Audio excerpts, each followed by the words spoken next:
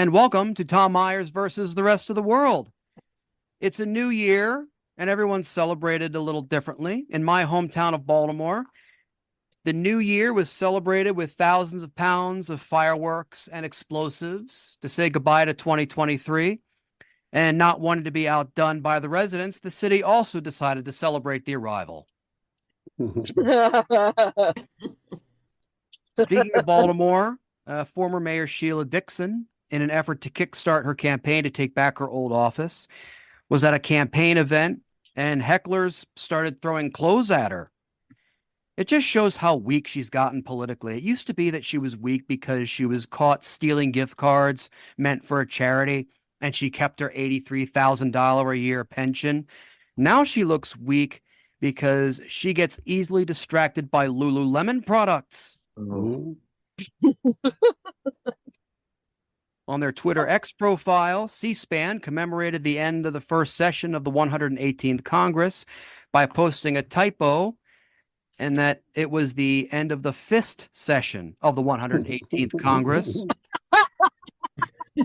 Man, Lauren Boebert's really been busy this year. Lauren Boebert announced she's running for re-election to Congress, but in a different district. She will no longer be representing Colorado's 3rd congressional district. So she's ditching her constituents like they were her date at a musical. Various politicians and public figures have been swatted. That's when someone trolls them by calling the police on them, by reporting a very violent event that is not actually happening. They did this to Special Counsel Jack Smith. They did this to Congresswoman Marjorie Taylor Greene, and they also did it to Judge Tanya Chutkan, the D.C. judge in Trump's case. I mean, it's easy to say that you shouldn't do that to anyone, but I found great satisfaction when I did that to the guy who stole my cocaine. Oh. There's a new variant of COVID-19 spreading. As a result, hospitals and doctors' offices are requiring that patients and visitors wear face masks. I've never stopped wearing my mask, as it helps obscure my identity when I do a smash and grab while grocery shopping. And at the various nude orgies I attend. Oh. It's fitting that my generation is the last one to be told that sitting cross-legged was called Indian style, and that, fittingly enough, we're only a few health measures away from being wiped out by an epidemic. Fox host Neil Cavuto read some of his hate mail on his show. How lame is that? Just screenshot it and post it on the socials like I do. It's sad that Fox hosts have run out of material and are now basically scouring subreddits. Bridget Ziegler, the co-founder of the conservative anti-LGBTQ plus group Moms for Liberty, was found to have made a sex tape with another woman. Finally, a video made by a Moms for Liberty member that I want to watch for enjoyment. A Wall Street Journal piece came out and said that Elon Musk has done a lot of drugs such as cocaine, ecstasy, and ketamine. So that's why he renamed Twitter X, because his fans can't spell ecstasy. The big difference is that ecstasy is supposed to be fun. Musk has also reportedly smoked a lot of pot. Think about how much cooler his site would be if instead of doing a post, you would do a toke. How can Elon Musk smoke pot? This is the guy who wanted to fight Mark Zuckerberg. He's the worst pothead ever. Musk suspended the accounts of a number of journalists for reasons that, as of the recording of this episode, were not made clear, and were also not made clear at the airing of this episode and at the moment when I'm using this clip in this year's year-end in review. Given his erratic behavior, maybe Musk should have renamed the site PCP. Joe Rogan said that Biden made the statement that there were airports during the American Revolution, a comment that was actually made by Donald Trump. It's fascinating to see one of the effects of an ivermectin overdose in real time. And now, on with the show. I want to welcome Jeff Hyson, Gina Brown, Chip Jones, and Valerie Pascal. Hey, Tom. Hey. Everybody, Hey. Happy New Year. Hope you guys Happy enjoyed New your Year. holidays. How's Mhm. everyone doing this week? Well, Tom, you mentioned Lauren Boebert being concerned about her chances of reelection in her current district, so she's moving to another district. So, in other words, she wants the people of another district to hand her the job. Oh, Oh. I thought she's moving from third to fourth base. Isn't that what she's doing? She's seeking a I- happy ending in another district. I'm not I feel sure like she'll she- get it handily. I feel like she learned the wrong things from the priest scandal in Boston. Right. in Boston, in Baltimore, in New York, the planet, Hmm. She just wants to get a rise out of her voters. Oh, well. We could go all night. All That's what right, she everybody, said. all right. Oh. All right, everybody. All right, let's get a grip.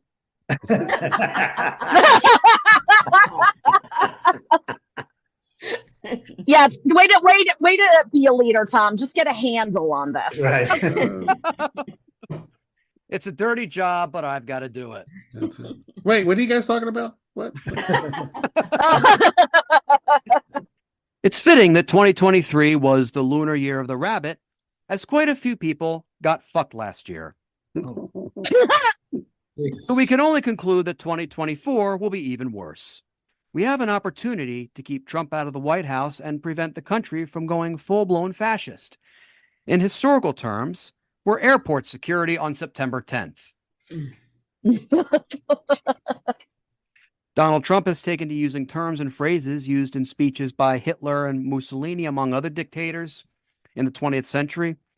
I'm not sure Trump will be able to pull off being a dictator, as his followers tend to wear clothes that are not pressed and ironed. Also, none of Hitler's rally attendees ever had a 6-month shadow and beer guts. If Trump does go full dictator and round us up into internment camps, it will be demoralizing to know that he will still charge dissidents an exorbitant membership fee. Although the accommodation will still be better than that of his golf clubs. At this week's CNN debate, Donald Trump didn't appear on stage with the only other two qualifying candidates, Ron DeSantis and Nikki Haley. I suspect it's because standing next to those two will make Trump look like someone dropped a grapefruit from about 10 stories up and then tried to put it back together again using packing tape. Oh. This is in conjunction with a decrease in enthusiasm in Trump's campaign. In fact, if his rally attendance keeps decreasing at the current rate, then next year he should be holding all of his rallies in the visitors' room at Leavenworth Prison. Mhm. So this is it. This is 2024. Like this is what we've all been waiting for since Biden was declared the winner in 2020, whether or not Trump would try to run again. And it's here. The first caucuses and primaries are coming up shortly, and by the end of the year, we'll know where we'll all stand, and we may possibly have our future country of asylum picked out. Are we excited about that? Things could be 1 year from now. It's frightening if you think about it. So I try not to think about it. Yeah. Oh, I picked out my future country of asylum back in 2021. Portugal. I think I'd like Portugal. I'm thinking Iceland. Ooh, that's a little chilly for me, but for a visit I could do. Yeah. Did those other people drop out on the Republican side? Like, I know, like, we only talk about two, but I don't think everybody officially dropped out. Did they? No, Like, they're the still Vivek they're still guy? in the running. They're still No, that's they may not be after the Iowa caucus. caucus, right? They They just should didn't not have be. enough. They didn't have enough to make the debate, but they're still on Oh. the ballots for. Yeah. I see. Like Ramaswamy, Chris Christie, those guys. Yeah, they didn't meet some kind of threshold for that particular debate. Doesn't mean they won't be in any others. Right. Like Ramaswamy didn't make the last debate, and he said, I didn't want to do the debate. And he chose a podcast which has fewer listeners than this one. In other words, he might be the best. He might be the best successor to Donald Trump. Then, like if he just says, "I'm not doing this." I don't want to do this. I don't wanna. It sounds like That's right. Tom, you could get him on here. That's right. If he's desperate, why the hell not? Right. I have some questions for him. With each legal trouble, it seems as though Donald Trump is hiring his counsel for their entertainment value as opposed to their legal expertise. In this video, Christina Bobb, someone who would be lucky to be the bottom of the barrel in terms of the legal profession, makes very clear the position of her client in this clip from an interview on a conservative outlet. President is elected by the entire nation, and it should be the entire nation who determines who they want for president, whether they're guilty of insurrection or not. It's up to the people.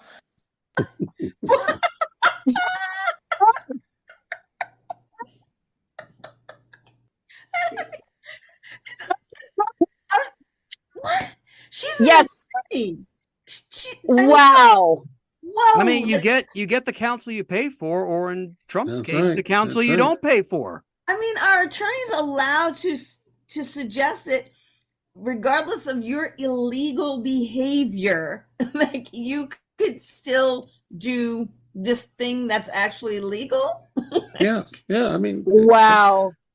just because you're in prison doesn't mean you can't run the country. Come on. I mean, Okay. Was she the attorney who was asked, and she's a real attorney, they asked her, would she rather be pretty or smart? And she said, I'd rather be pretty because I can fake being smart. Counselor, I'm telling you one thing It's- right now. No, you can't. That's right. Just First It's from of all, not that going video. so well for you. That's right. He's doing a bad job. I of was it, all- but that's inspirational, huh?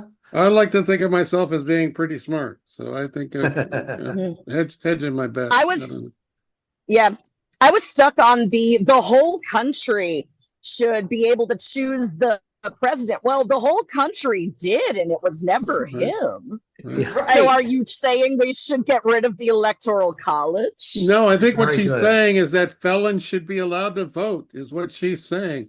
I think that Right. she. Well, and so here's in that Chip, I would push more and more on that. So here's my thing: if you are saying that regardless of the insurrection, first of all, she was already implying that there was guilt because an insurrection was done. That's what her statement said. Right. But then I would say, okay, well then all these other felons who are now free, who've done their time, but they haven't gotten their rights to vote back yet, then they also should be able Right. to. Everyone should be able to vote. Everyone. The whole country. Illegal aliens should be able, they're in the country, let them vote. Just do it. 10-year-olds, they're in the country, let them vote. No, as Valerie said, the Electoral College undermines democracy in my view, because you see that the Supreme Court, many of the justices on the Supreme Court were put in place by presidents who did not have a majority of the popular vote. Right? Yeah. Yep. No, Trump put in 3. Yeah. And George W. Bush didn't win the popular vote against Gore.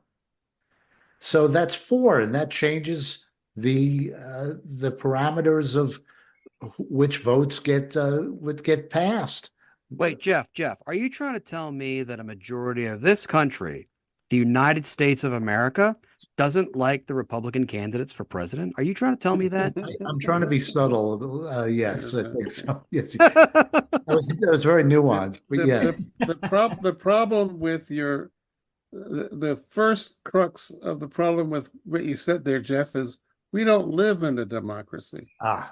We live in a democratic republic. So we only get to vote for someone to actually make the decision on what should be done.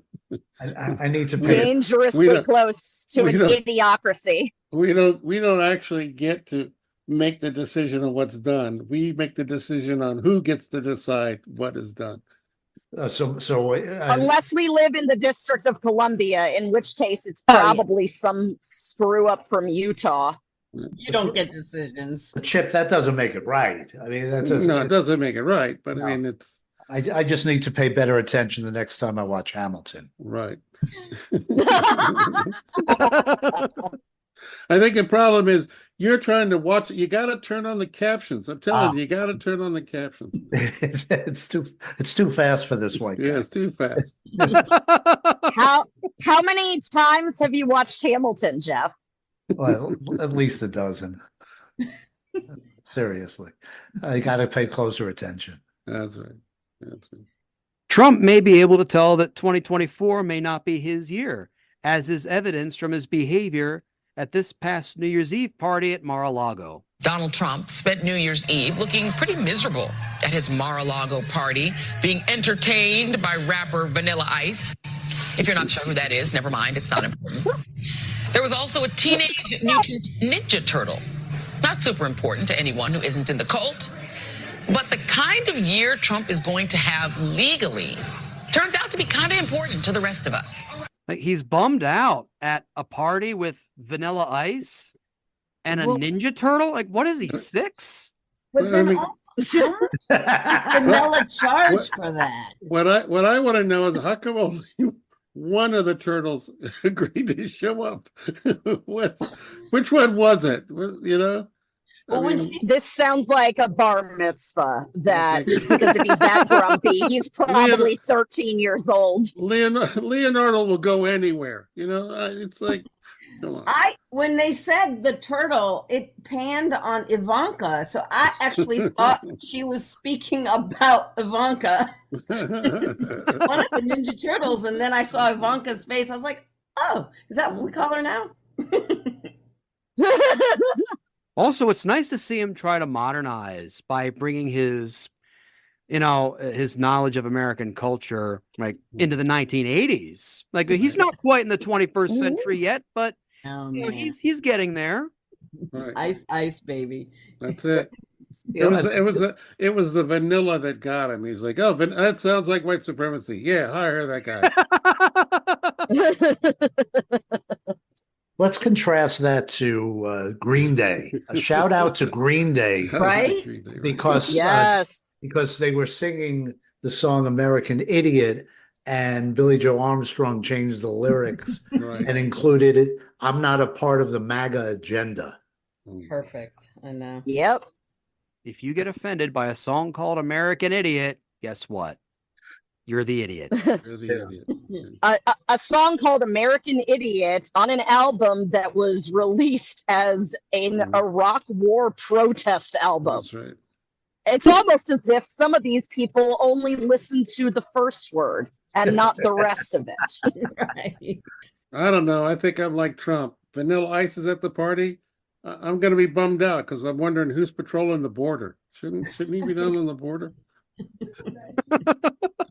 But South Carolina, historically being one of the most decisive states in the early presidential nominating process, one would think that any event to promote one's candidate would be an opportunity to showcase the best that your supporters have to offer. Unfortunately, the Republicans in Greenville County, South Carolina, didn't get the memo, much less learn how to read it, as we can see in this report filed by The Guardian. We've come to South Carolina, one of the early voting primary states, where polls say Trump holds a commanding lead. We're heading out to meet some people at the Greenville County GOP, which is the largest Republican party in the whole of South Carolina, and it's been taken over by a far-right Trumpist insurgency. Its state executive committeeman is Jeff Davis, who openly expresses disdain for so-called rhinos. Everett Hadley, Rhino, censure me. Meaning Republican in name only. South Carolina Trump country. It is Trump country. They're reporting South Carolina is between Teflon and titanium as in regards to Trump. So Which one is it? feel like titanium's a bit stronger than Teflon. I think it'd be titanium. Though. Yeah. So Have you got a photograph of the two of you together? yeah, you got the picture with Donald Trump in the rally on March 3rd. So she actually was more excited because Laura Trump was there. So she's more into the fashion and what the ladies do. So I was a fan of Donald Trump from the book, The Art of the Deal. Olga's more of a fan of Donald Trump from what was Apprentices. The Apprentice. Although the Republican primary hasn't even started yet, most people here express an undying loyalty to one man and to the many conspiracy theories that surround his candidacy. Have you read any of the indictments? Yeah.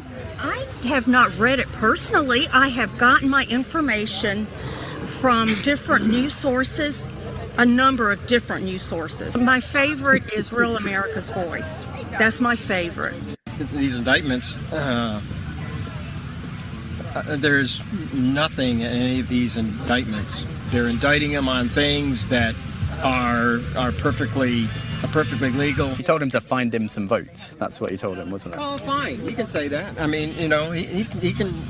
So what? Make up votes. He didn't say make Or up votes. falsify He votes. said find some votes. Check this thing out. So I watched the clip from the Patriot last night, and I found out where "hold the line" comes from. So that's our new expression. We're holding the line. They're beautiful. Are they functional? Of course they are. I mean, there's so much to unpack there in that video. Like, first off, if you wanna convince Americans that your guy isn't an insurrectionist who wants to tear apart the country, don't have the executive head of your county's party in the first state to secede from the Union, and don't have him be named Jeff Davis. That's right. I still wonder, are they going to free that slave lady? Are they going to free her? Wasn't Miss Daisy driving him? And then she was there too, holding the gun. Somebody she was in the sunken place. Right. Oh, I'm embarrassed. That's somebody's grandmother. Right. But I like the lady. She said I haven't read anything personally. But I've gotten it from several different news sources like Hannity, Fox and Friends, and Tucker Newsmax. Own Newsmax, Real America's Voice. I get a variety of sources. Also, I love that one woman in that video was so conservative that she basically just did everything her husband said. Honey, go get that picture of me with Donald Trump. And honey, didn't you go see because Lara Trump, because of the fashion and all, and you just sat and watched TV and all, and it was like that's. That's what the ladies do, because that's what all the ladies do. That's all we do. Oh, and also his trust. Well, I became a fan of Trump from reading Art of the Deal, and she's like, I got it from watching him on Apprentice. The Apprentices. Oh no, she said apprentices. Apprentices. Which accurate, although not the name of the show. Right. Wow. What I feel like, just replace Republican Donald Trump fans with people who believe they've been abducted, and it's the same thing. I just kept waiting for like the woman sitting down who got her news from all these fantastic sources to also say something like, the lone gunman and there's really aliens in Area 51. Like, you want to go and talk about conspiracy theories? Go ahead and go all out. In a way, we can thank Trump supporters for, if it weren't for them, then I wouldn't feel as bad about how I explain my various positions on stuff as this young man does when he's asked to explain why he's wearing a t-shirt featuring Donald Trump's mugshot. The Never Surrender is a little bit confusing because this is his mugshot, right? This is his mugshot. Yeah. And he was literally surrendering when he was doing this. Yeah. See, now you're trying to spin it, but I'm just trying to state the obvious. I mean, I'm trying to understand. Explain to me, because some people look at this and they say, yeah, Donald Trump never surrendered, go after the deep state. And then other people say, well, why use a picture of him surrendering and have the line that says never surrender? Can you repeat the question? Why have a t-shirt that has a picture of his mugshot of him surrendering and then have it say never surrender? Well, because you can't surrender to these people. I mean, it's like, I don't really know how to explain it too well, but. Well, maybe you surrender if you're criminally charged and you have to show up in court. Is that a time to surrender? How do I put this? I don't really know. Yes. Wow. You know what? Mental gymnastics is especially fun when they don't stick the landing. That's right. He said, could you repeat the question? Like he was going to be able to have time to formulate the answer. Can you use it in a sentence? Can I get the origin? Can I phone a friend? Are you trying to repeat something so you can think of something to say back to the poor heckler that is putting a microphone in your face? Wow. Oh my gosh. Yeah, the reporter should have just asked, "Hey, do you want to answer this, or you just want to surrender? What are you gonna do?" You can give up right now. That's right. All of these clips, honestly, would just for the 2024 Biden campaign, they would make such amazing ads because you can just cut and splice them so easily and just throw his supporters and his own words sort of right back at him. Biden really doesn't have to say anything. It's not just supporters wearing campaign t-shirts that make the entire internet cringe, but piss-poor attempts at song parodies. This is especially true if said song parodies are done around the holiday season, as this user demonstrates. Howdy. Want to say Merry Christmas to all of you, and hope that you're all in good spirits and doing well, and got my Christmas shirt on to be in a festive spirit. But I got a little Christmas ditty that I want to do for you that I borrowed a tune from another song for. And I want to send this out to all my Facebook family, friends, and supporters, and all you believers out there. It's Christmas, and anything can happen. So I hope you like this.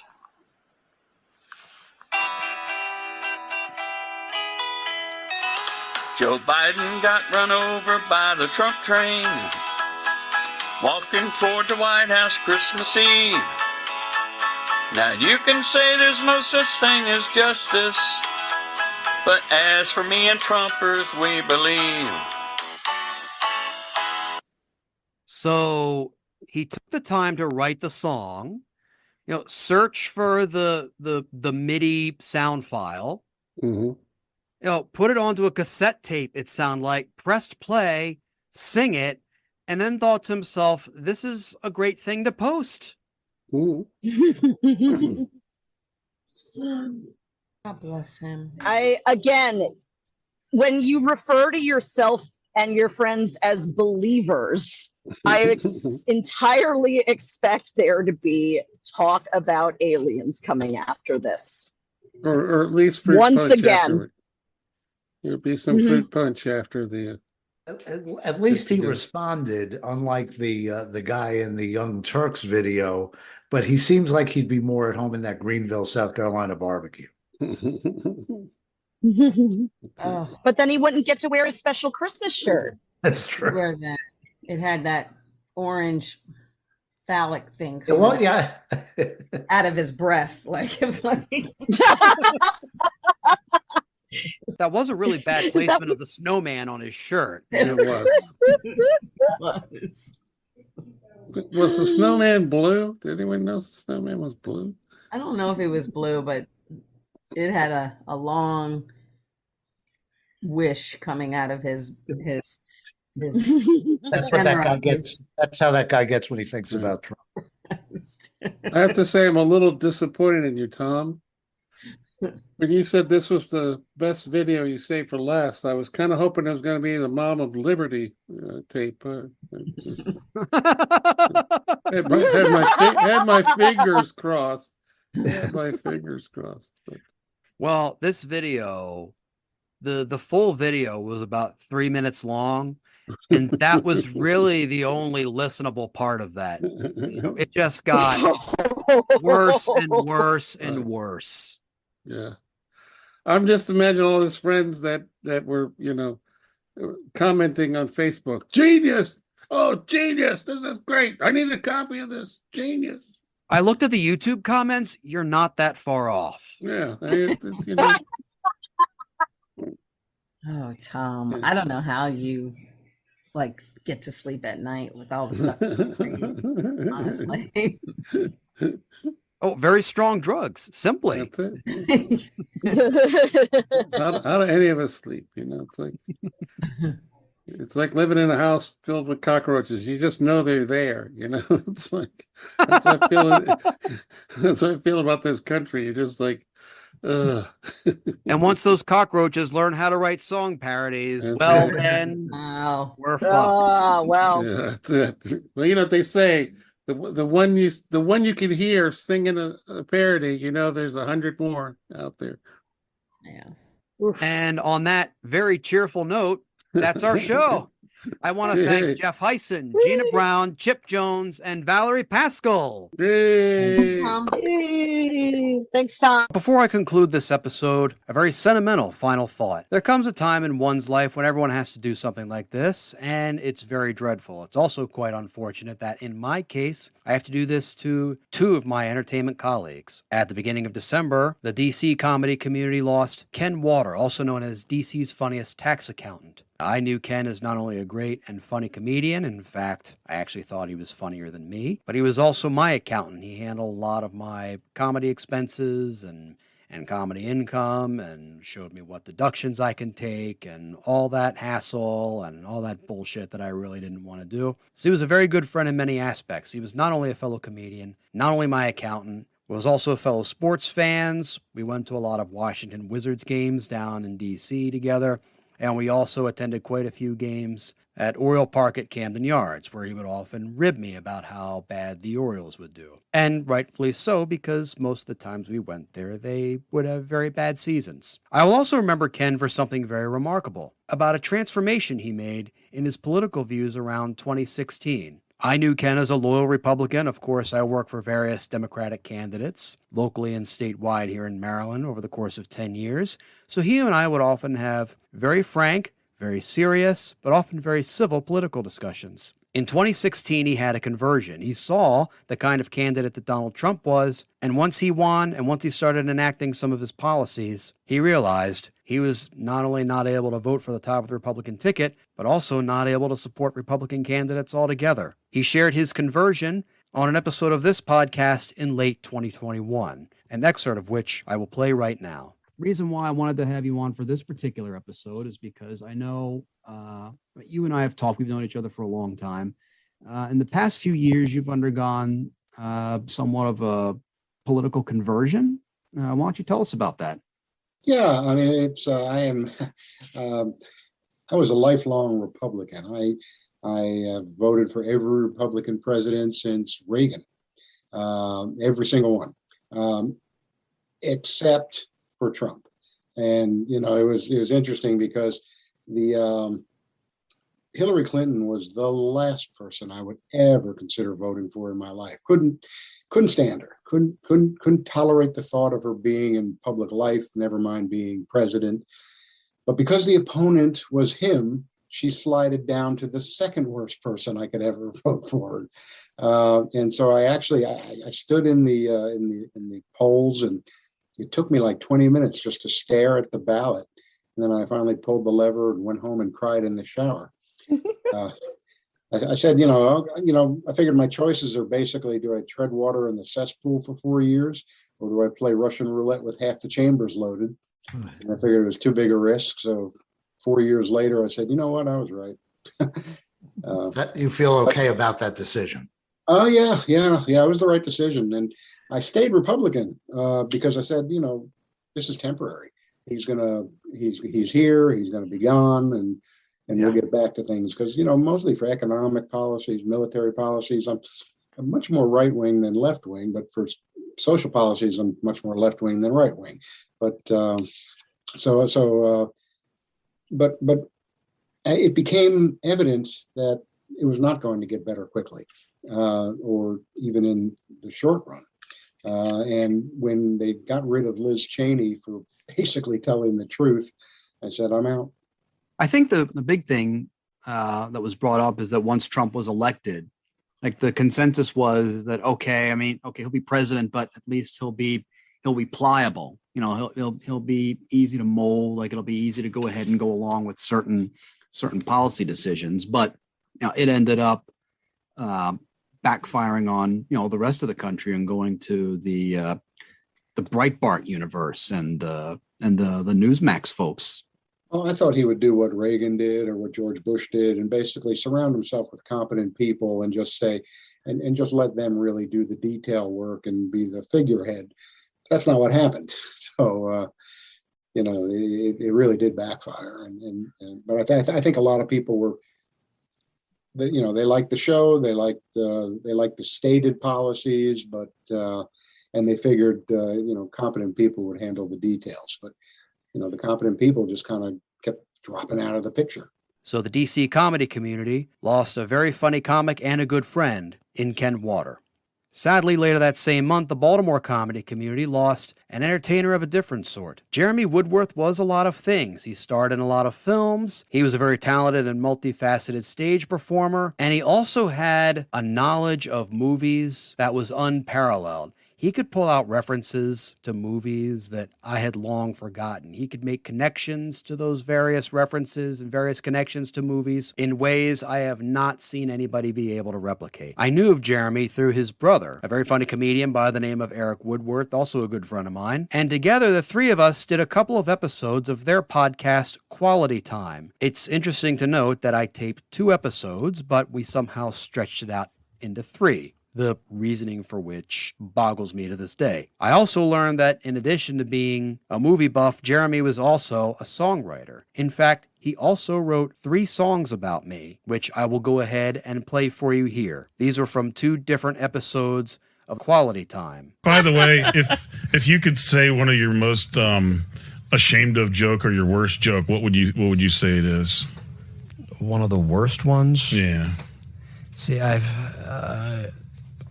blocked out the worst ones. I think, because what if somebody made a song about it?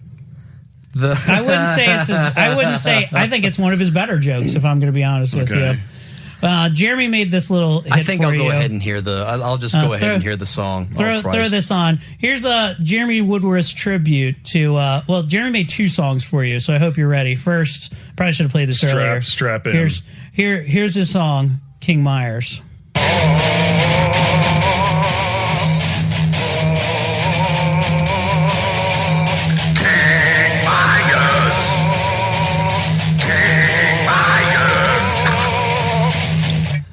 That's it. Okay, there's King Myers. I want that playing over my casket at my funeral. Yes. Like, you know how in the Gaza Strip, all the Palestinians, they go ahead and lift people up on coffins. I want everybody to do that with my coffin, and have that song playing in the background. Except it'd be 100 guys almost naked, except for gold speedos singing the background. So Jeremy's got one more hot take for you. This I hope you're ready. This is one of your better jokes that we love. Get ready for the other Jeremy Woodworth.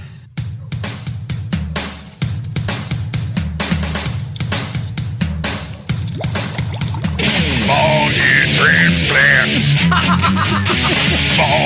Transplants. What did she get?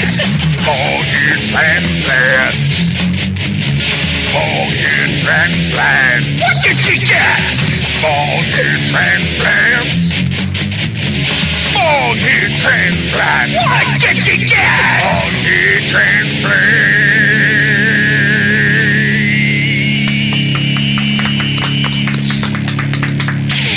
Interesting thing about that bit, like that's the Just the water sounds at the end. That's the water sounds. Just a little bit more bong water there. That was the first episode from 2018. And now here's one from just a couple of years later. And we have a special guest today, returning to the show, and one of our most downloaded episodes of all time, the great Tom Myers. And we do have a special introduction for him.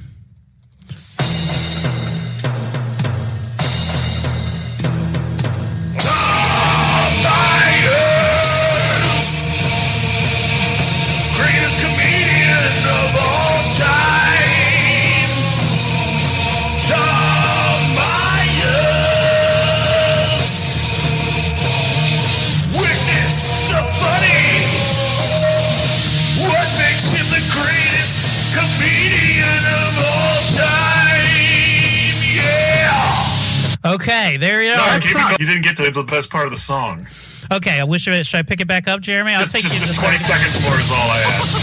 For the great political knowledge and prowess, yes! No! Do you know what it is? Because he's not gay! Okay, I got it. Because he's not gay. Okay, that's all the joke I wanted to get into this program. You took us on a long ride right there. That was one more joke than you did the last time I was there. So kudos. Got his ass. Fuck yeah, Tom. Slanging rocks tonight. Well, I'm only saying that because we're separated by fiber optics. Yes. So if I was in there, I would have been too chicken shit to make that comment if I was in the same room, to be perfectly honest. Oh, well, if you were in the same room as Jeremy, you'd be getting devoured by the rats that have overtaken his house. So you're in luck. Well, my main wrestling move is where I get you in a headlock and then just scratch my skin into your face. So, which usually leads to vomiting. So, good old wholesome family entertainment. I call it the Parmesan arm lock. The Parmesan arm lock, classic move by Jeremy P. Woodworth. Jeremy, your horrible psoriasis, it never ceases to disgust me. Thank you. It's comedy gold. It is. So that was the magic. That was Jeremy Woodworth. So Ken Water and Jeremy Woodworth were two very different performers, two very different regions of the DMV area, as we call it, but both of whom I will greatly miss. Good night.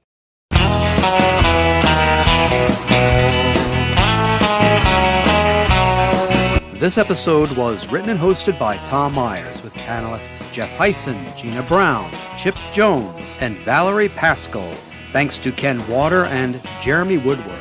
Special thanks to Eric Woodworth, Ashley Pontius, and the Quality Time Podcast. Theme music composed and arranged by Jeroen Vandenhurk. Executive producers, Tom Myers, Matt Connerton for IPM Nation, and Eddie Carson for Odyssey Radio. Please leave a 5-star rating and a positive review on Apple Podcasts. And don't forget to subscribe to our podcast's Patreon for early access to episodes, ad-free episodes, extended episodes, bonus clips, and more. Thank you for listening, and please visit tommyers.us.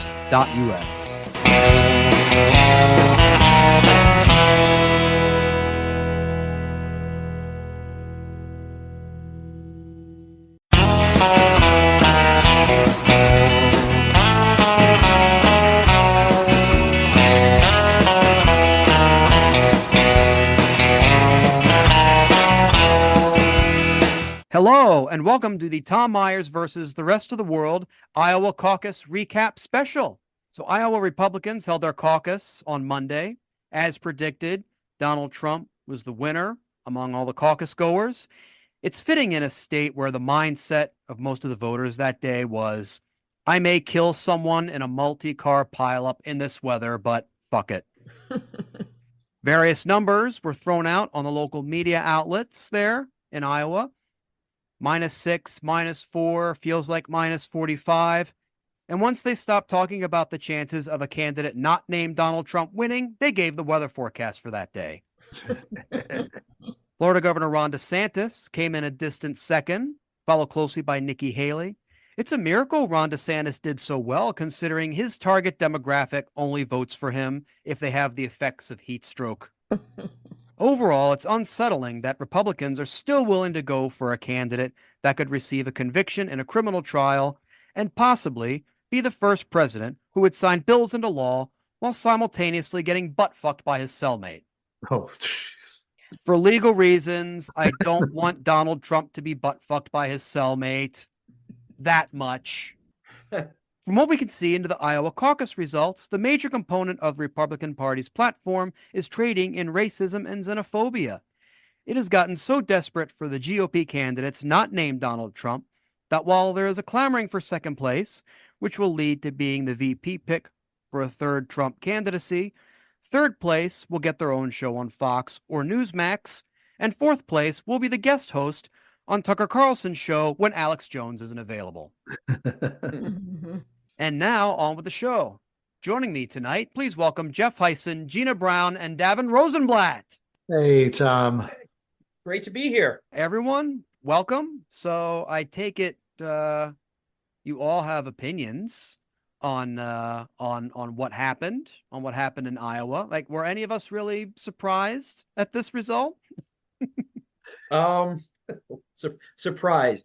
Less than 100,000 white people voted for an orange man that they've been clamoring to follow since 2015. Shock, I say, shock. And the outsized import that we give this small population, the small percentage of people who could vote that actually voted, even if they all voted, it's still a small number.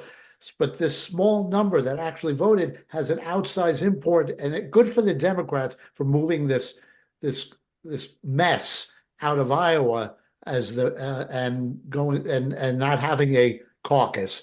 The Republicans deserve it. Democrats are doing mail-in this year, right? For Iowa? It's mail-in, and it's going to be on. They'll announce the results on Super Tuesday, so it's going to be. I thought they already announced the results. Nope, they're taking this seriously. They're just saying like, "Fuck Iowa," because it's getting like I posted some comment or I posted some image on Instagram, and someone who follows me was from Iowa, said something along the lines of like, "Well, if the Democrats want diversity, they have to do this caucus in Iowa, and they have to do it early." I'm like, it's Iowa. They're literally the antithesis of diversity. Yeah.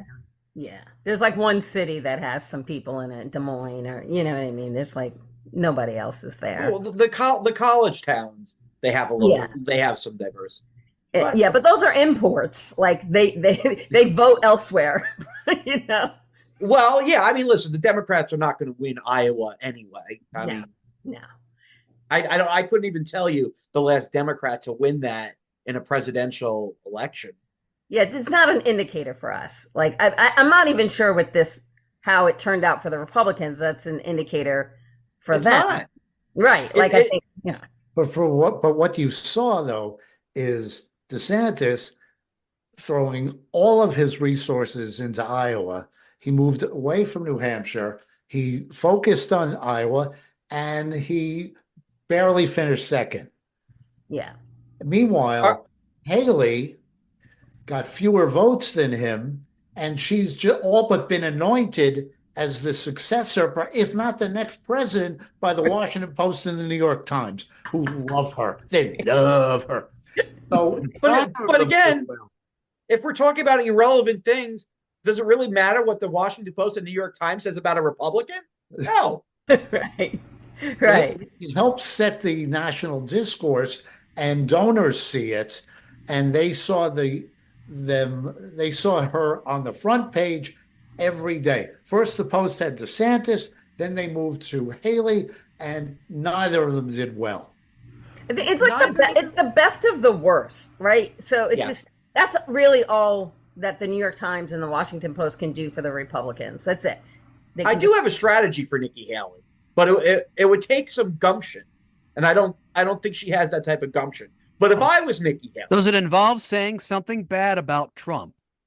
Would that be because that is a lot of gumption? No. Yes, it does actually. Because here's what I would say, because they were supposed to have a debate on Thursday, this coming Thursday, DeSantis, Trump, and Nikki Haley, but Donald Trump isn't going to do it. and why would he? He doesn't have to do it. But knowing Donald Trump's base and knowing Donald Trump is base, this is what I would say if I was Nikki Haley.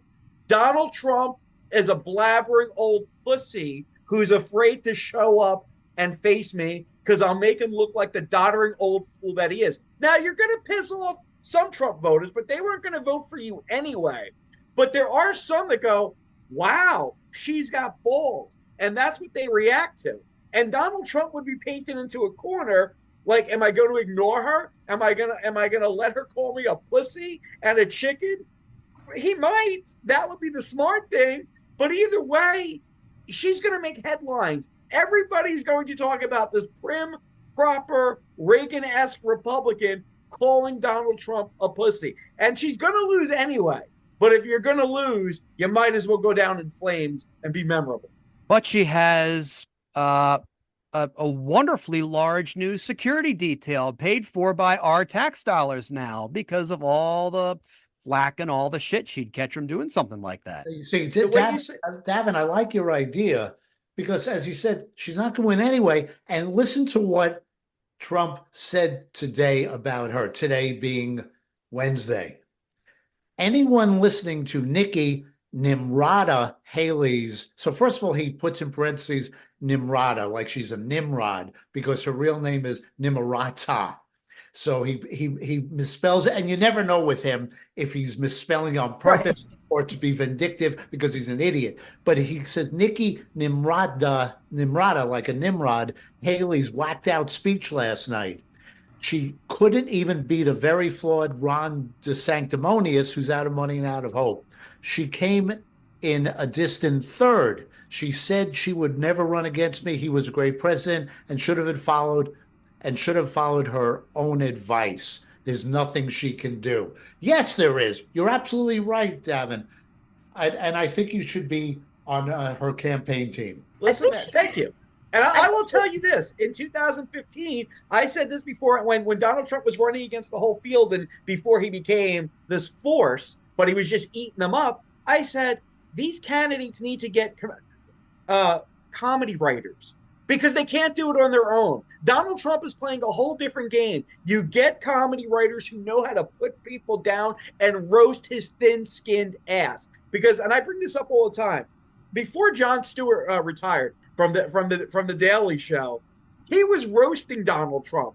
And when Jon Stewart was still doing the Daily Show, as you guys, I'm sure, remember, all the major media outlets were covering clips of the Daily Show. It was part of what they were, MSNBC, CNN, and he was roasting them, but he retired and nobody else has roasted him in that way since. Donald Trump never becomes president in my mind. So take that what it's worth. If Jon Stewart doesn't retire and he was roasting him on ways like how he ate pizza. Jon Stewart was not afraid. Jon Stewart would go toe to toe with him and nobody else will go toe to toe with him. That's the problem. Except Chris Christie, and nobody wanted to hear from him. Interesting thing I noticed, this thing of just doing this episode and putting everything together, that Iowa switching to like extreme Republican the way it has is only a recent phenomenon. If you look back at the last 9 presidential election cycles, the Republican candidate for president only won Iowa 3 of those times. Trump won it in 2016 and 2020. Bush won it in 2004. Like even Michael Dukakis won Iowa in 1988, and that was when the Democratic Party was among its lowest ebb. So Obama carried Iowa very, very handily. Very handily. He won the caucus there. That first his first go at the White House. With the outcome of the caucuses in the Buckeye State, not a surprise given the various polling done among Republicans there, the results were a foregone conclusion, as we can see in this collection from various news outlets early Tuesday night. Hallie, I got to interrupt you. We have a major election alert from our decision desk. We want to stand by for breaking news. I think we have a call, and we do. NBC News can now project that Donald Trump has won the Iowa caucus. The first vote's just coming in with Trump leading Haley and DeSantis by double digits. You can see right there, Donald Trump, 14 delegates already awarded out of 40. It's unclear the margin of victory right now. It's still unclear who's in second place because it's still very early. But now with the first contest so far, the first votes underway, Donald Trump, the former president, running away with victory. Now, this is no surprise, but still, it's a notch in the belt for former President Trump, and it gives him the big momentum as he heads to New Hampshire, the contest next week. So based on the first results and our Fox News voter analysis, the Fox News decision desk can now project that former President Donald Trump will win the Iowa caucuses. He will take the lion's share of the state's 40 delegates. This result really solidifies his place as the current frontrunner for the nomination. Former Governor Haley and Governor DeSantis fighting for second. And this is really going to maybe last a while because it's a close race right now, how we see it based on the numbers we're looking at. Good evening, I'm David Muir. The first results of the 20 caucuses revealing the election road ahead for Republicans, Donald Trump, Nikki Haley, and Ron DeSantis. Take a look as we come on the air here. ABC News is now projecting, based on analysis of the entrance polling, that former President Donald Trump will win Iowa, where he had nearly a 30-point lead heading into the Iowa caucuses tonight.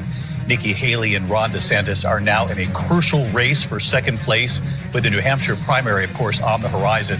DeSantis heavily invested in Iowa, visiting all 99 counties, attending more events than Trump and Haley combined. But again, as we come on right now, Donald Trump, we are now projecting, based on analysis of the entrance polling, will win Iowa. The correlation between Ron DeSantis and Donald Trump in that one, it's a bit like, Ron DeSantis must feel like the comic who does a comedy contest. He's got a tight set. He hits everything. He does everything he needs to do. He prepares, but then loses to the guy who brings 30 of his friends and closes on a joke about how he creates an ice cream sundae using his own cum. Whoa. Wow. That was something. Yeah. Quite the image. Thank you. Yeah, I think they were it was the way they were like, breaking news. Like, we really do have peanut butter in a peanut butter and jelly sandwich. Like, it's like out of control. Like, they were so excited. Like, oh, wow. That was comical. Thanks, Tom. I was watching this and they had made the projection. NBC does this thing where they say, the Iowa caucus is too close to call, but we can tell you Trump is leading or Trump is ahead. And usually when they get to that point where they say such and such candidate is ahead, it's a foregone conclusion that that particular candidate is going to carry that particular state. So it takes all the suspense out of it. But then you see that, and the representatives for the candidates, they're still, caucusing. They're still giving their speeches. So it's like, I imagine like everybody there has phones and everything. So they kind of know what's going on. So if it's got to be absolutely deflating to them to see, all the news outlets are saying that the guy I'm supposed to be stumping really hard for didn't win. What's the point? Well, right. It's 15% of a party. Is that noteworthy? Like 15% of the Republicans came out to vote. Like, is that even, can you win that? Is that something? I don't know if it's noteworthy. Tell me what you think of this idea. And I've thought this for a long time. I don't know if it's feasible. I think it is. Because of what the point Tom was making, people are still voting while they're giving their code words for who's winning. Why can't America have one time for polling? All ballot boxes, all polling places across the country, except for Alaska and Hawaii, which are hopeless, are open the exact same hours. 10 a.m. to 10 p.m. Eastern, 7 a.m. to 7 p.m. on the West Coast. And everybody's open the same time. So no one's closing early. So there's no question about, well, the East Coast is trending this way, so people on the West Coast aren't going to vote, or they feel because they feel their vote won't matter. How about for 48 states, one open and close time? But there's no consistency across any of the election boards, regardless. So it's not just about polling time. It's about other things that are inconsistent across counties and states for elections. Anyway, I'm an election. Yeah, I agree with Gina. I mean, I like it in theory, but they can't all get their act together. Yeah. You know, some places have mail-in voting, some doesn't. Some people are still waiting online. There's no great way to do it. Now, I do think with the caucuses, and I've thought this for a while, I feel like Jeff was talking about like the general election. Which, Yes. Well, I feel like with the caucuses, they should divide the primaries. They should divide the country in quarters and rotate every 4 years how we do it. Instead of making Iowa number 1 and New Hampshire number 2, you know, 1 year it's the Northeast, another year it's the Southwest. Everybody gets a shot to be number 1. Everybody, you know, and then you don't have to spend a year in Iowa. I mean, really, who wants to do that anyway? Like, you don't have to show up to the Iowa County Fair and choke down a corn dog. You have to show up to that quarter of the country. But why do you even have to have a caucus? Well, listen, how else are you going to get to meet your neighbors? Right. I mean, you should be campaigning everywhere, whether, you know, it's Iowa or Nebraska. Like, you have to get the word out about who you are and why people should vote for you. But, you know, I don't know, since even if you do that in Iowa, like, you know, Minnesota doesn't know who you are. Like, you know what I mean? So what's the point of the caucus if it's only one state anyway? No, well, I think that's the primary you're talking about. What's the point of that primary? Well, yeah, what's the point of that primary? Yeah. Right, because the caucus is just how they do it, which is they get together and they argue amongst themselves and go, listen, Nikki Haley's the bee's knees. But yeah, I mean, our system is flawed. I don't know if Tom wants us to solve that tonight. I mean, probably not. We certainly have the brain power between the four of us to do it, but I don't know. I don't know Tom's deal with his podcast networks, if he's paid the compensation necessary for us to solve that problem. All I can say is, Davin, you'd better heavily promote my Patreon this week. If you want, That's all I do, baby. That's that. All I do. Even when I'm not on the show, I'm like, have you seen Tom Meyer's Patreon? He's saving the world, damn it. While Trump barely phoned it in during his campaign stops in Iowa, with his position as the former president and his fan base, he really didn't have to do much, and his brain concurred, as we can see in this clip from a campaign stop earlier this month in the town of Newton. We're losing our blood and we're losing our treasure doing this all over the world. We want to protect our country. And you know, those domes are starting to work. I didn't like it when Ronald Reagan suggested it because we didn't have the technology. We do have the technology now. And we're going to build a giant dome over our country to protect us from a hostile source. And I think it's a great thing, and it's going to all be made in the United States. And that's something that I consider productive. You know, when I watch our guys operate those things, it's unbelievable. Missile coming in. These geniuses sit down. Most of them are, you know, they're from MIT, but they sit down, bing, bing, bing, boom, it's gone. It's amazing.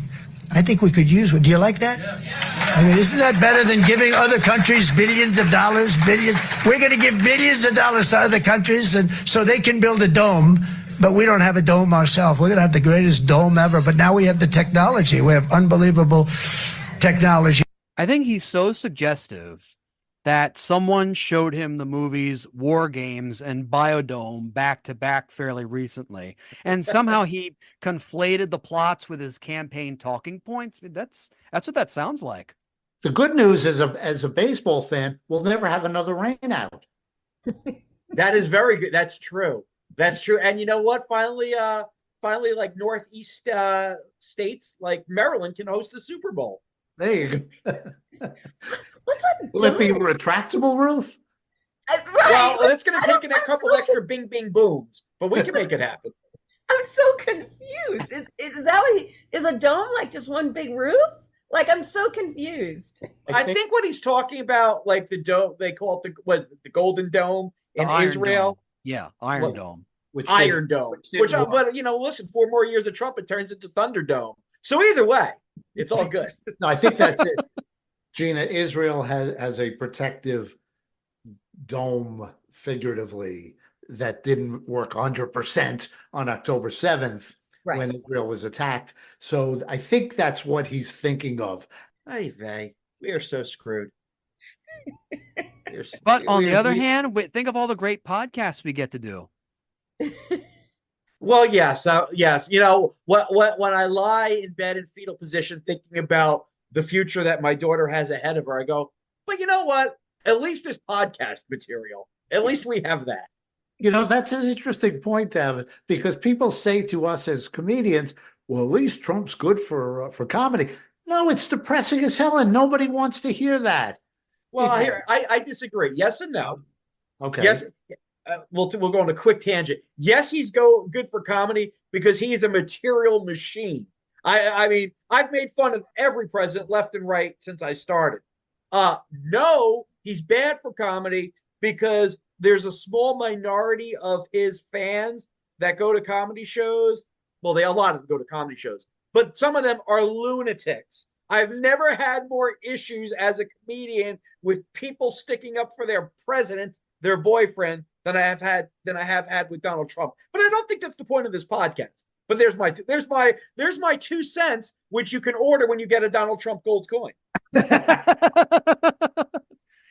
But I noticed that I think we've done 70 of these episodes since Biden became president, and there's still been enough material because the people who like Donald Trump and the people who support him, and even Trump himself, they're not going away. They're still around. So to disprove that one person's point, Jeff, we don't need to have Trump in office to have great material. Yeah, but Biden material is kind of boring. Once you get old and doddering, what's left? He's kind of a boring guy. If the results in Iowa were a surprise to anyone, it was to Nikki Haley and her close third-place setting, especially after this moment from a speech in New Hampshire maligning Iowa's voting habits. I trust every single one of you. You know how to do this. You know Iowa starts it. You know that you correct it. You know that you continue to go.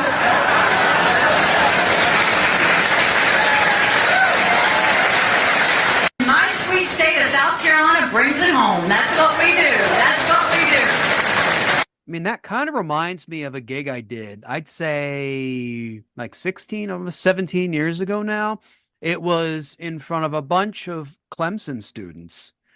I just spent the first 5 minutes ragging on the Gamecocks because that's their big rival down there, their big college rival. And I just had them eating out of the palm of my hand. So in a way, I could see what she was doing. But like, unlike me, there's like cameras and news outlets and stuff following her around. So probably a poor choice, and she tried to walk it back. She's been walking back a lot of things lately. Her America is not a racist country comment, and then she forgetting, of course, slavery. Yeah, she doesn't seem to be good on her feet. Well, she's going to be judged like a normal politician, unlike Donald Trump. I mean, listen, people don't understand this. You'll see people, they try to run as Donald Trump. We saw it in the congressional races and in the Senate races. And if it's even close, they lose because they're not Donald Trump. There's only one Donald Trump, and nobody seems to get that, which is why I go back to what I said earlier. You have to run a completely different type of campaign. You have to forget everything that you've learned as a politician and go, all right, I'm in the ring with a Teflon pit bull. How am I going to survive this? That's what you got to do. And Chris Christie tried it, but it was too late for Chris Christie. I mean, Chris Christie had his opportunity to run for president, and it wasn't in 2024. So, I mean, I guess, but I don't know that is it worth, I mean, I suppose if you're in politics, it is worth putting your integrity to the side, if you even have any. But I just can't imagine that you would get rid of every positive thing that you might have about you, except, you know, if you're a Republican, then put this all against this narcissist. He's a cult leader. So if there's nothing you can do, why would you stoop so low? You know, why would you do that? Well, then Gina, then why run? What's the point? Because I think you're right. I think you're trying to get people, you're trying to actually appeal to like heart and logic and policy. Oh, sweet Gina. sweet Gina. Have you met us? Have you met humanity? What are you? Adorable. I mean, I know, but I'm just trying to think. I mean, on the Dem side, I'm not saying they don't get a little bit dirty, but they're not getting that filthy over there. They're going after policy and things that make sense. So when you go to pull one thing or the other, you're like, well, really, I like what they think about education. I like the way they're talking about Social Security. But over there, it's not even about policy at all. And I think that the people that are trying to, do you think it's not about policy? It's about making me feel good. And that's who we are. That's what the society is about. How do I feel good? What makes me feel good? And there's a segment of the population Donald Trump makes feel good. It's nobody on this show, but there's a lot of those people out there. Yeah. And I've met them. And, you know, a lot of them are good people. You know, a lot of them are good people. But the guy has a charisma. It doesn't appeal to anybody here. So you got to figure, you need somebody who's charismatic to go after him. Right. And listen, Joe, like we were talking about, Joe Biden didn't win the general because he's charismatic. This last time, there was a few thousand more people in the states that mattered that were appealing to what Gina says, logic and decency. No guarantee that happens next time. Well, if the Dems show up, we win again. I mean, that's just how it is. The big if. Right. No, I get you. I completely get you. But then I hear what you're saying, but no woman then is going to ever appeal. And no woman who, even if she pretends that she's not a minority, she is. She's a minority of convenience. Whenever it makes sense for her, she pulls that card. She's never going to pull a MAGA. The only person that probably could have was Ron, because he looks just like him, but he doesn't have the charisma. So you're probably right. They need another Nazi. Tom, I hope you call this segment, They Need Another Nazi. If there's anything to be taken from the caucus results, is that the Republican Party doesn't want to go back to the days of moderation, and instead they opt for appealing to the type of people who mow their lawns in Make America Great Again boxer shorts. Former New Jersey Governor Chris Christie expressed this sentiment in a hot mic moments before he announced he was suspending his presidential campaign, as we can hear in this clip. Yeah, that's what you get. Yeah, I mean, look, she spent $68 million so far, just on TV. Spent $68 million so far, $59 million by DeSantis, and we spent 12. I mean, who's punching above their weight and who's getting a return on their investment, you know? And she's going to get smoked. And you and I both know it. She's not up to this. She hasn't even been. She's still 20 points behind Trump in New Hampshire, right? Yeah. Oh, yeah. And he's still going to carry Iowa, right? Yes. Oh, I talked to DeSantis called me, petrified that I would. He's probably getting out after Iowa. He was just telling the truth, I think. Was he, though? First of all, should Chris Christie be saying punching above anybody's weight? Right. No. Bad analogy for him. I mean, listen, and I like Chris Christie, but he's like talking about, oh, she's going to get smoked. Dude, she smoked you. You're getting out of the race. Chris, come back to us, baby.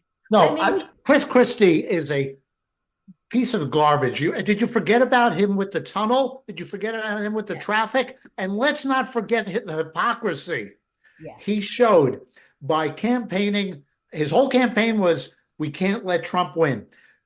Who did he support 4 years ago? Well, he's the only guy that said, Jeff, that he won't vote for Trump this time. Yes, and 4 years ago, he helped Trump prep for the first debate when Trump had COVID and ignored it, and Christie ended up in the hospital. And Christie tried to teach Trump how to get Joe to stutter, because Joe has a stutter. And Trump was too stupid to execute it. But that's what Christie did. So don't tell me that Christie's a person of integrity. Yeah, Who said no, that? he's not. Who said But Who said that, Jeff? I don't like any of them, but I will say in that particular, yeah, I agree. She's gonna get smoked.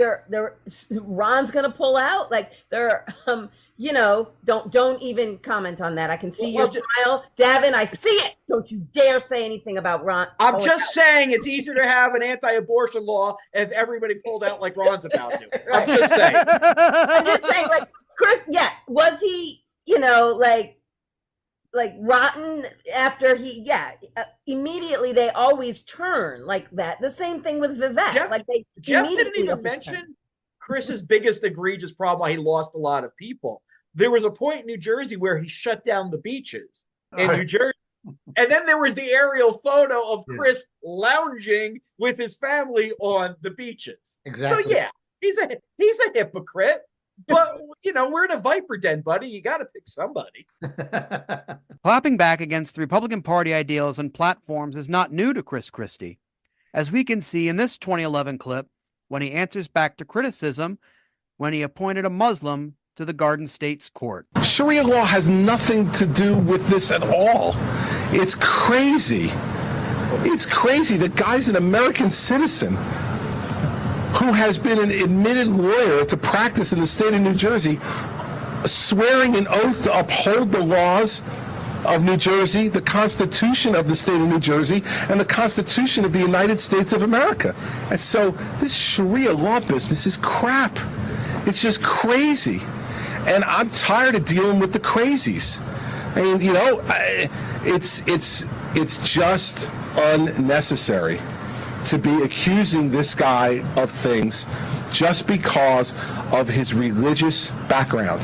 I mean, this is typical, blue state Republican governor optics. I mean, Gina, Jeff, and I saw the same thing with Hogan to an extent here in Maryland, especially during the COVID outbreak and his refusal to support Donald Trump in 2020 and 2016 as well. Yeah, I think that while I think that there's probably not one positive thing I can say about Donald Trump, other people, normal humans, sometimes they say something that is positive, and sometimes they do a right thing, even if 90% of them are demonic or evil. Generally, there's a small percentage and in this case, I have to agree with him. Like, here's the thing. Like, I wish that we didn't mix the two anyway. I mean, I wish that religion didn't play a part in how we govern, because it allows us to continually use this as a way to sort of discriminate and talk about things where, we see it all the time. And I just wish that truly government was government and it governed in this way. I wish we didn't have to swear over a Bible. I wish we didn't have to do any of that. What you do outside of government should just be that, simply your life. That has nothing to do with how I pay my taxes. I don't know if this is a metaphor, or I think this is sort of symbolic of what's going on in politics today, especially in the Republican Party. It was really, really hard to find that video clip. Like, I remember when that first aired all those years ago, like there were endless clips of it around. And if I knew I was going to be talking about that clip on a podcast 13 years later, I would have found a way to save it instead of relying on what's basically a third generation copy of a crappy video. Like, of course, I mean, not crappy in quality, not in content, but it's sad that stuff like that doesn't get around more often. And that's not more in Republican Party ethos. I'm going to say something that's probably a very unpopular to the majority of your listeners. I think at his heart, Chris Christie's actually a good guy. I think he's a good politician. Does he do things that we disagree with? Absolutely. But I think at his core, much like your former mayor, Governor Larry Hogan, I think they're good people. And then you could just argue policy. I'd be a lot happier if we could just have like essentially good people arguing policy. I remember when Hurricane Sandy hit, Chris Christie got skewered because he met with Barack Obama and hugged him. Why did he hug Barack Obama? Because Obama was coming to give money to the state, the people of New Jersey, and Chris Christie was doing his job, which was to serve the people of New Jersey. So yeah, I mean, I know we look at what he did with Trump, and none of us on this show like Donald Trump. Spoiler alert, breaking news. But I think the guy's a good guy, which is probably why he had no shot running this year as a Republican, and why Larry Hogan had no shot running as a Republican. They don't want a good guy. They want Donald Trump. Yeah, I don't know if I'd go so far as to say he's like that necessarily, but I will agree with you, Davin, and that's what I was saying, that even people who I disagree with from a policy perspective, every once in a while, they say something I agree with just because they either speak to the parent in me, they speak to the woman in me, they might just speak to freaking humanity, right? So every once in a while, you can see a little bit, a flicker of humanity in them. And I think that's what we saw in Chris. And I think during the hug example that you gave, we saw that in Chris. It happens. And so, yeah, I agree with Chris on this one. I think you're giving these SOBs too much credit. I think they're despicable people. All of them. They're just various degrees of they're being despicable. With Trump was as number one. Yeah, don't tell me that Pence is a good guy because he's pious. Don't tell me that Nikki Haley's a good person because she comes from an immigrant background. They're all disgusting people. But wait, but I didn't stick up for them. I gave Chris Christie, and Tom provided an example, and I provided an example where he actually did do good things. Listen, I mean, I'm not going to vote for Chris Christie per se, and he was popular in New Jersey for a while. Was. But I mean, what? Is Larry Hogan despicable because you disagree with him on a wide variety of policies? Or is he probably a good guy who you disagree with on policy? There's a difference. We could do another episode about that. Listen, we are stacking episodes, Tom. Jeff and Gina and I can do a whole episode. Of course, we must not forget the true unsung hero of this year's GOP Iowa caucuses. In this clip, Ryan Binkley, a pastor from Texas, gives his closing statement in this clip from Iowa media. Something is missing in America, and I think it's this. Our nation is bankrupt. We're bankrupt economically, and we're bankrupt spiritually. I'm a CEO. I will solve inflation. I'll balance the budget, and I'll lead an economic renewal in our country again. It's so much time that we save the U.S. dollar. I'm also a pastor, and I see people, and we'll start an education movement right in the heart of urban America. We'll change education from the ground up with volunteers and vocational trades. And it's time that we do something. We unite our country again. And so as president, I will do that. If you want something different, you have to vote for someone different. The guy who gave his closing speech in what looked like a garden shed, at least he can say he got more votes in Iowa than Asa Hutchinson. I don't know that he's dropped out yet. Who the hell is that? Thank you, Gina. I am unfamiliar with that handsome white gentleman. Right. AP Alert told me about Asa, but did not tell me about Andrew Riddle. Okay. Like Andrew Riddle is a freaking riddle. No, that's not even his name. He used someone else's account. His name is Ryan Binkley. Oh. Well, that's how you know your campaign's fucked. If you have to borrow someone else's Zoom account. You can't even afford your own Zoom account. Right? He was gonna talk for more than 40 minutes. Right. With unlimited. Oh my gosh. I've never heard of this guy. I mean, he says It's an aspirational type of message, which is certainly not the Republican message these days. The Republican message is vengeance. I mean, Donald Trump told you that. But was he running for like town council? Because I mean, I just feel like he was looking for volunteers in education. The teachers. No, he was running for president. He had a representative in some of the Iowa caucus rooms. I mean, the teachers are making a salary and they feel like they're volunteering. Like, no one's truly going to volunteer in education. I don't even understand what he's saying. It was basically like a speech that an 8-year-old gives about how to improve a country. We are going to have volunteers in our schools. We are going to hire business people to balance the nation's budget. And we are going to be more spiritual. Yeah. And that is how I would fix the country. The end. Yeah, but that works. That works. I mean, we mock it, but most people aren't like the people on this show who care about policy. Like I said earlier, most people feel good. In a different time with a budget, that guy could have been somebody.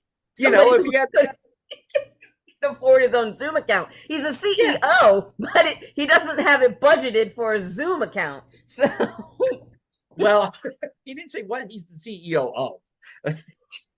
His house, maybe. He runs things. He looks around both ways, make sure his wife's not present, says, I'm the CEO of my house. Right. In conclusion, now that the Iowa caucuses are over, Iowans can relax with the knowledge that with the end of the caucus, it is the end of the endless campaign stops and the ads, and they can think to themselves, thank God those fuckers are finally leaving my state. It is a sentiment that is expressed in every state once they have completed their primary process.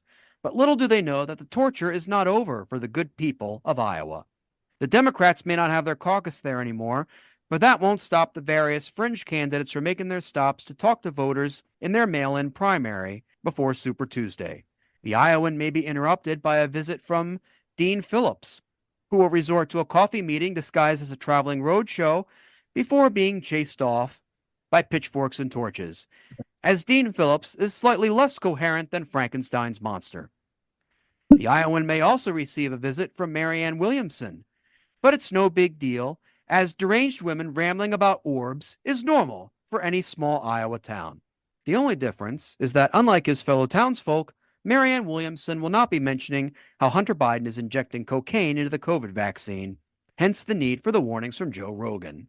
She won't be doing that, at least to the best of my knowledge. And on that note, that's our show. I want to thank Jeff Hyson, Gina Brown, and Davin Rosenblatt. Thank you, Brown.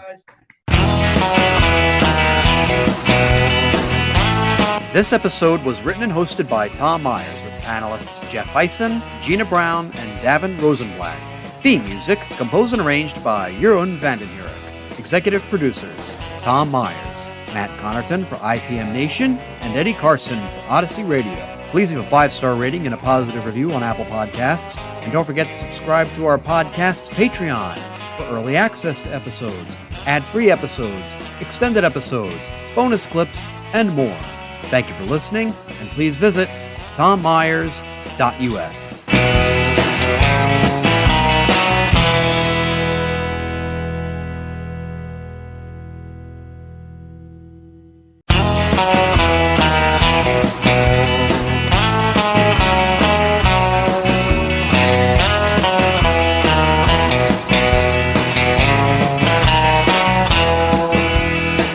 Hello, and welcome to Tom Myers versus the rest of the world. As we're recording this, voting is taking place in New Hampshire for their primaries. We're going to cover that in a future episode, provided we survive the rural rioting that will take place no matter the result. Donald Trump was in court this past week at his civil trial for defamatory remarks he made against his sexual assault victim, the writer E. Jean Carroll. He released a courtroom sketch someone made where he was seated next to Jesus. Now, Jesus did used to hang with derelicts and thieves, so that image tracks. Oh, of all the times not to portray a crucifixion scene. Oh, gosh. When leaving his court appearance in New York City, Trump was spotted with red spots on his hands. There was some speculation that it was syphilis, but I think it's something far more simple. Satan trying to escape. In an interview, Ben Carson defended Trump, saying, quote, he's not a highly vindictive individual, which is easy to say if, like Carson, you've just woken up from a nap that started in 2010. The political party No Labels achieved ballot access here in my home state of Maryland. Given that the state's leader of the movement is Larry Hogan, the party should be called No Personalities. People like Larry Hogan and Joe Manchin are basically fence sitters. They won't take a stand on something one way or the other. They have the personality of bloody diarrhea. Admittedly, that's not a fair comparison, as fecal matter can be used to make fertilizer. House Democrats brought up a resolution to censure Congresswoman Elise Stefanik for referring to the January 6 defendants as hostages. Her ilk is so into defending them and calling them hostages that I'm watching for their blinking patterns to see if they're in fact the hostages here and if they need help. A winter storm hit the East Coast this week. The Washington, D.C. area hasn't been hit with this much white stuff that stopped traffic since January 6th.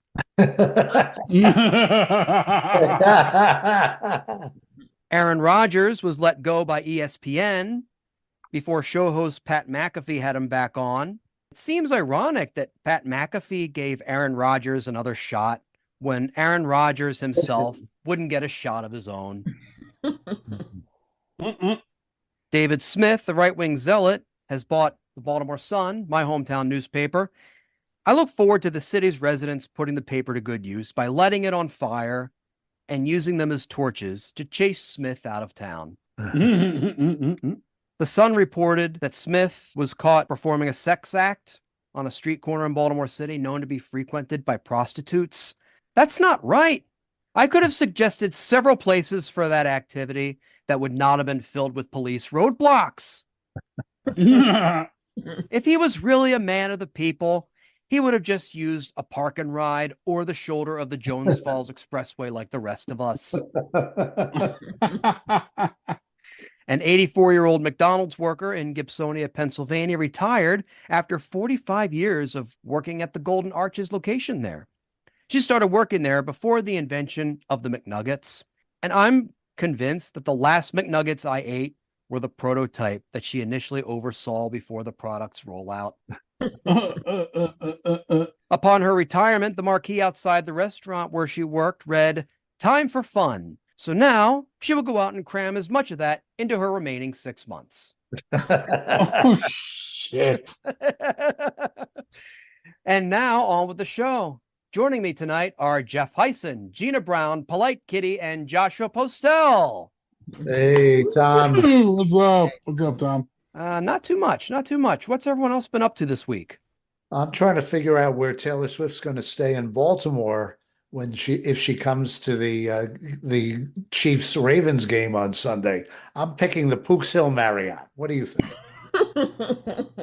I think a lot of Swifties are going to be disappointed because they'll want to get into the stadium to see her, and then that's going to be the biggest disappointment since Ticketmaster, which is getting cussed out in a Baltimore accent by season ticket holders. You don't think that the referees in the game are going to be afraid of facing social media backlash from Taylor Swift fans if a call goes the Ravens' way? I think that they might be more afraid of the people who live in Baltimore, and they should be. I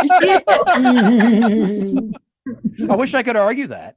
And I would join them, even though I'm a pacifist. The end of Florida Governor Ron DeSantis' bid for the White House had the calamity of the sinking of the Titanic and the explosion of the Hindenburg combined, except in this instance, people were gleefully cheering the mass casualty event. With the suspension of his campaign and endorsement of former President Trump, the political future of DeSantis crashed so much that in any other context, such a news headline would have read, "Two white Florida men team up to take a job from a brown-skinned woman." In his video message endorsing Trump, DeSantis attributed a quote to Winston Churchill that was actually used in a 1938 ad for Budweiser. It makes sense, as excessive consumption of both alcohol and Ron DeSantis can lead to the killing of brain cells. In his campaign and throughout his political career, DeSantis often eschewed public appearances and stuck to posting many of his announcements on social media. Damn, finally a candidate just like me, and the only way he knows how to keep warm during the winter is by burning books. A common practice when you consider there is not much demand for space heaters in Florida. I personally am waiting for things to get so bad with these candidates that their political futures will be filled with such disappointment, and the most listened to podcast they are able to do is this one. So this is kind of breaking news in terms of this podcast, in terms of how I usually prepare. Are we excited to see Ron DeSantis go, or did we want him to just stay in and get kicked around a little more?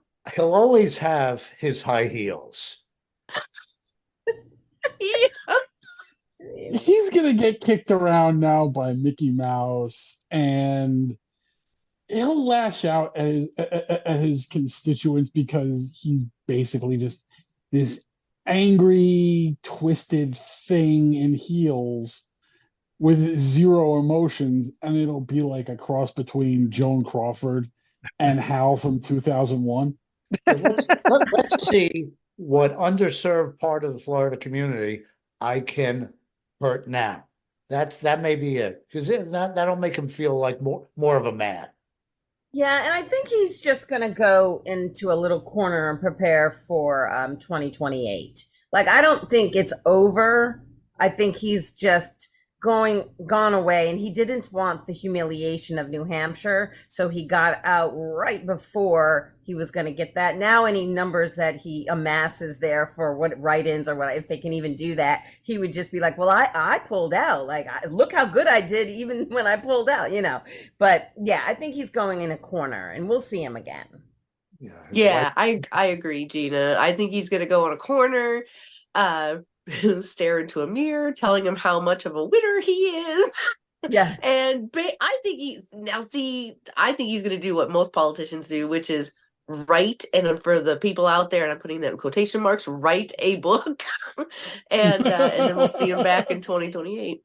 Is he going to write a book, or is he just going to tell himself he's great? Like, he's going to be singing Aloe Black to himself in the mirror over and over again. That song that he ripped off of Elton John.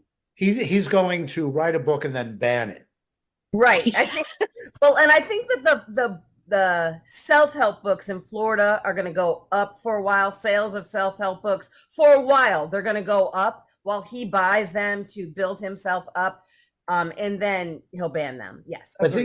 But Tom asked if we're happy, and the problem is that, as you put it, Gina, with him pulling out. And if Trump wins, pulling out may be the only legal form of contraceptive in this country. Took a while to get there, but it was worth it. I'm just shocked that he terminated it anyway, because aren't you not allowed to terminate a pregnancy? You think he should have carried it to fruition? Exactly. Just let himself get kicked even more, and he could be humiliated just that much more. Mainly because I'm seriously convinced that between the heels and the lack of emotion, and did you see how that comedian in Iowa ripped into him with the participation trophy, and he had no clue what to do with it? I think he's just a bottom. He's just the ultimate turbo bottom at this point. But that's the entire, you gotta understand, that's the entire GOP. Oh God. He's a despicable human being, and he deserves the ass kicking that he got. I don't think he got his ass kicked enough. I think it's interesting that, like, all these candidates who decided to go up against Trump, because it was a large field that decided to run against him for this nomination, and they all pulled out early enough that it's basically, ironically enough, it's basically a metaphor for them taking the morning after pill. Yeah. It really is. Mm-hmm.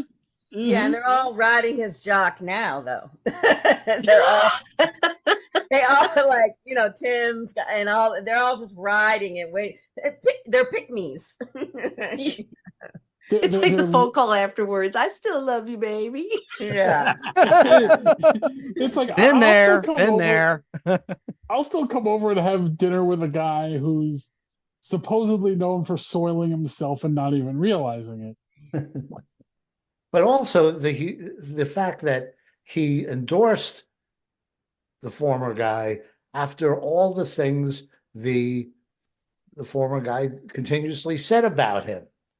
He couldn't. He did it right away. He couldn't just say, I'm suspending my campaign." Yeah. And notice he suspended it. He didn't terminate it because in case Trump's in prison, he still has the active campaign. It's only suspended.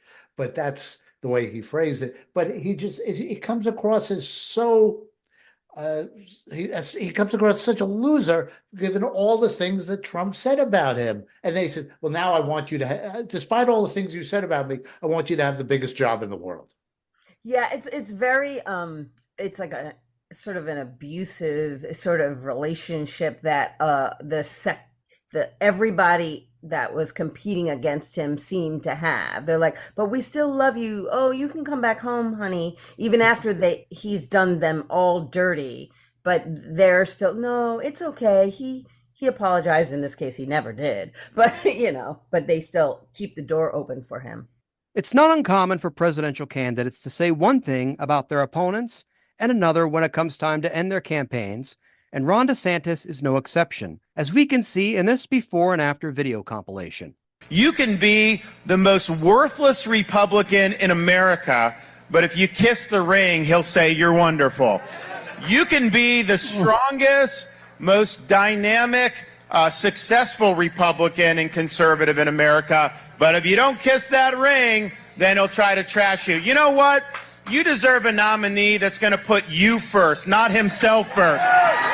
Majority of Republican primary voters want to give Donald Trump another chance. They watch his presidency get stymied by relentless resistance, and they see Democrats using lawfare this day to attack him. Well, I've had disagreements with Donald Trump, such as on the coronavirus pandemic and his elevation of Anthony Fauci. Trump is superior to the current incumbent, Joe Biden. That is clear. I signed a pledge to support the Republican nominee, and I will honor that pledge.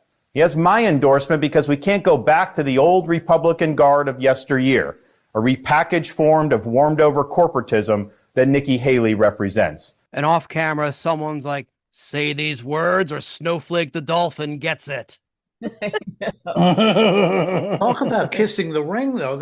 He said he doesn't want Republicans to kiss the ring, and I'm not a Republican that's going to kiss the ring. And then that's what he did. Yeah. He didn't just kiss the ring; he was sucking the dick. Very graphic. Yeah. That was.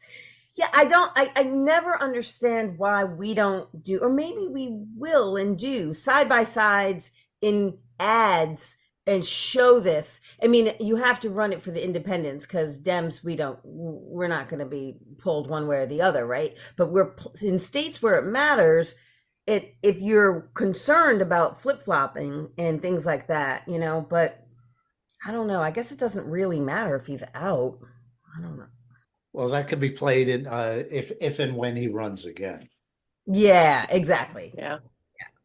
Or if he gets as he gets a position that's noteworthy in this, alongside the former guy. But congratulate him, though, on having a Twitter announcement which didn't have any technical difficulties the way his entrance video did.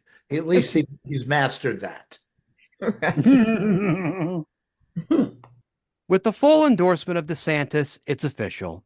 His Truth Social moniker is no more.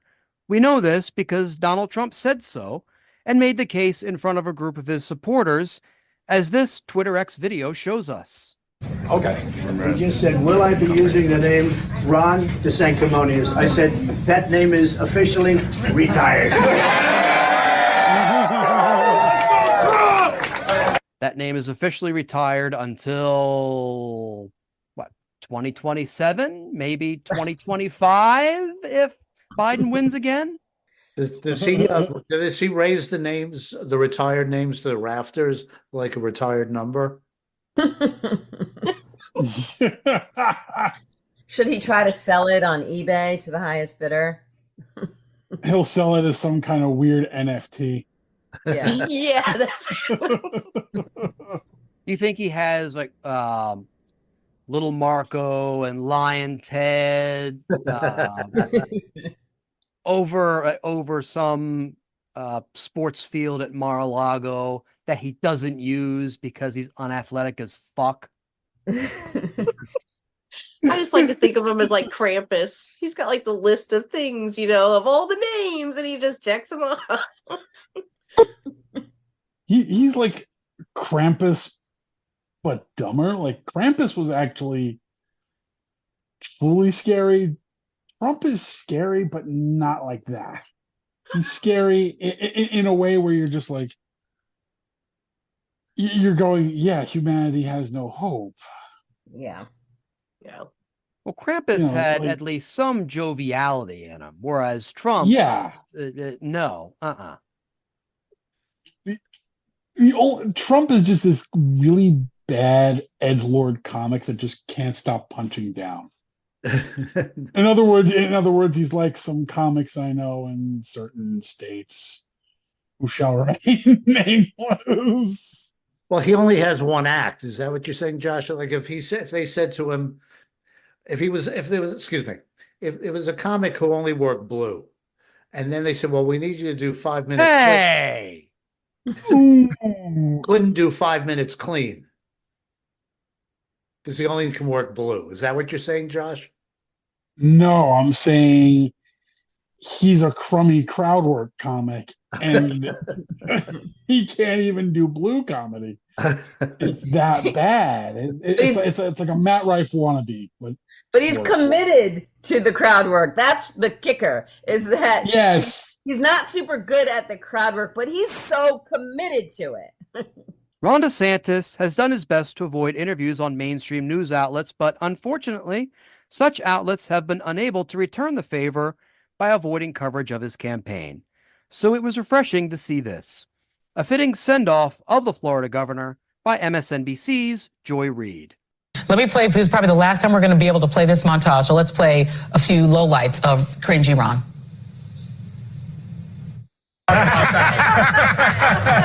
I'm not a candidate, so we'll see if and when that changes. Oh, what is that? An icy?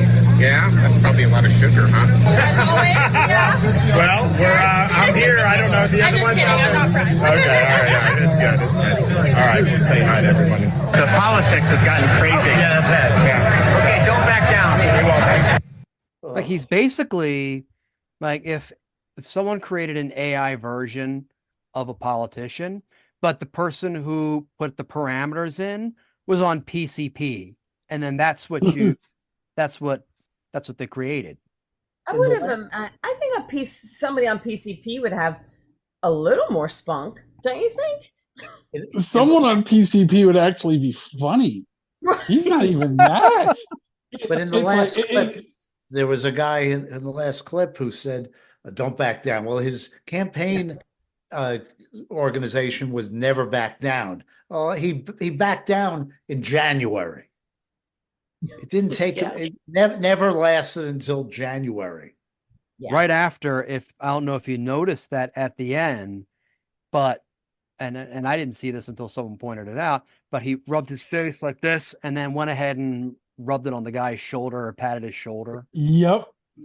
Basically he rubbed his own like sweat and snot on somebody. It was like, ooh.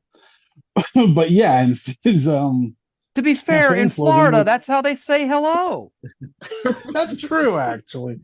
But here's the thing. He didn't just back down. He bent over. There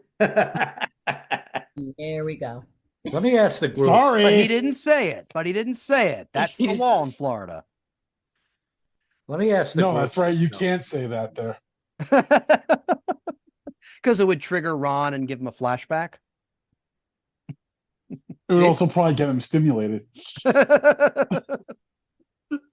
A lot of the people, especially who support Ron DeSantis, they don't like Biden because of his age. They call him doddering and all that. But meanwhile, DeSantis didn't look like he was faring any better in that video. And he's 45. He's 45 years old. He's already acting like That's that. all Like he he's is. like he's He's he's he's automaton. 45. Yeah, I mean, There were just days where he just looked like he just automaton is being mild. He just looked like he was having a break. It was like the computer freezing constantly. My late grandmother, when she had dementia and other issues, it was my father's mother at the end of her life.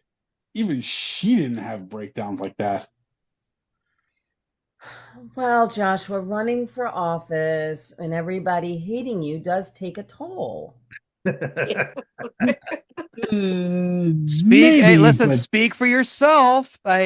People hating me doesn't take a toll on me. Nobody hates never her. nobody hates. I love being hated. Are you kidding? It's great. Keeps me going. But he really looked. He looked like there was nothing there. You looked into his eyes, and it would be like there's nothing behind it. Just white hot anger and high heels. I'm sorry, the high heels thing. It's just so much fun. The hot anger and high-heeled boys. Which is why we never have any musical numbers on this show. Or at least that's why they're all cut from the final edit. There's something called retail politics, and he never could be able to grasp it. He doesn't know how to deal with people. We saw and heard that in the clips early on. There was something a clip that Tom showed on this program of a guy who came up to him and he said, "Hi, I came here. My name is Bill." And as DeSantis looked at him, and he didn't know how to process this. He didn't understand it. So he said, "Okay." And he walked away.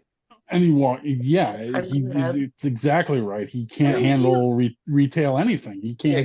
He can't do anything that isn't pre-programmed. Yeah. But that makes me feel like he might.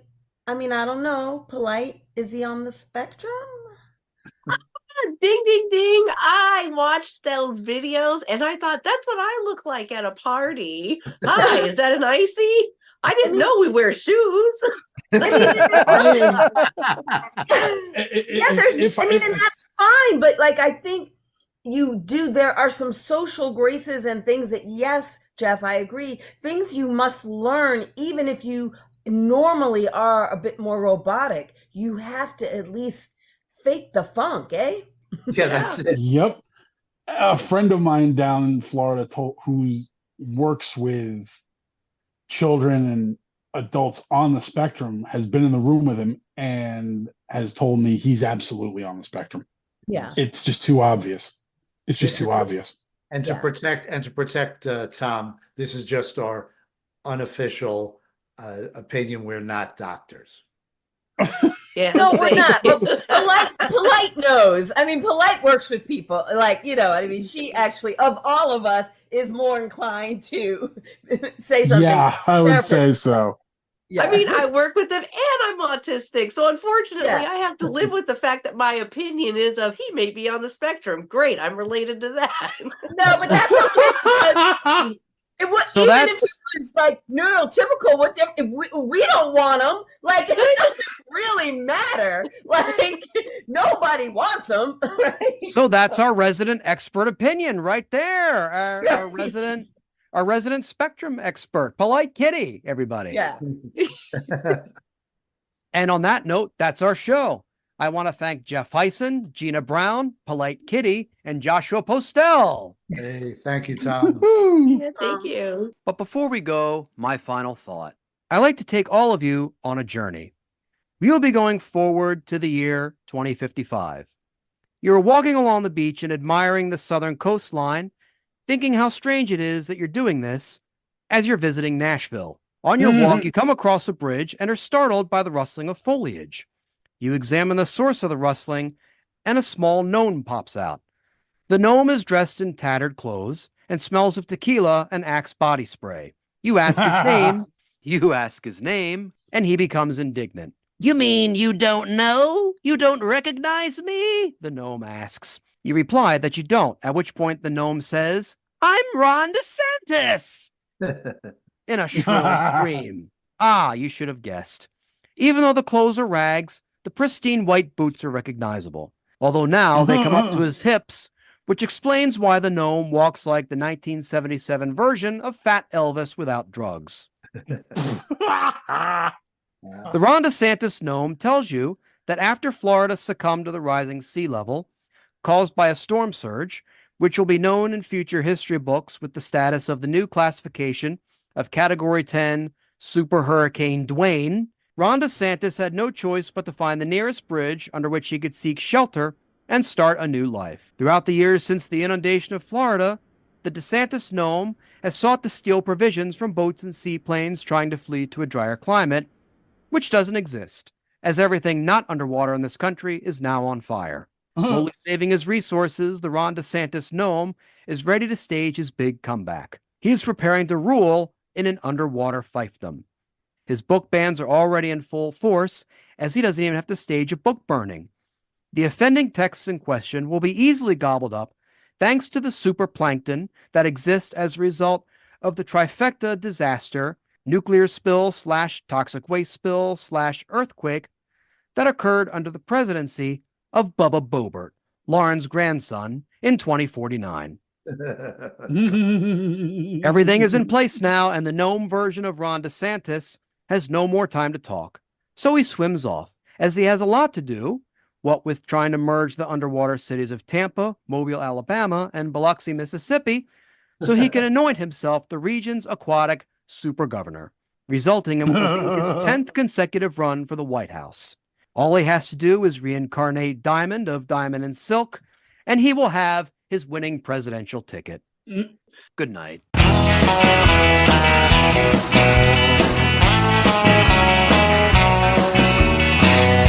This episode was written and hosted by Tom Myers with panelists Jeff Heisen, Gina Brown, Polite Kitty, and Joshua Postel. Theme music composed and arranged by Jeroen van den Urik. Executive producers Tom Myers, Matt Connerton for IPM Nation, and Eddie Carson for Odyssey Radio.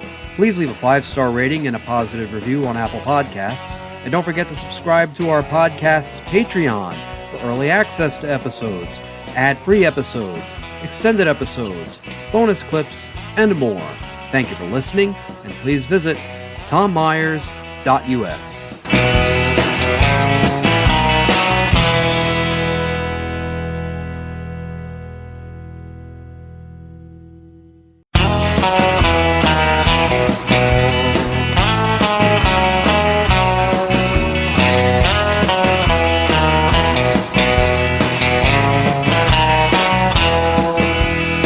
Hello, and welcome to the Tom Myers versus the rest of the world New Hampshire primary special.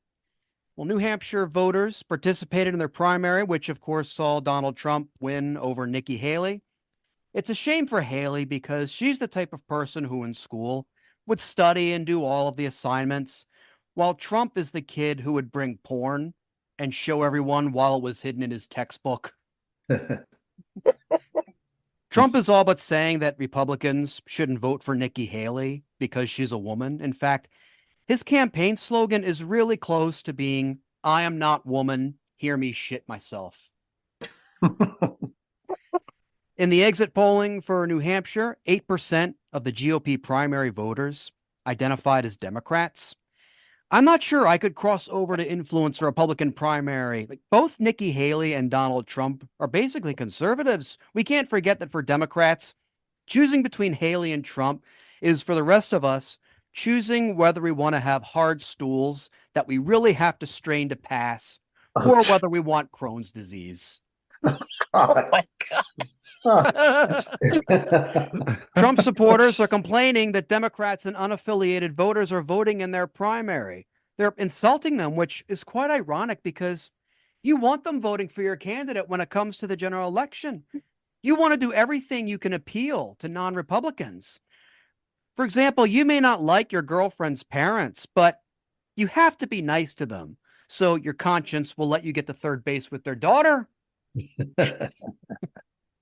During the course of the campaign, Donald Trump confused Nikki Haley with Nancy Pelosi when talking about January 6th. Because of that instance, among others, there has been speculation of a serious cognitive decline in Trump, which I find shocking that anyone's been able to tell the difference.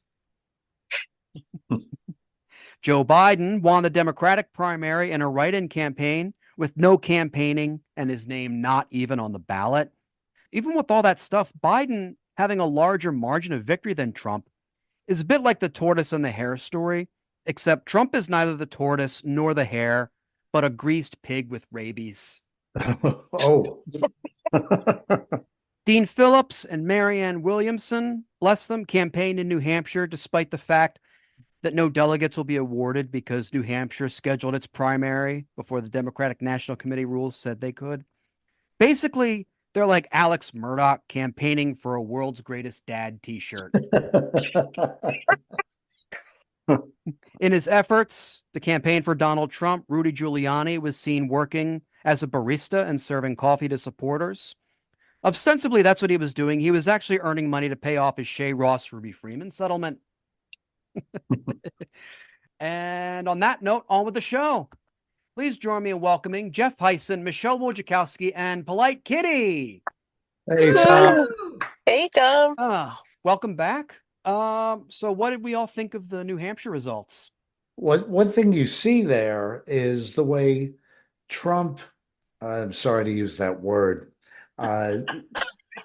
was anointed. If only that was the most offensive thing that was said on this podcast. Was anointed by the RNC as the presumptive victor, and they stopped their plan, but they were about to say it's over, and they were criticized, and for some reason they said, oh, we're not going to do that. But their plan was, after New Hampshire, was to give Trump the nomination and make the rest of the primaries moot, which is, shockingly for the Republicans, not how democracy works.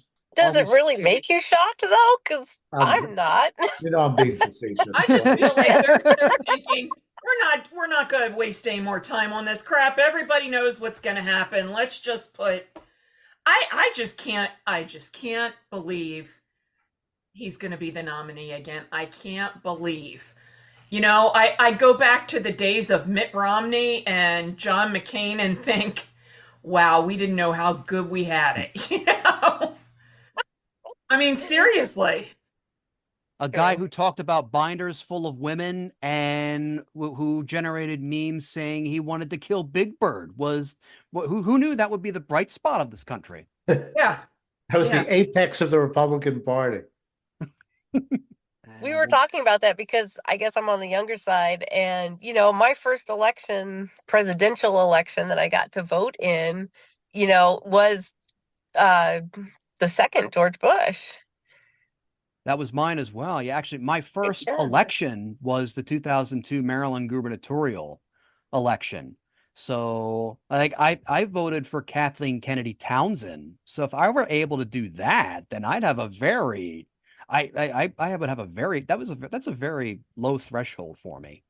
It's been downhill ever since. Well, what you raise an interesting point, Tom, about the cognitive issues with Trump, and yet all Republicans do is say Joe's old. Joe's old. He doesn't make right? He doesn't make mistakes like that.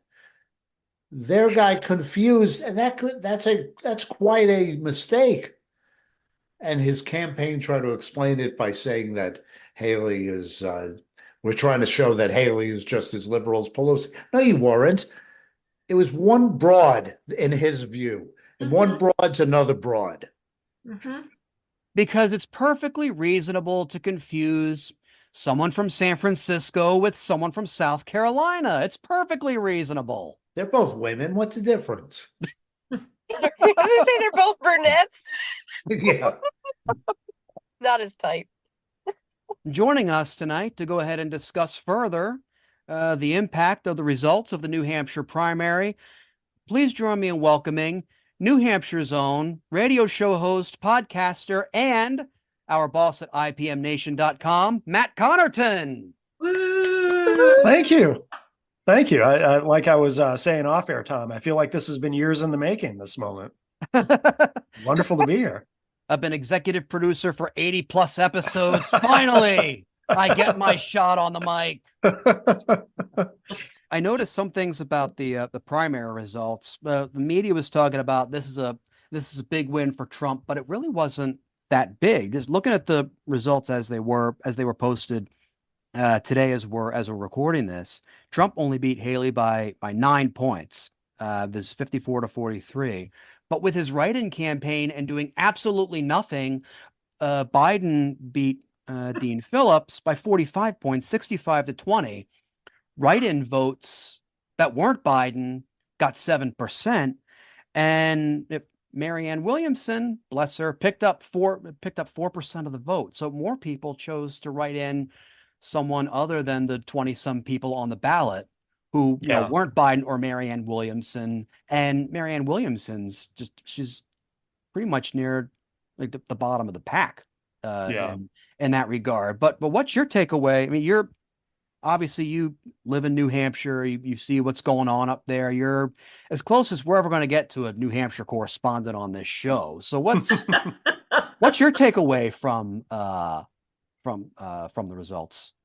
Well, first of all, I'll just say for the record, I full disclosure, I voted for Marianne Williamson really out of selfishness and loyalty. She was a guest on my show. She joined us live in studio and was very generous with her time. So that's how I decide who to vote for. If you pay attention to me, I'll vote for you. Well, priorities, I'm an American, a little narcissistic. But I did vote for her. I was the only thing truly interesting. I mean, obviously, I knew Trump was going to win. I didn't know by how much. New Hampshire, we have a little bit of an independent spirit, although, God, there are Trump signs everywhere, which is unfortunate. But, but no surprise in that he won. It was just a matter of, could Nikki Haley kind of pierce his invincibility and inevitability just a tiny bit. In the end, it's not going to matter. I always refer to him as the presumptive nominee because it's going to be him. The only thing that was a little unpredictable was what was going to happen with Biden, because obviously not only was he on the ballot, but I was on another show and we were talking about this right before the primary, and something occurred to me that hadn't occurred to me before. I said, wait a minute, people who are voting who aren't really paying a lot of attention, casual voters who maybe they're too busy, too distracted with life to really pay attention, who are taking a Democrat ballot, they're going to be confused. If they haven't been following what's going on, they're going to look at that ballot and say, wait a minute, Biden's not even on the ballot. What's going on here? Am I supposed to write him in? How does this work?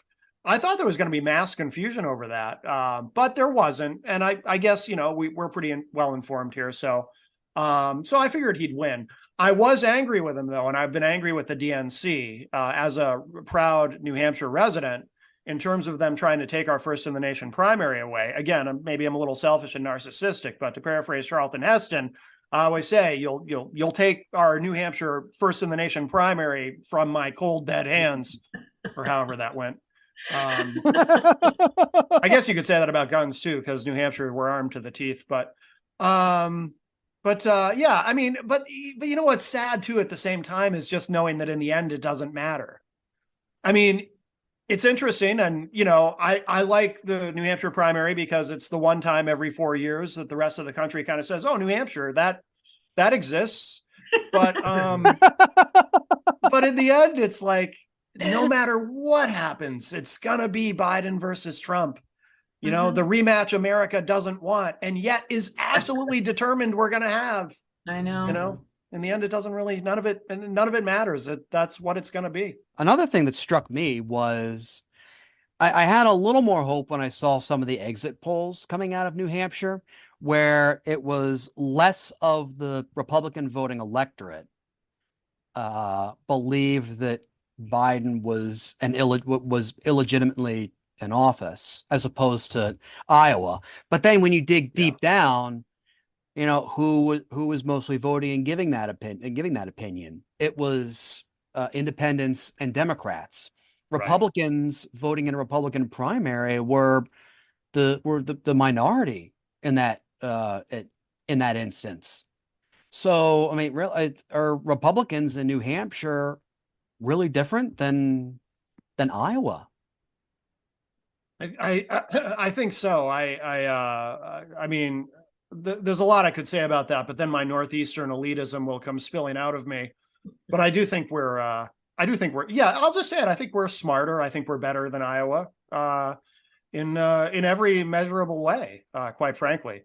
And but by the way, one of the people who appears on my show regularly is from Iowa, so hopefully he'll see this. But at least you Who have used people to voting. appear on your show regularly. Yes. We'll piss off all 2 of our listeners from Iowa. We can take them. They're going to have a caucus, Tom, and vote against this podcast. That's right. Tell them to get in line. All right. During his election night speech, Trump seemed so distracted by Nikki Haley's remarks. In fact, my cat has better impulse control when I open a can of cat food. Here's an awkward excerpt of his meandering on election night. And then we do go to South Carolina, where we've done really well, where I've done well. We have a great governor and lieutenant governor and great everything, because almost every one of them have endorsed me. 2 great senators, which is hard. I mean, did you ever think that she actually appointed you, Tim?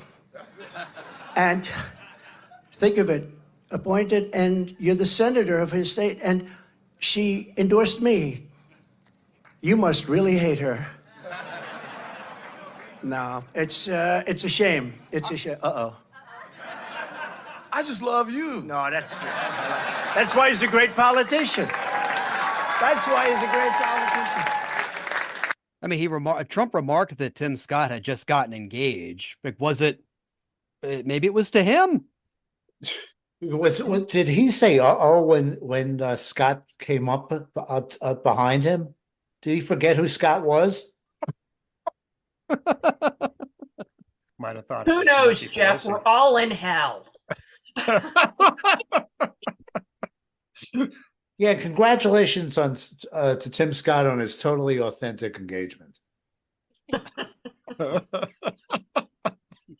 ring is going to be small with the $83 million payout. He owes. $83 million to start with. I love how he said in Scott's press release for his engagement, he said how he's a shy guy.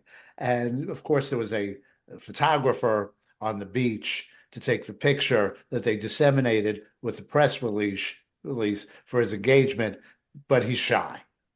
Mm-hmm. Also, like, in terms of, like, if Trump was a comic, like, that would be the worst crowd work effort I've ever seen. He's definitely the person who's like, "Where are you from? Seattle? That's nice. Thanks." Where's my African American? Is my African American here? Oh, there he is. He's behind me. It's Tim Scott. Wow. Give it up for the troops, even though I think they're losers. Hey, make sure we put all the people of color behind me so everyone thinks that. Yeah. Seriously. Of course, Trump's personality disorders may be alarming to some voters, but that's not willing to deter them and make them change their minds, as we can see in this comment by a New Hampshire voter.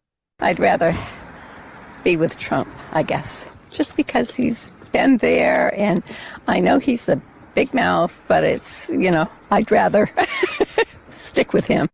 I know my children sulk whenever they come and visit me, and they play with a voodoo doll that looks just like me, and I have horrific pains when they stick a needle in it, but I love them when they come to visit so much. What is wrong with people? You know? What is wrong with people? Every time you show these clips, Tom, where it's like, yeah, I'm going with him. Why? I know he's got a big mouth and he keeps repeating himself and he's repeating himself and he's repeating himself, but he's a good man. He's a God-fearing man. Come on. That's a good voice there, Michelle. Is that part of Thank your you. one of your characters? Oh, I have many characters, Jeff. We don't have Well, enough. we both live in the same area of the state, and that does sound like an amalgam of our neighbors, to be fair. I'm making no comment because my neighbors like me so far. So far. Okay. We'll see what happens if Trump does lose, hopefully. They might not like you so much. Oh. I'm worried about what. I don't want to get that gets really dark. I won't get into it, but I'm If just they won't, worried. they won't believe he's lost. That's the problem. Right. Yeah. I want Trump to lose, but I am worried about what happens after he loses again. And of course, declares victory and claims it was stolen from him. And, the guns come out. He complained about the election results in an election he won. Oh, I know. Yeah. Oh, yeah. And then he said when I ran against Obama, really? In what space-time continuum portal have we slipped into? It was that big presidential campaign on Twitter in 2012. That's what he's thinking of. See, I'm trying to sympathize. I'm trying to get in his mindset here. I'm trying to figure out what makes him tick. Really, this is a person who thought that there was a really good Air Force during the Revolutionary War. Were you there? It was in my Call of Duty game. It rocked. My favorite moment was very early in his presidency, where he talked about Frederick Douglass and how he continues to do such important work. They're BFFs, man. That was my favorite. Sure, Nikki Haley's campaign may seem polished and professional when you compare it to that of Donald Trump's, but that doesn't mean it's not without gaffes, as we can see in this exchange with a voter during a town hall in Berlin, New Hampshire. What was the cause of the United States Civil War?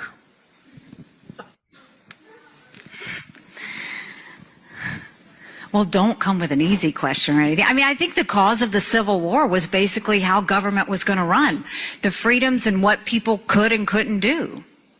What do you think the cause of the Civil War was? I'm sorry? I'm not running for president. I wanted to see your view on the cause of the Civil War. I mean, I think it always comes down to the role of government. We need to have capitalism. We need to have economic freedom. We need to make sure that we do all things so that individuals have the liberties so that they can have freedom of speech, freedom of religion, freedom to do or be anything they want to be without government getting in the way. Thank you. And in the year 2023, it's astonishing to me that you answer that question without mentioning the word slavery. What do you want me to say about slavery? Next question. Oh my God. Last night I was asked about the Civil War and what I think of the Civil War, what was the cause of the Civil War. Of course, the Civil War was about slavery. We know that. That's unquestioned, always the case. We know the Civil War was about slavery. But it was also more than that. It was about the freedoms of every individual. It was about the role of government. For 80 years, America had the decision and the moral question of whether slavery was a good thing and whether government, economically, culturally, any other reasons, had a role to play in that. Well, she did seem to be confused geographically. I don't know if Nikki Haley just forgot that, we're a state, we're part of the union up here. Now, if she were asked that question in her home state, she'd have to give a very nuanced answer, because if you're going to win a Republican primary in the South, you need to be somewhat racist, but in the Northeast, it's okay to be not racist. And we actually do. I've met them. I swear to God, we have non-racist Republicans here, or at least not outwardly, overtly racist Republicans. What? I think. So she could have given a better answer. I didn't pull the clip for the show, but I did see something when she ran for governor in 2010. She gave the same kind of mealy mouth answer that went on for a long time. Jeez, what an idiot. Well, and the thing is too, with how fast the news cycle happens, if you make a big fat screw up, who advised her to bring it up at the next talk she gave? I know. Just You dig know, that if hole. she just shut her mouth. And she said, like, don't come at it with an easy question. Like, the writers of The Simpsons were able to answer it correctly when the immigration officer says to Apu, and just say slavery. Oh, slavery. Okay, now, congratulations, you're a citizen. There you go. A cartoon character got it right, Nikki. Come on. I'm so glad you guys noticed. And don't try to dance around the subject of owning non-white people in a town called Berlin. Don't you get the symbolism of that? Oh no. If you want to know if Nikki Haley's slavery remarks or a lack of acknowledgement thereof is enough of an awkward moment in her campaign, there is a possibility that this exchange with a young New Hampshire resident wearing a piece of her campaign merchandise may compete. Hi, sweet girl. How are you? I love your hat. Thank you. What if your guys gave it to me for free? You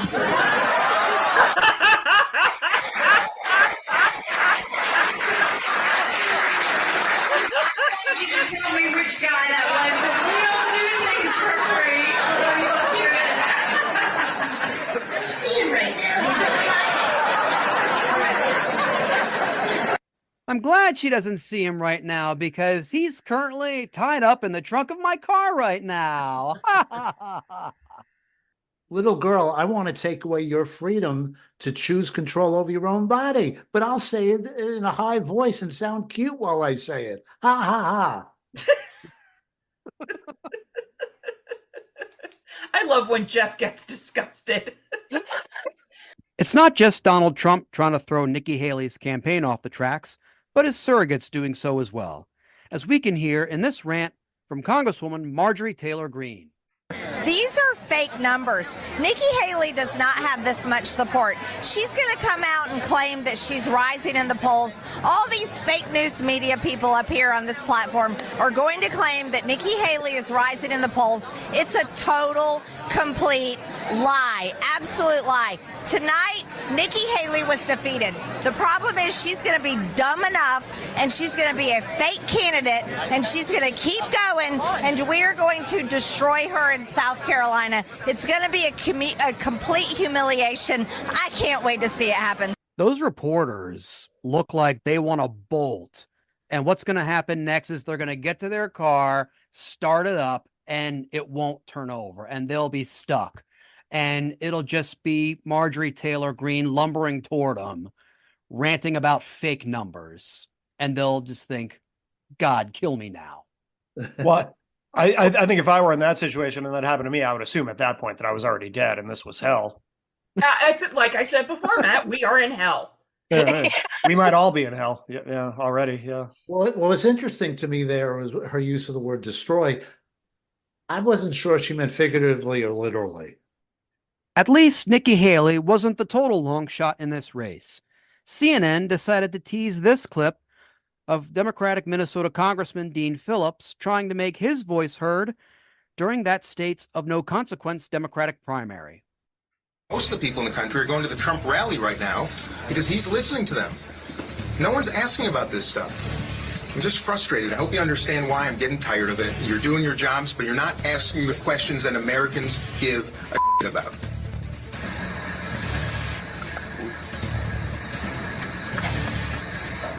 Fired up. I'm not even impressed that Dean Phillips managed to throw two CNN anchors off their game and derailed them, because now with CNN, that's not difficult to do. This has nothing to do with politics, but all I could think of when he said that and they were like all bug-eyed was the South Park. They're gonna say shit on television. They're gonna say shit on television. Although for the one to say fired up, that was a little bit of an overstatement. He didn't seem particularly fired up. He just slipped in Dean Phillips, I don't think I've seen him actually fired up. Have you? He's fired up for a Minnesotan, to be fair. Have you seen him? Okay. Fair enough, yeah. Now, Matt was impressive because Matt said, I've never seen Dean Phillips fired up. That means you've seen him. Well, he's got a... Jeff comes back. he had his campaign headquarters right in downtown Manchester. I would see it every time I was downtown. Never really noticed a lot of looking in the windows. Didn't see a lot going on there, but he had the coffee morning, I think, in Iowa or someplace like that where nobody showed up. Was that Iowa or New Hampshire? Oh no, that happened here. Yes, I remember that. That happened here. Yeah. That was embarrassing. Poor guy. Yes, I got one person to show up. Hi, I'm from IPMNation.com, and I was wondering if it... I should have gone. I probably could have asked him a question. Because apparently nobody else was there. You take what you can get, right? Made him feel like a real candidate. Now you don't have to peek in windows, That's right. Well, I'm used to that. And on that note, that's our show. I want to thank Jeff Hyson, Michelle Wojciechowski, Polite Kitty, and Matt Connerton. Woo! Thank you for having me. This has been a lot of fun. I really enjoyed this. But before we go, my final thought. With its long-standing first-in-the-nation voting status every election, will there be a chance that the message that New Hampshire voters send helps stop Trump's momentum along the Republican electorate? My complex and well-thought-out answer goes like this. No. What are you looking for? A message that starts out with a lot of hope, but then ends in a soul-crushing journey through the potential minefields that could bring about an authoritarian rule come November? Relax. There's plenty of episodes left this season and plenty of chances for me to do that in future episodes as this campaign season progresses. Good night. This episode was written and hosted by Tom Myers with panelists Jeff Hyson, Michelle Wojciechowski, and Polite Kitty, and guest Matt Connerton. Theme music composed and arranged by Jeroen Vandenherek. Executive producers Tom Myers, Matt Connerton for IPM Nation, and Eddie Carson for Odyssey Radio. Please leave a 5-star rating and a positive review on Apple Podcasts. And don't forget to subscribe to our podcast's Patreon for early access to episodes, ad-free episodes, extended episodes, bonus clips, and more. Thank you for listening, and please visit tommyers.us.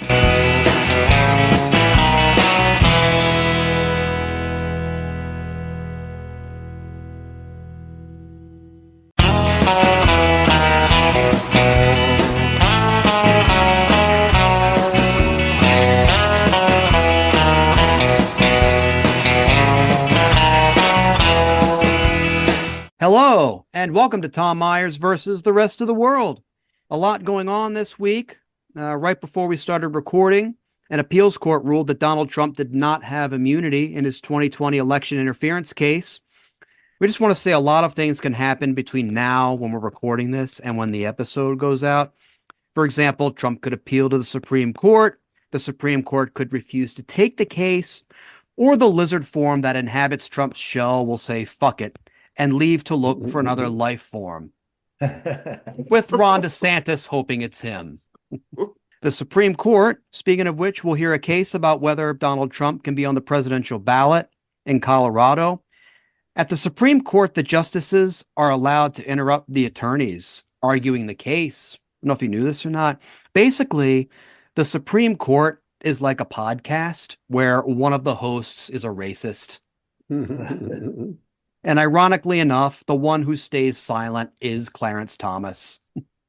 It was recently revealed that Mar-a-Lago has a secret room where more classified government documents may have been kept. No one was more surprised than Trump, who didn't know that that was a room where he could look for Melania. Ron DeSantis' presidential campaign spent a total of $160 million, according to campaign finance reports. So for $160 million, he got 23,000 votes out of Iowa, which means he spent $7,000 per vote. People in Iowa were shocked when they discovered that they're worth $7,000. South Dakota Governor Kristi Noem was banned from a reservation in that state after she expressed support for Texas's brutal tactics, stopping people from coming over the southern border. It must be refreshing for Native Americans to kick a white government official off of its land for once. Imagine being such an asshole and such a degenerate that they won't even welcome you to throw away your paycheck at a casino. A program generated a George Carlin comedy special using artificial intelligence. I personally don't like it. I don't agree with it. If I wanted to hear artificially written comedy constructed by some of the negative elements of modern technology, I check out Dave Chappelle. And speaking of comedians propped up by bigots, Shane Gillis will host this week's Saturday Night Live. Bless his fans who are recovering from whiplash this week after spending so much time shit-talking the show during his firing in 2019. A man is suing McDonald's because of an allergic reaction to the dairy content of the cheese in a McDonald's Big Mac that almost killed him. It's a pretty serious claim, but on another note, he may have a case, as no one expects real food to be an ingredient in McDonald's menu items. The McDonald's dollar menu pretty much states, we can't think of another valid use for this shit. And now on with the show. Please join me in welcoming Jeff Hyson, Polite Kitty, and Chip Jones. Hey, Tom. Hello. So what's everyone been up to this week? Well, it's exciting to be here, Tom. And you mentioned Dave Chappelle. Chip and I have shared the stage before, and one of the ways that we try to do, one of the things we try to do when we're on stage is entertain people and make them laugh and hope they're having a good time. But according to the people who vote on the Grammys, the way to win the best comedy album is to insult people, belittle people, punch down, and then act like you're the victim, the way Dave Chappelle did. So Chip and I have a lot to learn. I had a very interesting week. Some of you know my cat's getting up there in age, and it does this thing where he lays around. Doesn't really do anything as much. He's not into stuff as he used to be. He has more moments where he's not like that. So I'm doing this thing where I'm Googling a whole bunch of the symptoms. Like, okay, what do I do if this? What do I do if that? And finally, I just had to Google, what are the signs that I need to take my cat for the final vet visit? What do I need to do if I put him down? And apparently, I don't know if cats understand this stuff or if mine does, because I did it using the Hey Google, the voice to text search thing. Because immediately, all of a sudden, he started walking around. He started eating. He's like, "Hey, yo, what? Oh."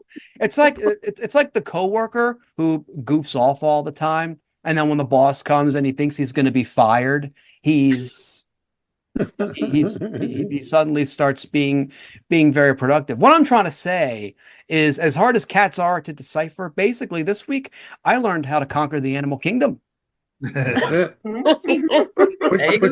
Put your cat on notice. That's it. Donald Trump spent 3 minutes on the witness stand in his defense in the second defamation trial against E. Jean Carroll. That's surprising. 3 minutes is very surprising, as he has the attention span of a goldfish who senses he's about to be flushed down the toilet. It was recently revealed that millions of his presidential campaign donations have gone to his legal expenses. Now, his supporters know that thanks to Trump's legal woes, his coffers are being drained faster than a truck driver's wallet at a strip club with video poker machines. But enough about my experiences being on the road. Let's get on to a relevant topic. And joining us tonight to go ahead and discuss the big E. Jean Carroll verdict, the second one, please join me in welcoming therapist, retired educator, human rights activist, and most importantly, my friend Lucy Strassbaugh. Thank you, Tom. Good to be here. Real good to be here. Lucy, welcome back to the show. Thank you. One of the reasons why I wanted to have you on is, like, in addition to human rights, like especially treatment of women, especially treatment of women at the hands of very famous and powerful men, is also, it also seems to be a big topic that you follow. Your thoughts on E. Jean Carroll's, not just her first win, but her second one, that's seemingly the bigger of the two? Well, it's well deserved. Justice denied, justice, like if it comes too late, is almost denied. And so it was pretty close to that. The verdict, though, and the punitive damages that he's going to have to pay is really significant. And I knew all during that hot mess of an administration. There's other words I would have used for it, but I don't want to, get you in trouble with anybody. But the hot mess of that. My listeners have heard worse. So. I'm sure. By me, so that's. I knew for 4 straight years, the only cleanup was going to be in the courtrooms, and it was going to be financial pain. Because from my observations, there are maybe 2 or 3 Republican males in the United States of America that are in any kind of office that have actual spines, right? So ain't nothing going to come through political anything. And for me, the most significant thing about this verdict, having spent 41 years as an educator of young high school women in an all-girls school, I'll tell you, the day he was elected president, there were tears in that building. And I know many of the tears were from sexual assault victims. I don't know if your listeners know this, but this is not a safe country for women, girls, little children. 25% of American females are sexually assaulted by the time they're 18. And that number just continues to go up as they get older because the sexually assaults don't stop. So it was horrifying in the first place that a man charged not only by her, but by 26 other women, credible accusations, that after all of those charges and after his, blatantly saying what he grabs women by, that over half of this country went and voted for him. If you're a sexual assault victim, that is a terrifying moment for you. That is a moment where half the country either doesn't believe you or might believe you and doesn't care, simply doesn't care. It doesn't matter. So this verdict is kind of a bulwark, I hope. I'm not going to get into, who's going to vote for him and who's not. But if I knew males who voted for him, I would seriously question their attitudes about women. And if they have an inner rapist that felt comforted by having the rapist be president. So that's my off the top of my head. All right. Yeah. Well, that kind of segged into what else I wanted to ask you. I wish I pulled this clip, but it was James Carville who was on. It was on with. I love him. I disagree with him a lot about some political stuff, but he's a hoot. He really is. Yeah, and he brought up he brought up something where he said that basically Donald Trump he's pretty much been adjudicated a rapist. Yes. Like it's a conviction only in the civil sense. He's not going to do any prison time for it, but he's been found to be a rapist. Liable. He's already been liable to be a fraudster according to New York State. His business, if it were an entity, was found to be a tax cheat. So when you look at all these polls, this is where I tend to not really want to believe polls anymore, where they say all these polls that say, Trump's outdoing Biden and such stuff, because we could do a whole other episode about polls. Mm-hmm. But you see all these polls that say, this many Republicans will not support Donald Trump if he's the nominee, and he's been convicted of a crime. Civilly speaking, he's already been convicted, and the level of support has not gone down. So I would love to see something like that happen, where his support would go down and the number of people who would vote for him drop. I mean, I thought that was going to happen both in 2016 and 2020. I was very disappointed when that didn't happen. But like, part of me thinks, is it going to happen? And I just don't know if it will. Trump is a walking, talking id. You know, the id is the part of our psychology that is toddlers, you know, barely even toddlers. That's all he is. He is hate personified. And I really think that people feel good voting for him because he hates what they hate. And I hate to say that, but it makes me afraid to be here if he gets elected again. It makes, as much as he already has made things unsafe for women, now he's going to enable more haters to enact hateful acts. And I find that really scary. I think I'll go ahead and find out, like, if Trump wins again, I'll find out which island John Fugelsang and Steve Hofstetter are going to when that happens. And I'll see if I can try and claim asylum. Well, and I just you found guys are more than welcome to come with me. Yeah, I might. But I just found out I could get dual citizenship because my great-grandmother was born in Ireland. If I can dig out what her name is, you know, that's my plan. What about great-great-grandparents? No, it stops at great. Yeah. You two far out. Polite, why are you so happy about this? Because I'm in the same position. I'm like basically all Irish. My grandparents were from Ireland, and I'm in the process of trying to get dual citizenship for that just in case. Awesome. I didn't know Kitty was an Irish name. Yeah, we're very Irish. You mean Kitty, but not just Kitty? Yeah. Is that what you're saying? Her ancestors, when they got to Ellis Island, they took the O off, you know, just to save all that trouble. While detractors of former presidents hope they will be held legally accountable for actions they commit, it took until Donald Trump for such an occurrence to happen, hence the historic significance. In this clip from her interview with her attorneys Robbie Kaplan and Sean Crowley by her side, E. Jean Carroll sums up the verdict of her most recent legal action.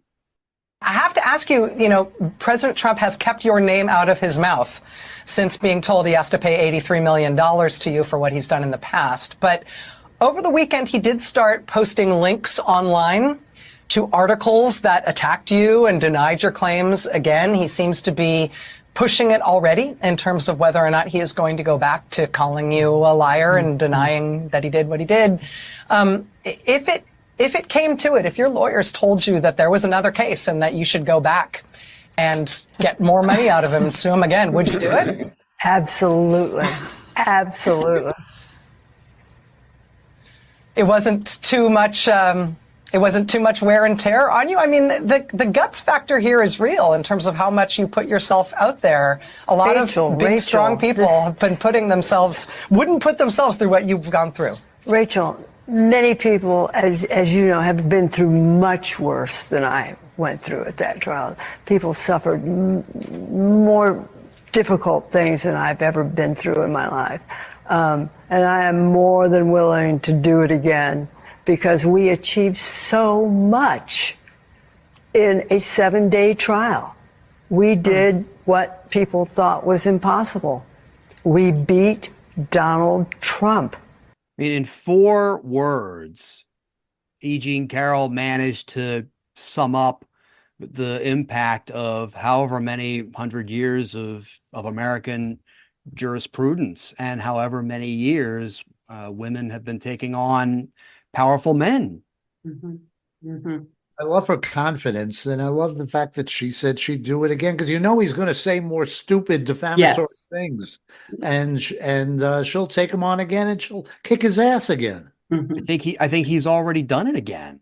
I think he's skirting the line. Yeah, he's skirting the line. Yeah, and I personally really agree. I don't think he's going to be able to contain himself, and it really might bankrupt him. You know, I wish I had a sense of what his pile of money is worth or his properties or whatever, because I really think he's going to be scraping the bottom of the barrel pretty soon. His finances, he's already been scraping the bottom of many barrels for many years. Exactly. I mean, I've always wondered, is this going to set a precedent now for future cases and other trials? And how is that going to play out in the court system? And the thing that made me the most happy was the interview that E. Jean Carroll did after the verdict, when somebody said, "What are you going to do with the money?" And she said, "Whatever will irritate Trump the most, whatever will upset him the most." So she has already started a fund that other women raped by Donald T. Trump can apply to for help with their healing. Brilliant. And following up on what Polite asked, it should give other women confidence to sue him, because there are other victims of his bad acts. So I think this will give more rise to more litigation. Hope. On the first episode of 2024, we said on this show that the Trump attorney who said, "I'd rather be pretty than smart," was Christina Bobb. In fact, it was Alina Habba. On behalf of everyone on this podcast, I regret the error. I also want to note this is the second mea culpa I've had to issue on this show, thus making the first independent comedy podcast hosted by a straight cisgendered white man to do so at all, in addition to being the first independent comedy podcast hosted by a straight cisgendered white man not to be racist. I'm happy to be a trailblazer. With her track record in defending Donald Trump in court, Alina Habba is lucky that she's not being buried alive at one of Donald Trump's golf courses. In this clip, we get Habba's assessment of the trial while talking to reporters. No. I'm glad you asked me that question. No, I'm not having any second thoughts about representing President Trump. It is the proudest thing I could ever do. What I am having second thoughts about is the license that I stand here with that the people in there are supposed to have. I have not spoken because I respect my ethics while I'm on trial. But let me now speak about what has happened. I have sat on trial after trial for months in this state, the state of New York. Attorney General Letitia James, and now this. Weeks. Why? Because President Trump is leading in the polls, and now we see what you get in New York. So don't get it twisted, whoever asked me that question. I am so proud to stand with President Trump, but I am not proud to stand with what I saw in that courtroom. She seems like she would be an absolute dullard at parties. And it's horrific to be around. I am proud to stand with President Trump, and it's a travesty what's happening in that courtroom. Right. I'm like, lady, I only asked if you thought there was too much cilantro in the guacamole. Well, you know, it's interesting because this is the talking point of the Republicans, is how this is all about him leading the polls. But actually, the litigation started before the running of for presidency. So before he was being polled. Of course. So the trials didn't come about because of his leading in the polls. It's all persecution. It's a victim. He's a victim. I love what she said. I'm very proud of my ethics when I'm involved in a trial. You mean you're not worried about your ethics 4 hours, 7 days a week? And she better be careful, because I don't know the exact number or percentage, but a very high percentage of every lawyer he's ever had have had prison terms. That's right. So and even higher have never gotten paid. So yeah. Well, if you're in prison, you don't need to worry about payments. So it's like, it's on the one hand, but on the other. That's right. I'll pay you in license plates. I mean, she'll be in prison just yelling at somebody. I was proud to be his lawyer. That's what makes me the most sad, is when I see the, I guess the feminist equivalent of the term being a race traitor, somebody like Tim Scott. I don't know if I'm right or wrong on that, but my perceptions, Tim Scott are pretty sketchy, skeevy. Women who defend the patriarchy to the degree that these Republican women are, I have no point of connection with. I don't feel safe around them. I don't trust them. They make me very sad, and they're hurtful to the country and to young women growing up. Sad. One of the complaints that Trump had about E. Jean Carroll was that she called her cat Vagina. It wasn't so much the name as he wasn't able to get access to it. In this clip from a CNN presidential campaign town hall, Trump himself shows us why he was sued for defamation a second time. Speaking of New York, I want to ask you about a significant verdict that was reached yesterday. I know this is something you want to weigh in on as well. A Manhattan jury found that you sexually abused the writer E. Jean Carroll and defamed her. You've denied this, but what do you say to voters who say it disqualifies you from being president? What's happening is they're doing this for election interference. This woman, I don't know her. I never met her. I have no idea who she is. Just so you understand, ready? I never met this woman. I never saw this woman. This woman said, I met her at the front door of Bergdorf Goodman, which I rarely go into other than for a couple of charities. I met her in the front door. She was about 60 years old, and this is like 22, 23 years ago. I met her in the front door of Bergdorf Goodman. I was immediately attracted to her, and she was immediately attracted to me. And we had this great chemistry. We're walking into a crowded department store. We had this great chemistry, and a few minutes later, we end up in a room, a dressing room of Bergdorf Goodman, right near the cash register. And then she found out there were locks on the door, so she said, I found one that was open. She found one. She learned this at trial. She found one that was open. What kind of a woman meets somebody and brings them up, and within minutes, you're playing hanky-panky in a dressing room, okay? I mean, this really is a disorder that he has. Like where he just can't seem to stop doing this. I mean, I sort of played these out of chronological order because I didn't want his voice to be the first video that I shared. I kind of learned that after about, nearly 90 episodes, not to go ahead and torture my panel with that. But it's still going on to this day. Is a sociopathic narcissist.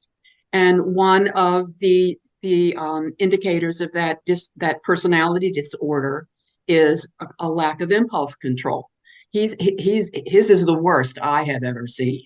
You notice he said he had to throw in, she's 60 years old at the time. And she wasn't. And she wasn't, right. Yeah, but as if he's incapable of doing anything with her because she was so old.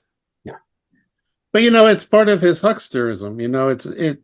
It's this, and it works. I mean, advertisement works. He keeps saying the same things over and over again. I think, it helps him change it in his mind. So he actually believes that this is the real tale. And then for other people, they start to buy into it because they've heard the same story over and over and over again, that by rote, it becomes a rewritten history, Yes.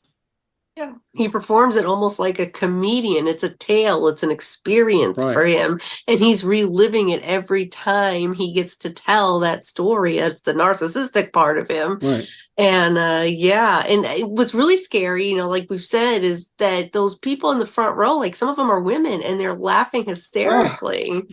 And just, it's so invalidating to women in general. I wonder if they're so traumatized that they don't know that what they're watching is real. They think they're watching a TV show, and this is just how they're coping with it. Well, like I said, it's advertisement. They keep hearing that same story over and over. It's one of those reasons why eyewitness testimony is so dubious, is because people's minds actually change what they recollect. You keep hearing the stuff over and over again, or somebody who you quote unquote respect at one point tells you, the hat was blue instead of red. Your mind actually changes that. The history is changed. Now, what made Trump think he could get away with treating women like E. Jean Carroll in such fashion and think there would be no consequences? This clip from a Frontline special before the 2020 election can give us some idea. He was determined to live up to his father's ideal, be a killer. But he was also tempestuous, impulsive, and at 13, his father sent him to military school. He talks about it as almost this rite of passage. He said to me that when he arrived at the military academy, for the first time in his life, someone slapped him in the face when he got out of line. It would be a 5-year lesson in how to be a bully. Donald Trump yelled at his classmates, he pushed them around, he even used a broomstick as a weapon against classmates who didn't listen to him when he told them what to do. All of us, we're part of this culture of you beat on kids when they didn't do the right thing. You got hit, you might have gotten slammed against the wall, you were put you got put artificially into fights.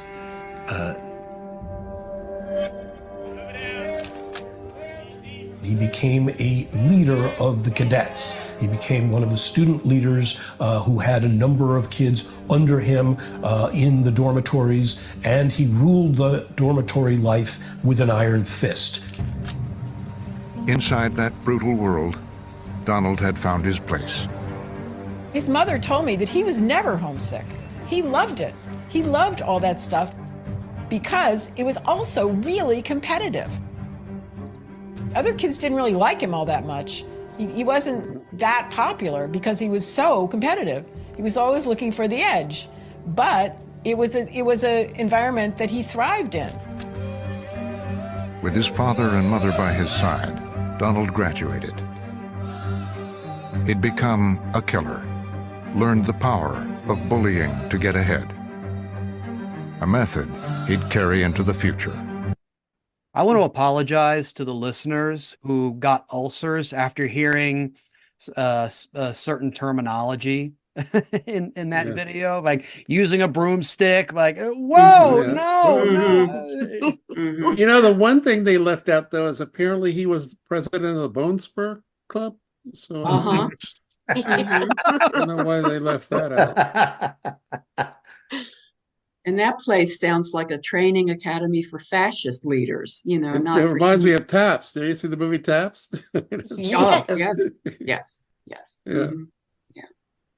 He's the Tom Cruise character, I guess, is patterned after Donald Trump. Mm-hmm. And on that note, that's our show. I want to thank Jeff Hyson, Polite Kitty, Chip Jones, and Lucy Strasball. Thank you. Hey, thank you. This episode was written and hosted by Tom Myers with panelists Jeff Hyson, Polite Kitty, and Chip Jones, and guest Lucy Strasball. Theme music composed and arranged by Jeroen van den Heeren. Executive producers Tom Myers, Matt Connerton for IPN Nation, and Eddie Carson for Odyssey Radio. Please leave a 5-star rating and a positive review on Apple Podcasts, and don't forget to subscribe to our podcast's Patreon for early access to episodes, ad-free episodes, extended episodes, bonus clips, and more. Thank you for listening, and please visit tommyers.us.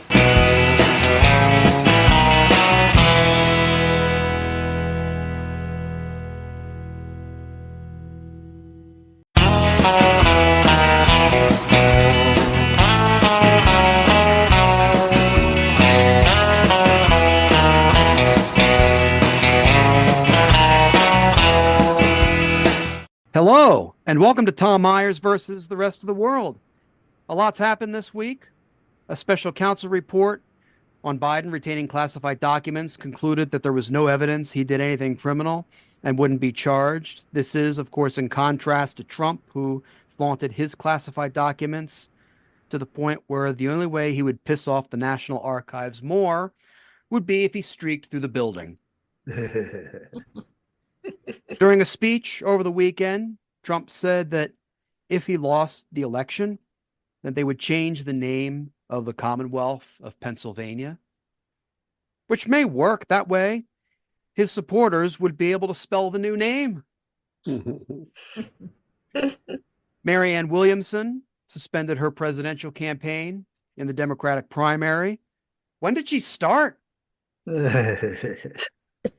This is a good move. If she wants to help shore up those anti-Biden Democratic votes, maybe she can help Dean Phillips get to the point in the polls where you can see the little bar on the polls without needing a magnifying glass. Hell, maybe she can get Dean Phillips to a full 5% of the Democratic vote. Former Maryland Governor Larry Hogan announced that he'll be running for the U.S. Senate seat this November in an effort to replace the state's retiring Democratic Senator, Ben Cardin. I'm not sure he can successfully win in a post-Trump Maryland, even in a post-Trump Republican primary, considering he's the only cancer patient I know who went through treatment and still failed to lose weight in the process. Oh. Florida Congressman Matt Gaetz said he wouldn't watch the Super Bowl because it featured the song Lift Every Voice and Sing, also known as the Black National Anthem. This is the same guy who would only watch the Miss Teen USA pageant if it took place in his bedroom. Robert F. Kennedy Jr. apologized for misusing his family's images in a Super Bowl commercial. No word on whether he'll apologize for not being the Kennedy Jr. who took flying lessons. A leaked video of the rapper Drake playing with his penis made the rounds on Twitter X. Now I know what he meant when he sang the lyric, "We go 0 to 100 real quick." A woman in Catonsville, Maryland celebrated her 109th birthday by playing bingo. I'm glad she's having fun. More power to her. She's doing something she enjoys. It's very low key. I hope she keeps it low key and doesn't get too excited when she wins and yells out, "Bingo!" Ouch. Oh. And now on with the show. Please join me in welcoming Jeff Heisen, Gina Brown, and Chip Jones. Hello. Hey, Tom. Everyone, Tom. welcome back. Thank you. Gina, haven't had you around for a couple weeks. You've been pretty busy. Tell us about it. I've been busy. Yeah, I was one of the 4 finalists for Sherry's Funny Over 50. So we competed. Well, the first semifinal round happened last week, and I competed with another woman on the show in front of the live studio audience, and then it aired on Friday, and I won my semifinal. So I will go up against whoever wins this week's semifinal. And So it's just going to be you and two. It's going to be you and one other someone else. person. That's Right. So Yeah. you win this one, and then you go up against the winner of, I think, This week. Man City or Real Madrid, like one of those. Like something like that. Yeah, something like that. The Man City Real Madrid thing. That's That's right. just to appeal to my European listeners, because for some reason they seem to like what I have to say about American politics, I think. There you go. Yeah. Well, it's entertaining, if nothing else. I think what we really need to get to is I heard you were using a fake ID that made you. Oh, to be over 50? Yeah. Oh, believe me, nobody pretends to be over 50. Well done, Gina. Thank you. Thank you. One correction though, I think you misrepresented Drake. I believe he was on Twitter XXX, I think is what. The Super Bowl must have been a rough game for conservatives and Trump supporters to watch. On the one hand, you have Taylor Swift's boyfriend's team. On the other hand, you have a team whose home is a sanctuary city. That's enough to give one of them an aneurysm. And to those who say I shouldn't joke like that because someone actually could have an aneurysm over that, good. Prior to the AFC Championship game where they were set to take on the Kansas City Chiefs, my hometown team, the Baltimore Ravens, posted a video on their Twitter X feed featuring a caricature of a Ravens fan by podcaster and comedian, from what some people tell me, Stavros Halkias. If you want to imagine what the video looked like, imagine someone who looked like he was conceived at and born 9 months later at the sewage treatment facility in Dundalk. And then imagine him doing a caricature of a Ravens fan. If that's too much of a visual for you, then just imagine what it looks like when a dead body actually eats the maggots. Ooh. No wonder the officials made the calls they did against the Ravens.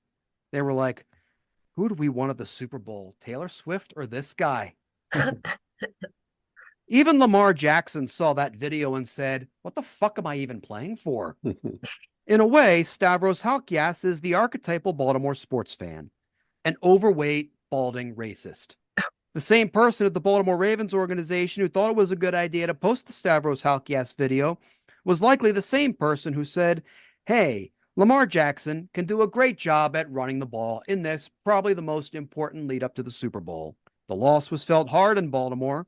It was so bad at one point that no one could play a Taylor Swift song at a jukebox at a bar lest they be attacked by a tire iron. Although, to be fair, we do that anyway, because whenever we're at a bar, we start off drunk as fuck. I know, given the time of the year, one of the panelists who I have on this show is going to be tempted to sing something, but I am putting my foot down. So no, Jeff, you are not singing Meet the Mets on this podcast. Darn it. Joining us tonight to discuss the phenomenon that is Taylor Swift, please join me in welcoming Chelsea Abispa. Hey. Chelsea, welcome to the show. Thanks for having me. You're looking very Swifty. I mean, you got Oh my gosh, right? Yeah, I look a yeah. little psycho like I'm trying to look like her, don't I? This is unrelated. I actually am a natural brunette. I dyed my hair for a Rocky Horror Picture Show Shadowcast thing. and yeah, and the red, go Chiefs. Well, if your attempt was to look psycho, you fit in very well on this show. So that's good. I'm very happy that you did that. So Chelsea, I think one of the reasons why I wanted to have you on is because, I get why someone would be into Taylor Swift. And then there's people respect her a lot as a musician. She's quickly become one of the fastest grossing musicians in the modern era. It's almost reached, it has and surpassed Beatles era. And then when she in the process, she's voiced her political opinions and came out in favor of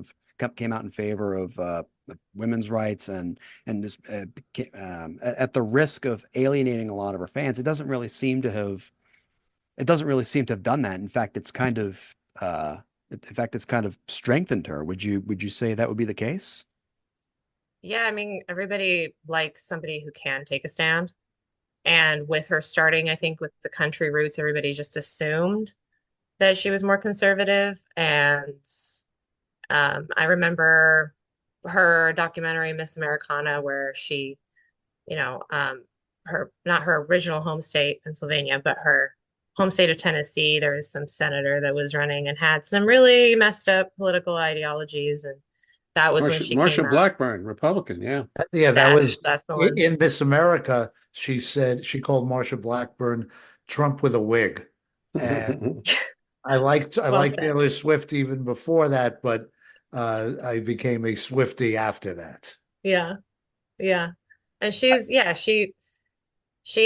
a lot of reasons to take the stand she takes, and she always voices them well too. It's not obligatory. I think it also has to do with the fact that the decade that we're in, and I think just the sort of the extreme nature of the situation, how divisive politics have gotten, and how toxic it's been as well. Because I'm old enough to remember it was then the Dixie Chicks. They were from Texas. They came out and took a stand against against George W. Bush. Right. Oh yeah. Yeah. And they took a lot of flack. They faced a lot of boycotts. They faced a lot of protests for that. And do you think, I think that's one of the benefits, I think, of sort of a toxic political culture. I use the word benefit very, very loosely here. Yeah. I think it's one of the benefits of that have made people become more tolerant about celebrities expressing their points of view. Mm-hmm. Chelsea, tell about last year when she urged her fans to vote. I mean, especially with everything that happened with COVID and it being a midterm election, it's not as common, I think, for millennials, at least she has a lot of millennial fans, definitely some in other generations too. But you know, I know personally I've only ever followed like the big presidential elections. So I think it's just she's trying to raise awareness that especially even on the local level, that's where you can really make a change. There is the risk of alienating your target audience with a political stance, but in the age of Trump, Taylor Swift shows why such rules do not apply, as we can see in this clip from her 2020 behind-the-scenes documentary. These aren't your dad's celebrities, and these aren't your dad's Republicans. Imagine if we came to you and said, hey, we've got this idea that we could halve the number of people that come to you next tour. The other thing, just from a security So you standpoint, think Taylor Swift comes out against Trump. I don't care if they write that. It really is a big deal to me.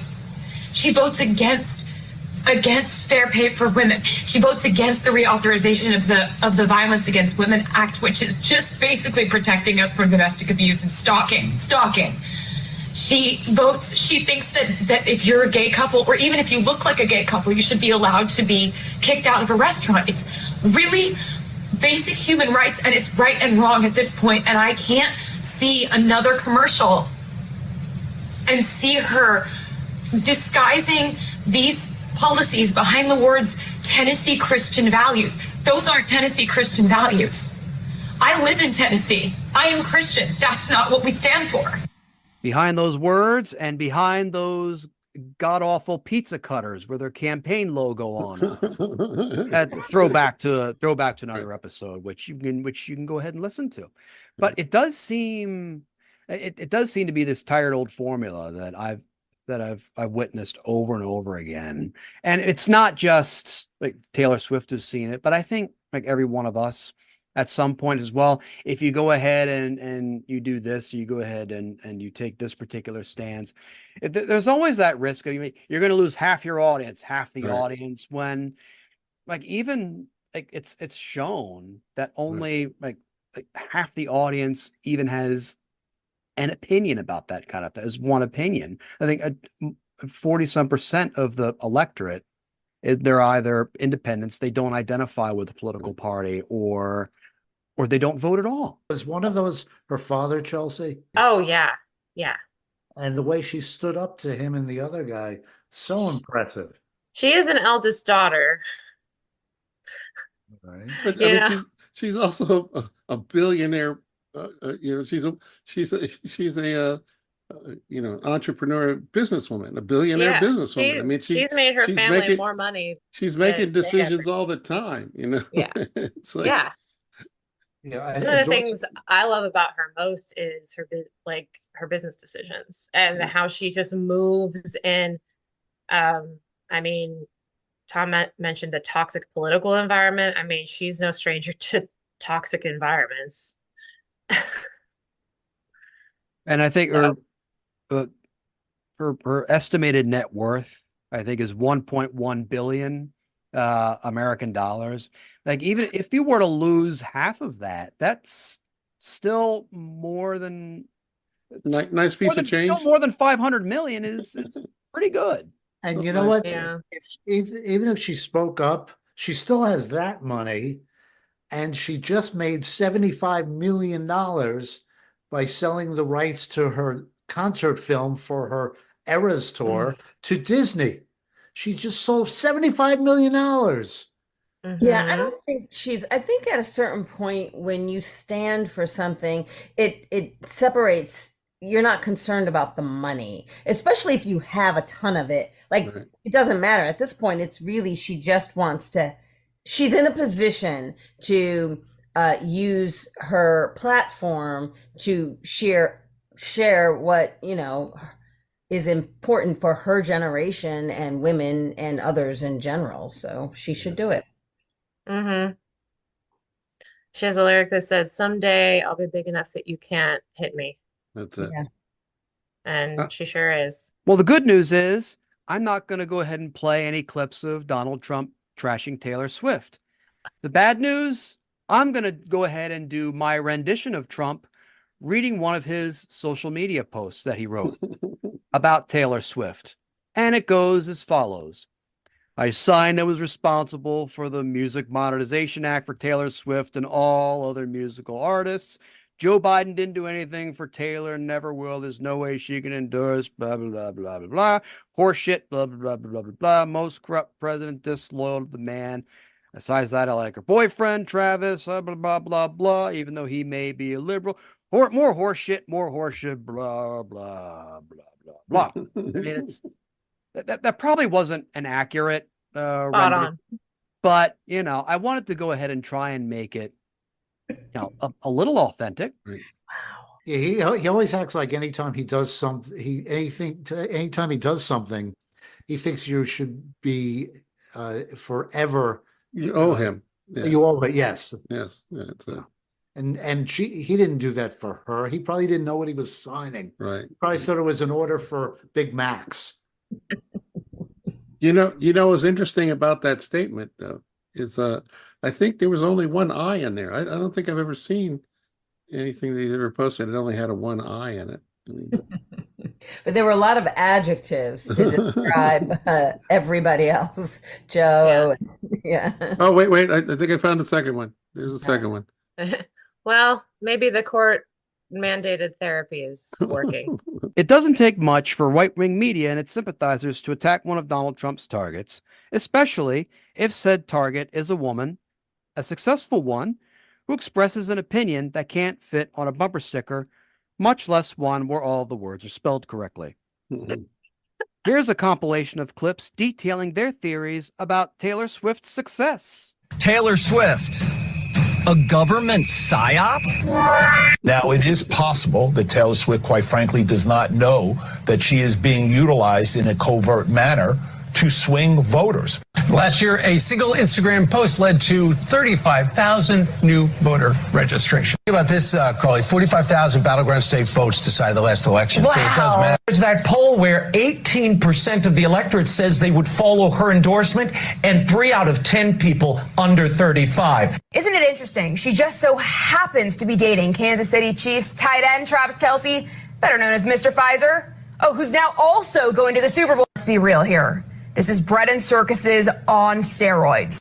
I heard more coherent thoughts when I worked a graveyard shift at 7-Eleven. Yeah.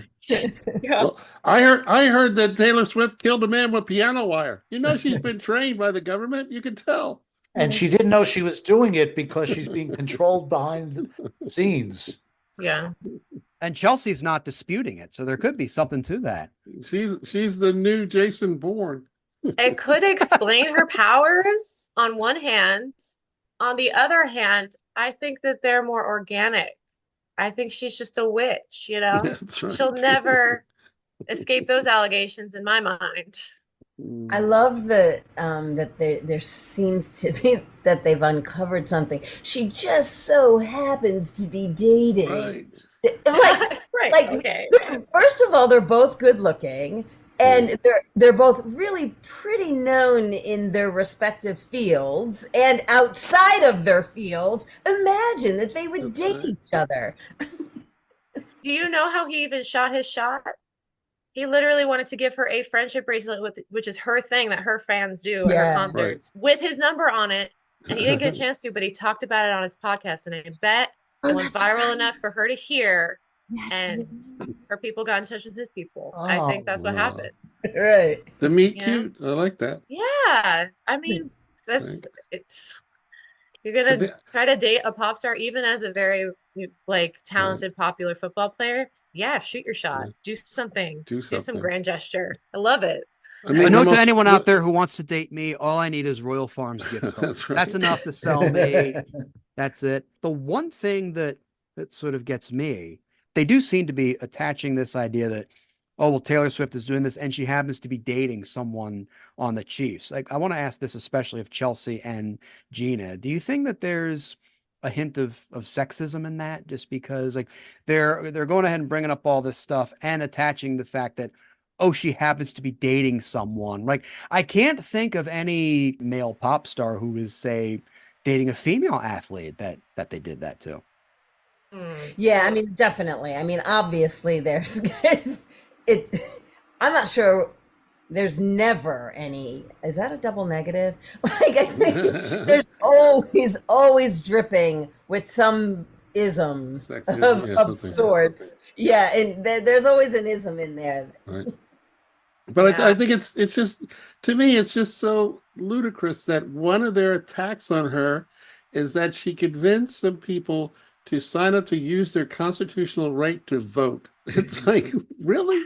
That's not a get out the vote party. That's a horrible thing. I can't believe the nerve of her. Meanwhile, I think in 2016, a whole bunch of people, especially in rural areas, for the very first time or in a long time, came out and voted for who? Donald Trump. Right.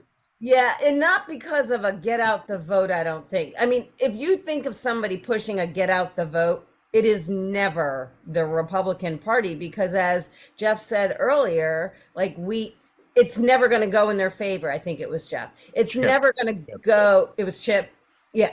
It's never going to go in their favor because there's far more Dems in this country. So if all of them were to get out and actually vote, and that's why they wanted to up the voting age as well, because they wanted the Zs to not have the ability. The Zs who were also falling into the millennial Swiftie thing, right? Right.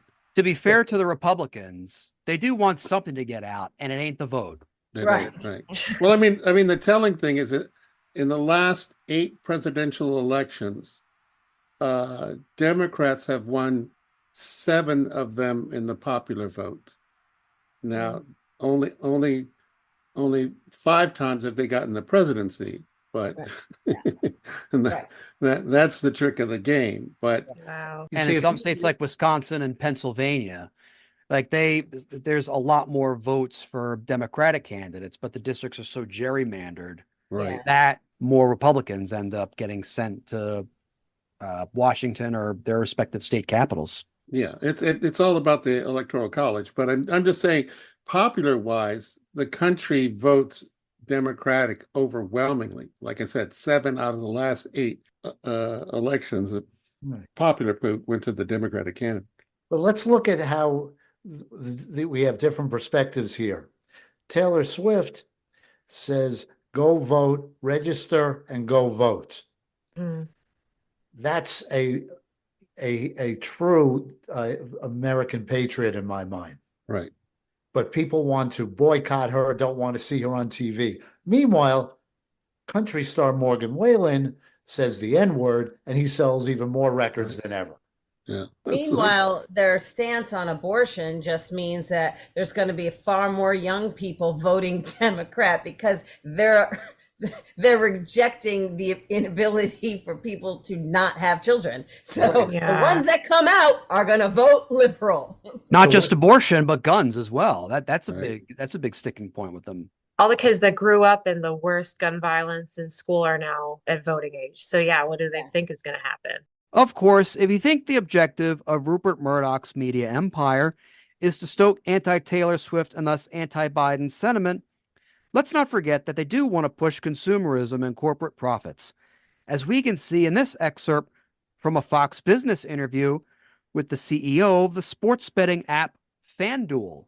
Smashing records off the field this weekend. Betting on the big game is hitting new highs. Nearly 68 million Americans are expected to put money on the Super Bowl, with more than $23 billion in wagers, blowing out last year's record of $16 billion. And as of Friday, FanDuel Sportsbook has the 49ers favored by 2.5 points. Joining me now is FanDuel CEO Amy Howe. Amy, it's great to have you here. I got to ask, what is driving this big demand this year? Is this the Taylor Swift effect, or is it because we're expecting a great game? Well, it's a little bit of everything, to be honest. You know, listen, every year, Super Bowl is the biggest sports event of the year. We're seeing all this, well, first off, I'll go back to Taylor Swift for a second. The fact that people are betting whether or not we're going to get a marriage proposal on the field at the Super Bowl. And then obviously, here's another one. Is she going to join the halftime show with Usher? We've got that. Then you've got, okay, is Usher, which song is he most likely going to sing or not sing when he does his halftime show? I mean, it just seems like the types of bets that we're making are just expanding exponentially every year, especially this year. Well, there is. To clarify, for a legal sports book like FanDuel, it's only in Canada that you can actually bet on whether Taylor Swift, the proposal is going to happen. But there's a ton in store. And I think, listen, one of the great things that Taylor Swift has done is she's brought more women to the sport of football, and we're seeing huge engagement numbers with women bettors as well, in part as a result of it. So all goodness from my perspective. I mean, the anchor there was clearly trying to push narrative. It's like, well, all this demand for sports betting, like this has to be Taylor Swift, and the CEO is going. I was like, no, there legit is a bunch of degenerates out there who are willing to spend all this money. And then she goes ahead and tries and shoehorns Taylor Swift. And even the CEO of FanDuel is like, no. There is a huge gambling problem in this country. It's not a Taylor Swift problem. Yeah. As someone who made $100 on a four-team parlay, a four-part parlay on Sunday, it had nothing to do with Taylor Swift. Right. Well, I want to thank you for outing me. I guess I have to admit, I did watch a lot of Fox News before, and that's why I mentioned FanDuel, because it was on there quite a bit. So, What was interesting, Chelsea, I don't know if you know this, on DraftKings, they had a separate tab for the Swifties. That's what it said, and they had special bets combinations. There were still bets anybody could do, but they had combinations of bets involving Travis Kelce. It said for the Swifties. That's awesome. So they're trying to get Swifties not only into football, but into sports betting. There you go. I honestly, though, I mean, I'm sure that there's plenty of people that abuse gambling, but I do have some friends that are actually pretty good at it. Like if you are good at statistical analysis and you're conservative in your bets, sometimes you can make rent on a bet. There you go. And on that note, that's our show. I want to thank Jeff Hyson, Gina Brown, Chip Jones, and Chelsea Abispa. Hey. Yay. Thank you, Tom. This episode was written and hosted by Tom Myers with panelists Jeff Hyson, Gina Brown, and Chip Jones, and guest Chelsea Abispa. Theme music composed and arranged by Jeroen Vandenberg. Executive producers Tom Myers, Matt Connerton for IPM Nation, and Eddie Carson for Odyssey Radio. Please leave a 5-star rating and a positive review on Apple Podcasts, and don't forget to subscribe to our podcast's Patreon for early access to episodes, ad-free episodes, extended episodes, bonus clips, and more. Thank you for listening, and please visit tommyers.us.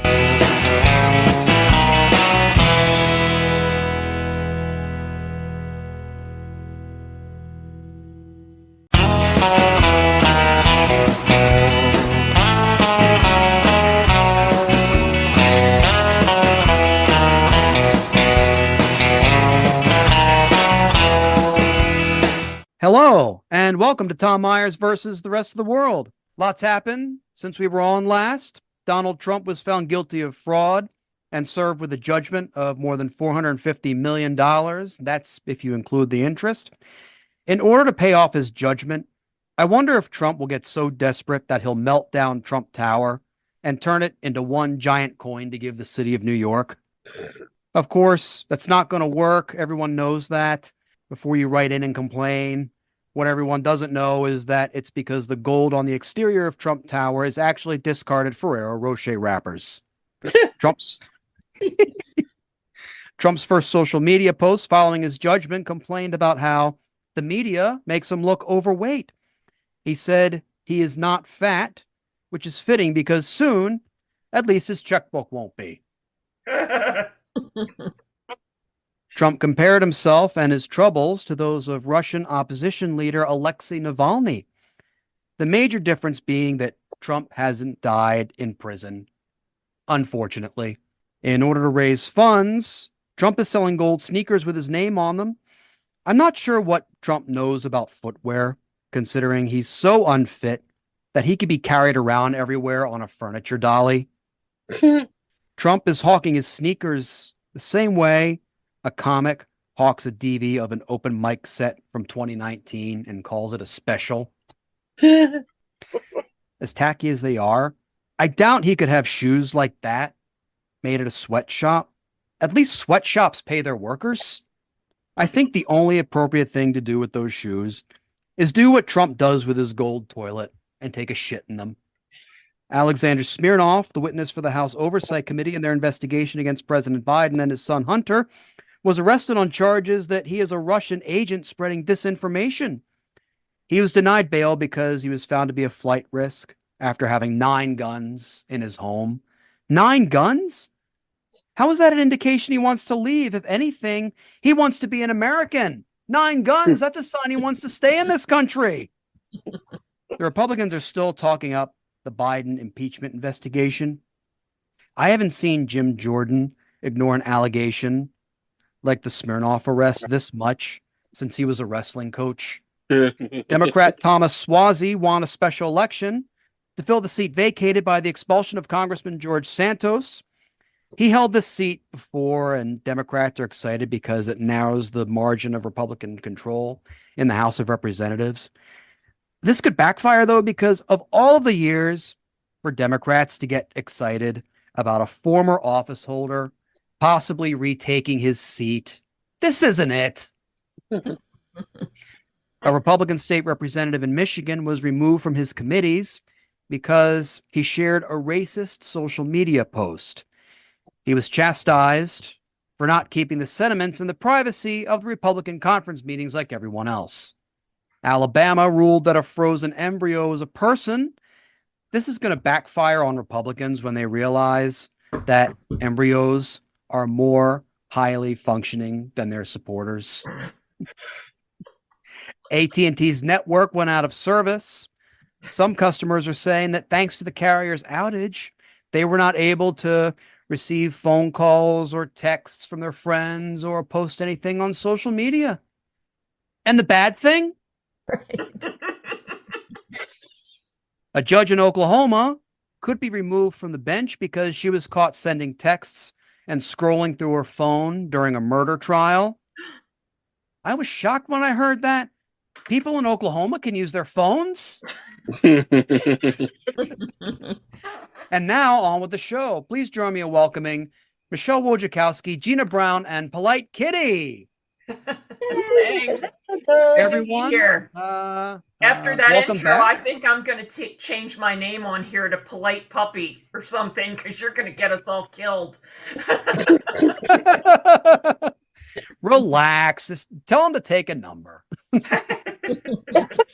Gina, congratulations, by the way. I think are in order. I mean, I know you didn't win the aforementioned contest we were discussing on last week's episode, but you came runner-up. That's actually pretty good. I'll take runner-up. Yeah, I'll take runner-up among hundreds of ladies that submitted, so I'll take it. Yeah. Immediately after his victory was declared in South Carolina this past weekend, Donald Trump said that once he wins, America will be respected again like never before. I don't know.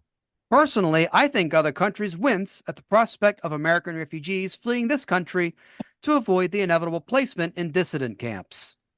A CNN exit poll showed that 45% of Republican voters identify with the MAGA movement. Mad props to the Twitter X user ADGirlMM for pointing out that they make up less than half the Republican Party. Republicans make up only a quarter of the electorate if you look at the latest voter registration figures. So basically, Trump supporters are confident they can win with less than 1/2 of roughly 1/4 of the American electorate. That is a level of delusion I have only seen in Baltimore Orioles fans in the late 2000s. Nikki Haley's prospects of winning the Republican nomination are pretty much at rock bottom, worse than before, if that's even possible. In fact, I'm thinking that I want to subscribe to her campaign's text updates. There's a reason for this. With my disastrous dating record in recent months, it's a win-win. Nikki Haley thinks she's getting another supporter, and I see a text and think, at least she cares. Joining us tonight to discuss the South Carolina primary and what the hell we can expect from things going on further south of the Mason-Dixon line than most of us on this panel, please join me in welcoming Mo Alexander. What is up, my people? How y'all doing? Mo, welcome to the show, man. Glad you could join us. Hey, thanks for having me. I appreciate it. I'm in a very strong Trump County where I am. But it seems to be like the level of support for him seems to be stronger down south. It's like no matter what comes out about him, and all the stuff that's come out about him, it just seems like they're not being swayed. I mean, is my assessment of what's going on down there correct? No, I'll tell you exactly what's happening. You're getting a minute. You're getting a staged version of what's happening. Yes, he has lots of support down south, but also so does the Klan. So you figure that out, because when I'm sorry, they're trying to have a narrative where he's trying to have a narrative now where black people love him. No, we don't. Not one. No. He went to a black convention last weekend and said some stuff like, "Black people, I've been indicted for you because y'all get indicted." I'm like, look, I know you're talking to the 9 black people in Tim Scott's family who wanted to see you, right. But that's it. You're not going to make black people to come vote for you because you came out with some ugly ass gold shoes. Okay, they're not Nike. They're not Nike Air Jordans. I like to call those shoes the Air Treesies. Yeah. I actually call them the Air Treesies Low IQ 100s. That's what I call them. The problem is you're getting a narrative by. Okay, so here let me try to explain what's happening here.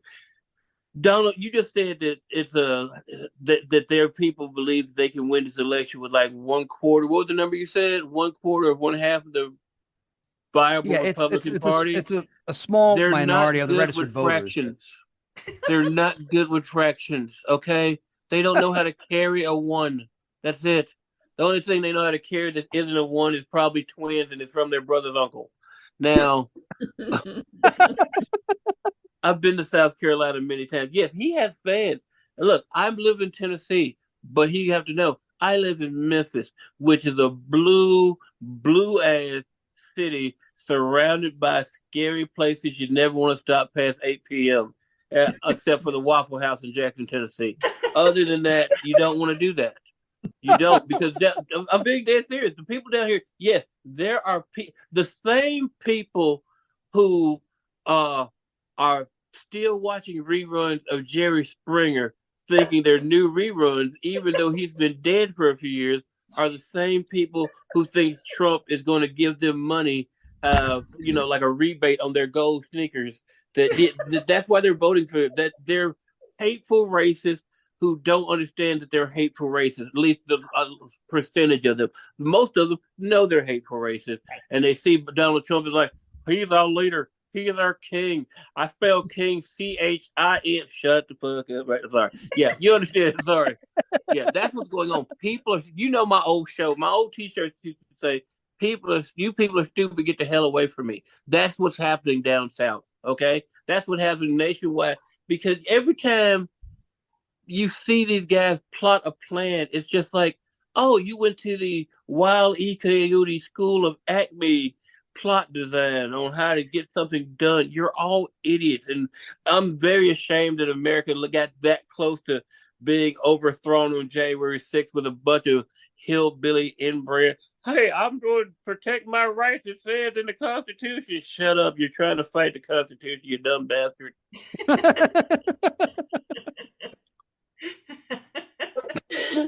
true. How do you feel, Tell us Mo? how you really feel, Mo. I mean, I feel like you're not clear enough. After 3.5 years on this show, I feel like I finally made a friend. Yes, Gina, I you don't know if now you have noticed- a black friend. Gina, I don't know if you noticed about me, but I'm technically known as a problem.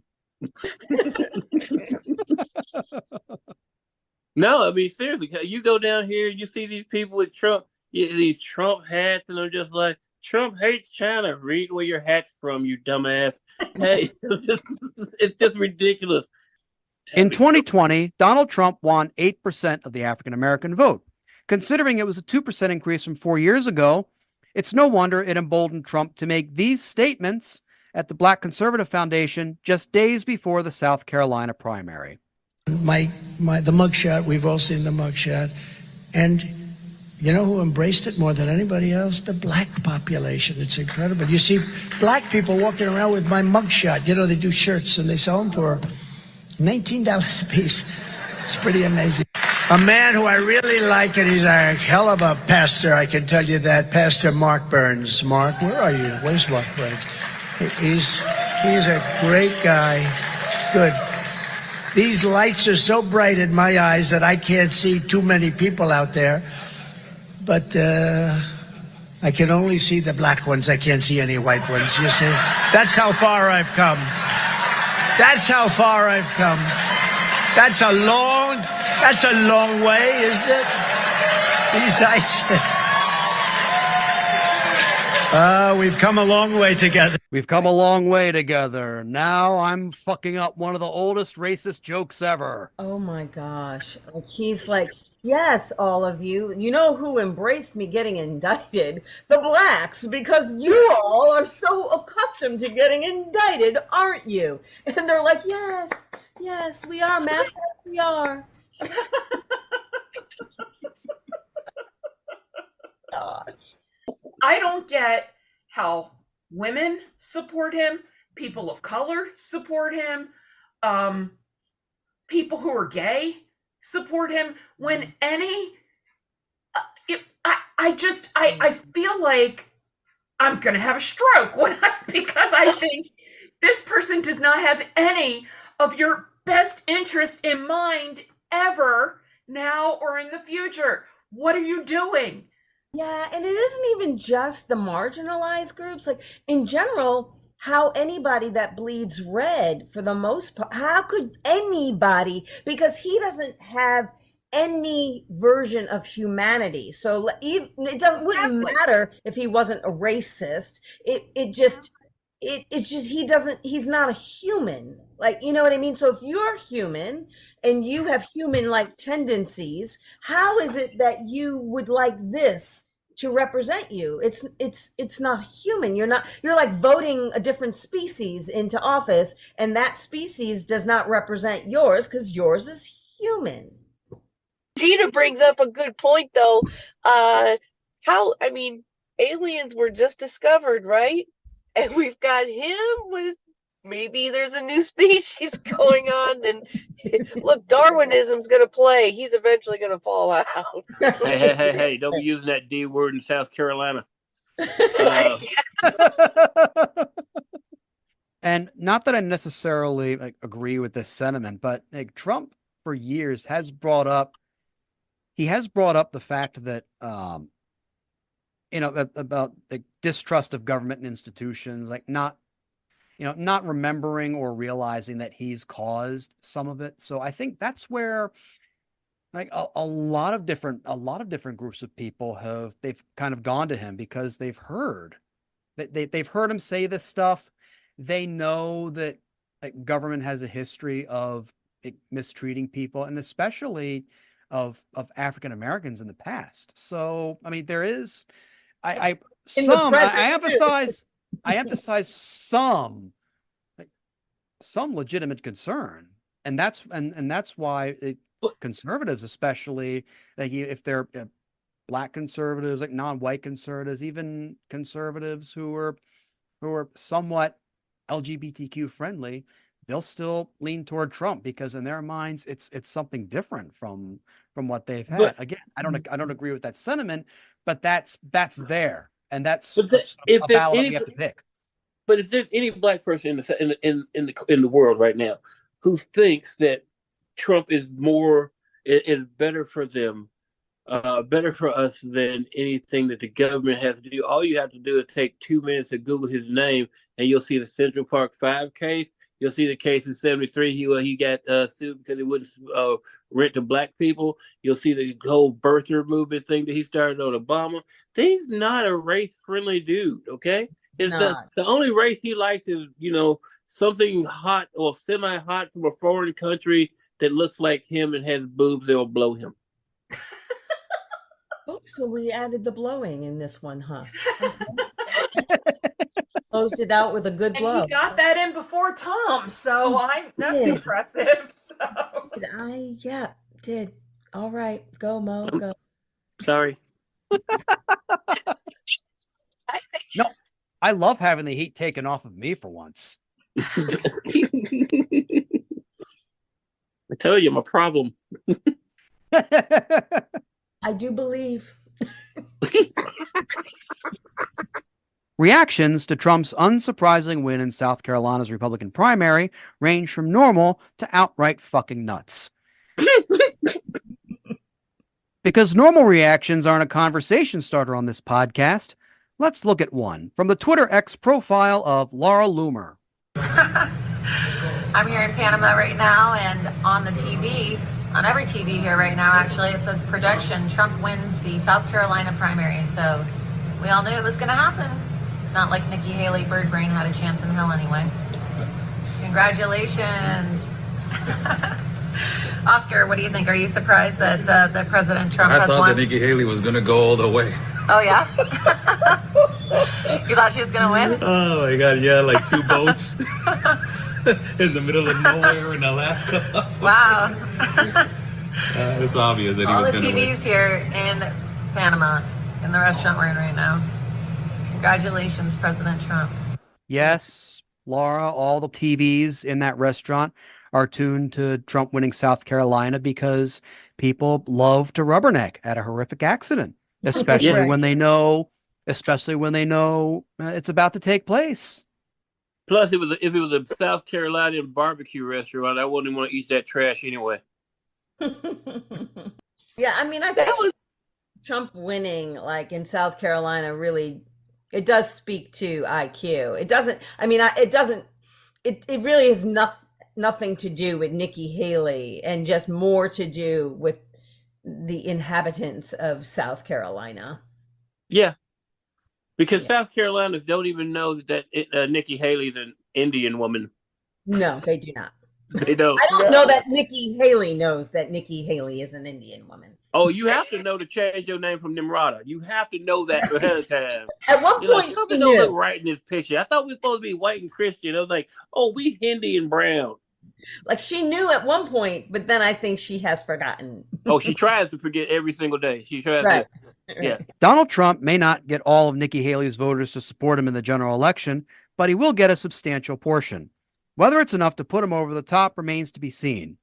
In this clip, we can see a breakaway group of Republican activists in Greenville County, South Carolina, in a report from The Guardian. A group of outcast conservatives, once part of this party, have formed their own independent group called the 4th District Republican Club. They invited us to come and meet them at a local Denny's. Welcome, you guys. I'm Linda Garner. Hi, Linda. 4th District. Oh, nice to meet Yeah, you. How nice you doing? meeting you. Nice meeting you. I'm Oliver. Yeah. This is Tom. Yeah. How you doing? Good to see you. Yeah, you can Many here have been committed Republicans for decades.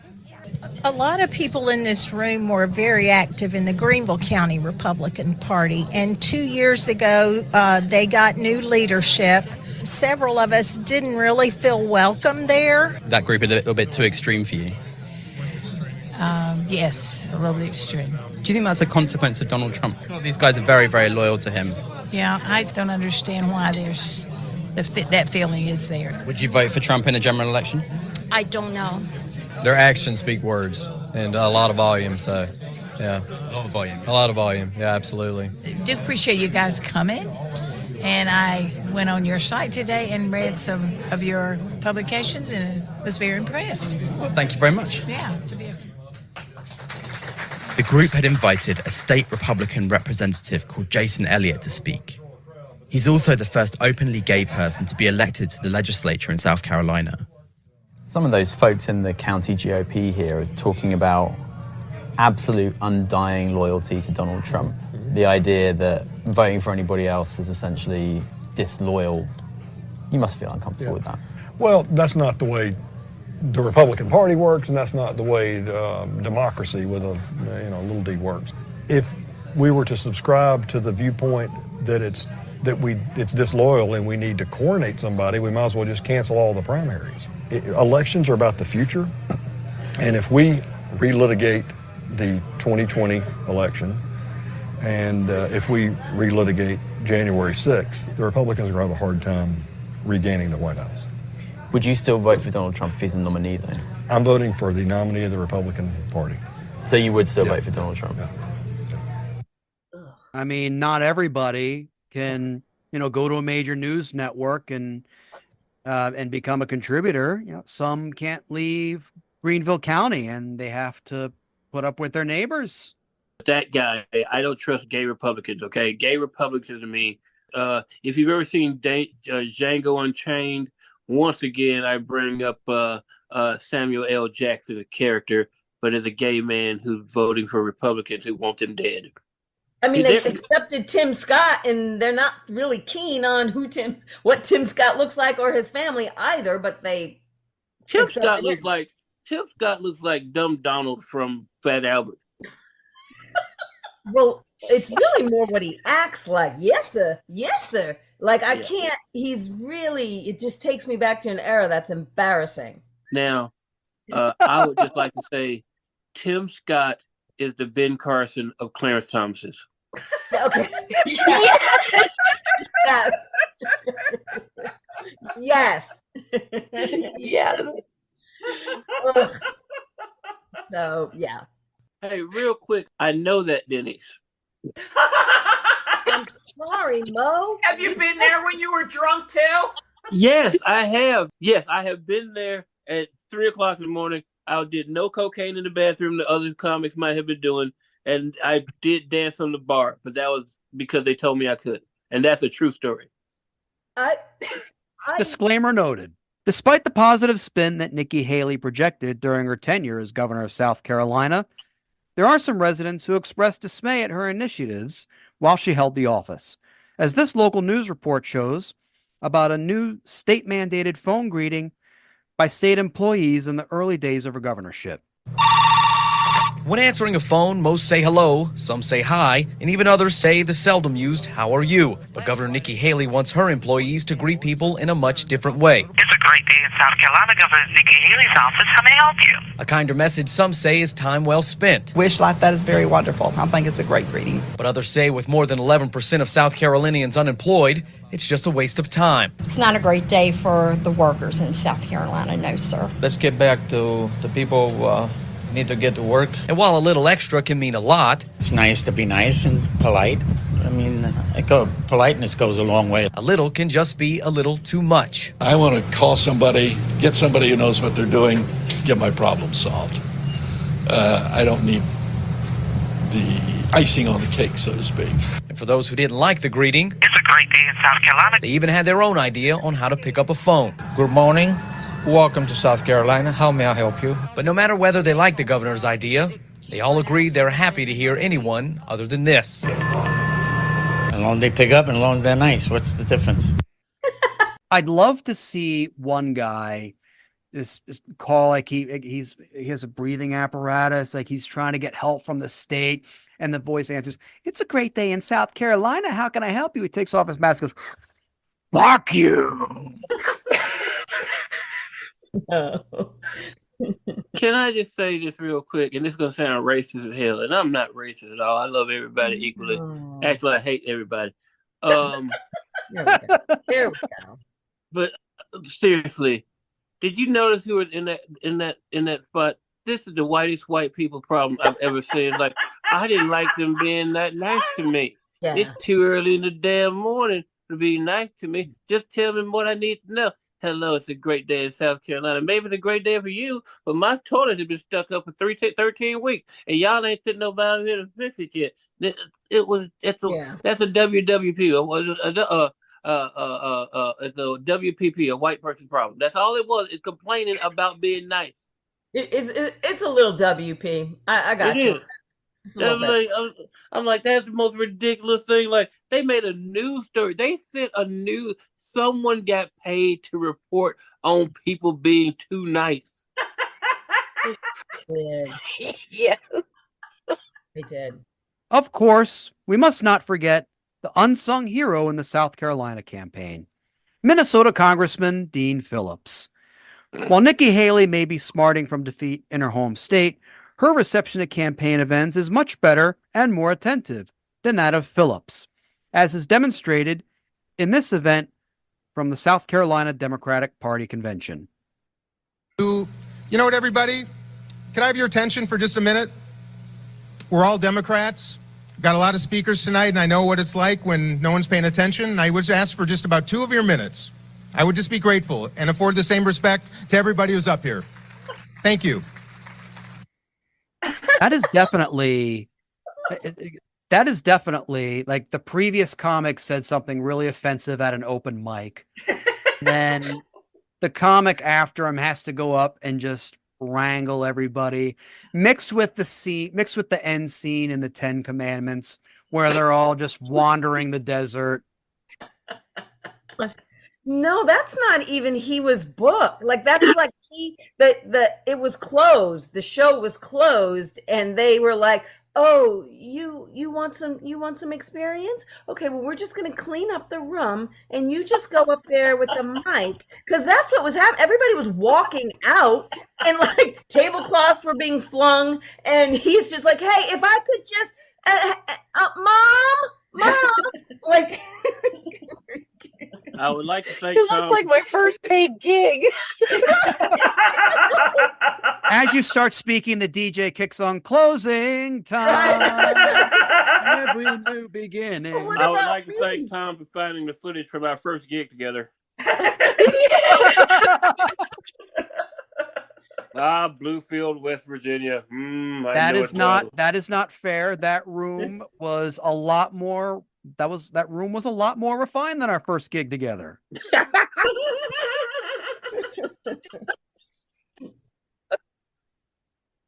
Oh, wow.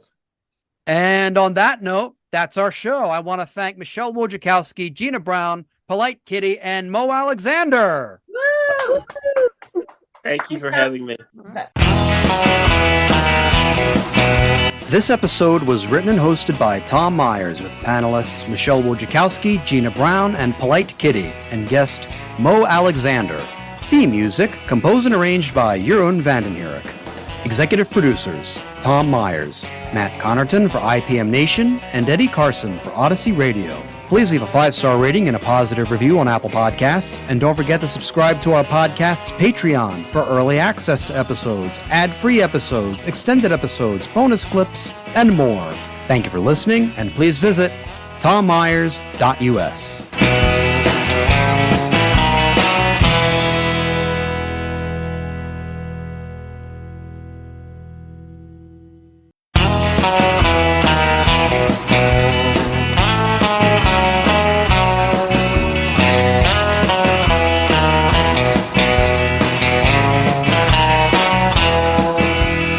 Hello, and welcome to Tom Myers versus the rest of the world. This past week, President Biden gave his State of the Union address. It was an exciting event with lots of fanfare, complete with Marjorie Taylor Greene dressing like one of those people at sporting events with a t-shirt gun if she accidentally turned it on herself. The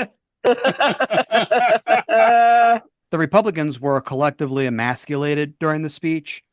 Between the expressions on Speaker Mike Johnson's face and Alabama Senator Katie Britt's affect on the Republican Party's response, the two of them together might make the perfect couple you would meet at a swingers party. Specifically, they would be the last two faces you see before the drugs kick in and you lose consciousness.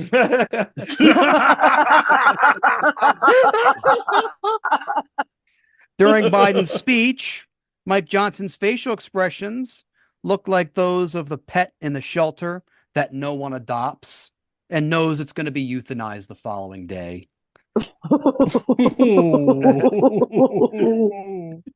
In her response to the State of the Union, Alabama Senator Katie Britt delivered it from her kitchen, which made it extra awkward, as she looked about as familiar with that kitchen as much as a nun is familiar with a butt plug.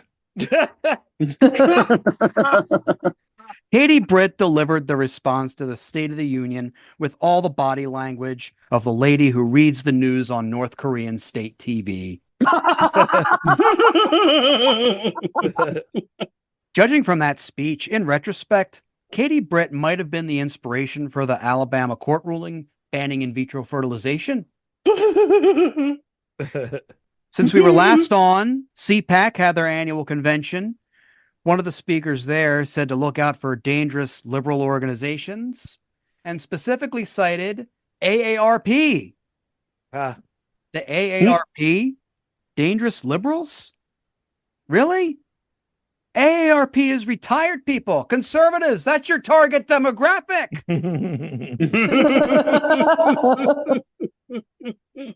The only time retired people are dangerous is when they get out of the bathtub.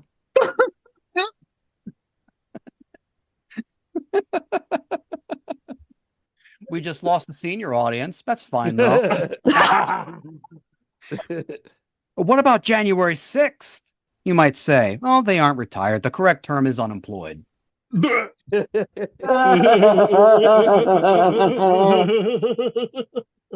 Mitch McConnell announced he would step down as the leader of the Senate Republicans at the end of the year. He followed that up with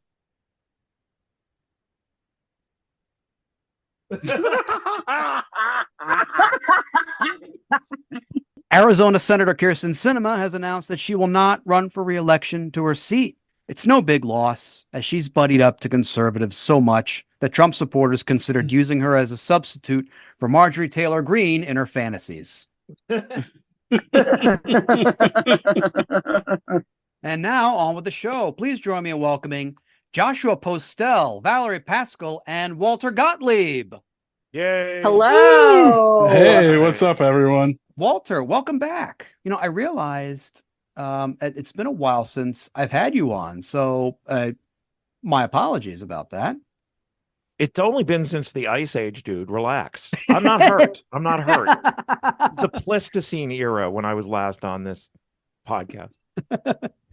Well, just for those who don't know, like Walter, I called him at the last moment as a last minute replacement because someone wasn't able to make it.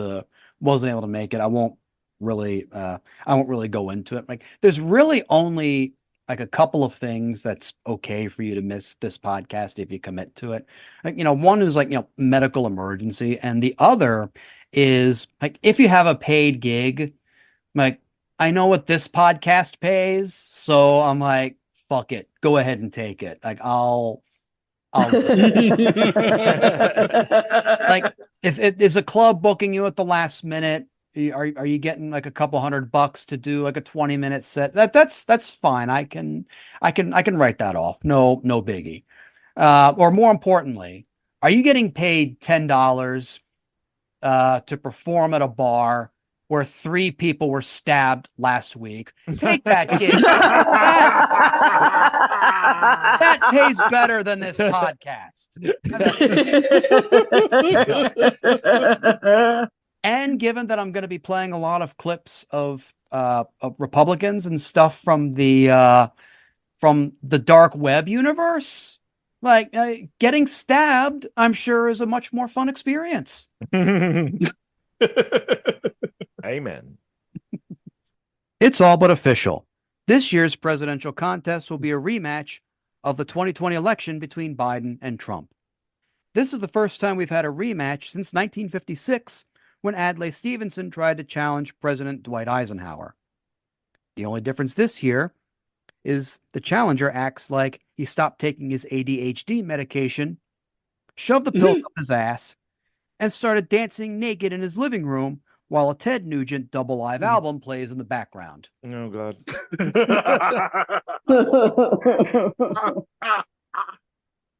Nikki Haley did win 2 primaries, one in Washington, D.C., and another in Vermont, which isn't saying much.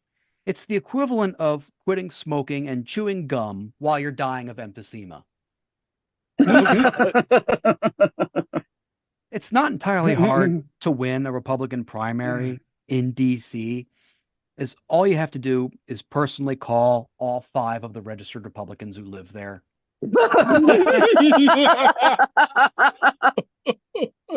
Trump isn't the only quote unquote incumbent who lost a primary.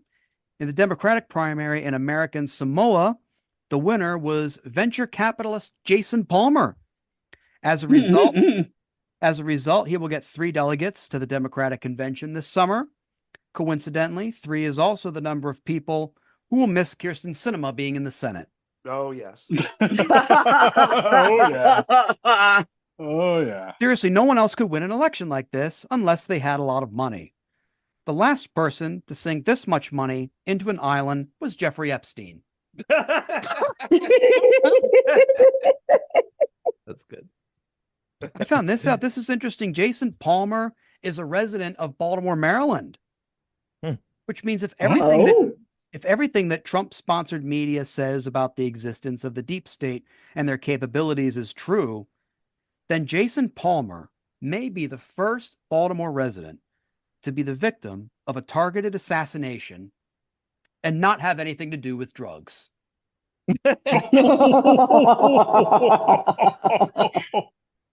So, like I said, it's the inevitable. We pretty much knew. I think as soon as Trump lost 4 years ago, that there was the strong likelihood of a Biden Trump rematch. I mean, even if Biden decided not to run again, like we knew Trump was going to run again, try and retake the Oval Office. Is anybody else on this panel having as much of a sense of foreboding and misery as I'm having? Oh yeah. I'm trying to not think about it, but I'm going to get there. I'm going to get to misery and foreboding. I'll put it this way. I'm like starting to like Google like what is it going to take to drive to Puerto Vallarta? Tom, is your misery and foreboding because it's a Biden-Trump rematch, or because there's still a possibility Trump could win? What's the foreboding about? But one of the things that has me depressed about it is people were telling me, oh, Trump's lost, you're not going to have anything to talk about. And what I told them was, well, okay, he's out of office and Democrats are in, but the people who supported Trump aren't going away. Like they're still going to be there. And if anything, it's going to be like it's going to be like the sequel to an action film or a horror film. It's like they're back and they're really pissed off. So like the vote the vote of Trump supporters increased from 2016 to 2020. And so I'm just worried that'll probably happen again in this year as well. So that's what's really got me terrified. But Tom, don't be so sure that Nikki Haley won't be the nominee, because it could end up being like America's Got Talent, where, you know, if there's a tie in the audience vote, it goes to like the Dunkin' Donuts challenge, and she could win. She could still win, you know. Simon could be like, your performance was great, Nikki. I loathed your backing track. That kind of thing. You think But so? that would- Don't count her out, Tom. I don't know. That would assume a tie in the audience vote. Yes. I'm pretty sure that's not happening. That would assume that some of these people are going to flip. The only thing they're flipping for is Trump's cheeseball gold sneakers. Okay. Like, people seem to think that, and I think there's some legitimate concern about this, that if people consume too much media, get all their information from there, then certain things are going to be ingrained into one's mind, like, oh, Biden's too old, he's a dodderer, he stutters, he falls asleep. Whether or not some of that stuff is true, but the only hope I really have is that the American voter will have this kind of they'll have this fuck you attitude toward the media, and I think we're hoping that fuck you attitude goes one particular way. In this clip from her speech suspending her campaign, Nikki Haley stopped short of doing what most of the 2024 Republican field has no issue doing, endorsing their party's inevitable nominee. While we stand strong for the cause of freedom, we must bind together as Americans. We must turn away from the darkness of hatred and division. I will continue to promote all those values, as is the right of every American. I sought the honor of being your president, but in our great country, being a private citizen is privilege enough in itself. And that's a privilege I very much look forward to enjoying. In all likelihood, Donald Trump will be the Republican nominee when our party convention meets in July. I congratulate him and wish him well. I wish anyone well who would be America's president. Our country is too precious to let our differences divide us. I have always been a conservative Republican and always supported the Republican nominee. But on this question, as she did on so many others, Margaret Thatcher provided some good advice when she said, quote, "Never just follow the crowd. Always make up your own mind." It is now up to Donald Trump to earn the votes of those in our party and beyond it who did not support him. And I hope he does that. At its best, politics is about bringing people into your cause, not turning them away. And our conservative cause badly needs more people. This is now his time for choosing. The difference I see in between this particular election and in 2016 is that, yes, the number of people who voted against Donald Trump or for a non-Trump candidate in the Republican primary then, it's about the same as it was now. He does have this, we do have the added benefit of saying, okay, he's been in office, he's done all this stuff, so barely being able to crack 60% in a place like Iowa or New Hampshire, South Carolina, that does, we can hope that's kind of telling for how the rest of the electorate will vote in November, provided the Democrats get off their ass and take every advantage that they can. The problem is that every single one of these elections comes down to one of those frickin' swing states, so that 80,000 people in Michigan and Wisconsin and God knows where else are deciding the whole election. It's probably going to happen again, don't you think? Oh, it's definitely going to come down to that. It's just terrifying. It's worse than watching the New York Yankees in the championships get this close and then just somehow the pitching just blows it. You're like, no. We're in the mid-Atlantic, Josh. This is the wrong podcast to come on and bemoan. I know that. It's just, but you know what I'm talking about. Oh, I'm so sad for you. Just be glad Jeff's on vacation. He's a Mets fan, so I know. He'd on a sports talk. He'd skewer me. He'd skewer me. He'd try to. Can we just take it back to Nikki Haley for a second? I'm not going to miss her. This person is the most shameless opportunist I've ever seen. And if there's a two-sided argument, like Nikki Haley finds a way to be on three sides. You know what I mean? Like, she's saying we shouldn't have divisiveness, and I support the leader of our party, but our country's being badly divided by the leader of our party, Donald Trump. And then if she's looking for inspiration from Margaret Thatcher. Yeah, she kind of lost my vote. Gillian Anderson, who played Margaret Thatcher in The Crown, I would be inspired by her, but not the actual Margaret Thatcher. Yeah, if Margaret Thatcher is who you're invoking as your inspiration, then you're assuming that people don't pay attention to history, which I understand that's what you're trying to do by taking books out of schools and with your educational programming. But, there's enough older people who have still had an education. With the general election campaign now a little under 8 months away, we can expect nothing more than a rehash of the issues surrounding the 2020 race. Except now we will also get a rehash of the 2020 results. In this interview with Bret Baier on Fox, Trump insists he is still the rightful winner of the previous election, and there is no chance that he will let up anytime soon. What do you say to that female independent suburban voter who feels that way, to win her back? First of all, I won in 2020 by a lot, okay?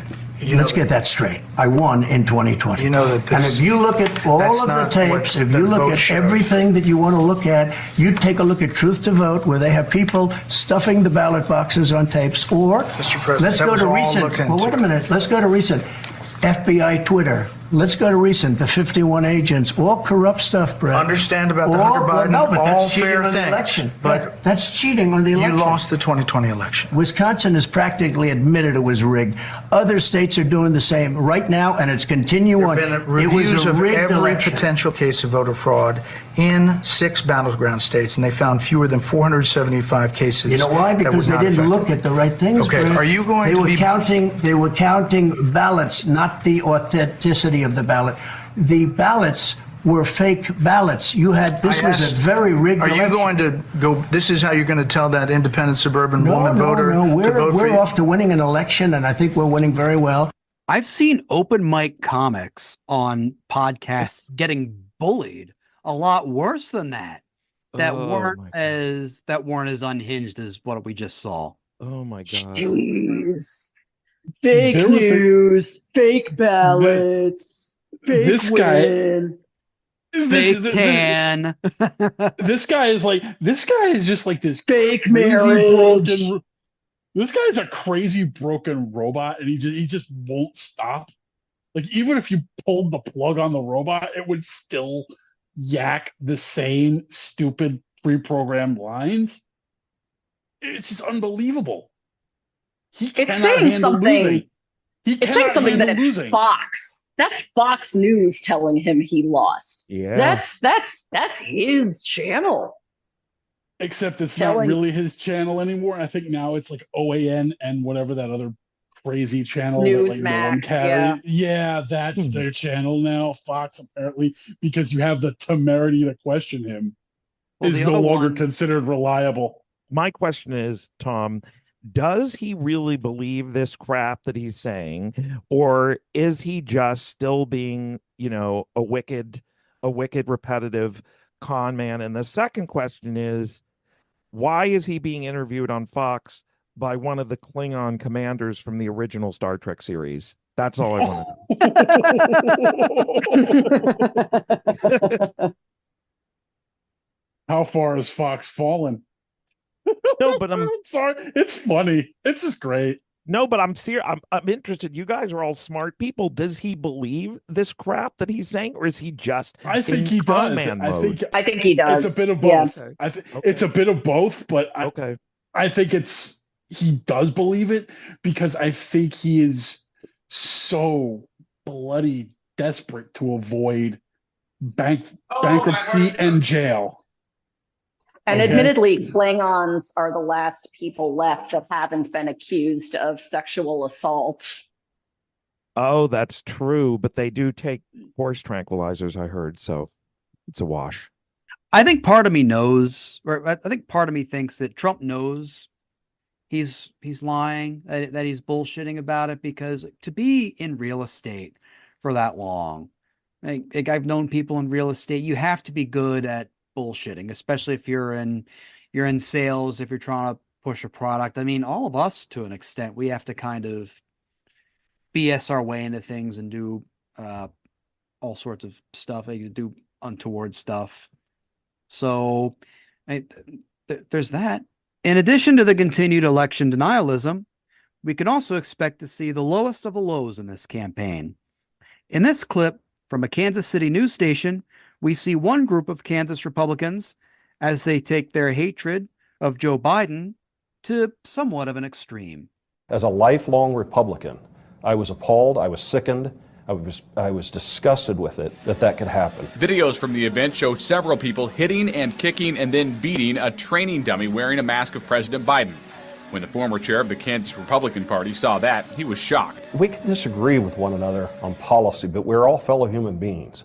We never resort to violence in our country because we disagree with one another. The current Johnson County GOP chair, in a statement released late this afternoon, said it was an outside exhibitor's self-defense display. The mask was, quote, regrettable and removed, and she added no one collected or solicited any funds in exchange for hitting the device. Political experts we talked to today said what happened here is in line with what is happening nationally in the grand old party. When Donald Trump is the standard bearer for the party, I don't think these kind of things are surprising. And the growing divide within it. There are people on the right who are saying, like, no, this is not who we are. That just doesn't seem to be the group of people who are in control of the Republican Party in 2024. Which is one reason why Kuckelman is now calling for the resignations of both the state and the county party chairs. Both of them need to resign. But there's no indication that's going to happen. In Overland Park, Matt Evans, KBC 9 News. Someone should have just trolled them and gone, you know, that mask looks a little like Bob Dole. Also, I like how you know they like to portray Biden as feeble and stumbling. I brought that up at the top of the show, but like these people couldn't even kick a stationary dummy without tripping all over themselves. It's like, why you could just imagine these people chasing the world on rascals with like a million flags for Trump. I've seen that actually in the suburbs. Long Island, you know, people say Florida is terrible. Go to Long Island. Go to Long Island. All right, go to Staten Island. They have like Trump flags everywhere, and the moment you make fun of them, they lose it, and they just literally fall over themselves as they try to chase you. Oh, and we're supposed to be the snowflakes, right? But they can't. Yep. They're so sensitive. Yep. On what I keep waiting for them to figure out that the emperor has no clothes, but I guess that book's banned in schools too. The only book these people are gonna want you to read is one book that just says 2 + 2 = Jesus. That's it. That's it. 2 + 2 = North Carolina Republican voters during Super Tuesday nominated Mark Robinson as their candidate for governor in this year's elections in the Tar Heel state. In addition to calling LGBTQ plus people filth, he has said he would shoot opposing government officials. He has denied the Holocaust, said dictators like Hitler and Stalin were taken out of context, disavowed the civil rights movement of the 1960s, even though it gave people who look like him the right to vote and run for office in a state like North Carolina. And he has also suggested that women not be allowed to be in positions of leadership. In terms of a candidate backed by Trump and MAGA, he's considered low-key and considered too extreme even for the Taliban. In this interview with NBC's Shaquille Brewster, we get a look at the mindset of one such Donald Trump, Mark Robinson supporting voter. What do you think of Nikki Haley? Did you ever consider her? You know, what I got to say, you don't really want to put it on. Let me hear it. Well, the woman's not going to be a good president. She don't have no balls to scratch. She's just going to scratch her head. All a woman's good for in my book is having babies and taking care of the house, but that's the old thing, you know. But I'm old. So you never even considered her? No. Mainly because she's a woman? Because she's female. So, I mean, females, don't take me wrong, females know what they're doing, but they still got to have a little bit of guidance. Jeez. That is the Republican nominee for the governor of North Carolina, everybody. Holy. Is anyone shocked by this? I'm not. No, as someone who went to college in North Carolina 20 years ago, oof, this is worse. This is worse than what I remember. Seeing as how he loves Josh and I so much, I feel like should we do something for the community and go pay him a visit? Just to disgust him just a little bit. No, most people would disgust him. I would terrify him. Yes, I want this. Look, if he's going to think that we're filth, he should think that we're horror movie villains. I'm down for that. Road trip. And I feel like, Josh, you are the one to make this happen for us. because that vibe he was giving off was the vibe of somebody I used to be good friends with who like went down who just went hardcore conservative Trumpian crazy. He's like, yeah, there was a time when people knew their place, and I was like, really? You mean, so where was my place, motherfucker? Okay. Exactly. Yeah.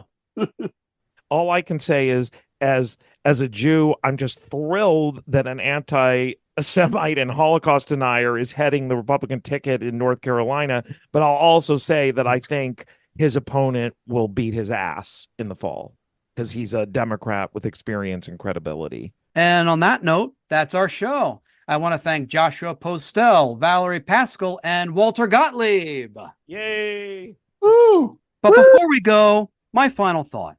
I'd like to tell you about a very special person I read about in the news recently. Her name is Jane Burns. She is 101 years old and puts in her time as an employee at a Jo-Ann Fabrics in Mason, Ohio. When asked about the secret of a long life, she said, "Just keep moving." No shit, Jane, you're 101. If you don't move, the flies automatically presume you're dead and start feeding on you. Oh my God. Jeez. You're one cold snap away from being a worm and maggot buffet.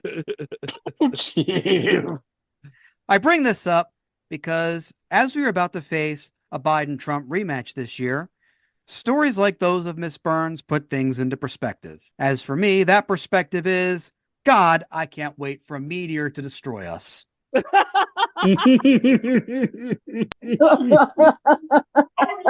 How can I think such things? Well, I'm reminded of something my dad once told me. He had just turned 79, and I asked, "So, Dad, what's it like being 79? He looked at me for a long time, wondering how the fuck I turned out like this. At which point, he said to me, "Son, no one should live this fucking long." Oh. Brutal. Good night.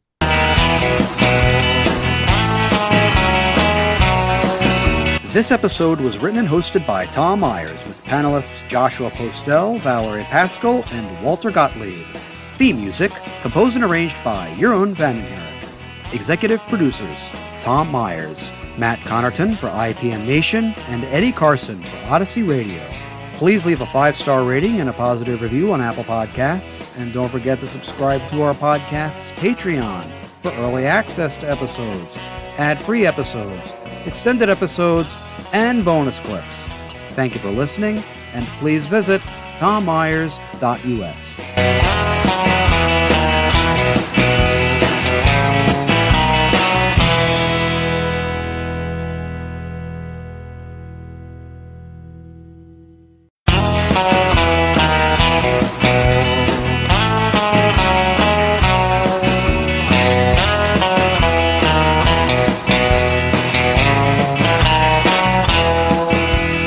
Hello, and welcome to Tom Myers versus the rest of the world. Donald Trump's criminal trial in the Stormy Daniels hush money case starts on April 15th. If he's convicted, he could lose a lot of supporters and therefore the election in November. And along with that, the ability to have his pick for attorney general, dismiss all his federal cases. Finally, a side effect of banging a porn star worse than catching an STD or residual splooge. Trump faced criticism after saying that if he lost the election, there would be a bloodbath. His supporters were saying he meant an economic bloodbath, but that's unlikely. While I'm sure Trump knows the word economic, there's a lot of doubt he knows what that word means. Florida's Don't Say Gay bill has been struck down by a state court. This has led to public backlash against the policies of the state's governor, Ron DeSantis. I don't know if we've talked about him yet this year. His policies are so bad when his policies are so bad when even the residents of Florida are fighting back. It's bad when even the guys who do the bang bus videos are like, this is fucking disgusting. As if things aren't bad enough down there, there's a measles outbreak since DeSantis's Surgeon General won't mandate vaccines for kids going to school. Great. Another disease that can be caught on the bang bus. Ron DeSantis has also been criticized lately because of his administration's lack of transparency. If anything, there's too much transparency in terms of racism and fascism. The only thing they lack down there are laws and health guidelines. Colorado Congresswoman Lauren Boebert posted a photo of herself washing her feet in a public bathroom sink. I hope whoever does the maintenance there smashes and destroys the sink, bug bombs the bathroom, and condemns the whole building. In the photo, she was gritting it while she was doing it as well. It's as if she was saying to us, I want to make sure my feet are clean so I can find a new way to pleasure my date. For legal reasons, she wasn't thinking that. To the best of my knowledge. A guest of Joe Rogan's podcast was arrested after a head was discovered in his freezer. I was shocked. I always thought Joe Rogan's guests were so well adjusted, rational, and made good decisions. In my local news, Johns Hopkins has stopped sending its medical waste to be incinerated to help combat pollution. So they're going with a safer method and one that has the least environmental impact. They're dumping it right into the Inner Harbor. It's quite beneficial, as some of the antidotes they drop in there may kill some of the lingering diseases that infect it. Baltimore attorney Peter Angelos has died. In testament to his ownership of the Baltimore Orioles, no one will show up to his funeral.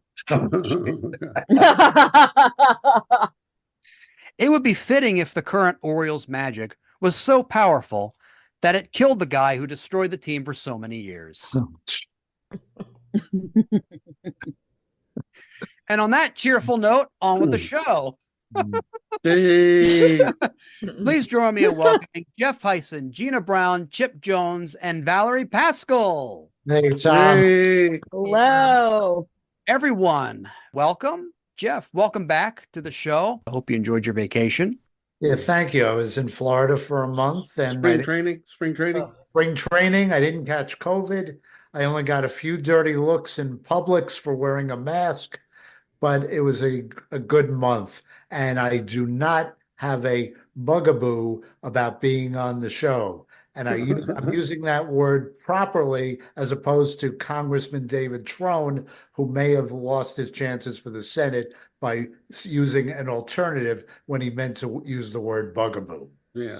Yeah, I've noticed a lot of white people in front of microphones doing and saying something stupid. Yeah, I have too. In other words, welcome to the final season of this podcast. Oh, there we go. I was going to tell you. I'm preemptively canceling myself. So it makes me think of something I was going to say earlier. I think it's a quote by Abraham Lincoln that any bus can be a bang bust if you're brave enough, I think is what he said. So put that one in your pocket. Was that the type of scoring he was referring to when he said that's it? Yeah.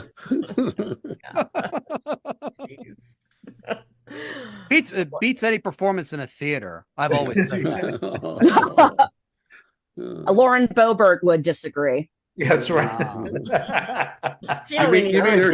You mean her date would disagree.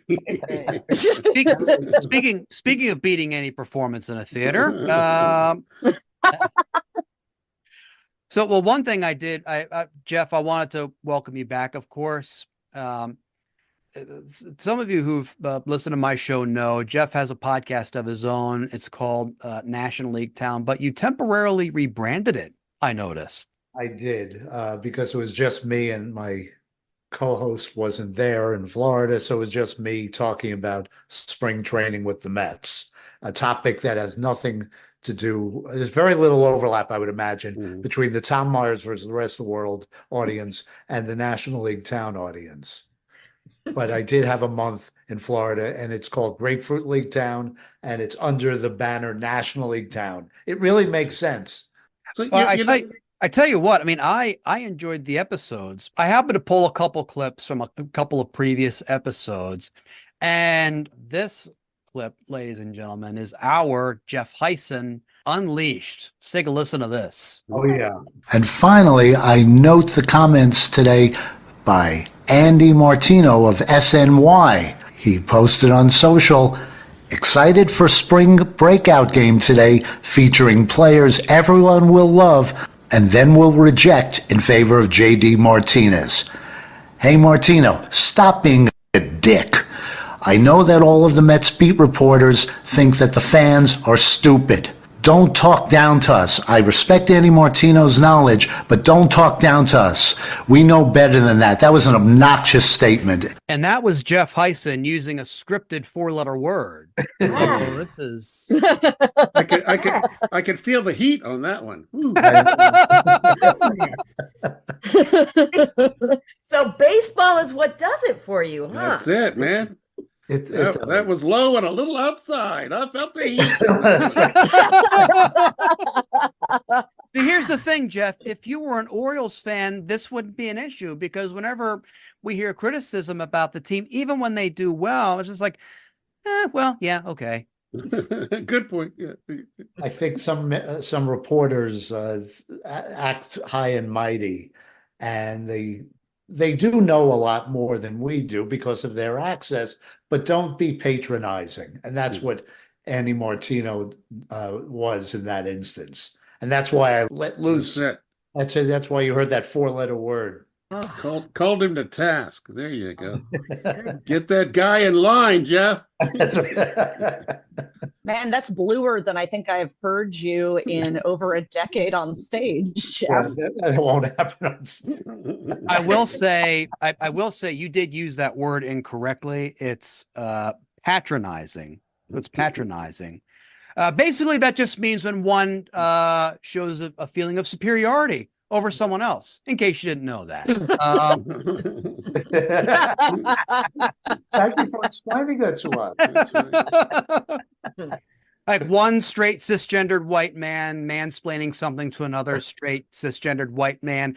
Gina, Valerie, am I doing this correctly? Am I doing this the 2020? I mean, You're doing a great job. Nice. Mayor Webster just added another word, Tom-splaining. I think. frankly, Val and I don't exactly know how to do it correctly, so we don't know. Well, we just can appreciate your good work. Right. This is my favorite of the two clips that I'm playing right here from Grapefruit League Town. This is from, I believe, the most recent Grapefruit League Town episode, the one before you came back to Maryland. Let's take a listen to this. As for Yankees hats, we've talked about Yankees jerseys. I didn't see any jerseys today. It was a little too hot, but I saw a whole family wearing Yankees hats. They decided to leave their house and go to the game. Doesn't involve the Yankees and wear Yankees hats. Maybe they saw New York and thought it was the Yankees. That's possible. They're Yankees fans. They could have been confused. I love how living in Maryland all these years, like you've really learned our way of giving shade to Yankees fans. That's right. That's easy. That comes with the territory when you're a Mets fan. That's one thing we have in common with Orioles fans, and basically fans of any other team. Yeah. Right. Yeah. Those Yankees uniforms, are they still cotton? It's a breathable fabric. It's a breathable fabric, yeah. But it's what could go wrong? My point was all these at every game I went to in spring training, every spring training Mets game I went to, there'd be some guy wearing a Yankees jersey. And I don't understand it. Your team's not playing. I wanted to get that clip on just to combat Joshua Postel's Yankees remark from the last episode. You know, like I love Josh. He's welcome back on the show anytime. But it's just it's you bring up the Yankees on a Maryland centric podcast with Don't do that. a regular Mets panelist. Yeah, it's gonna happen. that's right. Well, thank you for doing that, Tom. As of now, Donald Trump gets an extra 10 days to put up a bond for his appeal, which, thanks to a appeals court, is now a fraction of what he owes on the fraud judgment. Leave it to white privilege to give him the Sam's Club discount.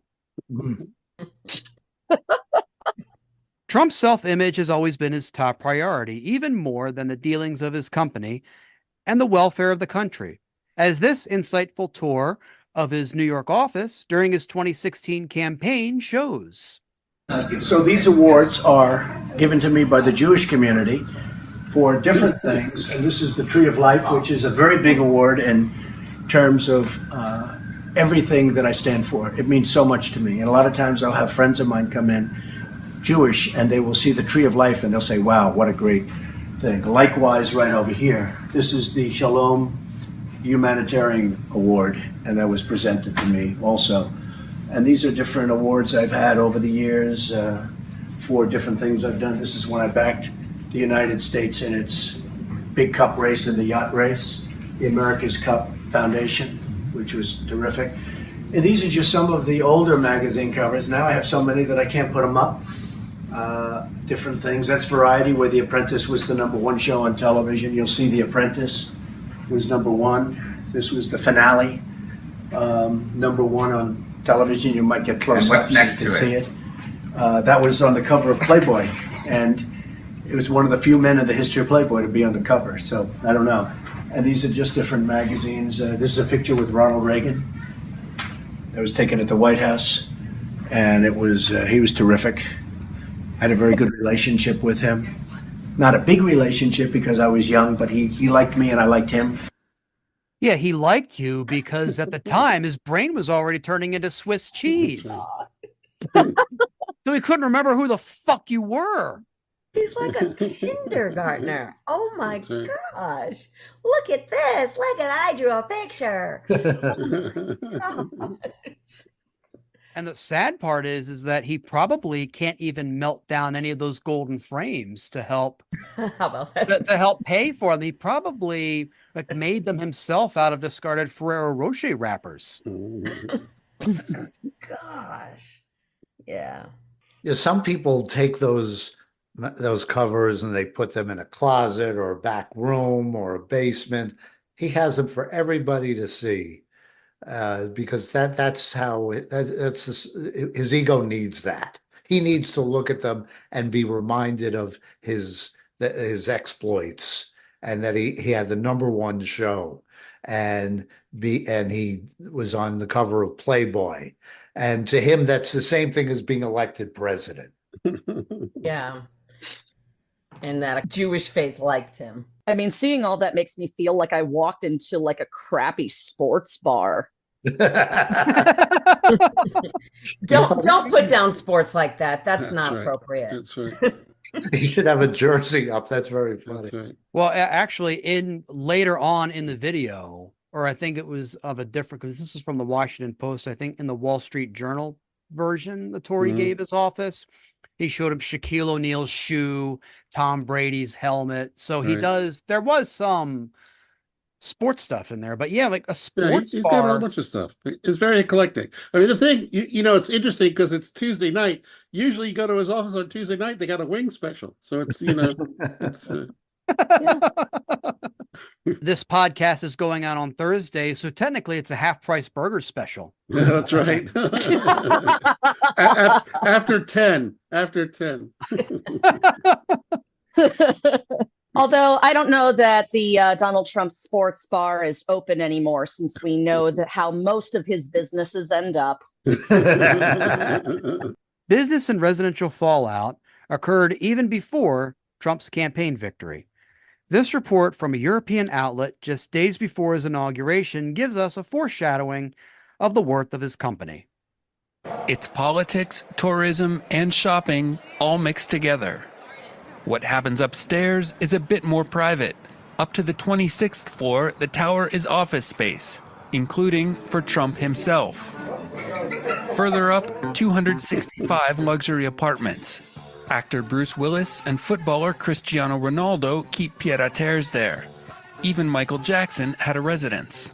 At the very top, the inner sanctum, Donald Trump's 3-story penthouse. Well, welcome to Trump Tower. George Lombardi is an Italian businessman and Trump's neighbor.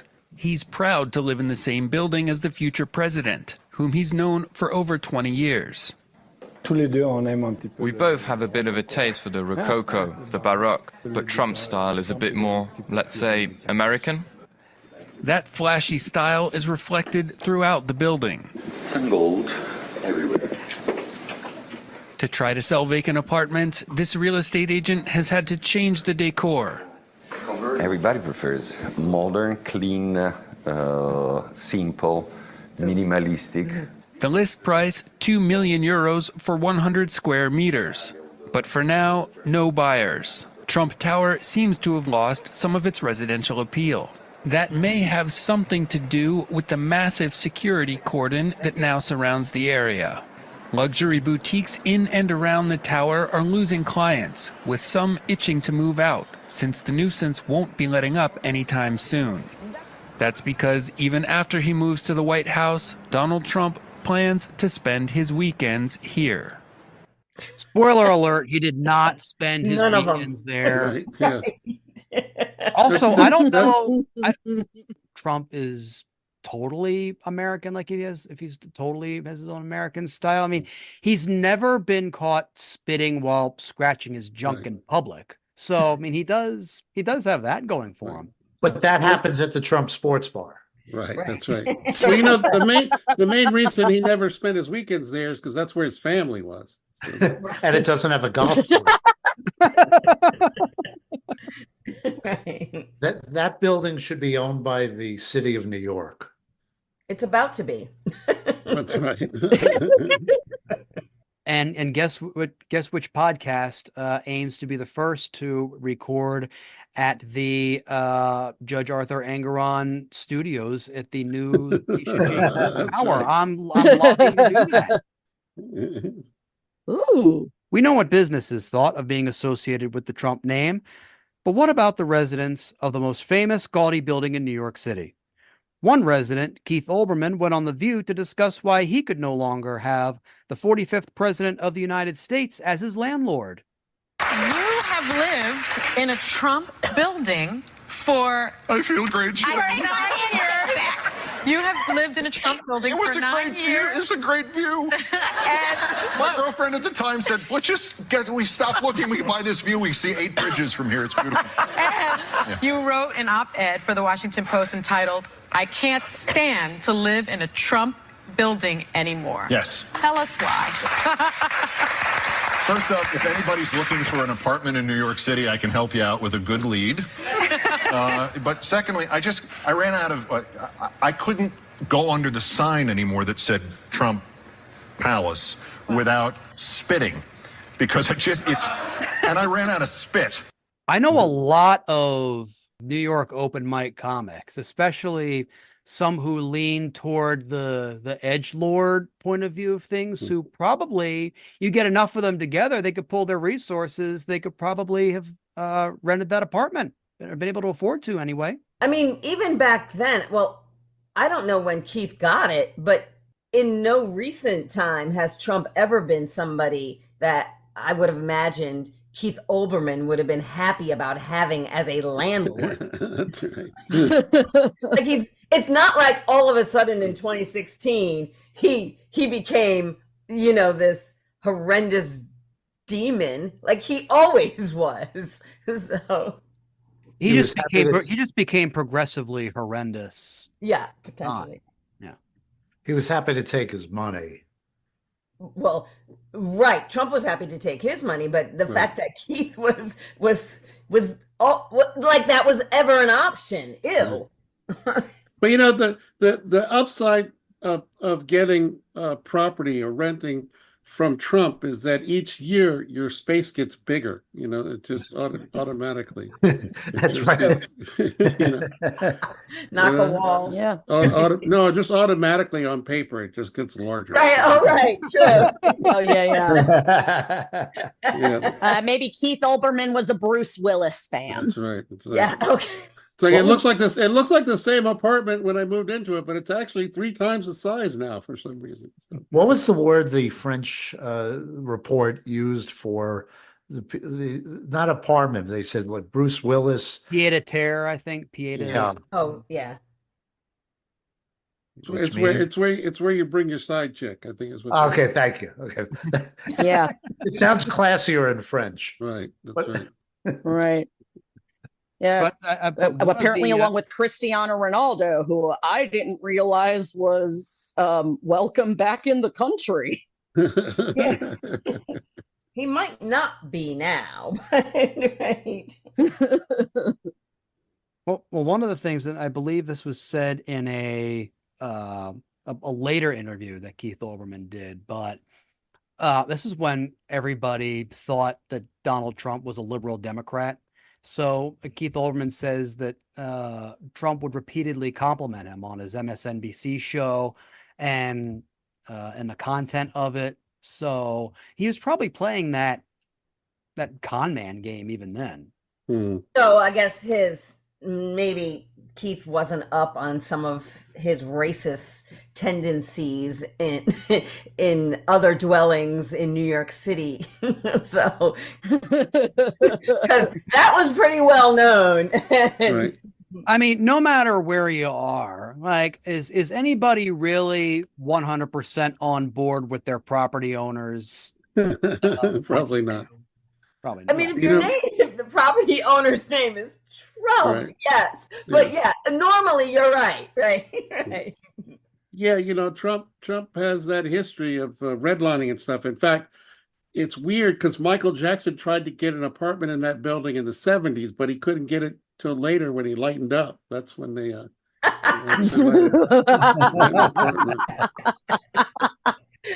When he was passing. He was passable Right, then. Yeah. And famous too, to be fair. Right. Right. He doesn't mind if you don't look like him as long as you're That's right. famous. That's what That's he'll it. take the photos with you. And Michael Jackson, he's not black, he's green. Yeah. Yeah. True. if his real estate empire does in fact crumble into oblivion and obscurity, will it mean that Trump will be forced to start at the bottom of the business food chain? This 2011 clip from the Oprah Winfrey Show shows us how that may look. Hello, Paul. Good morning, Mr. Trump. So you're going to teach me something today. I hope I can do that. Well, I'm going to try doing your job. It's not going to be easy. Don't do it too well. Try that one on and see if that fits. It's very interesting. We do everything from walking dogs to running up groceries to whatever the guests may need. We really never have to say no to a guest. I believe that somebody just called down for a dog walking appointment. I always keep a dog biscuit on hand just in case the dog is either nice or not so nice. Very good. Please, I hope it's not a vicious dog. Hello, how are you? Oh my goodness! I'm here to walk your dog. Gosh! We have a doggy park at the hotel. Yes. And I'm going to take it for a little walk. Thank you. Have a good time. I'll be back in a few Thank you. minutes. Thank you. Okay, good. Hey, sweetheart. Hey. Come on, hon. Come on. We'll go over here. You take your dog, you go outside, it's freezing, and you walk around for a while, and it's not that easy. Okay, be careful. The fact that she trusted me with that dog was amazing. Probably she shouldn't have, but it worked out. Am I allowed to accept tips? You are. Let's go get a guest. You can see the video online, but Doug looked terrified. He needs those tips now. I hope he did accept them. Yeah, that's how he operated his presidency. That's right. Yeah. You want something like he just did that with TikTok. He changed his mind on the proposed TikTok ban after the head of TikTok gave him a lot of money. So he's still working for tips. Right. Just like his presidency, you'll notice he took the dog out, but he didn't clean the shit up behind it, right? No. Yeah. Imagine if he had to do the actual difficult things involved with dog walking. Imagine if he actually had to clean up diarrhea or like call an ambulance because he saw a wreck or take care of a migrant worker that was asleep on the sidewalk, like real dog walkers do. Oh my God. That video. I say from personal experience. In that video, like he had a very basic understanding of not only what he was doing, but also of sentences. It sounded like it. I take the dog, I walk it. The dog did business on my shoe, and it did not go with the color of my shoe. What a rude dog! So I ate the biscuit. Like it was. And on that note, that's our show. I want to thank Jeff Hyson, Gina Brown, Chip Jones, and Valerie Pascal. Yay. But before we go, my final thought. 4 years ago this week, the United States surpassed 100,000 COVID-19 cases. California, New York, and other states had issued stay-at-home orders by this time 4 years ago. In many states, schools, bars, and restaurants were closed, and social gatherings were strongly discouraged and forbidden by state mandates. This was after then-President Trump had said the number of cases would go from 15 to 0. Total non-farm payroll employment fell by 701,000 that month, and the unemployment rate went up to 4.4%, increasing by 0.9%. The number of unemployed persons rose from 1.4 million to 7.1 million, according to the Bureau of Labor Statistics. It was the largest percentage increase in unemployment in 1 month since January 1975. The stock market was recovering from a crash that had taken place just after hitting its then record high on February 18th of that year. Now, gas prices are slightly lower than they are now. The average price of a gallon of regular unleaded fuel in March 2020 was $2.42, according to the U.S. Energy Information Administration's website. However, at the time, less fuel was being consumed because nobody was going anywhere because, remember this? We were just going under lockdown because of a contagious and severe respiratory virus. In short, are we better off today than we were 4 years ago? In case you need to be reminded, which some of you do, then the answer is yes. Good night.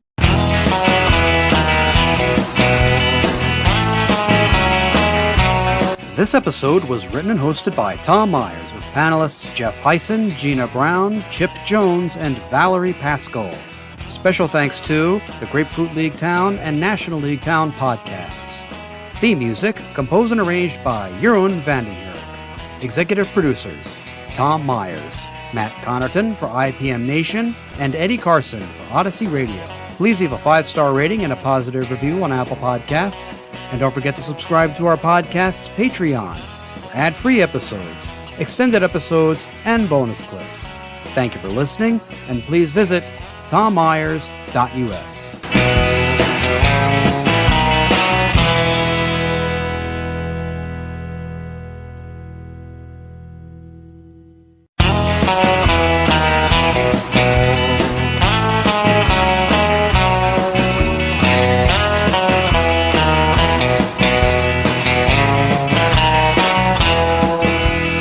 Hello, and welcome to Tom Myers versus the rest of the world. A lot's happened this week. Former Republican National Committee Chair Ronna Romney McDaniel was fired by NBC News after she was hired as a contributor, at least what the backbone news networks have now. McDaniel was fired as of the recording of this episode. When this episode drops, who knows?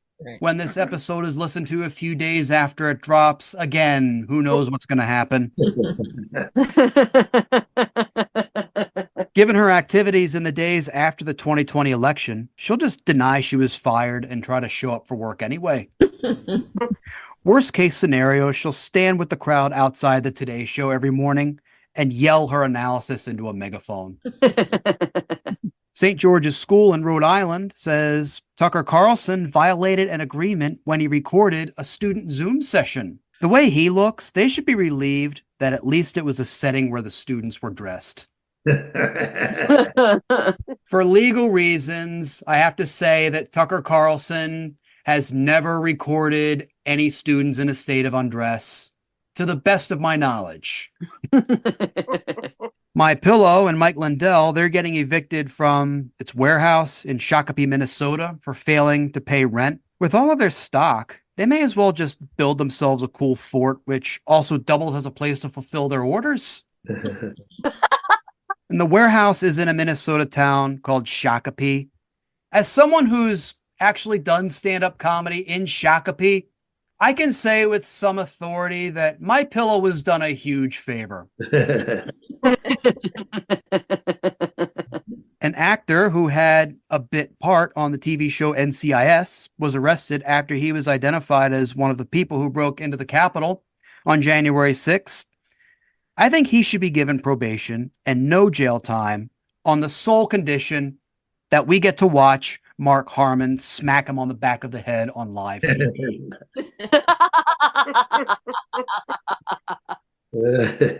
In Delaware County, Pennsylvania, the first DEI director there was fired after she filed a complaint alleging racial discrimination from her boss.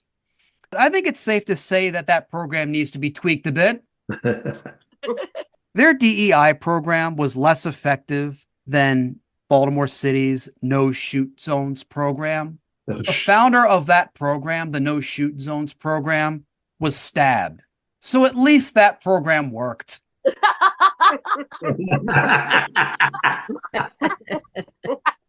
Okay, and on that note, on with the show. Please join me in welcoming Jeff Hyson, Gina Brown, Polite Kitty, and Valerie Pascal. Hey, Tom. So what's everyone been up to lately? I have to say, I've had an interesting week. What's up, Polite? Got a concussion from one of my clients. And this client happens to be 6 years old. So I got my butt kicked by a 6-year-old. Oh my. Oh. Yeah. And now I'm out on L&I. Thanks. With fists or with, did he or she pick up a chair, or how did it happen? No, strong kid. They ended up punching me in my right temple and then headbutted me right in my chin, and it whipped back like, as if you were in a car accident. All because I would not let him take the eggs out of the fridge so he could sit on them like he was a dinosaur. Well, I mean, that's kind of on you then. Because honestly, who wouldn't let a 6-year-old sit on some eggs like a dinosaur? Come on now, that's parenting 101. I mean, when I was 6 years old, The Land Before Time, absolutely my favorite movie, so I get it. Favorite, but also tragic. My first trauma memory. Maybe they saw Step Brothers, where at the end with the the movie Step Brothers, where the father says that when he was a boy, he made believe he was a dinosaur. Oh, yeah, maybe he wanted to go sit too. Yeah. And admittedly, I was one of those kids who didn't actually accept that, spoiler alert, that Littlefoot's mother had died. I thought she was still coming. Denial. You still haven't gotten past that next stage for grief. If this was a standard news analysis podcast, then I would go into this segment by telling you that Joe Biden and Donald Trump are just your average run-of-the-mill geriatrics who, one day to the next, think to themselves either, I hope I win this race, or, dear God, please take me now. I would also go on to say that there is no fundamental difference between the two, and the people who listen to this show would be docile, complacent, listen to this episode, and go about their day. However, because we don't cater to bullshit, and because we're not backed by the major network news or cable news outlets, we'll tell you that the so-called liberal media keeps pushing the repeatedly disproven narrative that Biden is a bumbling, sleepy idiot who doesn't know what he's doing, and that Trump's, at the moment, 88 criminal counts and multiple civil counts against him are just a stepping stone toward a probable second term. More on the fact that the number of criminal counts for a presidential candidate who has the endorsement of Nazis and white supremacists totals 88 on another episode.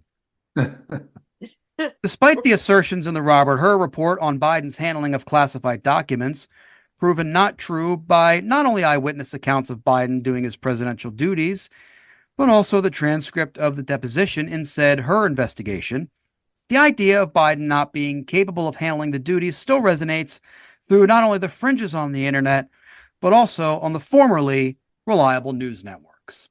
And, I've been planning this episode for some time. I didn't know when I was gonna do it, and there was no real one event that triggered me to say, okay, I'll just do this now. But before we get into some of the Trump legal stuff, I would like to focus on the coverage of Biden, just to say that he's clearly not being covered. He's clearly not being covered the same. The news networks are still thinking it's the 70s and the 80s, I would say, when you have just two men running for president, like I said, who ideally would be the same, but in this case they're not, and the news networks and unfortunately the American populace just seems to gloss it over. What you have, Tom, in my opinion, is the media bending over backwards to show how fair they are. But by doing so, they are not reporting accurately. So in their efforts to be fair and play both sides, they're not doing their job to provide an accurate portrayal of the two candidates. One is a overweight liar, but we're not talking about him being a liar. Let's just talk about his age. He's in his 70s. He's a liar. Joe Biden is a handful of years older. What is he, 3-4 years older? Yeah, he's 80, 81. Yeah, we've seen Joe successfully walk up a ramp that Trump needed an escort to take.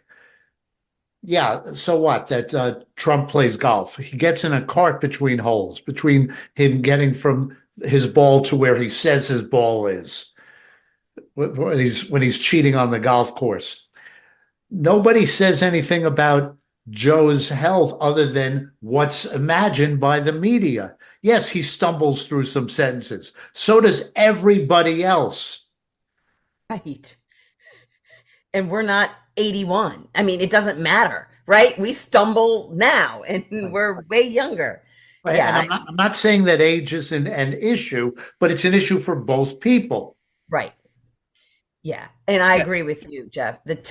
Age should not be the differentiator because it isn't.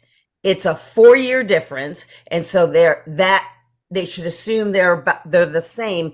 And then we should talk about policy and humanity and who they are and who has the ability and capability to run this nation. It has nothing to do with their age. Of course, it would be great if we had, some slightly younger people engaged and hyper and interested in doing it, and they could just go off and play more golf, but we don't. Yeah.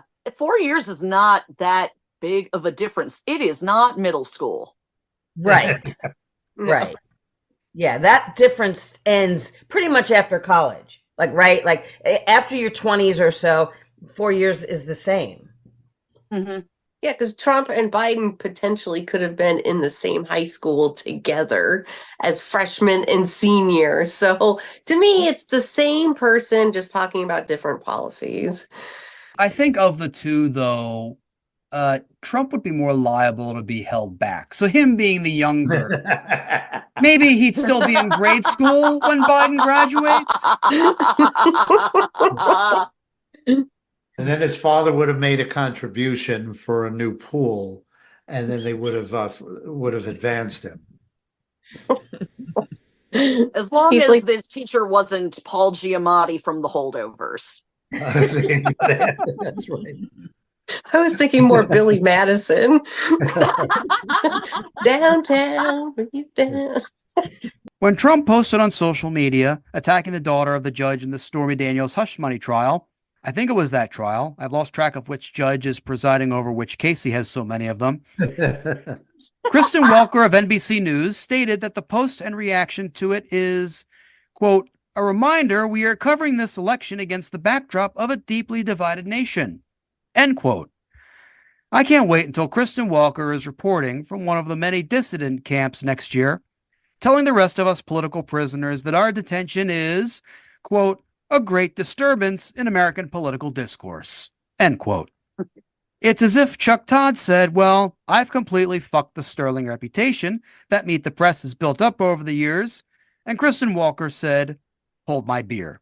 In this clip, Welker pushes the mainstream media narrative that California Governor Gavin Newsom would be a great substitute for Biden on the Democratic ticket, but Newsom was having none of it. Days after that special counsel report came out questioning the president's age and his memory, the Washington Post reported that anxious Democrats reached out to top Biden donors to ask, quote, when is Gavin getting in? Or how about Whitmer or Shapiro? The buzz has not stopped. I know you've been asked this before, but do you still rule out a run in 2024? You got to be kidding. I am here celebrating the extraordinary accomplishments of the Biden-Harris administration, making the case that we need to make to lift up the issues, lift up the record, drive contrast with the Republican nominee to be Donald Trump, so that we can win for 4 more years. Have you gotten any calls, Governor, encouraging you to run? It's all idle chatter. It's all you know what? That's a sideshow. I think what Democrats need to do is worry less, do more, continue to overperform as we have, continue to win, make the case. Don't be ashamed of 4.1% GDP over the last 2 quarters. Don't be ashamed about the alliance management of the Biden-Harris administration. Don't be timid about making the case for the record of this administration. So you're ruling it out 100%. It's not even an interesting conversation. Okay. And by the way, I think it's a damning conversation. Frankly, the other side wants us to have. And trust me, I know the mishigash coming from the other side. I'm deeply mindful of the anger machine and all the entertainment industry out there on Fox and elsewhere that love ginning this stuff up. At the end of the day, not only is this train left the station, but we get to enjoy a record of accomplishments as we make the case in a re-election, the likes of which we couldn't have been dreamt of, even as a Democrat, the last century. I mean, it seems as though we go through a cycle, I'd say every decade, like something happens. Like in the 90s, it was Bill Clinton, Monica Lewinsky, the media kowtowed to that. In the 2000s, it was the run-up to Iraq, Saddam Hussein, weapons of mass destruction. Media really didn't call anybody to the carpet on that one. The 2010s, it was Donald Trump running for president, and oh, maybe he'll pivot. The media was just kind of standing back and letting things go. This decade, it appears to be Biden and his age, and Democrats are finally growing some balls and saying, fuck off with that. Yeah. Newsom's been through a recall election. He's not taking any crap, as evidenced by the fact that he used Yiddish. I'm pretty sure Gavin Newsom is not a member of the tribe, but he used the word Michigas. Now, he said it improperly, but an A for effort for you saying Michigas, which by the way means nonsense. So way to go, Gavin Newsom, Gentile, using Yiddish. Newsom Whitmer, 28. Well, I don't know. Newsom, I mean, he's okay. He's not like the best anyway, but in this particular instance, I did agree with him. And Kristen would not back down. Like, it was like she was being paid to just push that agenda. So, goodness gracious. Yeah. I mean, good on him. It's almost as if he was telling her, like, have you not done your homework? Yeah. It's Meet the Press, so no. I like where he said it's not an interesting conversation, which is this is bad TV, Kristen. Why are you doing this? No. Yeah, that's embarrassing. It's not just the anchors on the big 3 networks or even some of the more established cable news networks committing to the both sidesism philosophy that there is no fundamental difference between Biden and Trump. On this clip from his podcast, News Nation anchor Chris Cuomo receives the Gavin Newsom treatment from former MSNBC anchor Mehdi Hasan. Chris, did you think Donald Trump would incite an insurrection and refuse to leave office in 2019, in 2020? No, but I also wouldn't characterize the behavior the way you did. You don't think he incited an insurrection? No. I don't think it was an insurrection. I think it was a riot. Okay, did you... Okay, I don't agree with that for a second, but let's park that for a moment. Did you in 2019 or 2020 say Donald Trump will refuse to leave office and incite a riot and an attack on the Capitol? No. I did. In 2019, I wrote a piece for The Intercept saying Donald Trump is very clear about the fact he won't accept the election result and he won't leave, and people are ignoring this danger. And if this, you know what's going to happen? Violence and rioting. I wrote this in The Intercept in, I think, May of 2019, about 18 months before the election. People said to me, you don't know what you're talking about. You're a brick. You don't understand American politics. The Secret Service will walk him out. There's no danger here. This is all hyperbole. So my first point, Chris, is forgive me when I hear people say it's hyperbole.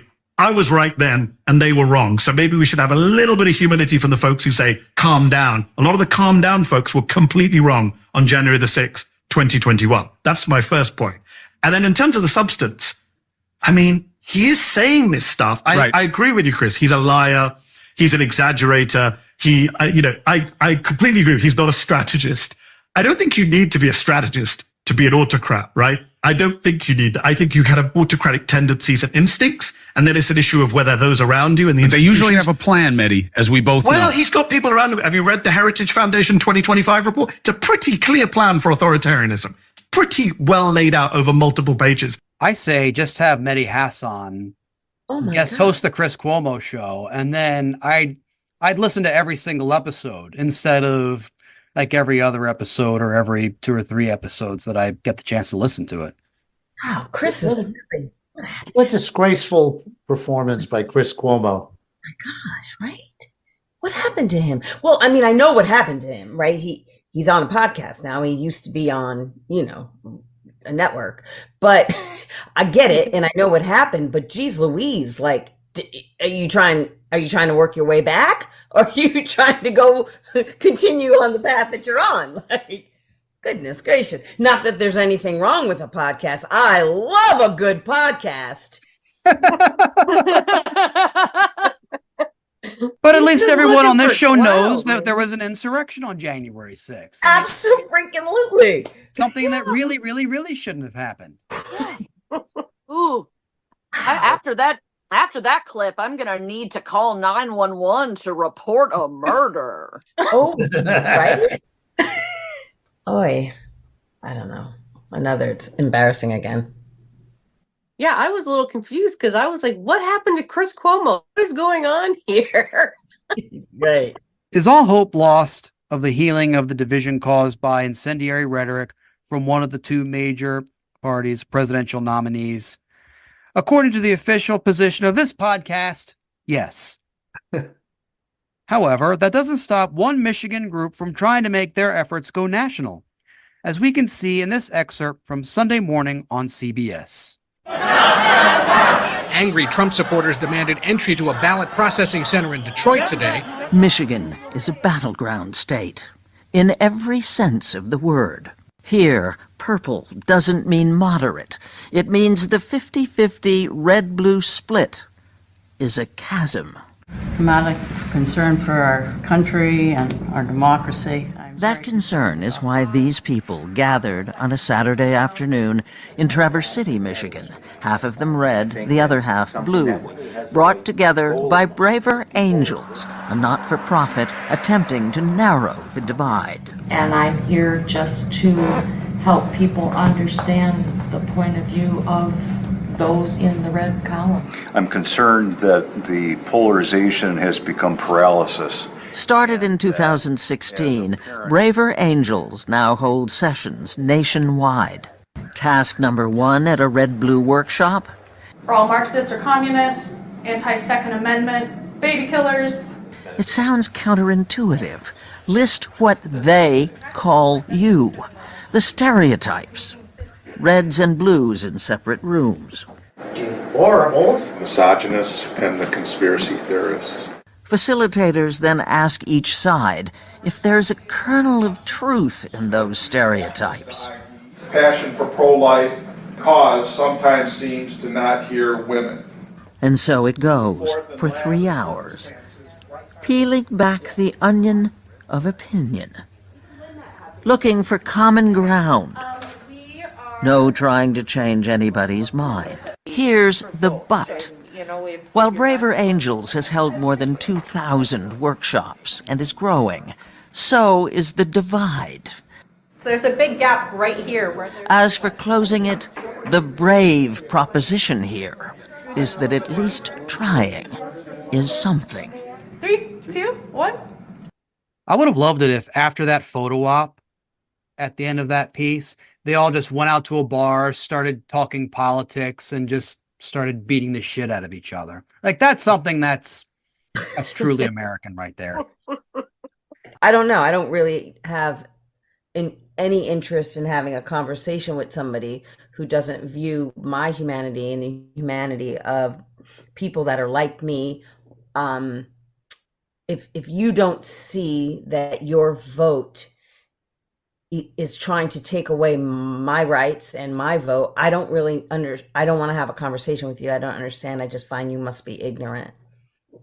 That's exactly what I was thinking. I'm not willing to come to the middle on human rights. Right. Yeah. There's no middle on that. No. And if you think there is, then, oh, that's a problem. Right. You can go to hell. Yeah. I don't, there's nothing for me there. Yeah. Yeah, we're supposed to be amenable to hearing, okay, why don't you accept a compromise on abortion choice and say 16 weeks? Can you live with 16 weeks? Why should that be the parameter? Why should that be the choice? You're getting what you want. You're just getting it a few weeks after you think you're entitled to get it. As Gina beautifully put forth, this is about human rights. This isn't about a debate about whether or not you are really as bigoted as we think you are, or as anti-democracy as we think you are. This is about your treatment of people and how you treat people. Like I think as a grown-up, if you don't have an excuse, you can no longer say, well, this is how I was raised. No, you're 67. That's not how you were raised. Like, even if it was, that's not, you need to have read something or grown. You can no longer blame how you are once you're a certain age on your upbringing. You need to do better. Yeah. Like, surely you've had conversations with other people. And if your town is so small that you haven't, you've seen a television, you're connected to the World Wide Web, like you see other people, you have the ability to get information and parse it out and figure out what's true and what isn't. And you know, I don't have any patience for that. It's not just American media that is trying to portray this campaign season as close to normal as possible. On the other side of the Atlantic, Stephen Fry is the one we see fighting back in this BBC clip. I mean, Stephen, it's been an extraordinary period. You know, COVID, Brexit, all of those things. Brexit, we must mention Brexit. The Labour Party is afraid to mention it. It was a catastrophe and everybody knows it deep in their bones. Well, not everybody would agree with you. They know it, of course they do. And certainly the rest of the world does. But aside from that, yes, it's funny because it's a clown car crash and you can't help being amused by it. But unfortunately, during that time, so much was taken out of what should be the run of politics. Extraordinary that you can have a conversation with an economics minister in Labour who didn't even mention the climate catastrophe coming, that there's a tsunami coming towards us, which is partly the technology and AI and what's going to happen to work for everybody in this country, almost everybody, and there is the climate crisis. And yet everyone's talking about sort of just doing the same thing, only better. It's catastrophic. Meanwhile, CNN would follow that up with old white male comedian mansplains to female journalist. I think it's pretty prescient that people we see making sense, that the very last clip we play on this episode is from a comedian. Yeah. I mean, there is a reason that a bunch of people my age got their news from The Daily Show and The Colbert Report for years. Right. And still do. I was going to say, I'm still getting it there. What's changed? And on that note, that's our show. I want to thank Jeff Hyson, Gina Brown, Polite Kitty, and Valerie Pascal. Thank you, Tom. Thank you, Tom. Thank you, But Tom. before we go, my final thought. Welcome to the second installment of our series, Are You Better Off Now Than 4 Years Ago? Spoiler alert, the answer to this one is yes. So you may as well just stop listening now, since by listening to this show, you're easily triggered. 4 years ago this week, the United States was entering its first full month of stay-at-home orders enacted in multiple states. By the end of the month, it would lead to mask mandates in several states lasting the better part of a year. 4 years ago today, and by today I mean the date this episode drops, April 4th, the United States reported 300,915 cases of coronavirus and 8,162 deaths, according to figures provided by Johns Hopkins University. The vast majority of those, as you may well remember, came from the state of New York, with 113,704 cases and a total of 3,565 deaths. Worldwide, the total number of cases had already exceeded 1.1 million. Remember, this was after then President Trump had said the number of cases would go from 15 to 0. With the full effect of stay-at-home orders taking place, the country's civilian unemployment rate in the month of April would jump to 14.8%, quite a difference from the 3.5% reported just 2 months earlier, according to numbers provided by the Bureau of Labor Statistics.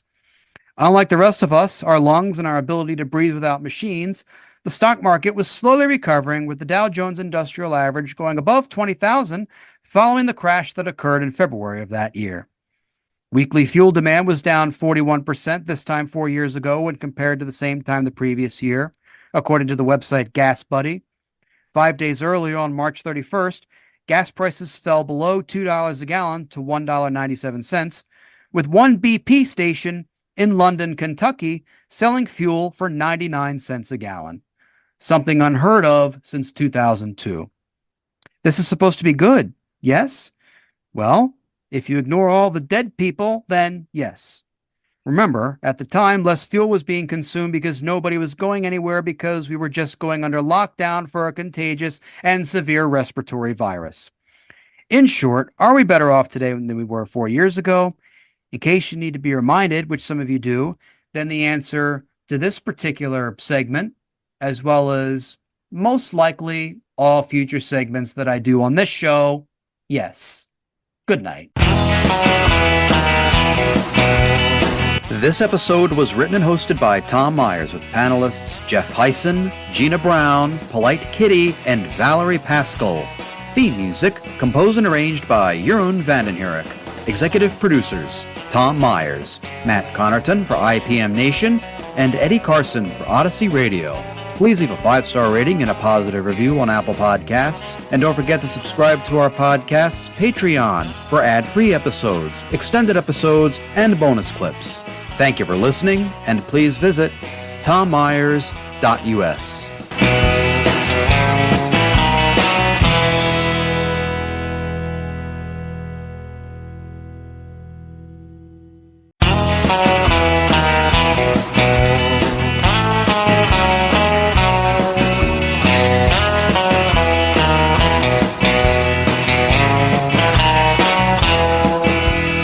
Hello, and welcome to Tom Myers versus the rest of the world.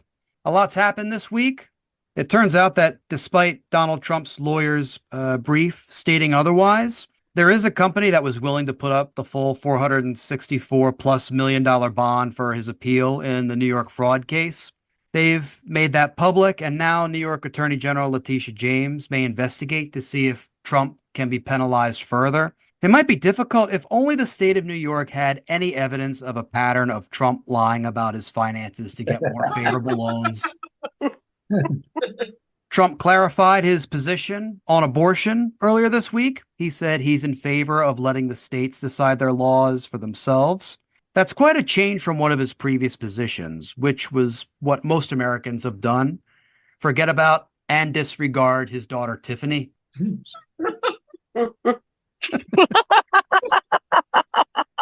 Arizona's Supreme Court upheld an abortion law that was written in that state in 1864.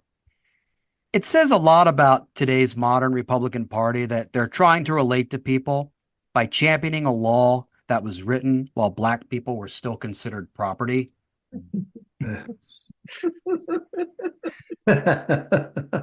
The Republicans who petitioned the Arizona court must have been holdovers from the ones who looked at the Emancipation Proclamation and told Lincoln, sir, are you sure this is a good idea? There is a bright side, though. The law does say that a pregnancy can be terminated, provided the procedure is done using leeches. We had a solar eclipse this week. While it was a cool thing to witness, it was sad that during the height of the eclipse, animals like birds remained quiet, while people like Marjorie Taylor Greene didn't.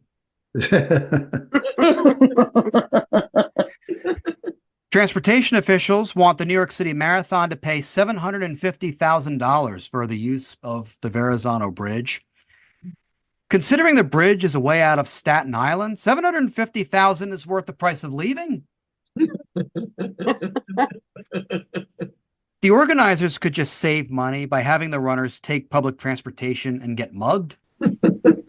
If this scheme works, I'm waiting for Trump to charge the marathon to help offset his legal bills. Now, paying $750,000 is one hassle on top of others, such as the runners having to not only finish the marathon in record time, but possibly with a stab wound. To make matters worse, running a marathon is bad enough when, in the final moments, you have to pass Central Park and deal with barkers handing you flyers for a comedy show. The Oakland Athletics announced they will be playing their home games in Sacramento through 2027 before moving to Las Vegas. People in Oakland were stunned when they learned they had a baseball team. That one was just for Jeff. And speaking of Jeff, on with the show. Please join me in welcoming Jeff Hyson, Polite Kitty, and Valerie Pascal. Hey, Tom. Hello. Hey, Tom. So what's everyone been up to this week? Well, Tom, I just want to make sure that you and everybody listening saw the new Biden ad that came out yesterday called Willow's Box.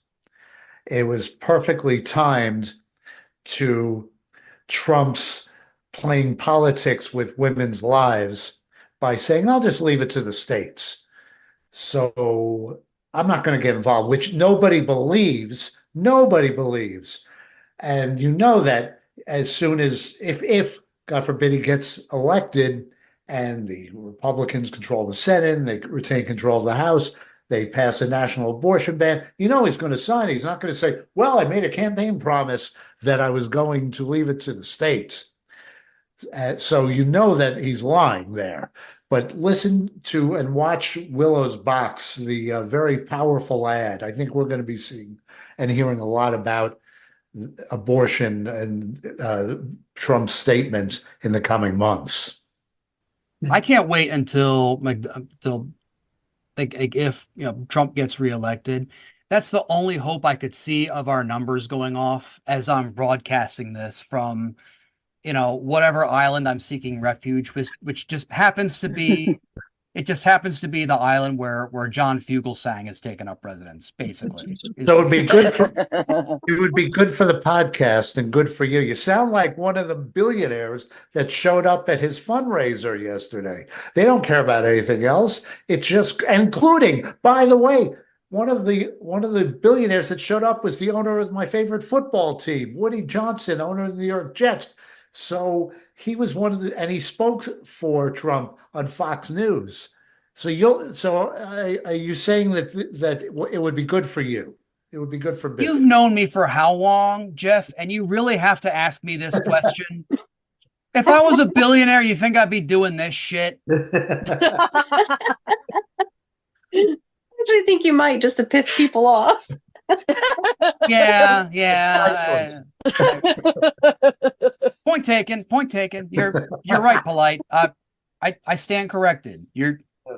I'm willing to admit I'm willing to take the L on this one. This week is part 2 of our analysis of the media's coverage of President Joe Biden. On the previous episode, we focused on the media's culpability in portraying Biden as the exact opposite from reality. This week, we're going to focus on Republicans and their efforts to dirty Biden before the election on November 5th. While they did their best to investigate and create their own Perry Mason moment, the only entertainment value they provided was tantamount to a baseball game taking place, only to have the action stopped by an idiot running out onto the middle of the field, creating such a cringe moment that even networks like Fox cut away from the embarrassment. And joining us tonight to discuss this topic, please join me in welcoming Chris O'Connor. Hey, you guys. Great to be here. Appreciate the invite. Yeah, man. So Chris, your thoughts on like everything the Republicans have been doing to try and win this one in November? I love the Republicans, to be honest. From a pure comedy standpoint, you can't ask for more. I also, I think nothing has made Biden seem more with it and together than the fact that these clowns exist as the counterpoint. It's a stunning moment in politics where you're trying to prove somebody's senile and then you're the one who's constantly wrong. It's a beautiful thing. So I appreciate this as a fan of history, as a fan of politics. I love where we are. And I'll be honest, I don't even care if the Republicans end up being right. I'm a fan of a little bit of nasty in my president. I want my president to be a little bit naughty. You know, I don't want another Ned Flanders, or something get in the office. I want a guy who knows how to make at least $1 million out of China. Like that's okay by me. So all they're doing is proving that he's already the dude I already like. So good enough. So you want Dark Brandon? Listen, I feel like every time we've tried to clean it up and go nice, we've been way off base. We end up worse than we were. I want a guy who knows kind of how the world works, and I don't need a Bush Jr. I'll take Bush Sr. He was running guns in Nicaragua from what I was guessing. Like that dude knows how the world works. Give me that guy. I don't need a guy who's going to be nice. I want a guy who knows what's up. I mean, Bush Sr. was, I think he's more stable now than the current. Oh my God. Don't you look back and go, oh my God, this is at least semi-bearable compared to the clown show that's happening now. But I found it shocking that, well, I don't know about shocking, but I found it interesting that George Bush, the Bush Sr. of all people, voted for Hillary Clinton in 2016, the wife of the guy who defeated him for a second term in 92. So it's, I hate to say it, but like Trump is still, he's still continuing to unify people in some sort of odd, bizarre way. In the way that there's always going to be people that are contrary to common sense, right? I come from that land. I come from the Midwest. I grow up with these people. I know these people. I know them well. And to the degree that you tell them that the sky's blue and they just want to argue that it's red, there's always going to be that faction of this country. And I'm actually kind of okay with it because I feel like the more to the extremes we go, we're just solidifying the polar caps, right? And leaving the common sense in the middle, which is always the swing vote. And the swing vote typically goes Democratic anyway in most elections. And so I kind of like the way this is playing out. You're seeing the polls start to tilt towards Biden now again. You're seeing the approval rates start to go up again. These are things that typically happen, as you go from April into October. I feel like this is a pretty solid footing for Biden, honestly. Normal politics means that I have to resort to going back to doing stand-up where I have to rag on people at the bar who are watching the game on the TVs that the bookers didn't turn off. So bring it on. Like in the famous meme, How It Started versus How It's Going, the House Republicans plan to nail Biden to the wall for various crimes without any evidence, falls apart when, despite the buildup by Oversight Committee Chair James Comer, his own party's witnesses give an embarrassing rebuke of his investigation, excerpts of which we get here. For years, President Biden has lied to the American people about his knowledge of and participation in his family's corrupt business schemes. Republicans handpicked 3 witnesses for this hearing, while Democrats selected 1 witness. But the testimony from those star witnesses, their own witnesses, did not support those Republican allegations. I do not believe that the current evidence would support articles of impeachment. That is something that an inquiry has to establish. I am not here today to even suggest that there was corruption, fraud, or any wrongdoing.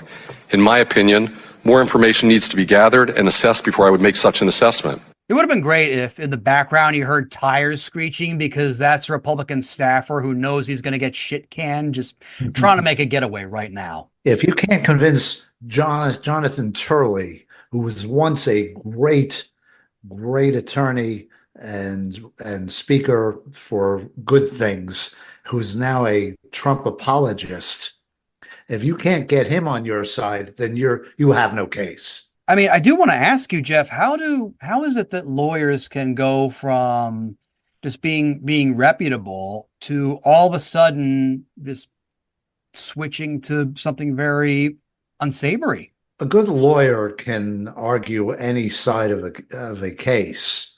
Yeah, and an attorney who has no principles will do it for money. So that could be his job. Sometimes you represent plaintiffs, sometimes you represent defendants. You can go from being a public defender to being a prosecutor. Something went on with Turley because he, over the past 20 years, did a complete 360. Yeah, because this isn't just like someone representing someone accused of a crime versus someone prosecuting that person. This is a full on let's turn our heads and enable fascism. Well, he didn't think that the articles of impeachment against then President Trump were sufficient, so there was no way he was going to find this, which had no evidence, to be sufficient. And it's like they didn't talk to their witnesses. It's like they just called them up. You got a few minutes? That is how I booked this podcast, to be fair. So that's... I mean, Jeff, doesn't a portion of this come down to, have we adequately defined constitutionally high crimes and misdemeanors? It seems like we went for, 200 years not impeaching anybody with the exception of Andrew Johnson, to now we impeach everybody because we don't like the sandwich they ordered at lunch. And it just feels like it's becoming a lot, right? It feels like we need to maybe step back and put some law and order around this, literally, and say, can we get some definitions going here and have a standard to which we can all agree with? Because we're just impeaching willy-nilly now.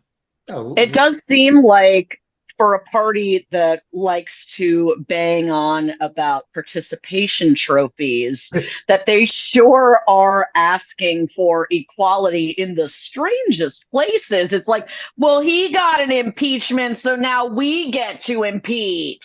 I would argue this is a bipartisan problem, and I would agree. I think I am tired of this impeachment business all the way around universally. I'm sick of it, and I feel like anytime somebody doesn't get what they want, they now throw the other person on the bus, and it's just, this is when it devolves into children being children, or these moments. And I just feel like we need to step back a little bit. But Joe, I'd love to know from a legal standpoint what you think about it. No, you're right, because it's so vague that they have the impeachment, they by one vote of Secretary Mayorkas, and they can't even bring it to the Senate because they know that the Dems are going to get rid of it. So the Republicans think it's better to have it hanging out there, right, rather than have it be dismissed faster than you can pick up your order at Taco Bell. I mean, my hope is that enough younger people make it into Congress and that impeachment becomes like Facebook. It's like, oh, I don't want to do that. My dad is on impeachment.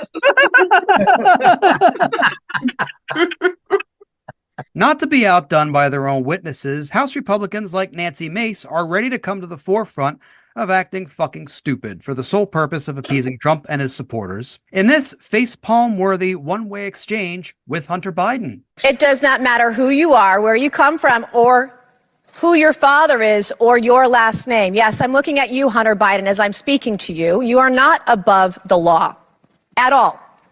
The facts in this case are crystal clear. This committee used and issued a lawful subpoena to Hunter Biden, a critical witness in this committee's investigation into Biden family corruption. Hunter Biden and his lawyers did not claim privilege of any kind because clearly he has none. They didn't contest the legitimacy of our reasons for issuing this subpoena, no reasons, because they clearly are legitimate. And yet he refused to comply. Trump's family members, Don Trump Jr., he did not defy a congressional subpoena. He showed up multiple times for multiple depositions for several hours. In doing so, Hunter Biden broke the law. He did so deliberately. You did so flagrantly. You showed up on the Hill, on the Senate side, the day of that congressional subpoena to defy it and spit in the face of this committee. That's what you did. The question the American people are asking us is, what is Hunter Biden so afraid of? Why can't you show up for a congressional deposition? You're here for a political stunt. This is just a PR stunt to you. This is just a game that you are playing with the American people. You're playing with the truth.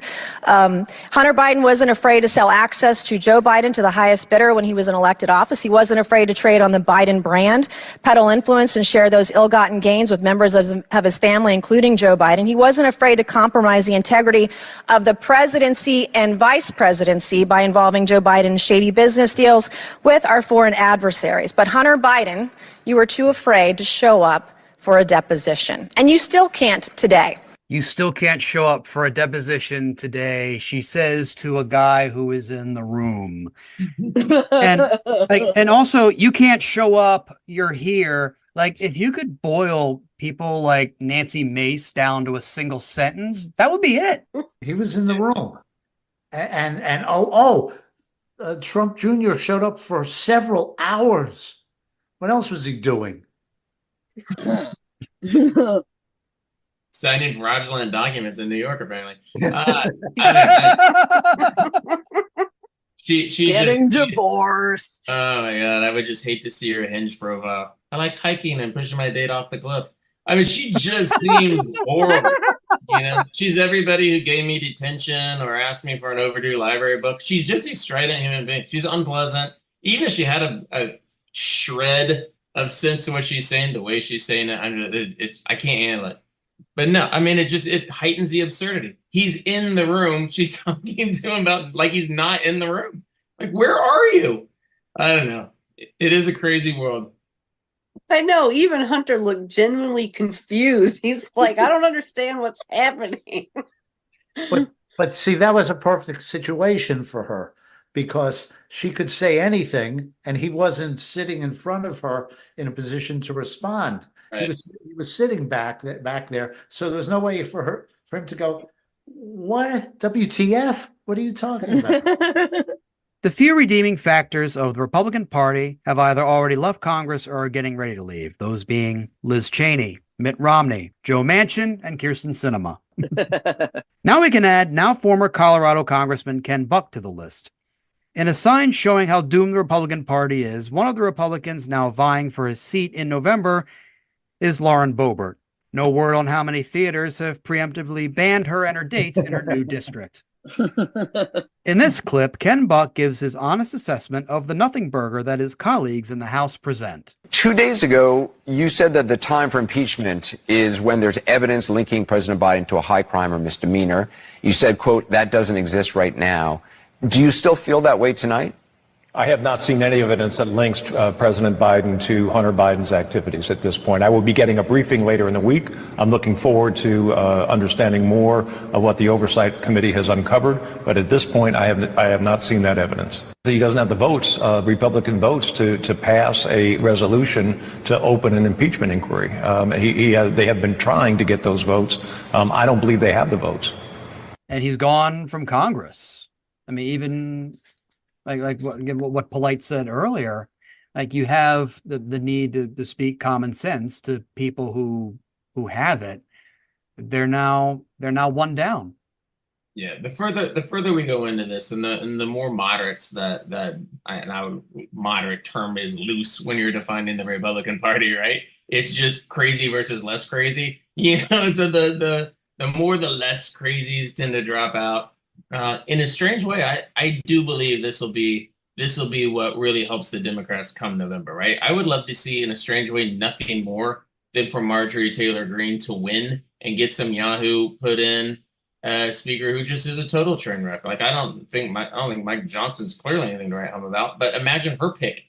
At some point you just kind of let the kids run the room for a second just to show them what happens when you do. And I think that would turn off the rest of the country. If there's a need to still turn off the rest of the country, that would be the ticket.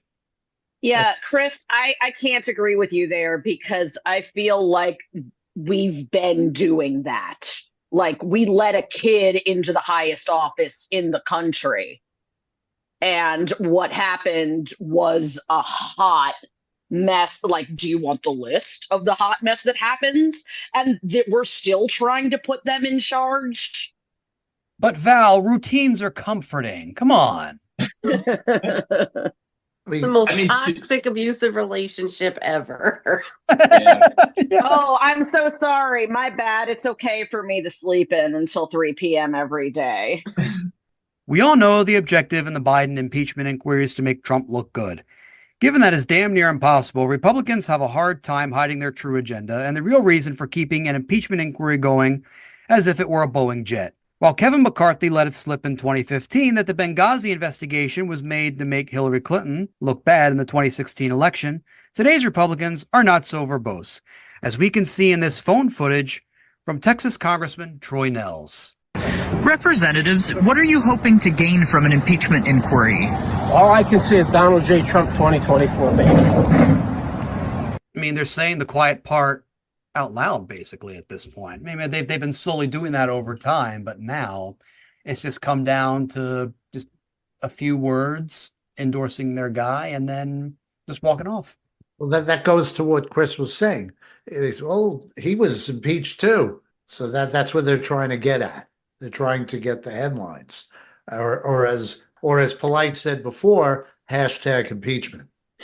Yeah, it's just trendy. That's all. I mean, he's just walking around. It's like asking him, what do you think about the inquiries? Cheddar cheese. I mean, again, nonsensical response. Yeah, that is funny. Like at some point, impeachment is going to be threads. Everybody jumps on it and then it goes nowhere. It's like we're all bored with it in 2 days. It's exactly where we are. If you think the entire right-wing media sphere can keep the ginned up Biden is crooked narrative going, then you would thankfully be wrong. In this clip, Fox host Jesse Waters is taken to task when someone close calls in to respond to his commentary. We have a very special guest on the line, a Democrat, my mom. Mom? Hello, how have you? Jesse. Hello there, Mom. How have you enjoyed the show so far? I have enjoyed the show. I want to say congratulations, Honey Bun. We are so proud of you and your accomplishments, and you've worked so hard. Now let's aim to have you keep your job. And to that end, I do have some suggestions. Okay. Do not tumble into any conspiracy rabbit holes. We do not want to lose you, and we want no lawsuits. Okay. In keeping, I have a list here. In keeping with the Hippocratic Oath, do no harm. We need you to be kind and respectful. You yourself mentioned that humble is a stretch, so I get that. Use your voice responsibly to promote conversation that maintains a narrative thread.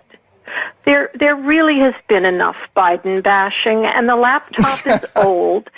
Perhaps you could suggest that your people take less interest, for example, in other people's bodies, and talk about that. What do you want to bet she's in a home now? Wow. I think he gets the latter day of the whoever's left feeling like they're still in a frat at 45. Like that's his audience. He just looks like a Sigma Chi guy who, was hazing somebody the wrong way. Deserves to get beat up at recess. He's that kid. And then between being called like Honey Bun, chastising him and saying, "Oh no, I've got a list." Like I could just visualize his balls shrinking slowly and slowly until they just retreat behind his kidneys. Maybe they'll pop out during spring break 2 years from now. But aside from that, that's their permanent residence. I think she was just having the moment of, okay, this talk didn't work in high school. It didn't work in college. Let's try public embarrassment. Yep. There's a junior producer somewhere who just got fired over that segment for sure. For sure. It'll be so cute to have your mom on. No, it will not. It'll be so cute to have your mom come to your comedy show. Mom, you're embarrassing me in front of my audience. All the old people watching me. I guess Bobart can say that to her grandkids, right? I'm an embarrassment on TV.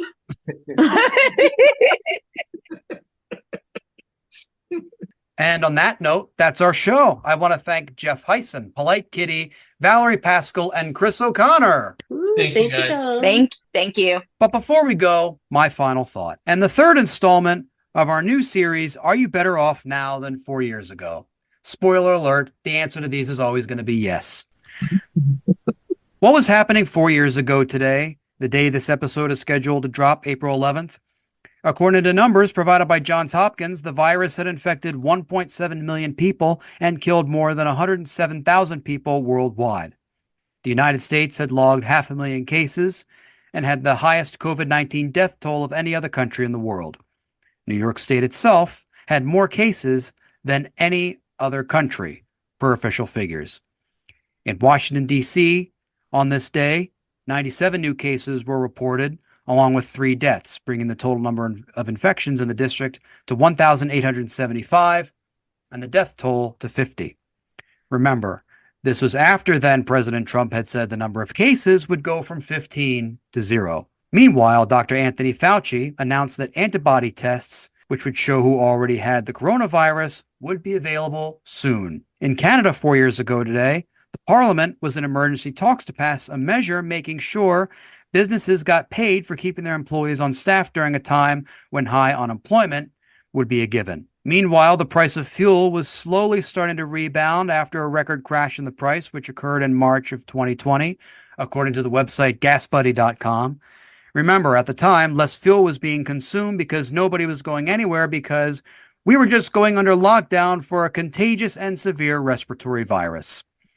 In short, are we better off today than we were 4 years ago? In case you need to be reminded, which a lot of people do, then the answer is yes. Good night. This episode was written and hosted by Tom Myers with panelists Jeff Hyson, Polite Kitty, and Valerie Pascal, and guest Chris O'Connor. Theme music composed and arranged by Jeroen Vandenkirk. Executive producers Tom Myers, Matt Connerton for IPN Nation, and Eddie Carson for Odyssey Radio. Please leave a 5-star rating and a positive review on Apple Podcasts. And don't forget to subscribe to our podcast's Patreon for ad-free episodes, extended episodes, and bonus clips. Thank you for listening, and please visit tommyers.us.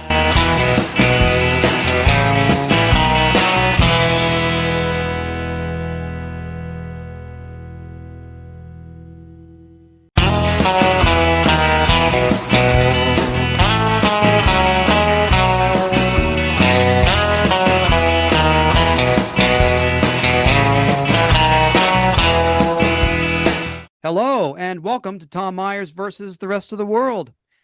A lot's happening this week. Donald Trump's criminal trial started on Monday. He fell asleep during the first moments of the first day of the trial. I can see how that would happen. If he and people like him don't get enough racism, xenophobia, and demonization of women in a particular form, they would find it boring enough to doze off as well. To be fair, that's the exact reason why the number of incels who used to listen to the show has greatly decreased since the first episode.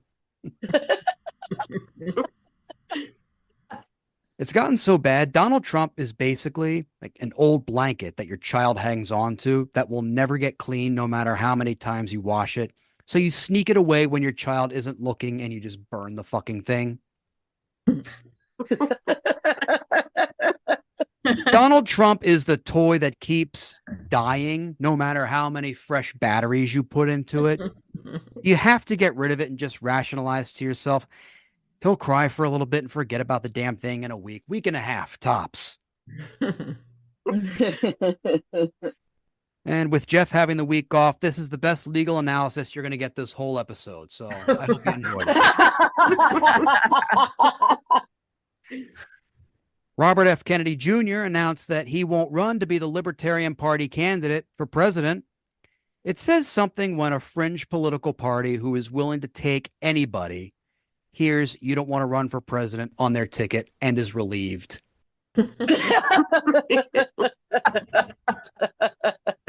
A staffer for Kennedy's New York campaign office was fired. Apparently, she misidentified herself as the state's campaign chair when she wasn't. Robert F. Kennedy Jr. firing someone for cause and misrepresentation just doesn't make sense. It's a bit like Harvey Weinstein firing someone for sexual assault.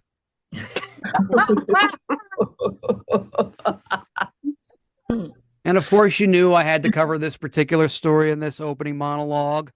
O.J. Simpson died. Say what you will about O.J. and his reputation, but he is going to get one hell of a police escort for his funeral. I find it interesting that of all the things that O.J. Simpson did, he never took steroids. Like, that would be the nicest thing for him to have done. He was never caught up in taking any illicit substances, which is quite ironic considering his nickname was the Juice. That's the cleanest joke you're going to hear this whole episode.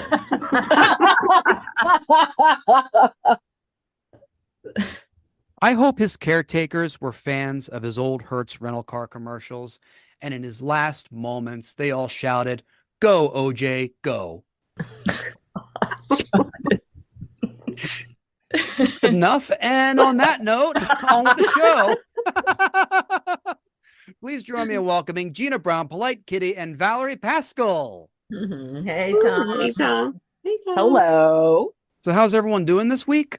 Pretty good. I mean, I think I'm probably the only one of the generation here. I still say we're gonna OJ through something. Like if we're running, we OJ through the airport or whatever. And I have to catch myself because it's just how that's how Gen Xers do. We OJ through things because we're running, and that's just, we remember those commercials.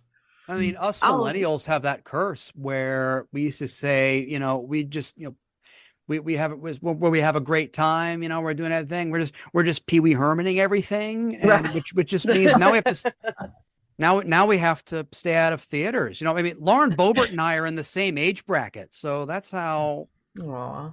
Oh, it makes so much sense now. And are you both single and available? I think she dates Dems, right? Probably. I would not want to put her through that torture. All right, even I have some mercy. This episode looks at another instance where a group of people look at the end result of their efforts and say, well, this shit didn't go as according to plan. When the Dobbs decision by the United States Supreme Court overturned nearly 50 years of precedent by nullifying the Roe versus Wade decision, the victory lap taken by Republicans and conservatives, thankfully, couldn't be stopped fast enough. Ballot measure after ballot measure showed the vast majority of the American people weren't in favor of the court's ruling and all for codifying abortion rights into their own local jurisdictions. Yes, once again, most of the American people disagree with Republicans. The panel right now is looking at my shocked face, and you, the listener,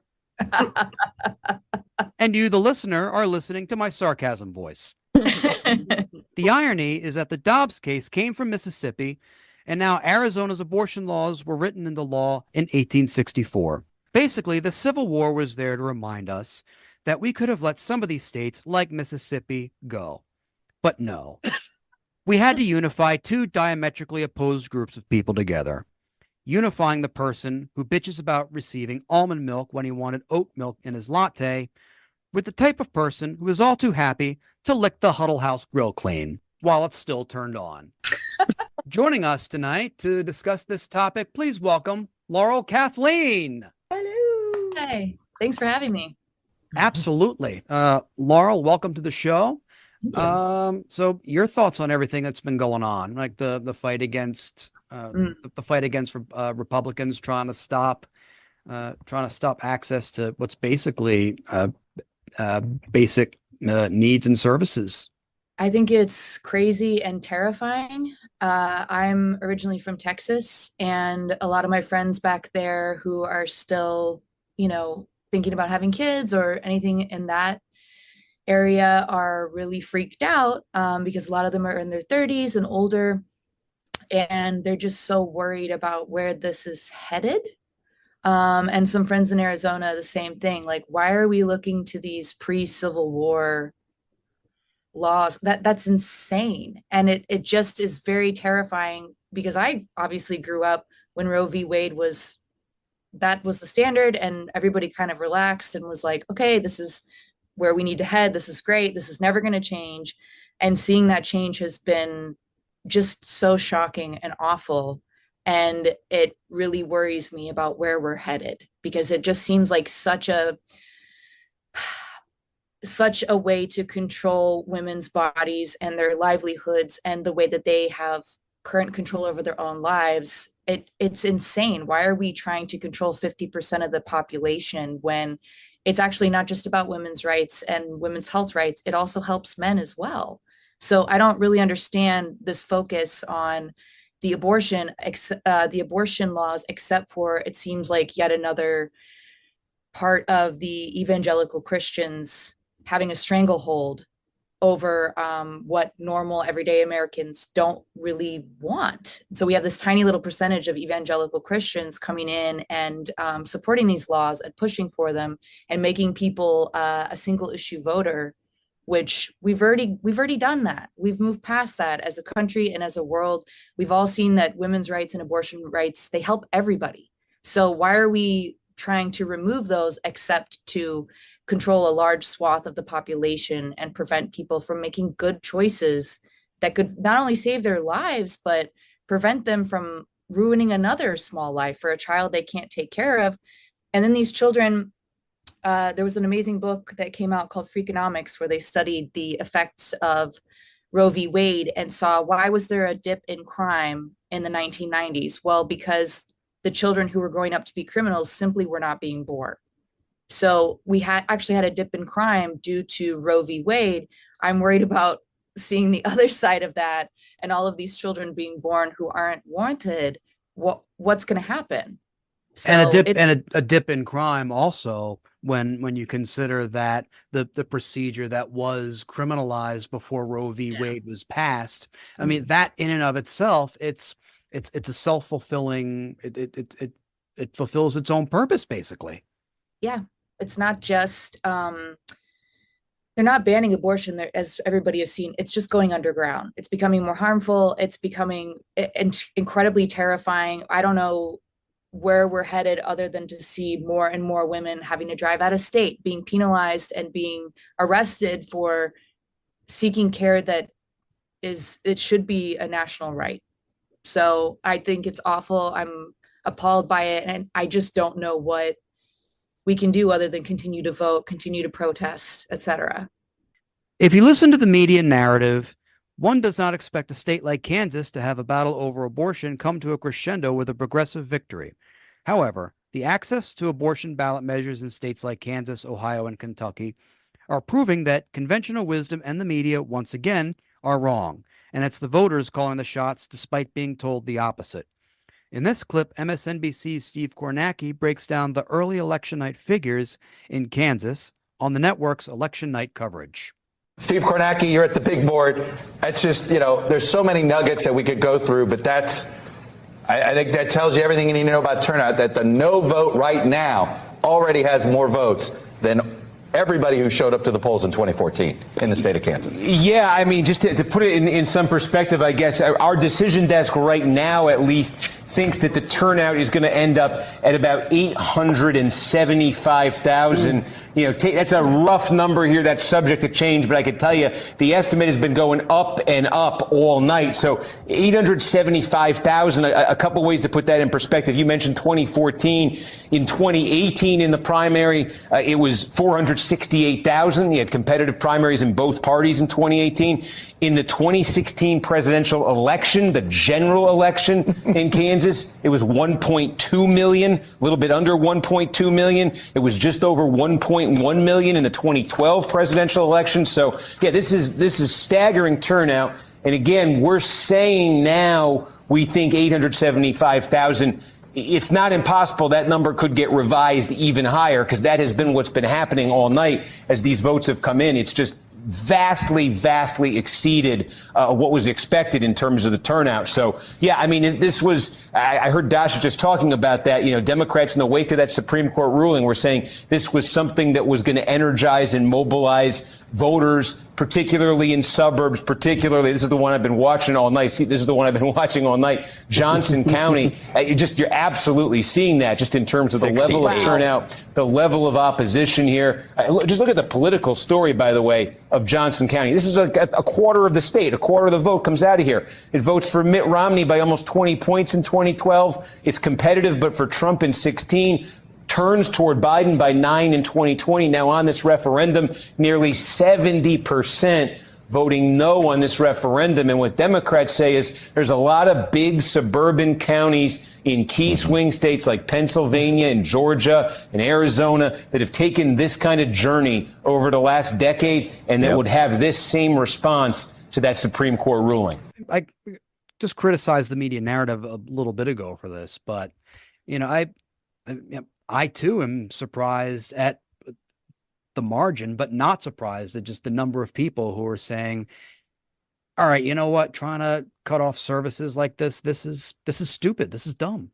I find it very interesting that it sort of proves that there are people out there who are issue people, right? And they do vote on issues when they have the opportunity. And it's unfortunate that the way our voting is that we can't just walk up and issue vote, right? We take this one person and they have to represent a number of issues, some of which we believe in, some of which we don't, but it's kind of like, well, I guess 75% is good, so I'll just do this, right?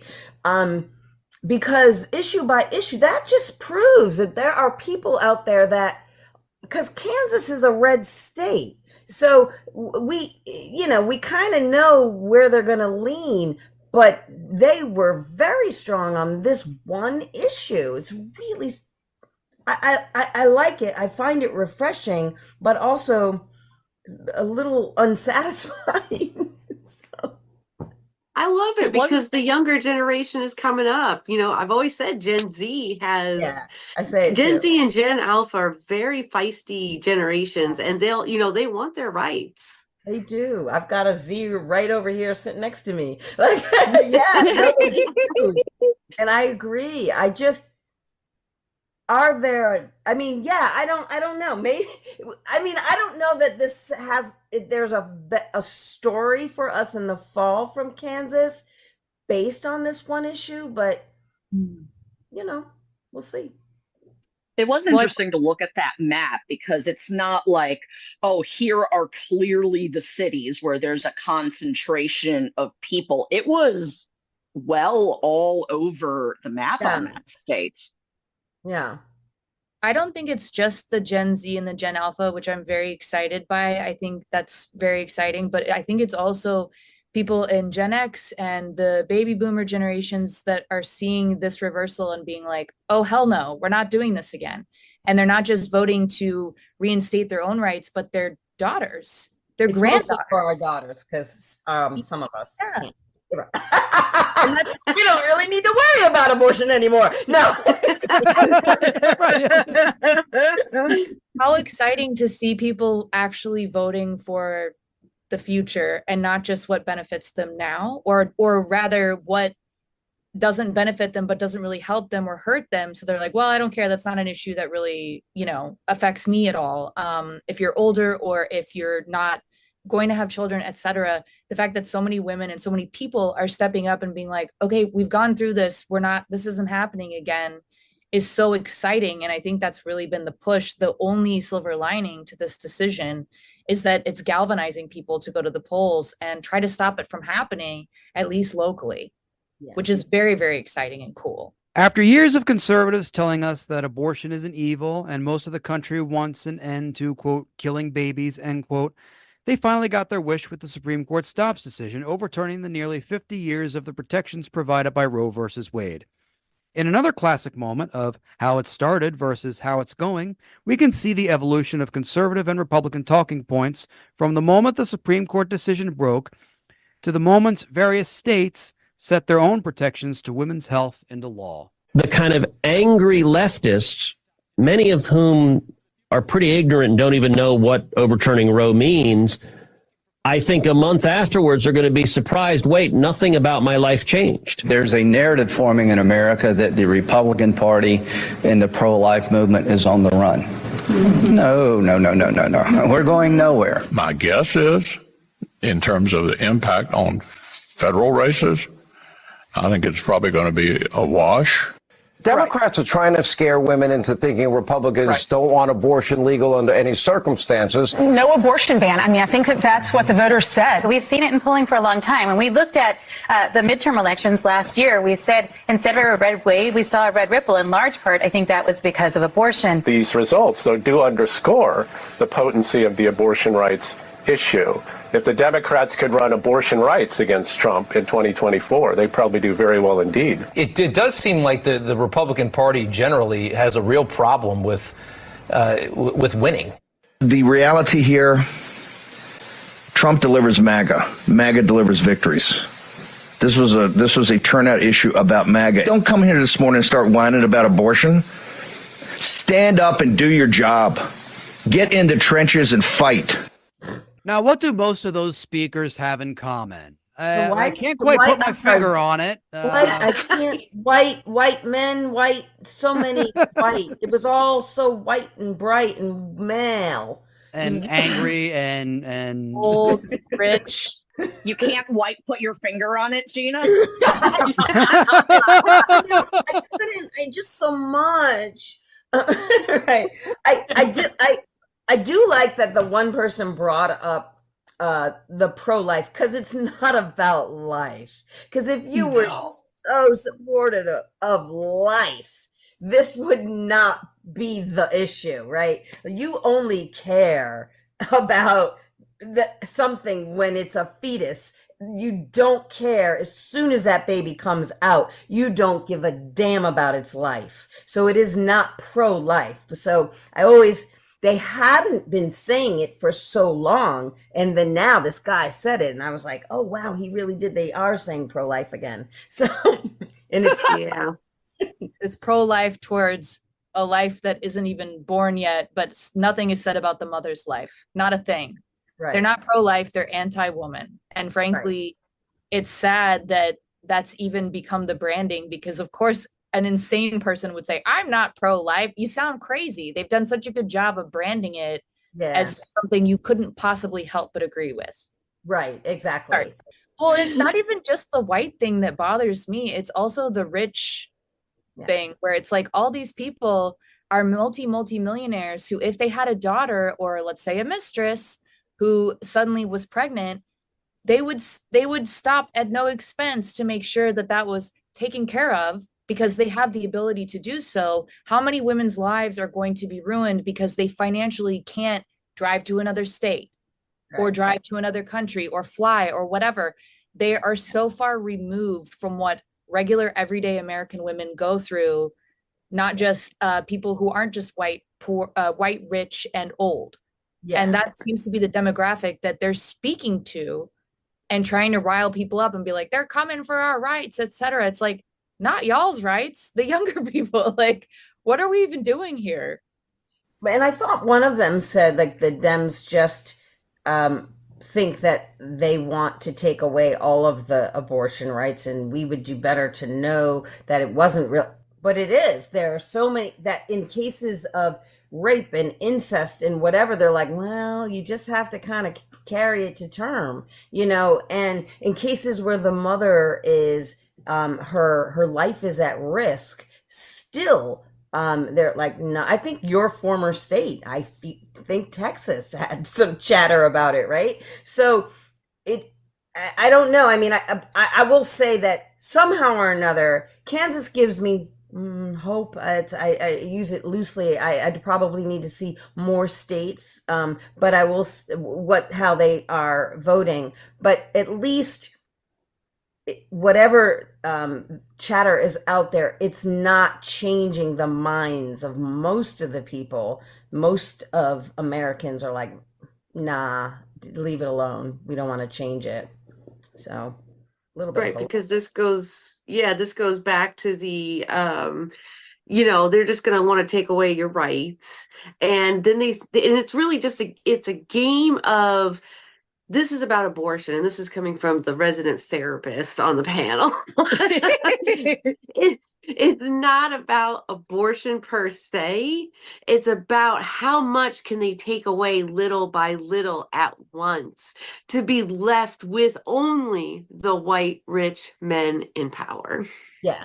Yes. No, I agree. It's power. You're right. It's power. We've seen it when the subject matter is not abortion, even when you're standing in line to vote and you can no longer give somebody a bottle of water. You're right. It's like little by little, let's just take away their rights. You're so right, Polite. With the Alabama Supreme Court banning the use of in vitro fertilization in the state, it is a clear demonstration that while Alabama may be first in terms of alphabetical order of all the states, it is last in common sense and knowing how anything fucking works. Symbolizing this is the state's senior Senator Tommy Tuberville, who, in a moment where you begin to think that he encourages coaching football with no helmets, sums up his thoughts on the effects of the court's ruling in this clip. Do you have a reaction to the Alabama Supreme Court ruling on the fact that embryos are children? Yeah, I was all for it. We need to have more kids. We need to have an opportunity to do that. And I thought this was the right thing to do. But IVF is used to have more children, and right now IVF services are paused at some of the clinics in Alabama. Aren't you concerned that this could impact people who are trying to have kids? Well, that's for another conversation. People need to have. We need more kids. We need the people to have the opportunity to have kids. Senator, what do you say to the women right now in Alabama who no longer have access to IVF, or who will not, as a result of this ruling? What do you say to them? Well, that's a hard one. It really is. It's really hard. Because, again, you want people to have that opportunity. And that's what I was telling her. We need more kids. I mean, to me, Tommy Tuberville sounds like if you took like a 6-year-old and asked them to write a paper about the pro-life position. They want to have more kids. We need to have more kids. I mean, that's their mentality. I don't think he understood. I feel like he was having a moment. You're right, Gina. Like, I feel like he was so confused, and like she tried to restate the question, and I feel like he just wasn't all there. It was uncomfortable for me to watch. I was like, oh, is he having a health event? This is why he's like my mama. Age limits. This is why. Why are we asking an old man what he thinks about for couples trying to do IVF? It feels like they've painted themselves into a corner with the whole pro-life movement. What I want to know is, why are you wanting more kids? You want more people for your base, and you want more people, women, who are tasked with taking care of children who don't have time to vote against you. Yeah. I think that's the main thing. They want to keep women having kids, supporting their base, and continuing to have very little personal power and very little choice. Yeah. Aww. Well, I mean, this is almost eugenics, right? Because really what they're saying is, we don't want, again, that certain color. We don't want certain ethnicities, and we don't want disabled people. So if there's anything wrong with those, then good. We want natural born children or whatever, and again, that just goes back to they have to be perfect, or they have to be perfect under your eyes than somebody else. I do feel like there was a moment, though, in that video where he realized he had painted himself into a corner and kind of like kombucha girled it. Like, oh, no, no.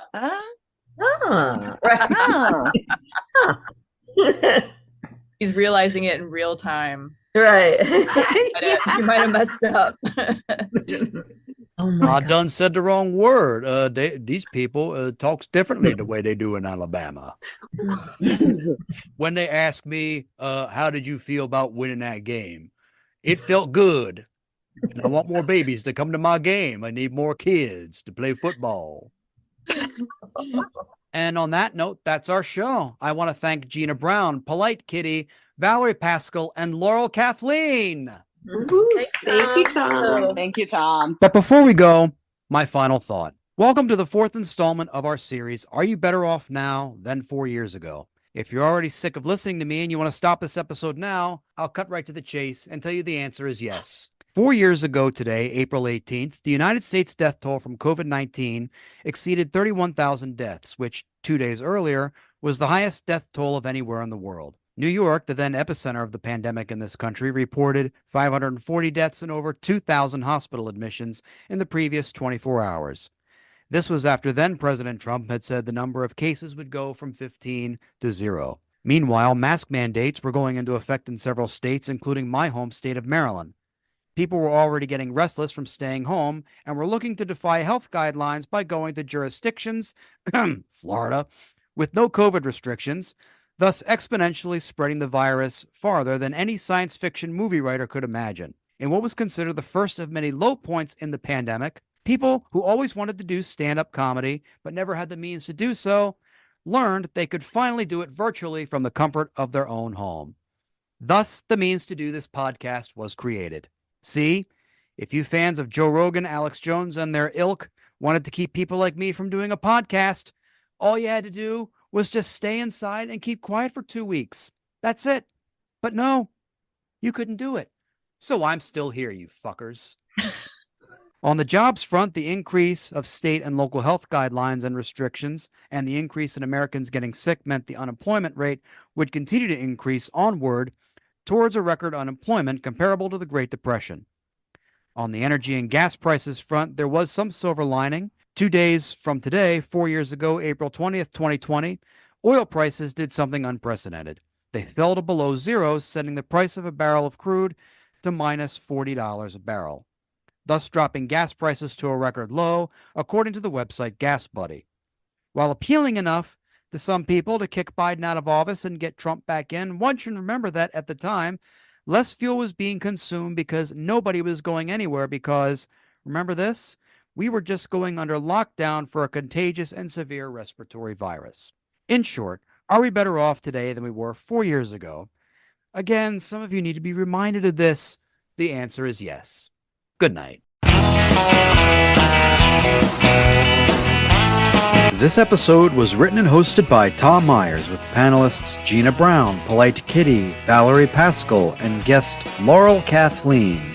Theme music composed and arranged by Jeroen Vandenhurik. Executive producers Tom Myers, Matt Connerton for IPM Nation, and Eddie Carson for Odyssey Radio. Please leave a 5-star rating and a positive review on Apple Podcasts, and don't forget to subscribe to the Patreon for ad-free episodes, extended episodes, and bonus clips. Thank you for listening, and please visit tommyers.us.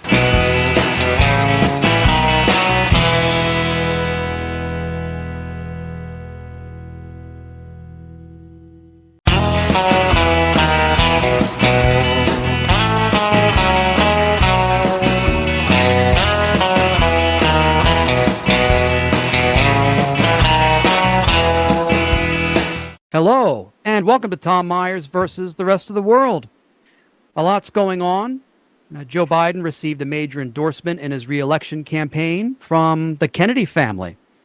They endorsed him over their own relative, Robert F. Kennedy Jr. It has to sting for RFK Jr. to not receive the endorsement of his family. It probably would have been even worse if the Kennedy family had made the endorsement in a hotel kitchen. Oh. Two congressmen, Mike Gallagher of Wisconsin and Jake LaTurner of Kansas, announced they will not seek re-election to their seats. That makes 21 House Republicans to date who are not seeking re-election for various reasons, including some committee chairpersons. I suppose that saves them the trouble of whether or not they will die in the mass suicide pact that Republicans will undertake should Trump lose again in November.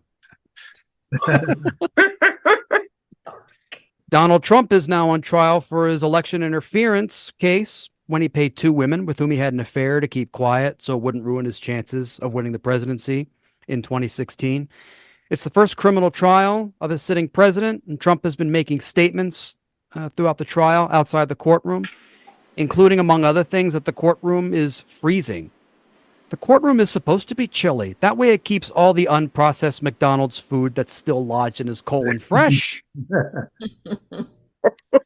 News reports say that during the trial, Trump was fixated on a closed caption image of himself watching the closed caption screen during the trial, which is quite fitting because, just like a moth against a light bulb, Trump was repeatedly banging his head against that screen. South Dakota Governor Kristi Noem is facing backlash after she wrote that she killed her kid's dog because it wasn't behaving. I think they should put up a statue of Kristi Noem under the condition that they allow dogs to take a dump on it. And as a penance, Kristi Noem is the only one who should have to clean it up. Tucker Carlson said in an interview that the theory of evolution has been disproven, a conclusion he reached when he looked in the mirror every morning. Speaking of Alex Jones, he came out and said that the "I will eat your ass" meme he posted was a joke. He didn't really mean it. Just when I thought he finally found a way to get me to be a subscriber.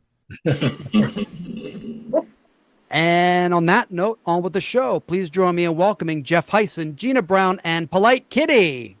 Hey, Tom. Hey, Tom. Everyone, welcome back. What's everyone been up to lately? Well, Tom, a lot of people have held you in contempt, but not in the way Trump was held in contempt, right? Well, I mean, like Trump, I too don't have enough money to pay those fines that he's been racking up. So that's a very fitting analogy, Jeff. Thank you. Oh my gosh. Been a good week for me. No seizures for me. Yay! Seizure free since March 11th. Awesome. Very good. Gina or Polita, are you dog owners? Of course. Children have dogs at my ex-husband's house, and that's a new addition. They got them like about a month ago. So you've gotten mad at the dogs, but not that mad. Not Kristi Noem mad. I was about to say the one good thing about I don't think it's good, but now South Dakota is being talked about. Who else would? Why else would we talk about that state were it not for her? So. And Mount Rushmore and Wall Drugs. That's about it. What gets me even more about this story is the kicker to it is after she dragged poor Cricket to the gravel pit and shot it, she went home and her daughter asked, "Where's Cricket?" So this is a family pet. It's even worse when you think about it that way. Yeah. And the worst part about it is that she couldn't even use the excuse, "Oh, it went to a farm," because she lived on a farm. So there's we sent it to a different farm. Yeah. So I guess my question is this the new standard? If you're untrainable and people hate you, can we shoot you? Why do you think I don't do live shows anymore? I'm amazed it hasn't already happened.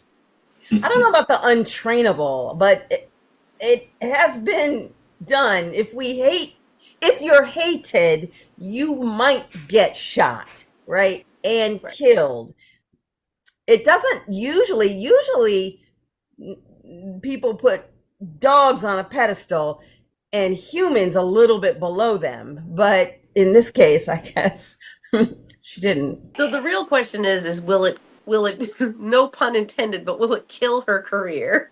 No. I mean, there's always like there's always going to be people who make excuses for that. Unfortunately, I mean, people like 47% of voters supported Mitt Romney, even though he put a dog in a crate and tied it to the roof of his car. Like there's been, and it's only gotten worse since then, unfortunately. I think she's lost her shot at.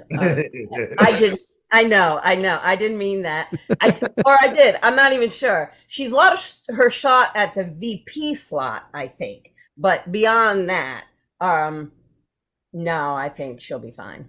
That, Gina, is the sort of play on words that is very unacceptable on this podcast. So watch yourself. Unless Tom doesn't. This episode covers the unfortunate and tragic events that occurred with the Francis Scott Key Bridge in Baltimore when a ship hit it, causing the bridge to buckle and collapse into the water. You have to say our thoughts and prayers are with with the victims of the accident. And at the time of the accident, said workers on the bridge were repairing potholes overnight for what would have been another heavy commute the following morning.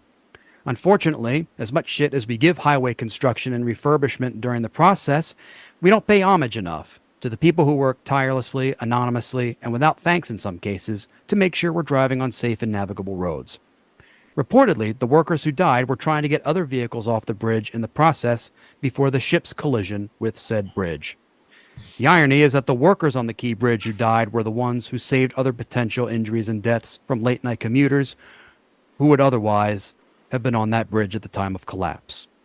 One resident of a town that relies on the Key Bridge said that it's going to be a long road ahead, which, unfortunately, is the worst analogy to use, considering said long road doesn't exist anymore. If anything, a long drive off a short pier is more fitting. Joining us on this episode to go ahead and discuss the Key Bridge collapse and its implications, I can't think of anybody more suited for this discussion, someone more ideal to the Baltimore area than my good friend. Ladies and gentlemen, big round of applause, show some love for the one, the only, Jim Meyer. Wow, I want to get to know this guy. He sounds amazing.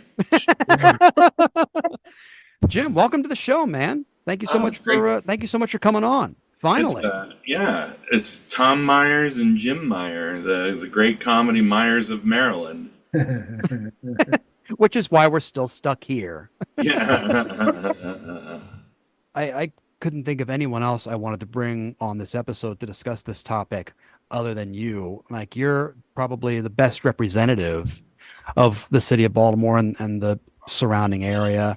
How are local residents taking it? Yeah, it was a shock. I was actually out of the country when it happened and heard it on the news in Costa Rica, of all places. People asked me about it there, and I couldn't fathom. People were like, "What about the bridge collapse?" And I couldn't even fathom that it was the Key Bridge. I was like, "What are you talking about? What bridge in Baltimore that could collapse?" People are shocked. People are emotional. Like, this city's taken a lot of hits the last several years, and living in Baltimore's never been easy, but it feels like it's been an extra lot lately, and this was just one more thing. And there's the loss of life, which is tragic, and I mean that sincerely. There's I work in the trade center downtown, and every day I go out to 21 and look out at the progress of the cleanup, and it's just heartbreaking to see Baltimore Harbor, which once was like the central node of shipping in this country, at one point long ago, but still an incredibly important, just completely shut down with this hulking wreck and the skeleton of the bridge peeking out from the ocean, from the bay, and it's just people are people are moving on. It's a bridge, but especially people who depended on it And I grew up near it, and I remember when it opened. And I wrote a story that started. One of my first magazine story was actually started on the bridge. So it's a loss. It's a big part of the skyline, and it's just another kick in the teeth for the town. And being the butt of national jokes, and it's not what we need right now. I remember when I got the text, because I get all sorts of local alerts because I live in the area, and I'm waking up. It was really early in the morning, and I haven't had my coffee yet. I could barely open my eyes, and I get a traffic alert saying traffic diverted because of Key Bridge collapse. I thought the bridge didn't fucking collapse. It's like it got something like some part of it went, or some part of it has to be closed and whatnot. I was like, you didn't want to believe it when you heard about it.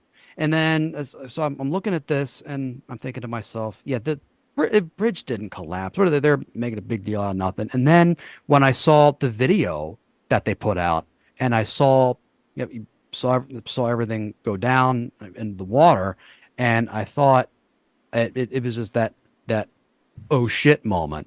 And driving around the area a lot, I think that this is going to cause so much inconvenience for some people, because the only other way to get through the Baltimore area is to go through, but we have two other ways to go through there, but they're both tunnels. They go underwater. If you're transporting hazardous substances, they can't go through tunnels, so they have to go all the way around the Baltimore Beltway, and that adds to the traffic problems that are already you can't go all the way around the Baltimore rush Beltway. hour. Yeah. The Baltimore Beltway doesn't go all around right now. Yeah. It stops. Yeah. Sort of a strange thing to think about. I wonder if Baltimore's pants will fall down. Oh, it already has. I mean, collectively, that's part of the wardrobe. Baltimore wears pants. We're a fancy place. Life will be very different for everyone who lives around and commutes on the roads in the areas around Baltimore City for months, maybe years to come. However, as residents of a city accustomed to frequent detours and lengthy commutes owing to disruptions and gridlock, we have become resigned to it, to the point where we say, fuck it, I don't need to sleep anyway. I'm having too much fun working and hoping for death. In this clip from a CBS News report, we get a look at not only the cleanup efforts of the bridge, but also the impact on small businesses in the area. Crews in Baltimore have opened a second temporary channel to help with wreckage removal and to allow small boats to bypass the Francis Scott Key Bridge collapse site. Meantime, we're getting a look at the wreckage in the Patapsco River. Chris Van Cleve is in Baltimore and has the latest. New sonar images show what can't be seen from the surface. Up to 90% of the Francis Scott Key Bridge sunk to the bottom of the shipping channel, leaving a maze of twisted, mangled steel and concrete. Work made more challenging by the storm pounding the eastern U.S. Tuesday. The wreckage on the bottom of the 50-foot channel is far more extensive than we could have imagined. But signs of progress. The first ship passed through one of two temporary channels now open. A larger third one is planned, but none will be able to handle large cargo ships, leaving one of the country's biggest ports largely shut down and 8,000 jobs in limbo. It is a high priority for the Army Corps of Engineers and the Coast Guard to get that third temporary channel open, because that will allow smaller commercial vessels access to the port. And the governor says each one of those ships that gets in is responsible for about 100 longshoreman jobs at the port. This won't let big cargo ships in. It's only going to be about 24, 25 feet deep. So as compared to the 50 feet they need to get the big cargo containers in, but it will allow some more traffic in and out for vessels that are bigger than a tugboat and a barge. It's been a little quiet. Vinny's Cafe relies on those port workers. Fabrizio Scotto is the manager. It's like a chain effect, really, not just us, all the businesses around are, I'm sure, are really feeling it. Dozens of local businesses are already applying for low-interest loans of up to $2 million to cover lost revenue stemming from the bridge collapse. We can try to provide some measure of certainty at a time that just feels very uncertain. While the NTSB investigation is expected to take 12 to 24 months, the Singapore-based owner of the cargo ship Dolly that struck the bridge last week filed a motion in federal court asking a Baltimore judge to rule it's not liable for any loss or damage from the fatal crash and destruction of the Key Bridge. I mean, that was a little bit of what we were discussing earlier, where like it's not even at the point where that report was released. I don't think a week had gone by, and already the shipping company was looking to evade responsibility. There's all this shift of blame going around, which unfortunately is par for the course when things like this happen. Yeah, the litigation's going to be endless. I think the state's going after them. They've already preemptively tried to say that they're not liable, but this is going to keep going and going. Okay, but so Jeff, on that legal front, so in general, don't all of these companies have insurance, right? So the ship maker, or is it even the people who were driving the ship? Like, don't they all have insurance such that it could cover disasters? They should, yes. Then why would they even need to litigate? Like, they could just say insurance will take care of it. Well, what insurance takes care of is another question. Yeah, does it cover just the damage to the boat? Does it fix the bridge? Does it cover the livelihoods lost? Right, and it may not cover negligence. They may say that the actions of the company were so egregious that they were outside the boundaries of the insurance. And the FBI has been there investigating for possible criminal action. So, right, yeah, if the ship company knew or should have known that this was going to happen, then the insurance company's not going to want to pay. Oh, well, okay, yeah. And then maritime law is also weird and international. Oh, yeah. I don't know. I was just about to ask about that because this is happening on water, and this sounds like this boat was not even from this area. So does that must provide like a whole other issue and level of chaos. Right, it does. Where was the Dolly flagged? I think it was a Singapore ship. Yeah, that's what they said. It was from Singapore. Was the ship, but then Maersk, wasn't it Maersk was the contents on the ship? So it doesn't matter who owns, like, I mean, I guess it gets confusing because I would be like, well, it's Maersk. Maersk is stuff. So who's getting their stuff to Baltimore? Well, there's one company that's saying, okay, this ship needs to go here and here's the route that it takes. And now everybody has to keep their fingers crossed, like when a ship doesn't lose power, like what happened here, and that when people go over a bridge and they see a ship coming for the bridge, that they're not going to they don't have to worry now that something similar is going to happen. Right. Does everybody know why it's called the Francis Scott Key Bridge? Yes. The Fort McHenry is right there where the Battle of Baltimore, the defense of Baltimore took place. And Francis Scott Key was in a truce boat with the British fleet during the bombardment of Baltimore and wrote the poem, Defense of Baltimore, I think it's called, that became the national anthem. And every year, I probably won't do it this year, but every year the Coast Guard puts out the Star-Spangled Buoy, which is this beautiful red, white, and blue buoy that supposedly marks the place where Key was during the battle, and it's about 100 yards from the bridge, But They'll that's probably why do it's something. called that. Yeah, they'll probably do something similar this year to it, just not. Oh, well, maybe not in the future, I'm sure they will. Oh, yeah. I wonder what they should name it. I feel like Anthem Bridge might be good. I really want the Thurgood Marshall Johnny Unitas Memorial Bridge. There you go. Maybe those are two great Baltimoreans that everybody loves. It's certainly a 180 from Francis Scott Key. Yeah, Key was kind of a scumbag. Yeah. He was. So I'm fine. You know, the bridge is the bridge, right? The name of the bridge is troubling for me, but the bridge is the bridge, right? The Ray Lewis Bridge. Because if anybody has bounced back, if any group of people have an identity unique to any other market or demographic, it's the resilient people of the greater metropolitan area of Baltimore, Maryland. The other day, I drove by a crab shack that had 3 separate awnings, each with one word encouraging customers to come in for a crab feast. Crack, eat, and smile.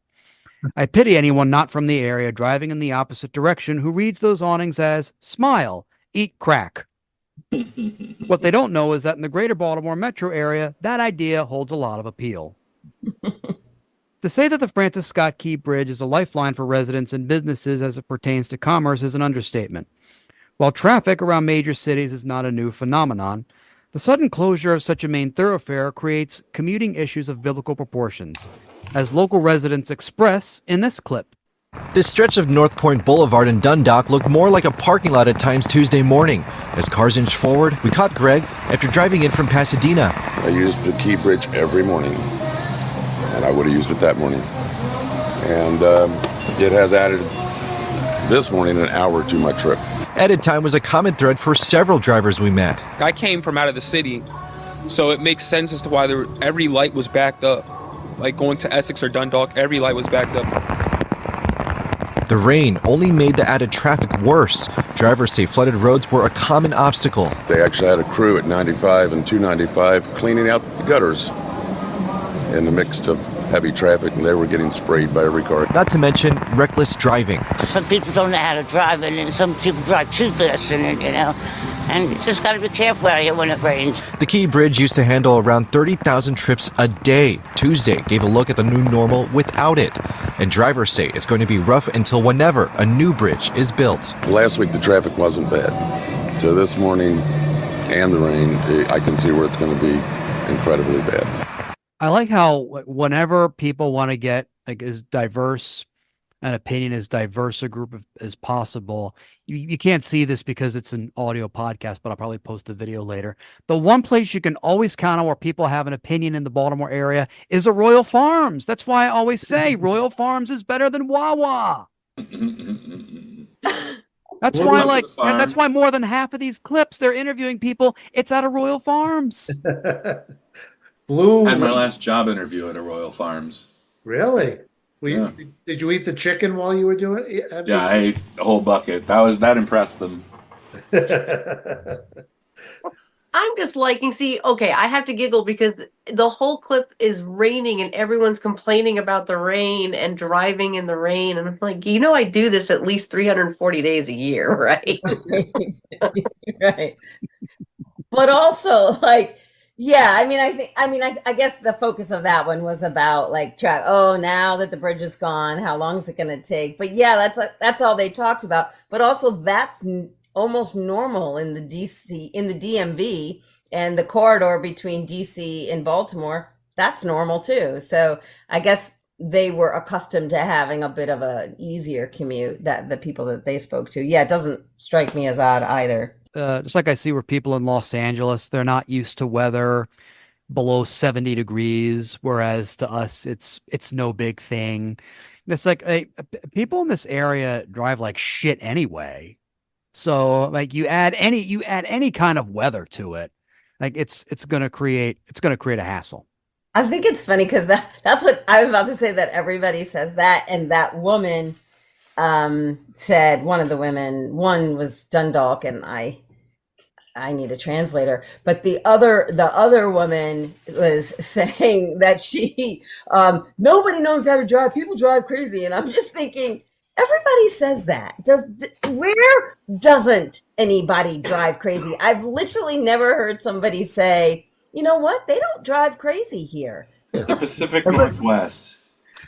That is absolutely untrue. Oh, I lived there for a long time, and y'all drive slow as fuck. That's crazy. Slow is crazy. And it's such a pain being a jaywalker there, because if you step off the street, traffic stops in all directions, and stop being so polite, Jesus. Right, New York will go around it. It's in her name. She can't stop. It's That's why I have my name.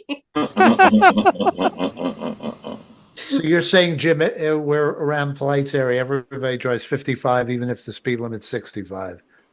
Everyone uses their signals. It's pretty much. It's like maybe not their signals, but it's frustratingly slow. No, we're just respectful of the rules of the road. Yeah, most of them are Show on off. bikes. They're not even driving. They bike everywhere. So that's why they don't know how to drive. I wonder where the best drivers are. It ain't here. It's nowhere. I'm telling you, Jim, it's nowhere. Everybody says the worst drivers are here. Somewhere's got to have the best, though. Like, it just has to be. Like, there has to be a town that is better. Like, they might think it sucks, and they might suck, but they're still the best of all the suck. Right. Well, because I would submit that New Yorkers, literally in the city of New York, are the best drivers because they have to be. And so, but nobody, I mean, I'm not sure that people outside of New York would agree with me. I mean, as long as you only get grazed by a taxi cab instead of run over, that's a good thing. That's okay. You didn't need the left tip anyway.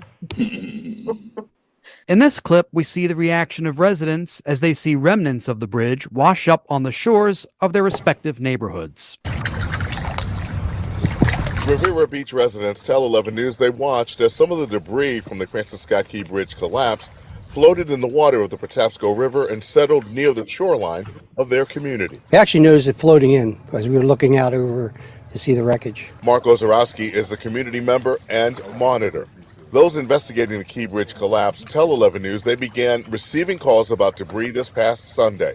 According to the Maryland Department of the Environment, an inspector responded to Riviera Beach Sunday and confirmed the presence of wood debris with metal parts at 3 locations. The families living here are wondering what are the next steps at getting the debris removed.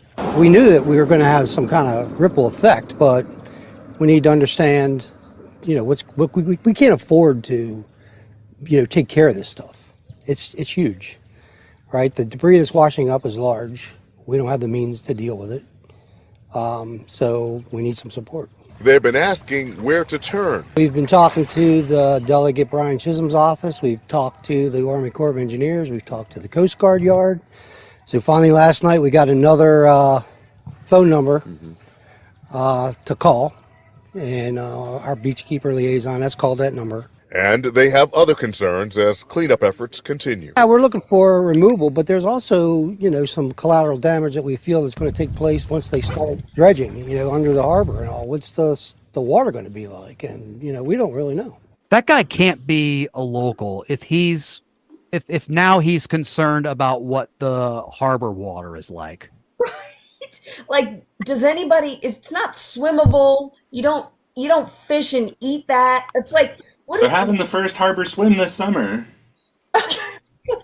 They are. Like, the harbor's been getting steadily cleaner. And, I work there and I walk around it and I see crabs and I see turtles and I see big fish. My coworker, who's an avid fisherman, saw cow-nosed rays in the harbor.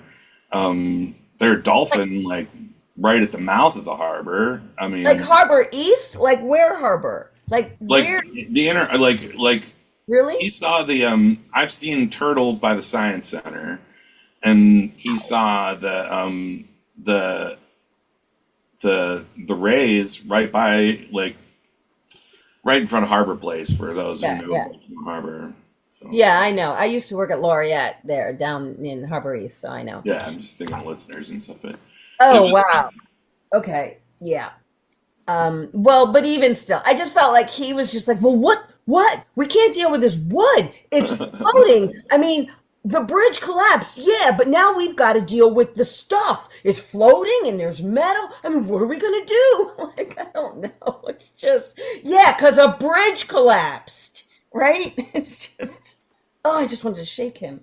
I'm surprised. I've searched through a lot of these clips. I'm surprised I didn't find anybody who said, "Oh, these would make great pieces to build a pickup truck bed cover," because that would have been that would have been my first guess as to what they wanted to do with these pieces. I would All right, use so it now I still don't feel so smaller bad. I'm sorry. Because my first thought was, let's sell these on eBay, make some money so you can pay to have it cleaned up. That's what the shipping company is going to do. Instead of paying for it, they're going to take the pieces, they'll eBay them, and that's how they'll go ahead and pay for the damages. I see.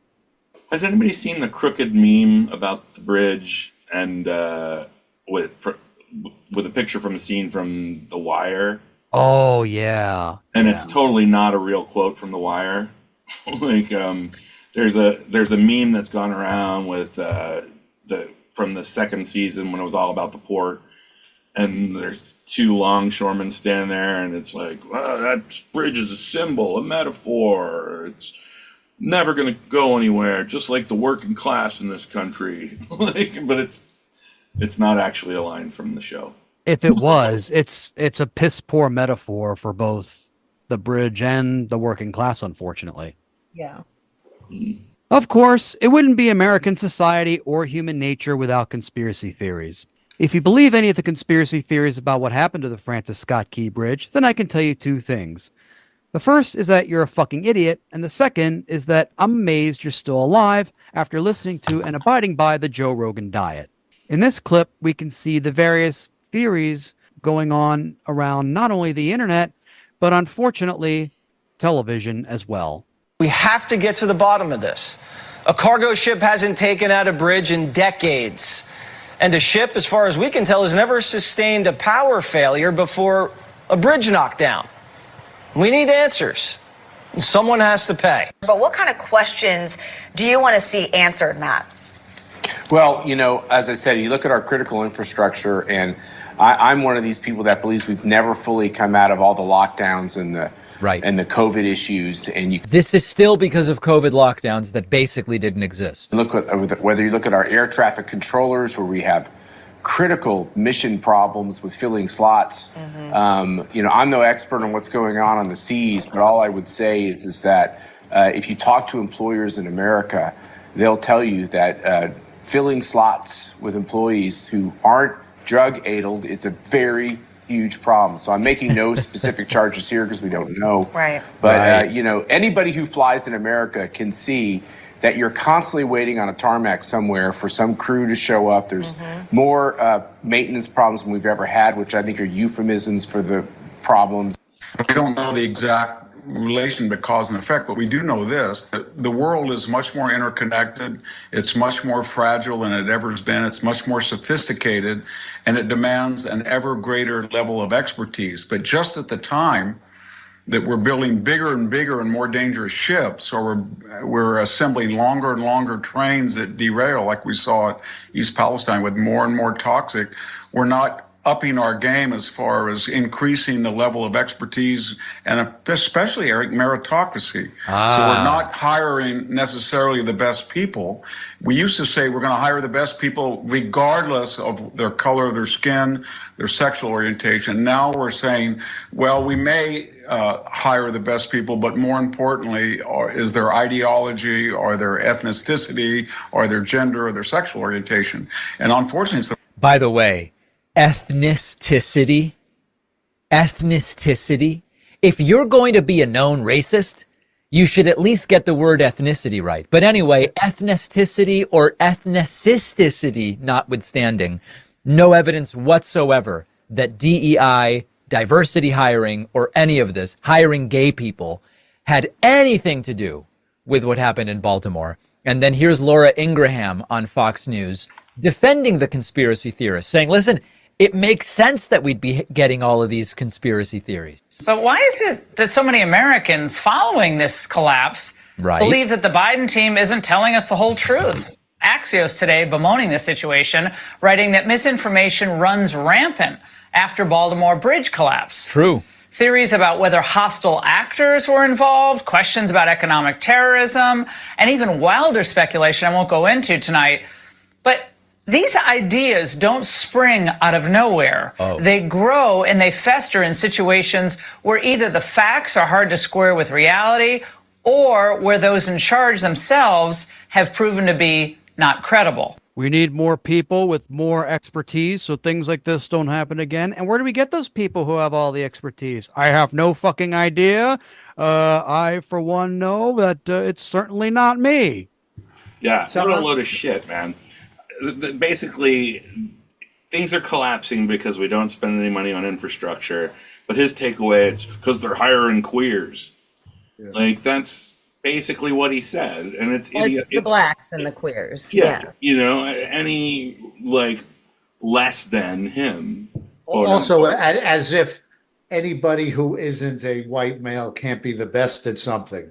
Yeah. Also, the irony of Laura Ingraham talking about how conspiracy theories and misinformation is running rampant. Like, does she not know who she works for and the kind of show that she does? She's like, these things don't come from nowhere. They come from us here at Fox News. Well, even the question is leading. Why don't people trust the Biden administration? Like, oh yeah, why would I? Like, it comes out of COVID lockdowns, something from 2020, and the fact that infrastructure. Remember Infrastructure Week in the former guy administration? Where'd that go? When they tried to blame hostile actors, I wondered if they meant Sean Penn.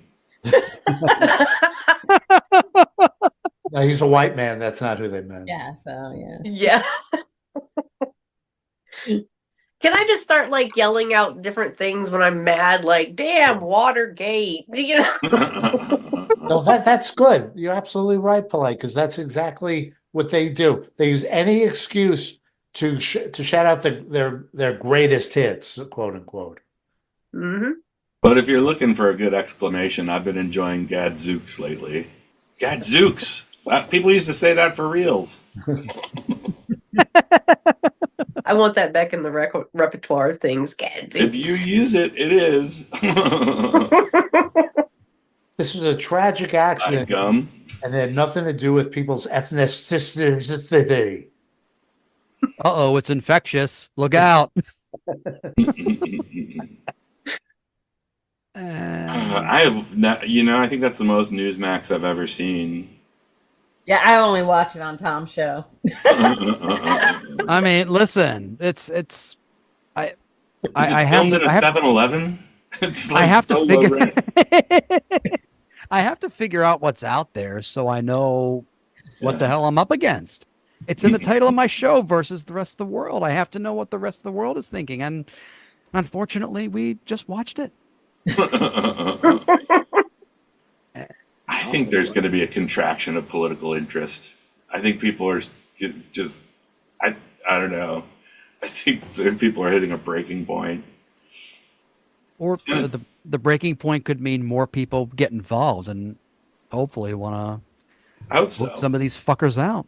Jim, I read an article recently that said we're at peak sports right now, not because the sports necessarily isn't any better than it was a year ago, but because people just don't want it, are getting tired of listening to the same things over and over. They know who's going to be in the election. They know we got how long? 6 months of this. So they're enjoying Caitlin Clark and then the playoffs and the Rangers sweeping the Capitals. Good things like that. Yeah. And in the meantime, Jeff, you're gonna go ahead and put wagers on how some of these races are going. I know what your involvement in this is, Jeff. You're not fooling me. You can't bet on politics in Maryland. Oh. It's not allowed. Not that I haven't looked. God, the betting in sports is like, it's stomach turning for someone who's been around sports for my whole life. Like, to see the like duplicitousness of the ownership as they like jump both feet into this billion-dollar industry. I don't know. Anyway, it's after banning Pete Rose of all. It's another episode, Tom. In conclusion, I take issue when people from outside Baltimore call us a shithole because we're only known for drugs and crime. That's wrong. We're a shithole because we never know when and how to finish our roads. If you look at historical photos and images of major cities like Baltimore in their early days, you look at them and reflect how much better they would be to travel on than Maryland roads during their never-ending state of improvement. Since the release of my joke about Maryland's official state flower, the black-eyed Susan, sounding like a domestic violence victim, I've heard tell that Maryland officials are now contemplating a change to the official state flower, making it the trench plate they put in the road during road work. But as much as I abhor travel, traveling by car and train are still among my favorite methods. I have more freedom, as I often feel constricted by airlines, their boarding procedures, and ticket prices. Unless absolutely necessary, I am still motivated to travel by road and rail, not by plane. In fact, I won't travel by plane unless the airline's Wi-Fi unblocks porn websites. And on that note, that's our show. I want to thank Jeff Hyson, Gina Brown, Polite Kitty, and Jim Meyer. Thank you, Tom. Thanks, Tom. Thanks, Tom. Thanks, Tom. But before we go, my final thought. Welcome to the 5th installment of our new series, Are You Better Off Now Than 4 Years Ago? If this is your first time listening to this podcast since I started the segment, or your first time listening to this show, period, then spoiler alert, the answer has been, and will always be, yes.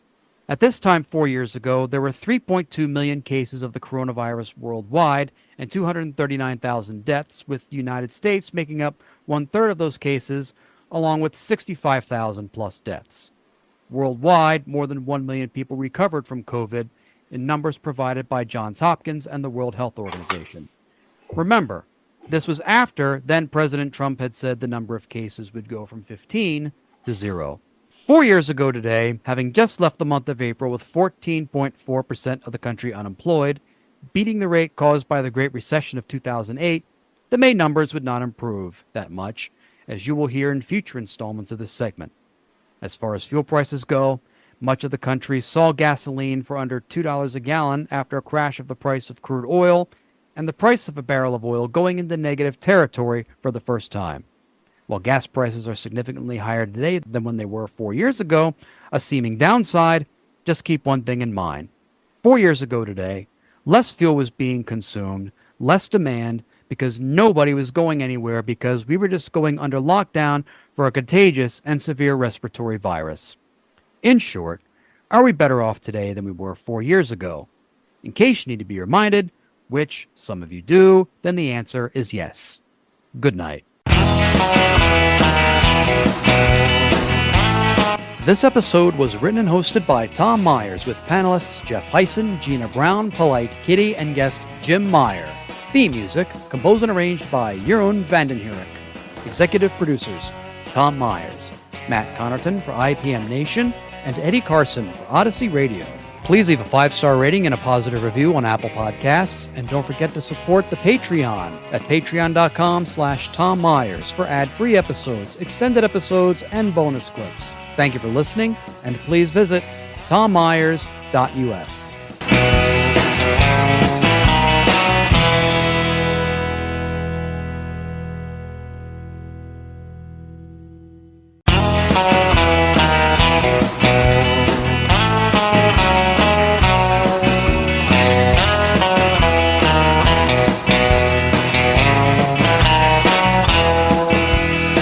Hello, and welcome to Tom Myers versus the rest of the world.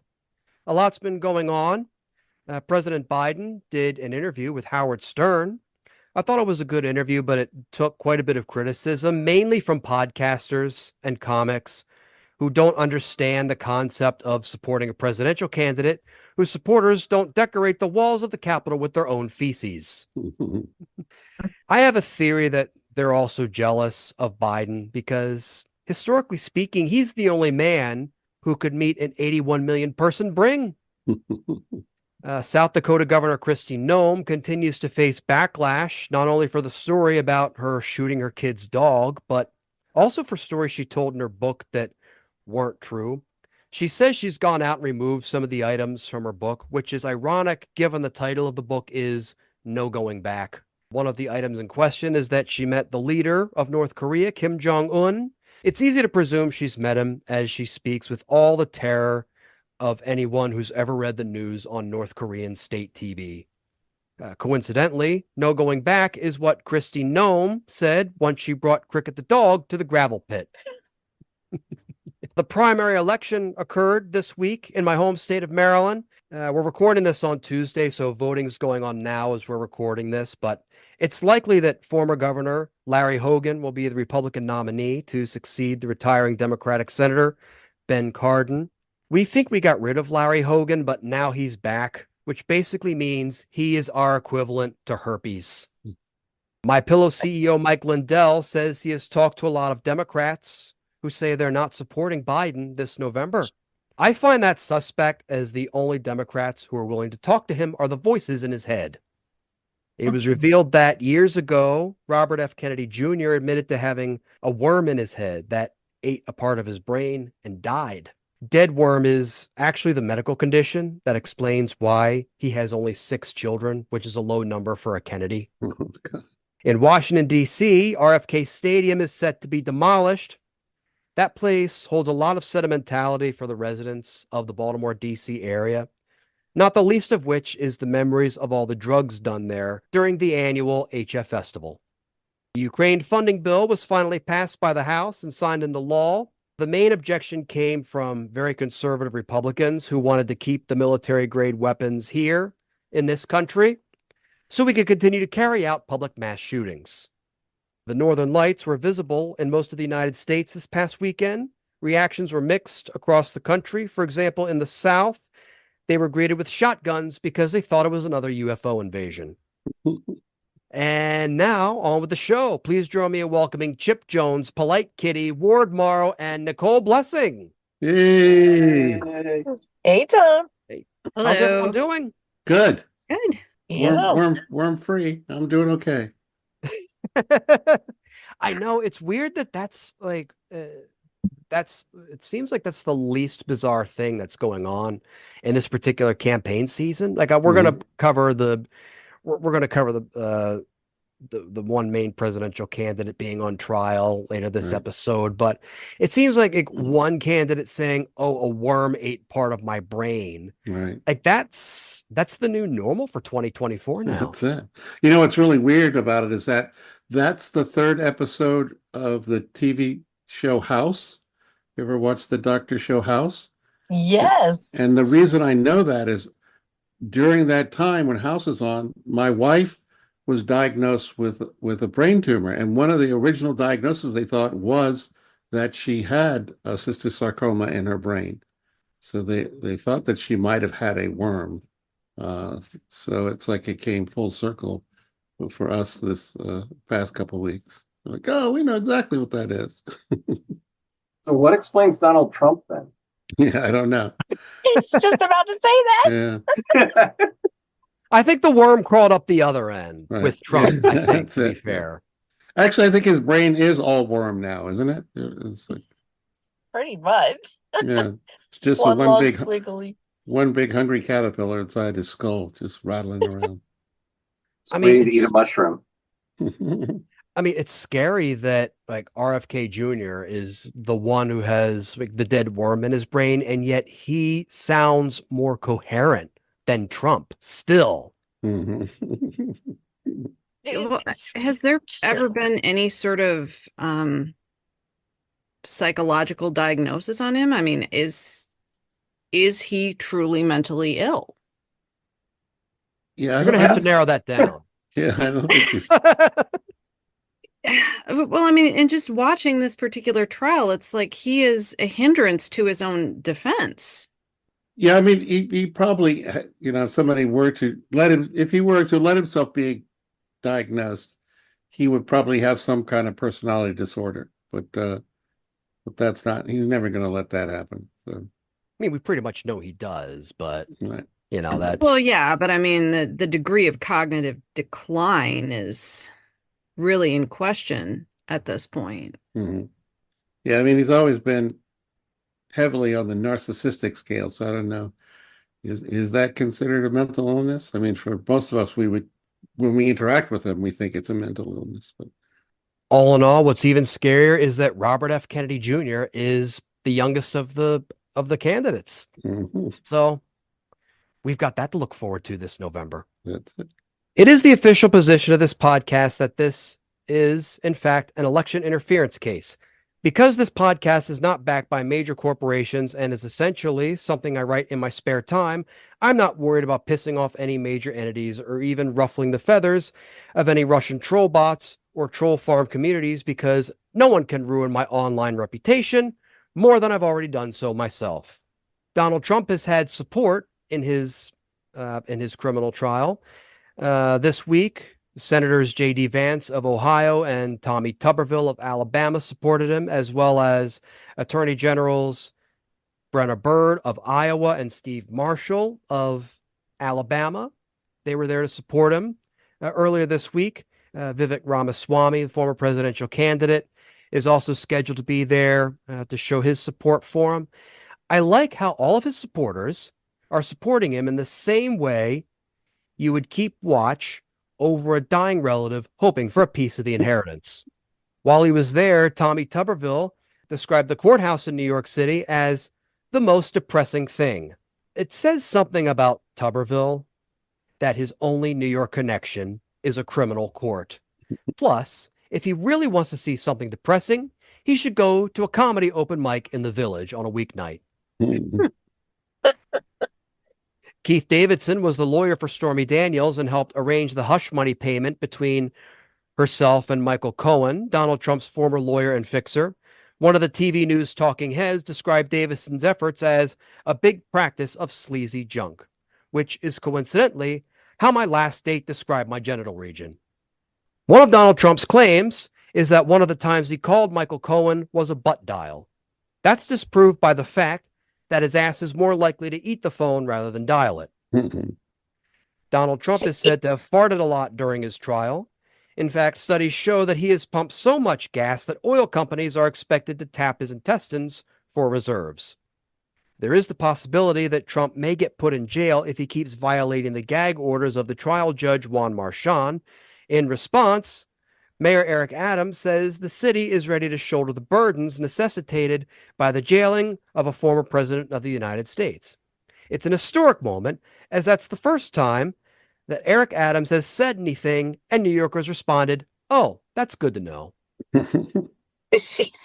Ward, as the only trial lawyer here, to the best of my knowledge, do you really see this trial having an impact that no matter what the verdict is on the electorate? No, because people know Donald Trump. They've made up their mind. They like him. They don't like him. And I think they look at this as it's old news. I mean, Bill Clinton does, 0.1% of this. And, there's calls for his head. But Trump does it, and evangelicals flock to him. I mean, it just doesn't make any sense. And in all the trials I ever did, I never saw a defendant fall asleep. I saw some, kind of mess themselves. I saw some of them try to run, but never fall asleep. I guess the MyPillow guy, might come in handy for him or something. But I've never seen a defendant fall asleep. That was really pretty shocking. I also see it's the irony that, like, in 2016, his big thing with Hillary Clinton was lock her up, put her on trial, and then in 2020. He calls Joe Biden Sleepy Joe, and like all of this is just okay. The self-projection aspect of this is just, it's beautiful. I love it. And yet nobody's calling him, Sleepy Don. I mean, Right. You would think that would be the headline. It makes you think that maybe he's a bit psychic. I mean, he called all these things. he just ascribed them to the wrong persons, but he told us the future. But his supporters are saying that real men wear diapers. They've made signs. Oh, man. I want to make signs about wearing diapers and being for it. That's right. I'm looking for a whole bunch of preschoolers to start running for president. I would vote for them. They have a better grasp of reality. That's right. I think. Plus, kids are way more cooler than adults. That's right. Why do we wait until people are adults before they vote? Adults fuck shit up. We've seen this. And kids are not going to lie to you.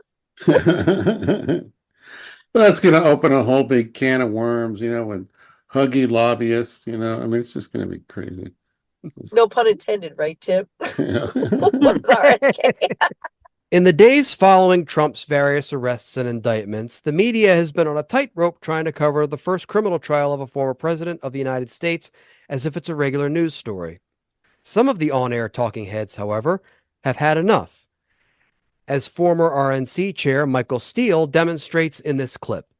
Watching this from afar, if you saw Donald Trump behind bars, cuffed or, frog walked out of that courtroom, I mean, his numbers would go sky high, his fundraising would go off the charts. Does he have an unlimited amount of people willing to put money into his pocket to pay for his trials? Well, let's do it and find out. Why are we concerned? Why are we concerned about how much money he raises off of a perp walk? Why are we concerned how much ire is cast upon the system by his sycophantic followers? If the justice system is doing its justice correctly and fairly, those of us in the political space will know, okay, that's a political problem for him. And it's a political opportunity for his opponents. That's the politics of this. But our system shouldn't be beholden, Andrea, to concerns about whether or not Donald Trump raises money and his numbers go up if the system is doing what it's supposed to do. And if he is convicted, then in my view, all of the entrapments of being a former president should be stripped away. So there is no concern about security in a jail cell, because then he's a convicted felon. He's not a former president. I would love to see more of this, and we're just not seeing it on supposedly liberal networks like, MSNBC and CNN has its own issues. They've been taken over by a very, very conservative owner. Their lineup's been changed, but of all people, it's a former mainstream Republican who has to go ahead and say, hey, this is a possibility. This might happen. We should be talking more about this. Yeah, well, I mean, Steele has definitely softened his conservatism. It's ironically because he's the one who actually put them in the position that they are now. He's the one that changed their focus to local elections and to school boards and stuff and building from the ground up, and then they sort of threw him under the bus and threw him out. So I think he unlike a lot of the conservative talking heads, feels no allegiance except to what he really believes in the truth. So that's why he can say that kind of stuff, Well, I'd also say Steele is clearly multiple degrees of IQ higher than anybody else in the Republican Party that's still there. I also noted in the video in the back he had a Johns Hopkins hat on, so he is well educated. But the point here is that you've got somebody like that who can look at this, and when he said, go ahead, convict him and let's watch the numbers go up, I think he knows something, which is, I don't believe there are these neutral people out there not sure if they like Donald Trump or not, but if he goes to jail, I'm going to really love him. I think you either love Trump or you don't. I don't think that there's many people that are going to make the numbers go up any higher than they are now simply because he goes to jail. If anything, I think they go down some. Maybe not a lot, but some. It's true. I do agree with him in theory. I love his theory, but the political justice system, won't do its job. It doesn't do its job for the common person like, myself. So why is it going to work for him? I mean, we should keep track of how much money he's got, because if he's got the money, then he's just going to buy his way out like everybody else. I do feel like we're sort of through the looking glass, because now I agree with this person that I didn't for so very, very long. And I guess I'm personally rather skeptical of the polls, because it's, we've established there is a bias within the reporting news organizations. So how are these surveys, how are these polls being conducted? Who's being contacted? It doesn't really seem like we're being presented the news as more we're being presented an episodic Bravo series at this point. Right. Well, I mean, the problem with polls is the data that you get is from the people that answer polls, and so that is not a real clear. I don't think there's a real clear study that is an actual indication of the general public at large. You know, It can't be. I mean, when I was a kid, people would call the house and ask who you were going to vote for, and I'd be like, whoever, you know, I would just Mrs. randomly Moore, my pick fourth one. grade teacher. I'm voting for her. Oh no, I would not say that. No, I would pick a candidate, but it would Mhm. never be the same candidate. So somebody would call and be like, okay, I'm a Republican today. I'm voting for this. You know, somebody would Mhm. else call, say, you know, a couple hours later, oh no, I'm, you know, voting for this Democratic candidate. What did I care? I was 12. And you were still trolling pollsters then. That's That's awesome. right. That's awesome, right? Yeah. But she's I the would just reason. like to She's go- the reason that Ronald Reagan was elected. I'm not that old, sir. This isn't to say that there isn't any resistance to the Trump election interference case. In this clip, we see right-wing activist and Trump apologist Laura Loomer leading a protest outside the courthouse in the single digits, which, coincidentally, is their collective IQ. Donald Trump did nothing wrong! Donald Trump did nothing wrong! Donald Trump did nothing wrong! Donald Trump did nothing wrong! Donald Trump did nothing wrong! Donald Trump did nothing wrong! And we're going to be here every single day talking to all of you fake news media freaks and letting you know that Donald Trump did nothing wrong until you start to report the truth. Judge Merchan's wife literally works for Letitia James. Michael Cohen's lawyer, Andrew Lawford, his Twitter profile banner is a photo of him with Letitia James talking about how they talk about getting Trump. He said that he had fundraisers for Kamala Harris. Tell me that this isn't a witch hunt. How is this fair? How is this fair to Donald Trump? I mean, I've heard less awkward silence I know. at a comedy open mic when a comedian has dropped the N-bomb Mm. on stage. And by the way, Laura, if you're listening to this podcast for some weird reason, this isn't a witch hunt. Yeah, I mean, you think I immediately think just because someone says something doesn't mean it's a witch hunt. You know, I'm sure there are prosecutors in Chicago and New York that were talking about getting mobsters and gangsters, and nobody was out in front of the court for Gotti going, "This is a witch hunt. He didn't do anything wrong." The prosecutors Well, back then they just- were more subtle about Just after their him. disagreements with prosecutors. To be Right. fair, Well, you know, I wouldn't call them witch hunts, but when you're talking about mobsters, yeah, prosecutors are going after people they think are committing, you know, organized crime. Right. So, you know, it's not a witch hunt. That's their job. And this is what this prosecutor is doing. They're going after somebody who did business fraud. You know, so it's like that's the whole thing. Is that when you start characterizing someone who's actually doing their job as a witch hunt, it's like, okay. But that seems to be part of their strategy to say that, oh, all of this is politically motivated, not because I broke the law, but because they want to stop me from being on the campaign trail. I mean, he openly admitted that, oh, yes, I did this, you know, and tried to justify it. Well, I paid him, I just paid my lawyer a retainer. It's like, but then it wasn't really a retainer. Michael Cohen says it's not a retainer, that it was used as a payoff. So, I mean, is this now the Tony Soprano School of Law? I mean, what the hell is even happening?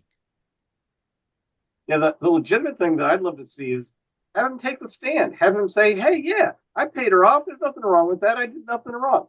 Please come in and confess and tell us that you did nothing wrong. See Right. how long the jury will be out after that. Well, he can't do that because if he says I paid her, then he did do something wrong. I mean, the whole thing is that it's the cover up that gets him. If it had been done as an open payment, that's not illegal. What's illegal is it's fraud because they characterized it and they documented it as something different. And that's why people are trying to make this correlation with the money that Clinton paid Paula Jones. That was an open settlement in a case. Everyone knew it was going to Paula Jones, which is different than what Trump did by saying, oh, well, this is a retainer to my lawyer. It has nothing to do with the money my lawyer gave to Stormy Daniels. And it's like, well, no.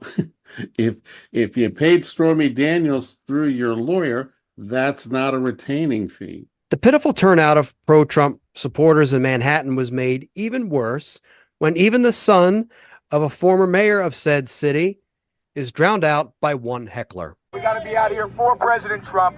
Let him know they did nothing wrong. Let him know this is a political persecution by prosecution of the leading candidate for President of the United States. That's what's going on here.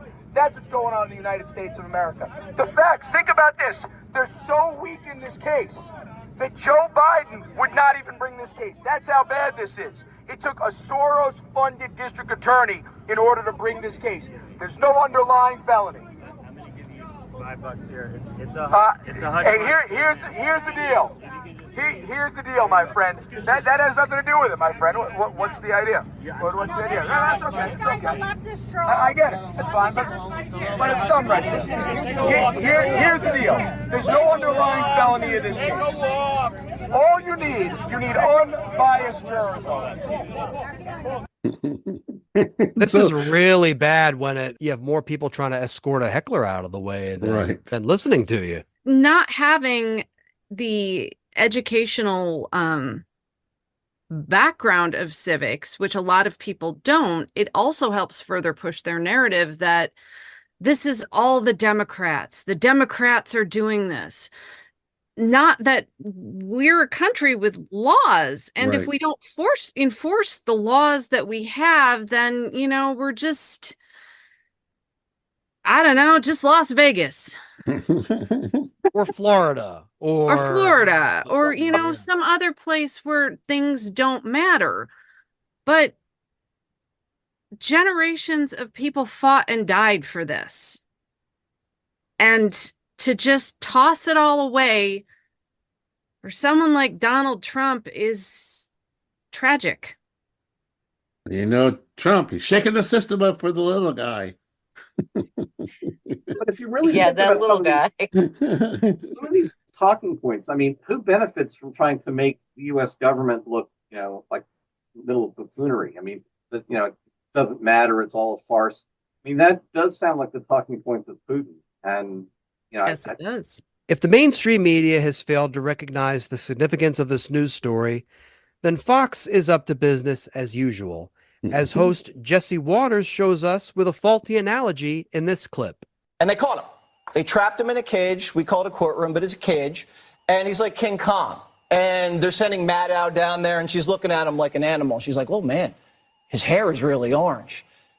Look at his eyes. Look at his lips. He's angry. He's mad. He's upset. Watching him. They're not providing any sort of legal analysis. Joy Reid went down there. He's like, well, he's bigger than I thought he was. I mean, they're acting like it's like a zoo creature. And what happens with King Kong? You remember? Boom. It's not going to be good. So he's going to bust out of this cage eventually. They're not going to be able to keep him down. They killed King Kong. Yeah. He took a white woman on top of a building, and it was frowned upon in the 40s. I don't think I saw the end of that movie. It was I mean, I talk about all the time how I do this show basically in my spare time, but like even I go ahead and fact check stuff. Okay, King Kong, that was not the 40s. That was 1933, and it was Fay Ray. And I feel like, yes, it was maybe frowned upon later, but in 1933, it was like a cinematic marvel. So yeah, they're even off on that. It was remade, though. Come on. Oh, it was remade multiple times, but they said the 40s. There wasn't King Kong in the 40s. It was 1933. I feel like there must be some accuracy, or else let's just all sit here and be wrong. That's right. If we're going to be accurate about facts, it's going to be movie facts. That's right. Yeah. There's a level of irony here, though. Trump was the owner of, was it Miss USA or Miss America or whatever. I mean, he's into beauty pageants and all that. He certainly talks about what people look like and Googles people and whatever. Right. What Hillary wears or doesn't wear. But all of a sudden, it's like people are talking about this guy and the color of his hair, the color of his skin. some man is being pulled apart in the same way that women have been pulled apart for generations. And it's, oh, this is some terrible thing. It's fair play. If you're going to pick on one, then, hey, buddy, you're going to get it coming back to you, and hopefully many times over. And on that note, that's our show. I want to thank Chip Jones, Polite Kitty, Ward Morrow, and Nicole Blessing. Yay! Thank you, Tom. But before we go, my final thought. Welcome to yet another installment of our new series, Are You Better Off Today Than 4 Years Ago? Spoiler alert, the answer is going to be yes. If you feel like switching off this podcast now, which if you haven't already done so, congratulations and thank you for hanging in there. On this date, May 16th, restrictions on bars, restaurants, and public gatherings in general were slowly starting to be lifted in this country with a disease that had already killed 88,000 Americans. The Department of Health and Human Services, by this time, had awarded $11 billion to help testing for the disease, with $750 million of it going to tribal areas, despite the previous day's reporting of the Navajo Nation having the highest rate of infection per capita anywhere in the country, according to figures provided by the Centers for Disease Control. By this time 4 years ago, approximately 4.5 million cases were reported worldwide, with 310,000 deaths.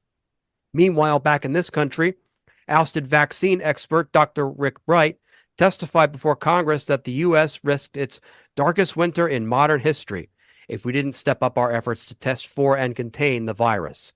All of this, of course, was a few months after Trump said this country would go from 15 cases to 0. Meanwhile, Italy, which is one of the first major epicenters of the virus, as well as the home of the free premium subscriptions to Pornhub during the lockdown, was also slowly starting to reopen. On the subject of reopening, the U.S. unemployment rate dropped to 13.3% as non-farm employment added 2.5 million jobs, with most of those being in the hospitality, construction, and retail industries, which were undergoing recovery, according to details provided by the Bureau of Labor Statistics. Meanwhile, fuel demand continued to slowly increase with the gradual reopening of the country, this time 4 years ago, but prices still stayed below $2 per gallon for the remainder of the month, according to the website GasBuddy, as well as the U.S. Energy Information Administration. While lower than today, admittedly, just remember that 4 years ago today, less fuel was being consumed because nobody was going anywhere because, remember this, we were just going under lockdown for a contagious and severe respiratory virus. In short, are we better off today than we were 4 years ago? In case you need to be reminded, and of course some of you do, then the answer is yes. Good night. This episode was written and hosted by Tom Myers, with panelists Chip Jones, Polite Kitty, Ward Morrow, and Nicole Blessing.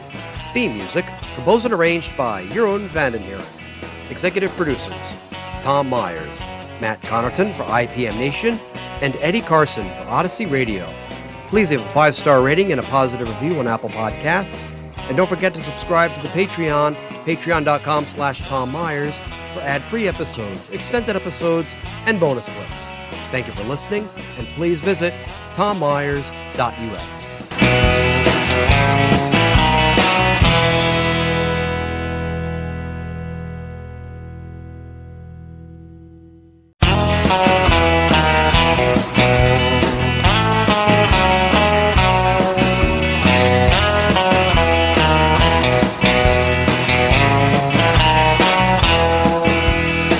Hello, and welcome to Tom Myers versus the rest of the world. I don't know if you heard in the news, but this past week, Donald Trump was convicted of all 34 counts of falsification of business documents when he paid off Stormy Daniels to keep her quiet about a sexual relationship that Trump had with her years ago. Trump must feel bad, as he never even had 34 wins the entire time that he owned the New Jersey Generals football team. This proves that Donald Trump and I are not alike. For instance, after I have sex with someone, the woman pays me not to talk about it, which is why I can afford to stay at home and do this podcast. The fact that Stormy Daniels was a key witness that led to a guilty verdict just proves what I've been saying all along. Porn stars will save this country. And this Thanksgiving may be the first one where I get to declare that in front of my family without being asked to leave the table. Donald Trump's supporters are convinced that his conviction has something to do with a deep state conspiracy. Well, they're half right. The conspiracy is that they're so fucking stupid that they don't understand that the laws and the criminal justice system also apply to white people. People who don't support Donald Trump wish he would follow the path of Jimmy Carter, the only other surviving one-term president, and check into a hospice. Do you know how bad you have to fuck up if you're a rich white guy and you're still found guilty at a trial? Basically, it's like an exclusive club where the only members are Trump and Harvey Weinstein. Don Jr. and Eric Trump both posted on their social media feeds about their disdain for the guilty verdict. That's a great way for Donald to remember his kids' names. Trump supporters are comparing him being found guilty to Jesus being found guilty. I won't buy the comparison until I win the sweepstakes to hammer in the first nail.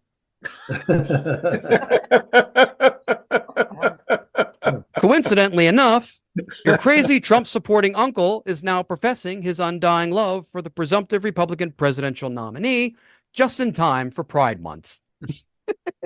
And on that note, on with the show. Please join me in welcoming Jeff Heisen, Michelle Wojciechowski, Polite Kitty, and David Kay. Hey, Tom. Hey. Hello. Everyone, I think we all pretty much had a nice break, and what a great story to come back to. I still think about that moment when you're standing there, because I stood up like it was the bottom of the ninth, and you're expecting one or two, maybe a split decision, but I never thought it was going to be unanimous every single count. That was a glorious day. I mean, I think that's where like Mets fans and Orioles fans have something in common. We're totally shocked when we get a clean sweep in anything. I mean, everything can go well. At least it did for the moment. I did read about one guy today who I think I would have liked this. The Trump supporter who said he can't vote for him again, not because he had an affair with a porn star, but he doesn't respect him anymore because Trump wasn't smart enough to figure out how to keep it quiet. Oh, man. And which is weird because Trump's never been able to keep anything quiet. Like he talks about it, he posts about it on his socials. It's like, why? You know, that's true. You're absolutely right. How was he able to not open his big mouth? He didn't even remember. It's because he's saying this. All these Democrats having sex with all these porn stars all the time. Everybody is having sex with porn stars. Not me. I've never had a sex with a porn star ever. Which is quite ironic because I think at the time, technically Donald Trump was calling himself a Democrat. I think because George W. Bush was in the White House, that was his big thing. He was going after Bush at the time. Which, I mean, I was on the record back then as saying, well, Donald Trump should run for president. This is back when people thought he was people outside New York thought he was a liberal Democrat. I thought to myself, if he's the nominee of our party or the Democratic Party, then I won't be able to vote for him. So it's like, I like to think that I willed him to go to the Republican Party. So now he's their problem. I like to think it's all on me. The complete destruction of the party of Abraham Lincoln is on me. I'll take the blame for that. Well done. Well, you know, if you're one of my clients, you know, I'll just tell you, manifesting is real, Tom. Just keep manifesting. See, and I was going to put his ego in check and say, I don't think you have that kind of power. I was just getting ready to say, I don't think Polite wants me as a client. Like, I don't think I need a lot of help, and I don't think she's willing to put in the effort. Now, you know, I'm surprised that you thought that it might have been a split decision because I figured it was going to be all or nothing, because every one of the 34 counts were all intermingled together. I didn't think you could find it. They could have found him guilty of some and not guilty of the other. It all had to be together. But to think that it only took them, less than 8 to 10 hours to deliberate, and part of that time was asking questions of the judge for instruction, and a repeat of the testimony from Michael Cohen and from Pecker about those specific meetings, finding out whether or not Trump knew, and they absolutely synced up on their testimony, and there was just no way he could not be found innocent of any of those crimes. So I was I was so damn happy when it happened. It was I was following it on NBC,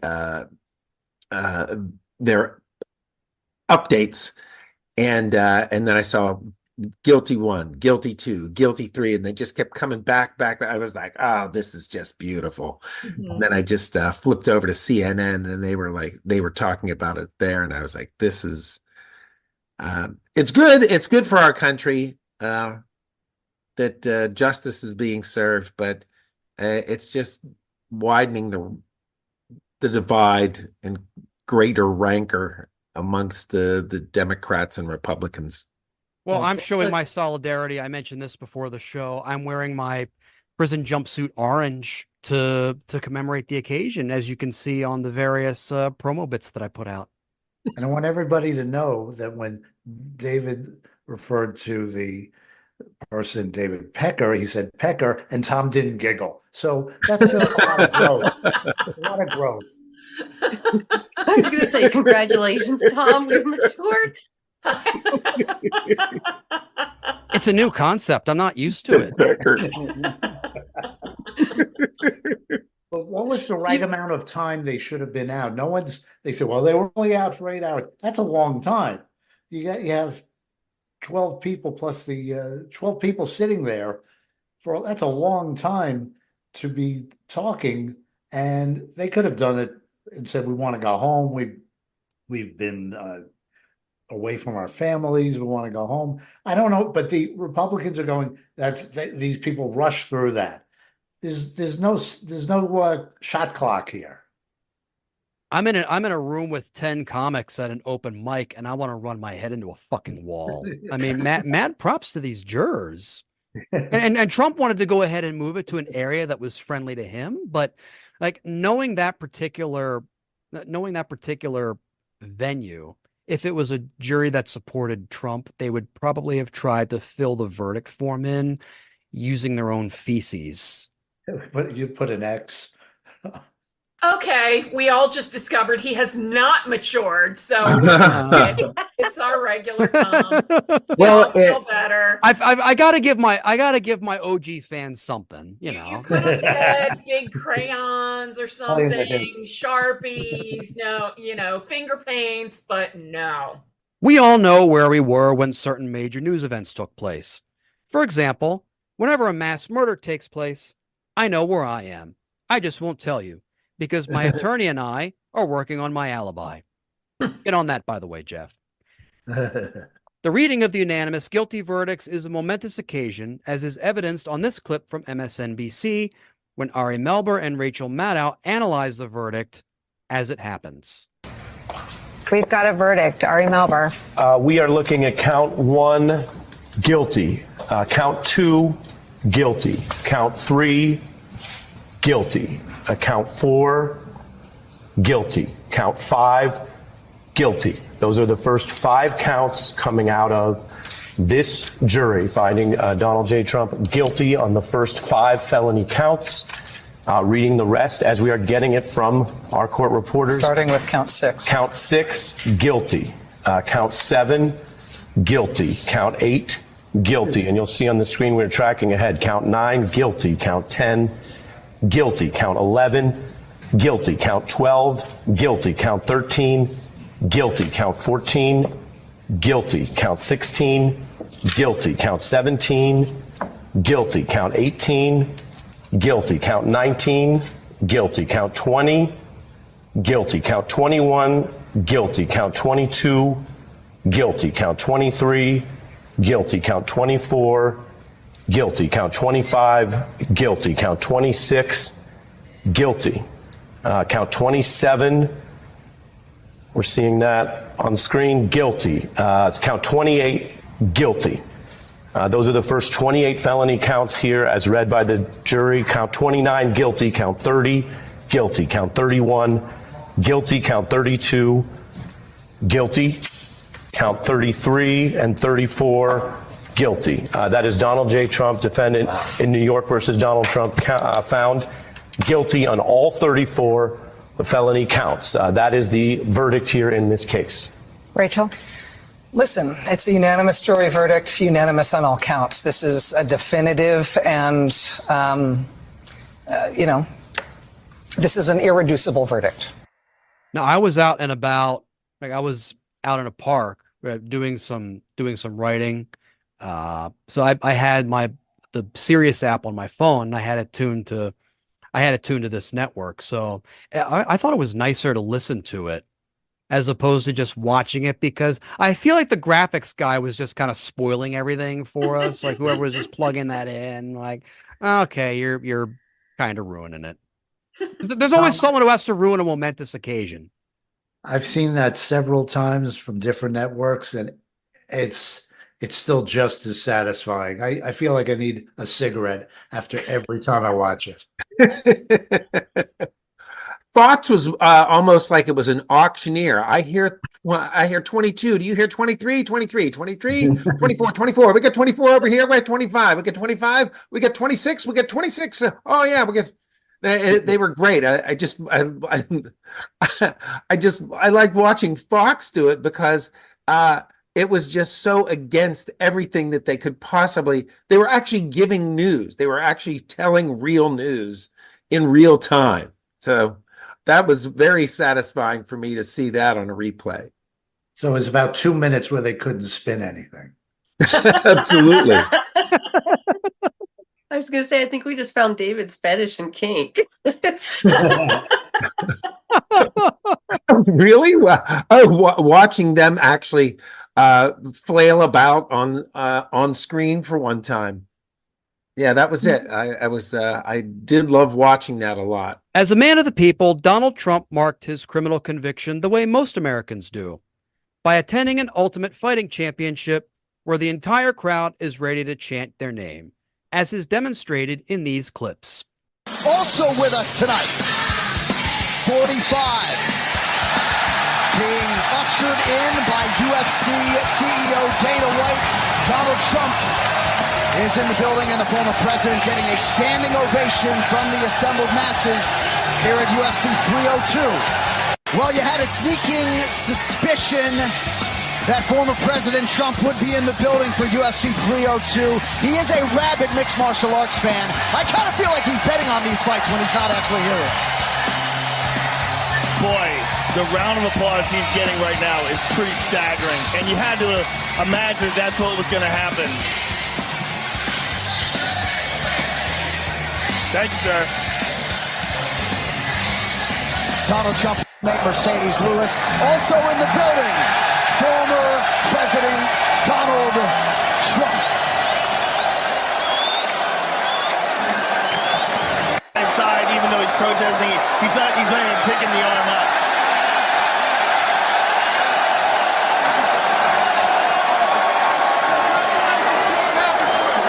Kevin Holland sharing a moment with Donald Trump and Dana White. President Trump, you're the man, bro. It is a damn travesty what they're doing to you. I'll be donating to you, my man. Let's get it done. Let's get it done. Congratulations, sir. Sean Strickland, ladies and gentlemen.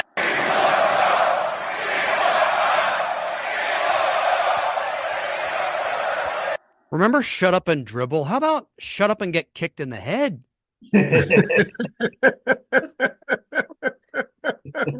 Seriously. I have no words. I feel so bad for his fragile, pathetically sad, narcissistic ego that, I mean, you would think that after your trial, you would go home and have some sort of maybe a little bit of reflection, or hang out with your family, or be around people that you love that can be like, at least give you some kind of console you. But I think that's exactly what he did. I mean, did you listen to that crowd? One of the kids was there. We could see him in one. two rows behind him. You notice, like he wasn't even in the row. Like he wouldn't even sit in the front row with his own son. Yeah, his son is following him 2 or 3 rows behind. It's so sad. It really is. Now, see, why can't Trump get in that ring? I want to see that Ultimate Fighting Championship. There you go. I mean, they're all cheering for him anyways. Throw him in. Yeah, I don't know the dress rules for going to a UFC match, but I would imagine wearing a suit is not required. It's not, right? It's not a black tie affair. No. No, it's not. It's not resort. They're not. What? It's not a baseball game in the 60s. You know, it's yeah, that's right. He's wearing it's a baseball game. Trump's elected GOP supporters who showed up to his trial sporting the red ties are comparable to the uniformed hourly fast food employees thrown to the unhappy mob of customers by the management to explain to them that their ice cream machine is broken. In this clip from a House hearing, Lauren Boebert responds to criticism and gives her explanation as to why her choice of presidential candidate appeared to be drifting off to sleep during his trial. Now let's look at public reporting. I'm only going to talk about public reporting. His criminal trial started on April 15th, and here's a summary of the press reports. On his first day of his trial, Reuters reported that Trump appeared to doze off during jury selection. On April 16th, it was reported that Trump dropped his head inside the courtroom, keeping his eyes closed before jolting his head upright. On April 19th, the New York Times reported Trump's eyes remained, quote, closed for extended periods during the final day of jury selection. On April 22nd, MSNBC reported that Trump's lawyers were fighting to keep him awake. On April 30th, NBC and the New York Times reported that Trump nodded off for significant portions of witness testimony, and as we all know, basically kept his eyes closed for hours and hours on end. On May 9th, Trump's eyes remained closed for many minutes, and Trump later, of course, dozed on and off. And the reports go on and on. May 13th, Trump was, quote, asleep during the afternoon session. On May 14th, a Politico reporter said Trump slouched in his seat and closed his eyes and his mouth. Now, here we have a photo of Donald Trump, of course, through some of his trial. And if in my remaining 1 minute, I could request, every so often, Mr. Garcia, maybe you could just lift up that picture of our President Trump sleeping. As you say, I think he's praying. But if he is sleeping, he certainly looks pretty while he sleeps. Maybe it's an endearing moment of prayer, though. I know when I fall asleep on airplanes, my mouth kind of drops open, and his mouth is kind of tight-lipped. So maybe it's just a somber moment of he's sleeping. It's been reported by multiple press outlets. I was in the courtroom today, sleeping. and I do. I could see why someone would fall asleep, just like George Conway fell asleep today. In the court hearing, it's kind of slow in there. It's not as exciting as the House Oversight Committee, but I just wanted to say that's a lovely picture you have of President Trump, Mr. Garcia. Thank you. And I yield. And it's also not as exciting as being in a live theater watching a theatrical performance. You're with your date. It's also not as exciting as that. In fact, I think praying is the only excuse that Lauren Boebert didn't use. If only she had fallen asleep during Beetlejuice, which is a wonderful play, by the way. If only she had fallen asleep, she wouldn't have gotten into such trouble. Well, I know that's the only way I can get to sleep. I was gonna say maybe she needs a little more Jesus in her life. I don't know. You know what? I should. This shouldn't shock me anymore. It really shouldn't. We've been through 8 years of this stuff. when you think back. Okay, 8 years. And yet I see this kind of stuff and I think, and this is what our tax dollars are paying for. How do these people get into office? I just, this is all rhetorical. I know we don't have 16 hours or 8 as the jury did to go. Or high IQs, you know, or the ability to read, you know. I just don't understand all this. I really don't get. I knew someone was going to say he was praying. I knew it. And of course, it had to be her, you know? And I can't even believe she can show her face after, you know, her whole thing, but it didn't matter. I don't know. I'm disgusted, Tom. I'm disgusted. Well, my job here is done then. That's all I got. Well, we really do get the politicians we deserve, because the people are out there and they're voting for this kind of ridiculous person to be in office.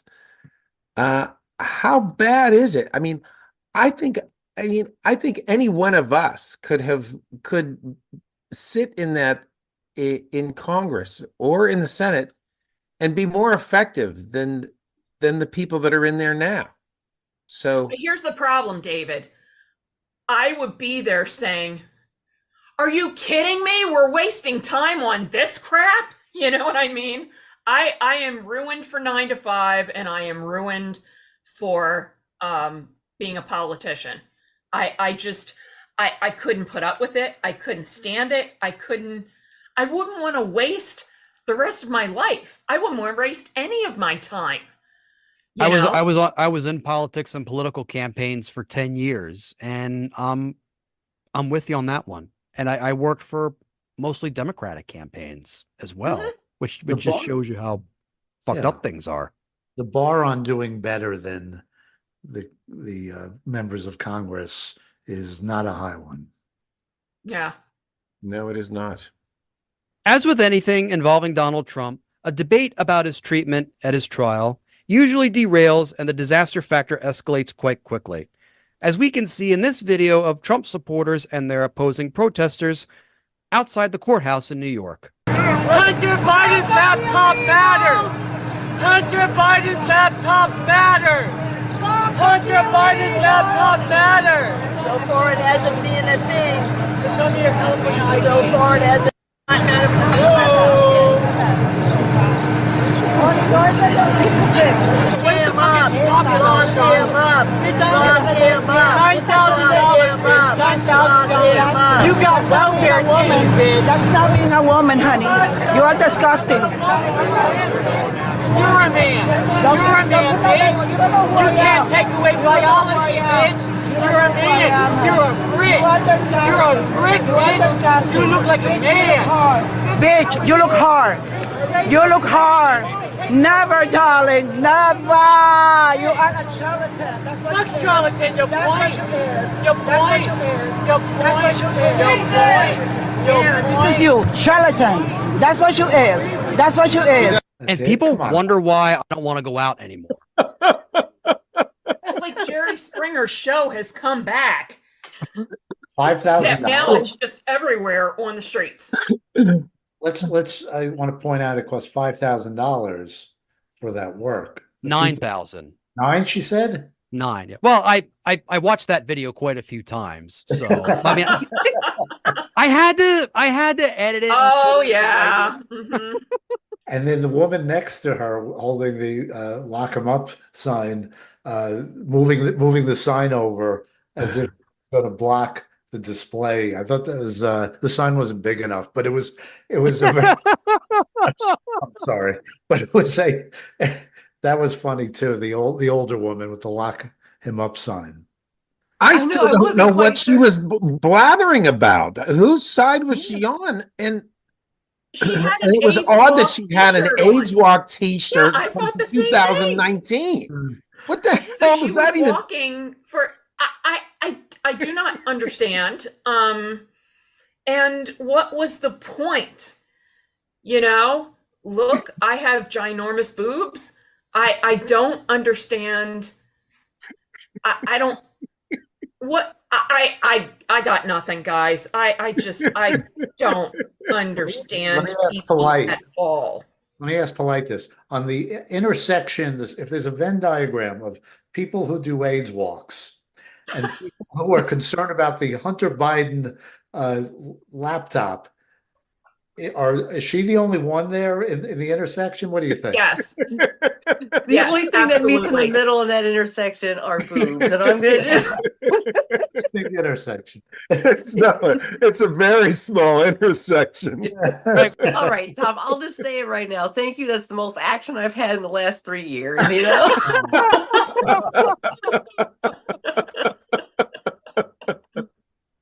And I agree. Free the boobies.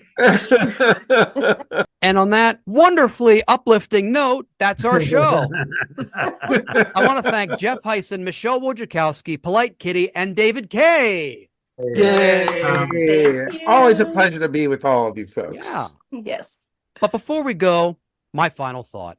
Welcome to the 7th installment in our series, Are You Better Off Now Than 4 Years Ago? Spoiler alert, the answer is yes. 4 years ago this week, the United States ended the month of May with 1.77 million confirmed coronavirus cases, 103,781 deaths, and 14 million COVID tests completed. This was after then President Trump, back in March, had said the number of cases would go from 15 to 0. In June 2020, the total civilian non-farm unemployment rate was at 11.1%, still recovering from the biggest 3-month increase in the unemployment rate since the Great Recession of 2008, according to numbers provided by the Bureau of Labor Statistics. On this day 4 years ago, the Dow Jones Industrial Average closed at 30,606.48. It was a nice rebound for Wall Street, corporations, and the top of the wealth bracket, but like most stock market booms, did little to help a vast majority of the country, barely scraping by and unable to invest anything. Gas prices continued to rise, as is customary during the summer months, save for the summer of 2022. And in the month of June of 2020, the price of a gallon of regular gas went above $2, a seemingly better value than now, but keep in mind that at the time, less fuel was being consumed because nobody was going anywhere because, remember this? We were still under lockdown, some of us, because of a contagious and severe respiratory virus. In short, are we better off today than we were 4 years ago? In case you need to be reminded, and hell, all of you do, then the answer is yes. Good night. This episode was written and hosted by Tom Myers with panelists Jeff Heisen, Michelle Wojciechowski, Polite Kitty, and David Kay. Theme music composed and arranged by Jeroen van den Herik.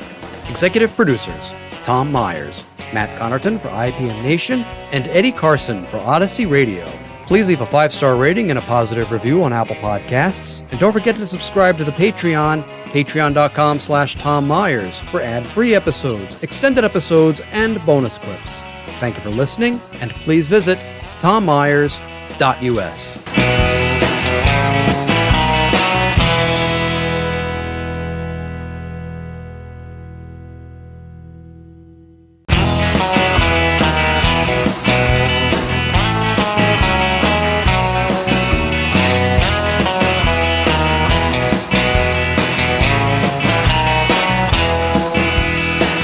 Hello, and welcome to Tom Myers versus the rest of the world. This is the 2024 Best of and Unheard Bits. So far, Part 1. In this episode, you will hear some of our best moments, including some bits that didn't quite make the initial airings. Joining me tonight are Jeff Heisen, Gina Brown, Michelle Wojciechowski, Polite Kitty, Chip Jones, Valerie Pascal, Davin Rosenblatt, Joshua Postel, Matt Connerton, and Lucy Strassball. It's a new year, and everyone's celebrated a little differently. In my hometown of Baltimore, the new year was celebrated with thousands of pounds of fireworks and explosives to say goodbye to 2023. And not wanting to be outdone by the residents, the city also decided to celebrate the arrival. Speaking of Baltimore, former Mayor Sheila Dixon, in an effort to kickstart her campaign to take back her old office, was at a campaign event and hecklers started throwing clothes at her. It just shows how weak she's gotten politically. It used to be that she was weak because she was caught stealing gift cards meant for a charity and she kept her $83,000 a year pension. Now she looks weak because she gets easily distracted by Lululemon products. On their Twitter X profile, C-SPAN commemorated the end of the first session of the 118th Congress by posting a typo, and that it was the end of the fist session of the 118th Congress. Man, Lauren Boebert's really been busy this year. Lauren Boebert announced she's running for re-election to Congress, but in a different district. She will no longer be representing Colorado's 3rd congressional district. So she's ditching her constituents like they were her date at a musical. So Iowa Republicans held their caucus on Monday. As predicted, Donald Trump was the winner among all the caucus goers. It's fitting in a state where the mindset of most of the voters that day was, I may kill someone in a multi-car pileup in this weather, but fuck it. Various numbers were thrown out on the local media outlets there in Iowa. -6, -4, feels like -45. And once they stopped talking about the chances of a candidate not named Donald Trump winning, they gave the weather forecast for that day. Florida Governor Ron DeSantis came in a distant second, followed closely by Nikki Haley. It's a miracle Ron DeSantis did so well, considering his target demographic only votes for him if they have the effects of heat stroke. Overall, it's unsettling that Republicans are still willing to go for a candidate that could receive a conviction in a criminal trial and possibly be the first president who would sign bills into law while simultaneously getting butt-fucked by his cellmate. Oh, jeez. For legal reasons, I don't want Donald Trump to be butt-fucked by his cellmate that much. Donald Trump was in court this past week at his civil trial for defamatory remarks he made against his sexual assault victim, the writer E. Jean Carroll. He released a courtroom sketch someone made where he was seated next to Jesus. Now, Jesus did used to hang with derelicts and thieves, so that image tracks. Oh, of all the times not to portray a crucifixion scene. Oh, gosh.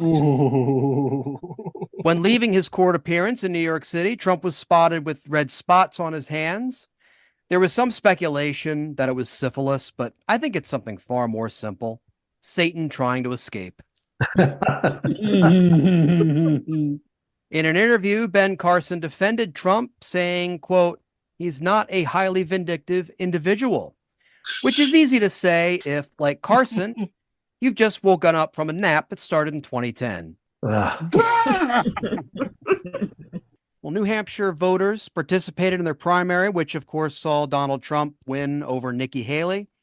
It's a shame for Haley because she's the type of person who in school would study and do all of the assignments, while Trump is the kid who would bring porn and show everyone while it was hidden in his textbook.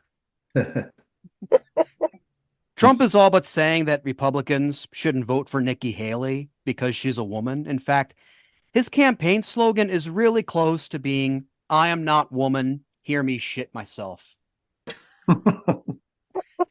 In the exit polling for New Hampshire, 8% of the GOP primary voters identified as Democrats. I'm not sure I could cross over to influence a Republican primary. Both Nikki Haley and Donald Trump are basically conservatives. We can't forget that for Democrats, choosing between Haley and Trump is, for the rest of us, choosing whether we want to have hard stools that we really have to strain to pass, or whether we want Crohn's disease. Oh my God. Very specific. Trump supporters are complaining that Democrats and unaffiliated voters are voting in their primary. They're insulting them, which is quite ironic because you want them voting for your candidate when it comes to the general election. You want to do everything you can appeal to non-Republicans. For example, you may not like your girlfriend's parents, but you have to be nice to them. so your conscience will let you get to third base with their daughter. A lot going on this week. Right before we started recording, an appeals court ruled that Donald Trump did not have immunity in his 2020 election interference case. We just want to say a lot of things can happen between now, when we're recording this, and when the episode goes out. For example, Trump could appeal to the Supreme Court. The Supreme Court could refuse to take the case, or the lizard form that inhabits Trump's shell will say, fuck it, and leave to look for another life form. With Ron DeSantis hoping it's him. The Supreme Court, speaking of which, will hear a case about whether Donald Trump can be on the presidential ballot in Colorado. At the Supreme Court, the justices are allowed to interrupt the attorneys arguing the case. I don't know if you knew this or not. Basically, the Supreme Court is like a podcast where one of the hosts is a racist. And ironically enough, the one who stays silent is Clarence Thomas. It was recently revealed that Mar-a-Lago has a secret room where more classified government documents may have been kept. No one was more surprised than Trump, who didn't know that that was a room where he could look for Melania. Ron DeSantis' presidential campaign spent a total of $160 million, according to campaign finance reports. So for $160 million, he got 23,000 votes out of Iowa, which means he spent $7,000 per vote. People in Iowa were shocked when they discovered that they're worth $7,000. South Dakota Governor Kristi Noem was banned from a reservation in that state after she expressed support for Texas's brutal tactics, stopping people from coming over the southern border. It must be refreshing for Native Americans to kick a white government official off of its land for once. Imagine being such an asshole and such a degenerate that they won't even welcome you to throw away your paycheck at a casino. Trump may be able to tell that 2024 may not be his year, as is evidenced from his behavior at this past New Year's Eve party at Mar-a-Lago. Donald Trump spent New Year's Eve looking pretty miserable at his Mar-a-Lago party, being entertained by rapper Vanilla Ice. If you're not sure who that is, never mind, it's not important. There was also a Teenage Mutant Ninja Turtle. Not super important to anyone who isn't in the cult. But the kind of year Trump is going to have legally turns out to be kind of important to the rest of us. Like, he's bummed out at a party with Vanilla Ice and a Ninja Turtle. Like, what is he, 6? But then also, Vanilla charge for that. What I want to know is how come only one of the turtles agreed to show up? Which one was it? You know? This sounds like a bar mitzvah, that because if he's that grumpy, he's probably 13 years old. Leonardo will go anywhere. You know, it's like, come on. When they said the turtle, it panned on Ivanka, so I actually thought she was speaking about Ivanka, one of the Ninja Turtles, and then I saw Ivanka's face. I was like, "Oh, is that what we call her now?"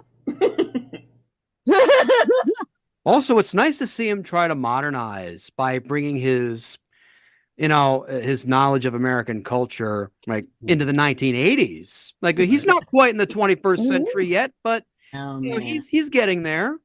Right. Ice, baby. That's it. It was the vanilla that got him. He's like, oh, that sounds like white supremacy. Yeah, hire that guy. It's not just supporters wearing campaign t-shirts that make the entire internet cringe, but piss-poor attempts at song parodies. This is especially true if said song parodies are done around the holiday season, as this user demonstrates. Howdy. Want to say Merry Christmas to all of you, and hope that you're all in good spirits and doing well. But I got a little Christmas ditty that I want to do for you that I borrowed a tune from another song for. And I want to send this out to all my Facebook family, friends, and supporters, and all you believers out there.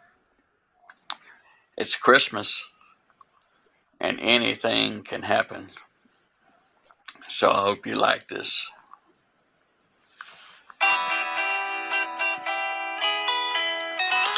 Joe Biden got run over by the Trump train, walking toward the White House Christmas Eve. Now you can say there's no such thing as justice, but as for me and Trumpers, we believe. So he took the time to write the song, search for the MIDI sound file, put it onto a cassette tape, it sounded like, pressed play, sing it, and then thought to himself, this is a great thing to post. God bless him. I'm just imagining all his friends that were, commenting on Facebook. Genius! Oh, genius! This is great. I need a copy of this. Genius. I looked at the YouTube comments. You're not that far off. Yeah.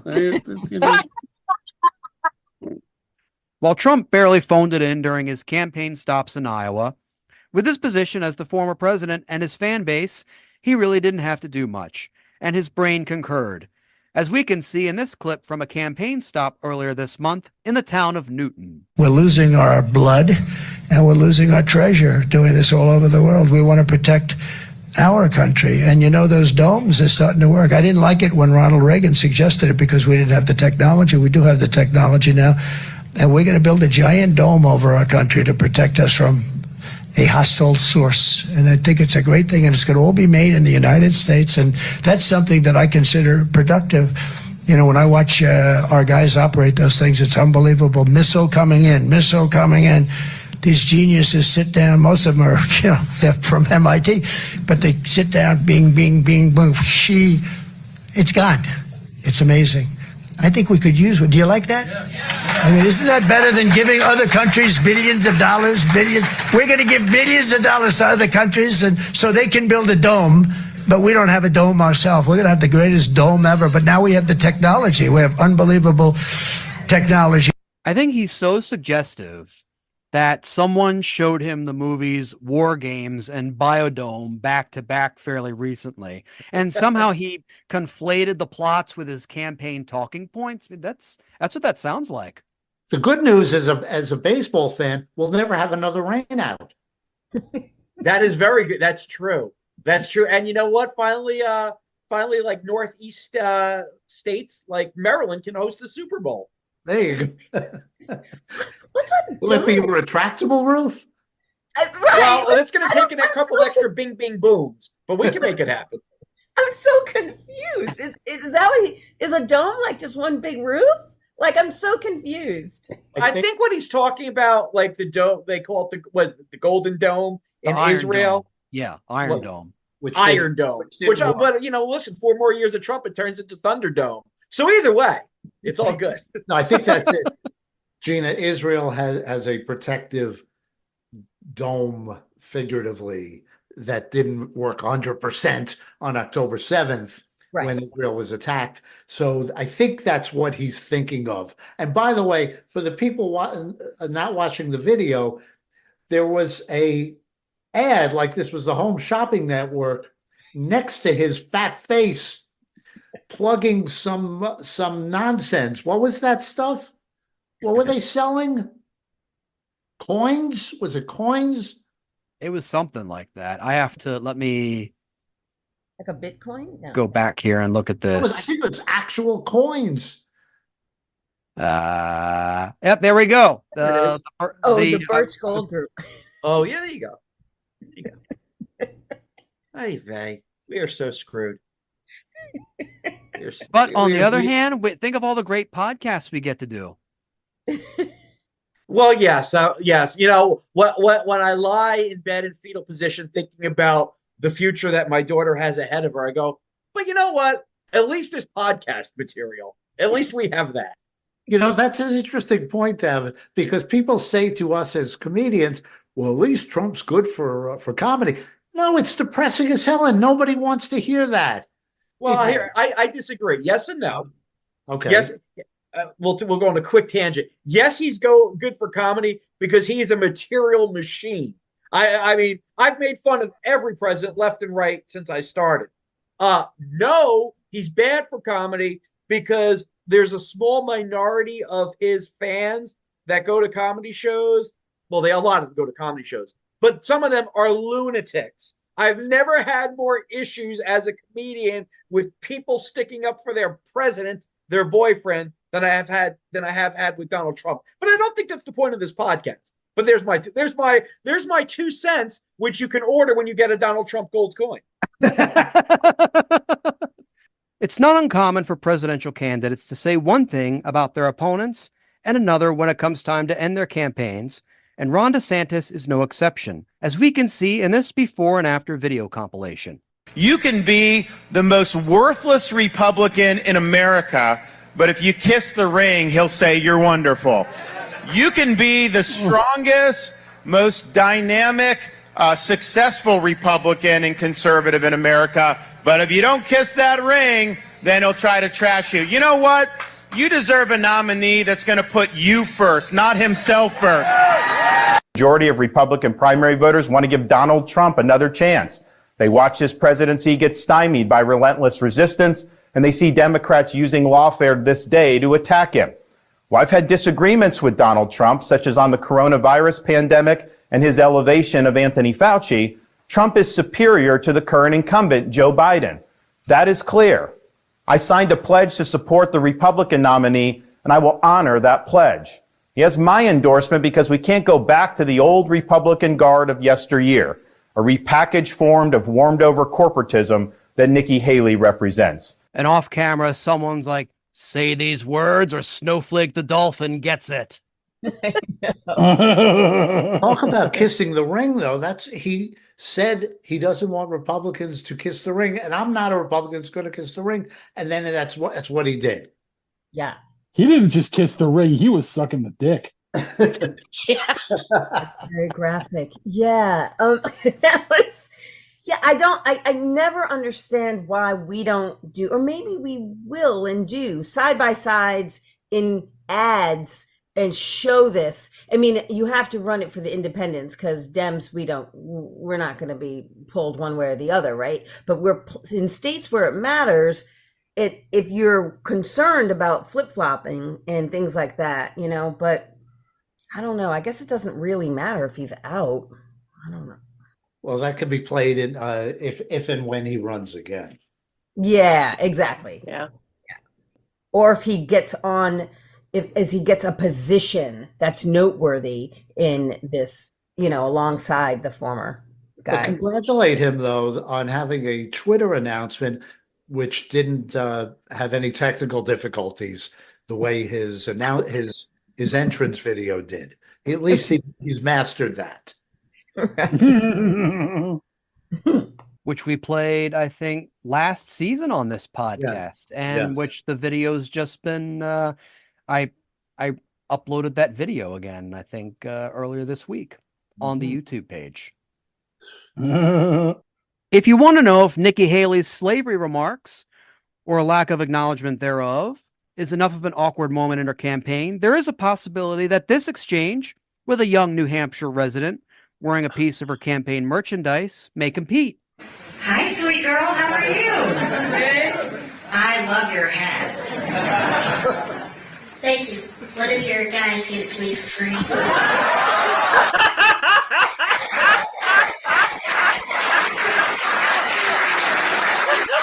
You can tell me which guy that was, but we don't do things for free.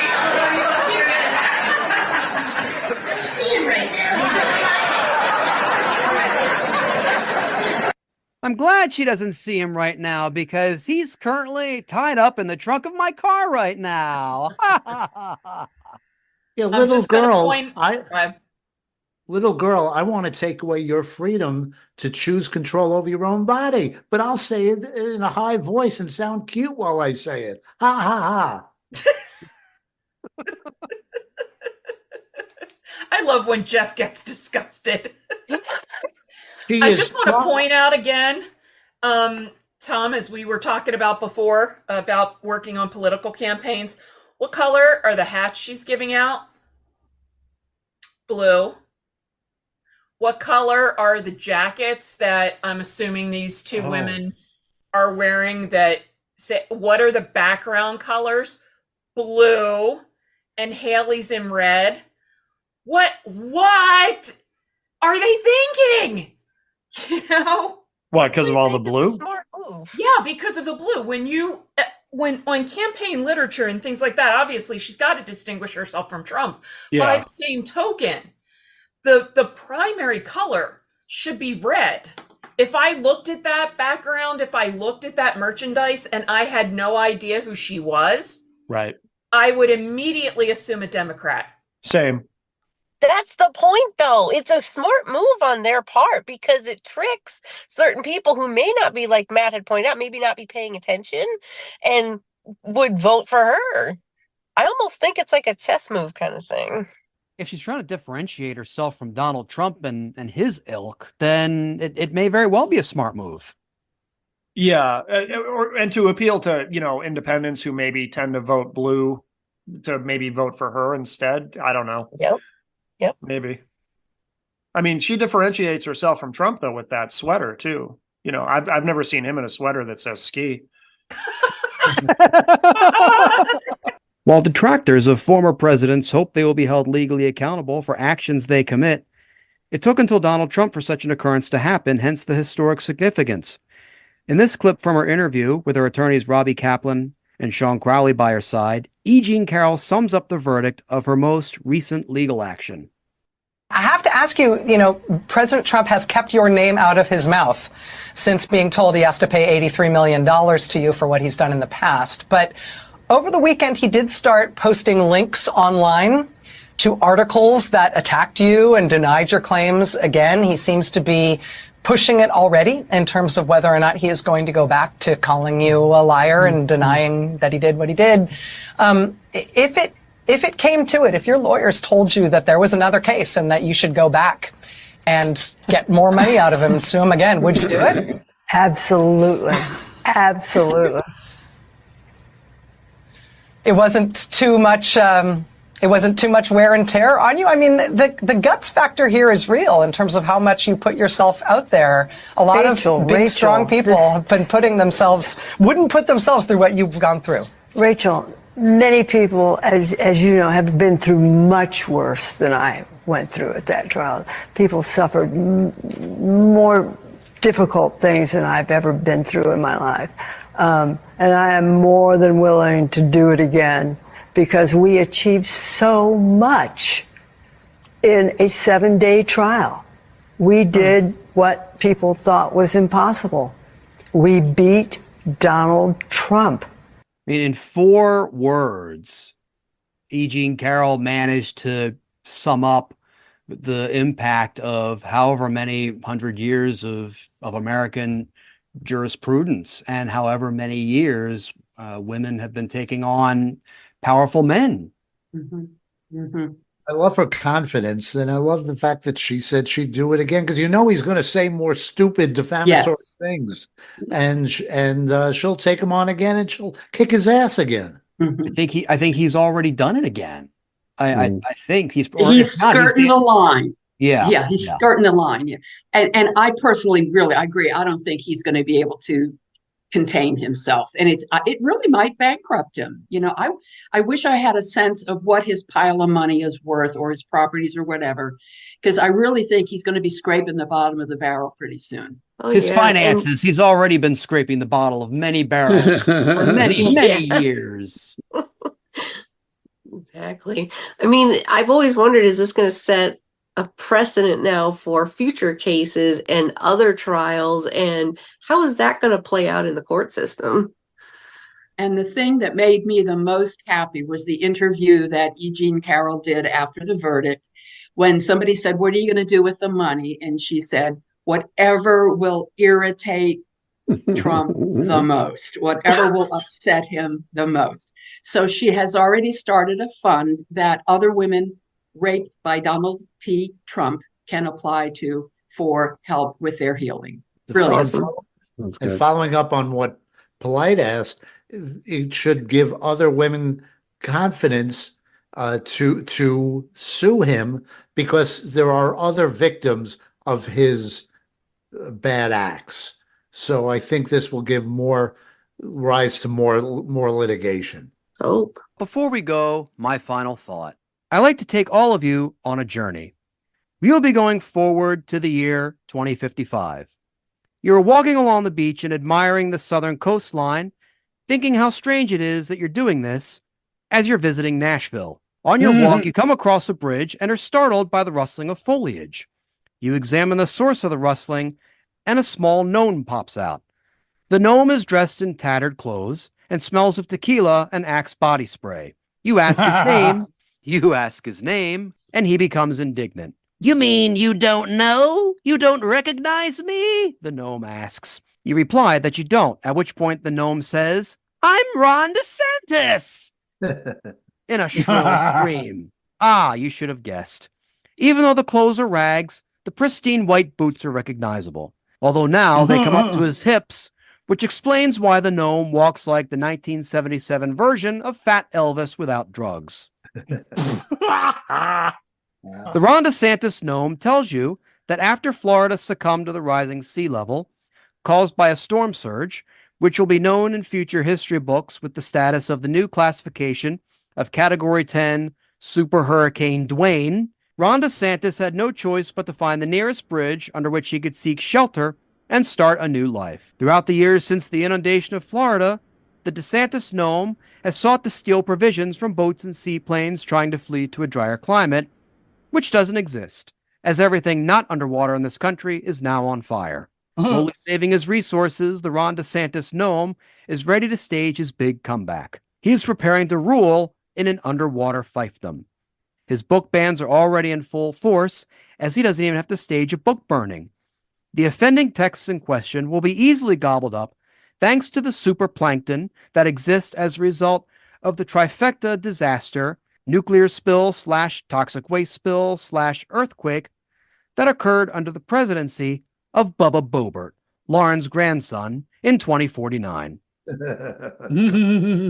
Everything is in place now, and the gnome version of Ron DeSantis has no more time to talk. So he swims off, as he has a lot to do, what with trying to merge the underwater cities of Tampa, Mobile, Alabama, and Biloxi, Mississippi, so he can anoint himself the region's aquatic super governor, resulting in what will be his 10th consecutive run for the White House. All he has to do is reincarnate Diamond of Diamond and Silk, and he will have his winning presidential ticket. Good night.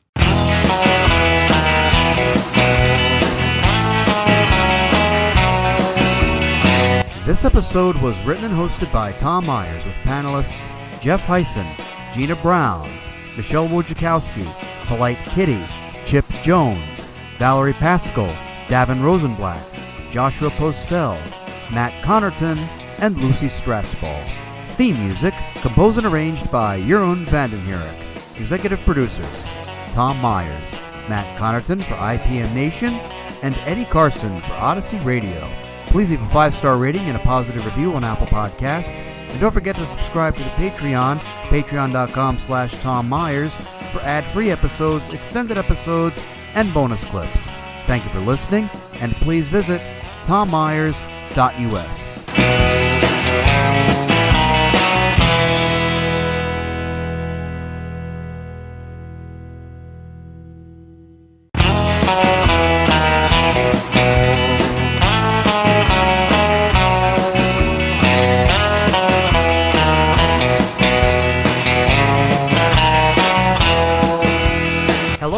Welcome to Tom Myers versus the rest of the world. This is 2024 Best of and Unheard Bits. So Far, Part 2. In this episode, you will hear some of our favorite moments, plus some bits that didn't quite make the initial airings. Joining me on this episode are Jeff Hyson, Gina Brown, Michelle Wojciechowski, Polite Kitty, Chip Jones, Chelsea Abispa, Mo Alexander, Joshua Postel, Valerie Pascal, and Walter Gottlieb.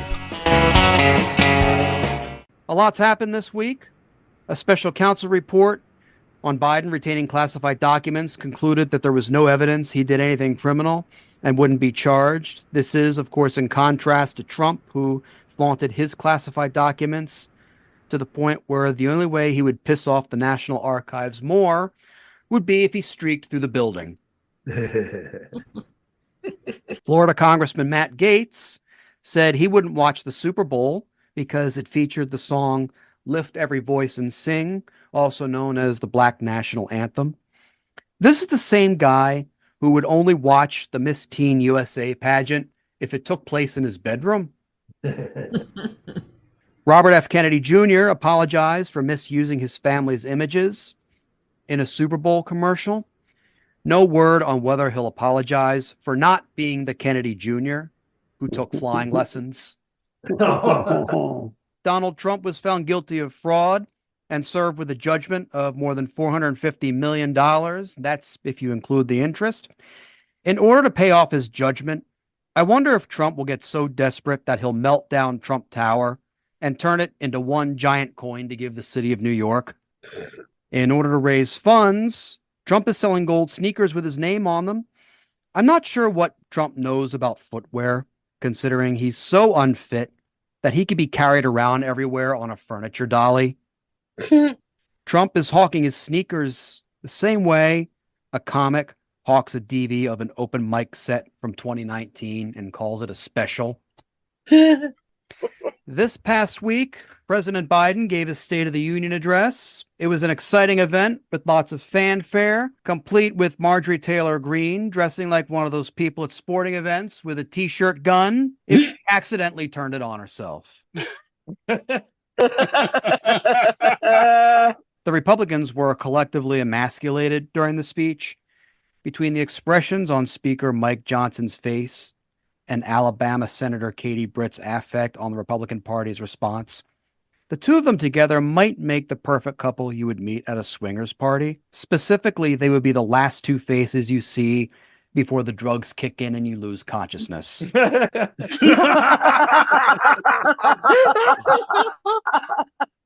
During Biden's speech, Mike Johnson's facial expressions looked like those of the pet in the shelter that no one adopts and knows it's going to be euthanized the following day. Since we were last on, CPAC had their annual convention. One of the speakers there said to look out for dangerous liberal organizations and specifically cited AARP. The AARP? Dangerous liberals? Really? AARP is retired people, conservatives. That's your target demographic.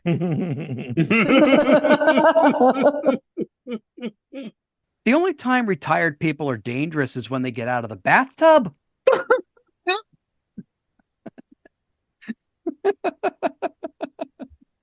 We just lost the senior audience. That's fine, though. What about January 6th? You might say, oh, they aren't retired. The correct term is unemployed. Mitch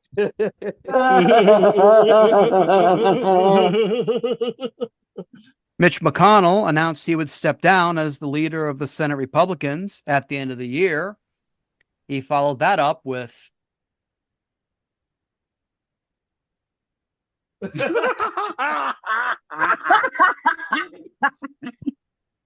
that's always like the most awkward moment in my comedy set, like the most awkward joke I've ever done, because people are just waiting to see if there's a punchline. And if they wait too long, then the joke doesn't fucking work.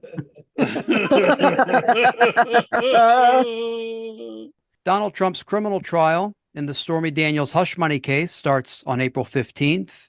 If he's convicted, he could lose a lot of supporters and therefore the election in November. And along with that, the ability to have his pick for attorney general dismiss all his federal cases. Finally, a side effect of banging a porn star, worse than catching an STD or residual splooge. Trump faced criticism after saying that if he lost the election, there would be a bloodbath. His supporters were saying he meant an economic bloodbath, but that's unlikely. While I'm sure Trump knows the word economic, there's a lot of doubt he knows what that word means. Florida's Don't Say Gay bill has been struck down by a state court. This has led to public backlash against the policies of the state's governor, Ron DeSantis. I don't know if we've talked about him yet this year. His policies are so bad when... his policies are so bad when even the residents of Florida are fighting back. You know it's bad when even the guys who do the Bang Bus videos are like, this is fucking disgusting. As if things aren't bad enough down there, there's a measles outbreak since DeSantis' Surgeon General won't mandate vaccines for kids going to school. Great. Another disease that can be caught on the Bang Bus. Former Republican National Committee Chair Ronna Romney McDaniel was fired by NBC News after she was hired as a contributor, at least what the backbone news networks have now. McDaniel was fired as of the recording of this episode. When this episode drops, who knows? When this episode is listened to a few days after it drops, again, who knows what's going to happen? Given her activities in the days after the 2020 election, she'll just deny she was fired and try to show up for work anyway.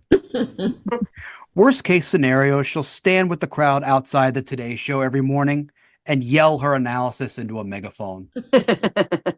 An actor who had a bit part on the TV show NCIS was arrested after he was identified as one of the people who broke into the Capitol on January 6th. I think he should be given probation and no jail time on the sole condition that we get to watch Mark Harmon smack him on the back of the head on live TV. There is the risk of alienating your target audience with a political stance, but in the age of Trump, Taylor Swift shows why such rules do not apply, as we can see in this clip from her 2020 behind-the-scenes documentary. These aren't your dad's celebrities, and these aren't your dad's Republicans. Imagine if we came to you and said, hey, we've got this idea that we could halve the number of people that come to you next week. And the other thing, just from a security So you standpoint, think Taylor Swift comes out against Trump. I don't care if they write that. It really is a big deal to me. She votes against fair pay for women. She votes against the reauthorization of the Violence Against Women Act, which is just basically protecting us from domestic abuse and stalking. She thinks that if you're a gay couple, or even if you look like a gay couple, you should be allowed to be kicked out of a restaurant. It's really basic human rights, and it's right and wrong at this point. And I can't see another commercial and see her disguising these policies behind the words Tennessee Christian values. Those aren't Tennessee Christian values. I live in Tennessee. I am Christian. That's not what we stand for. There's always that risk of you're going to lose half your audience, half the audience, when it's shown that only like half the audience even has an opinion about that kind of thing. As one opinion. I think 40-some% of the electorate they're either independents, they don't identify with a political party, or they don't vote at all. Was one of those her father, Chelsea? Yes. Oh, yeah. Yeah. And the way she stood up to him and the other guy, so impressive. She is an eldest daughter. Right. But I mean, she's also a billionaire. She's a entrepreneur, businesswoman, a billionaire businesswoman. I mean, she's made her family more money. She's making decisions all the time. Yeah. It's like, yeah. Yeah, one of the things I love about her most is her business decisions and how she just moves in. I mean, Tom mentioned the toxic political environment. I mean, she's no stranger to toxic environments. And I think her estimated net worth, I think, is 1.1 billion American dollars. Like, even if you were to lose half of that, that's still more than nice piece of change. Still more than 500 million is pretty good. And you know what? Yeah. Even if she spoke up, she still has that money, and she just made $75 million by selling the rights to her concert film for her Eras tour to Disney. She just sold $75 million. Yeah, I don't think I think at a certain point when you stand for something, it separates. You're not concerned about the money, especially if you have a ton of it. Like, it doesn't matter at this point. It's really, she just wants to, she's in a position to use her platform to share what, is important for her generation and women and others in general. So she should do it. Mm-hmm. She has a lyric that says, "Someday I'll be big enough that you can't hit me." That's it. Yeah. And she sure is. I'm still angry. I tried to borrow 20 for her, and she's like, I have no cash on me. You just got to prove you're a big enough fan, Chip. She has been known to give money away to her fans. Donald Trump may not get all of Nikki Haley's voters to support him in the general election, but he will get a substantial portion. Whether it's enough to put him over the top remains to be seen. In this clip, we can see a breakaway group of Republican activists in Greenville County, South Carolina, in a report from The Guardian. A group of outcast conservatives, once part of this party, have formed their own independent group called the 4th District Republican Club. They invited us to come and meet them at a local Denny's. Welcome, you guys. I'm Linda Garner. Hi, Linda. 4th District. Oh, nice to meet you. Yeah, How nice you doing? meeting you. Nice meeting you. I'm Oliver. Yeah. This is Tom. Yeah. How you doing? Good to see you. Yeah, you can Many here have been committed Republicans for decades. A lot of people in this room were very active in the Greenville County Republican Party, and 2 years ago, they got new leadership. Several of us didn't really feel welcome there. That group a little bit too extreme for you. Yes, a little bit extreme. Do you think that's a consequence of Donald Trump? These guys are very, very loyal to him. Yeah, I don't understand why there's that feeling is there. Would you vote for Trump in a general election? I don't know. Their actions speak words and a lot of volume, so yeah. A lot of volume. A lot of volume, yeah, absolutely. I do appreciate you guys coming, and I went on your site today and read some of your publications and was very impressed. Well, thank you very much. Yeah. The group had invited a state Republican representative called Jason Elliott to speak. He's also the first openly gay person to be elected to the legislature in South Carolina. Some of those folks in the county GOP here are talking about absolute undying loyalty to Donald Trump. The idea that voting for anybody else is essentially disloyal. You must feel uncomfortable with that. Well, that's not the way the Republican Party works, and that's not the way democracy with a little d works. If we were to subscribe to the viewpoint that it's disloyal and we need to coronate somebody, we might as well just cancel all the primaries. Elections are about the future, and if we relitigate the 2020 election, and if we relitigate January 6th, the Republicans are going to have a hard time regaining the White House. Would you still vote for Donald Trump if he's the nominee, though? I'm voting for the nominee of the Republican Party. So you would still vote for Donald Trump? Yeah. I know that, Denny's. I'm sorry, Mo. Have you been there when you were drunk too?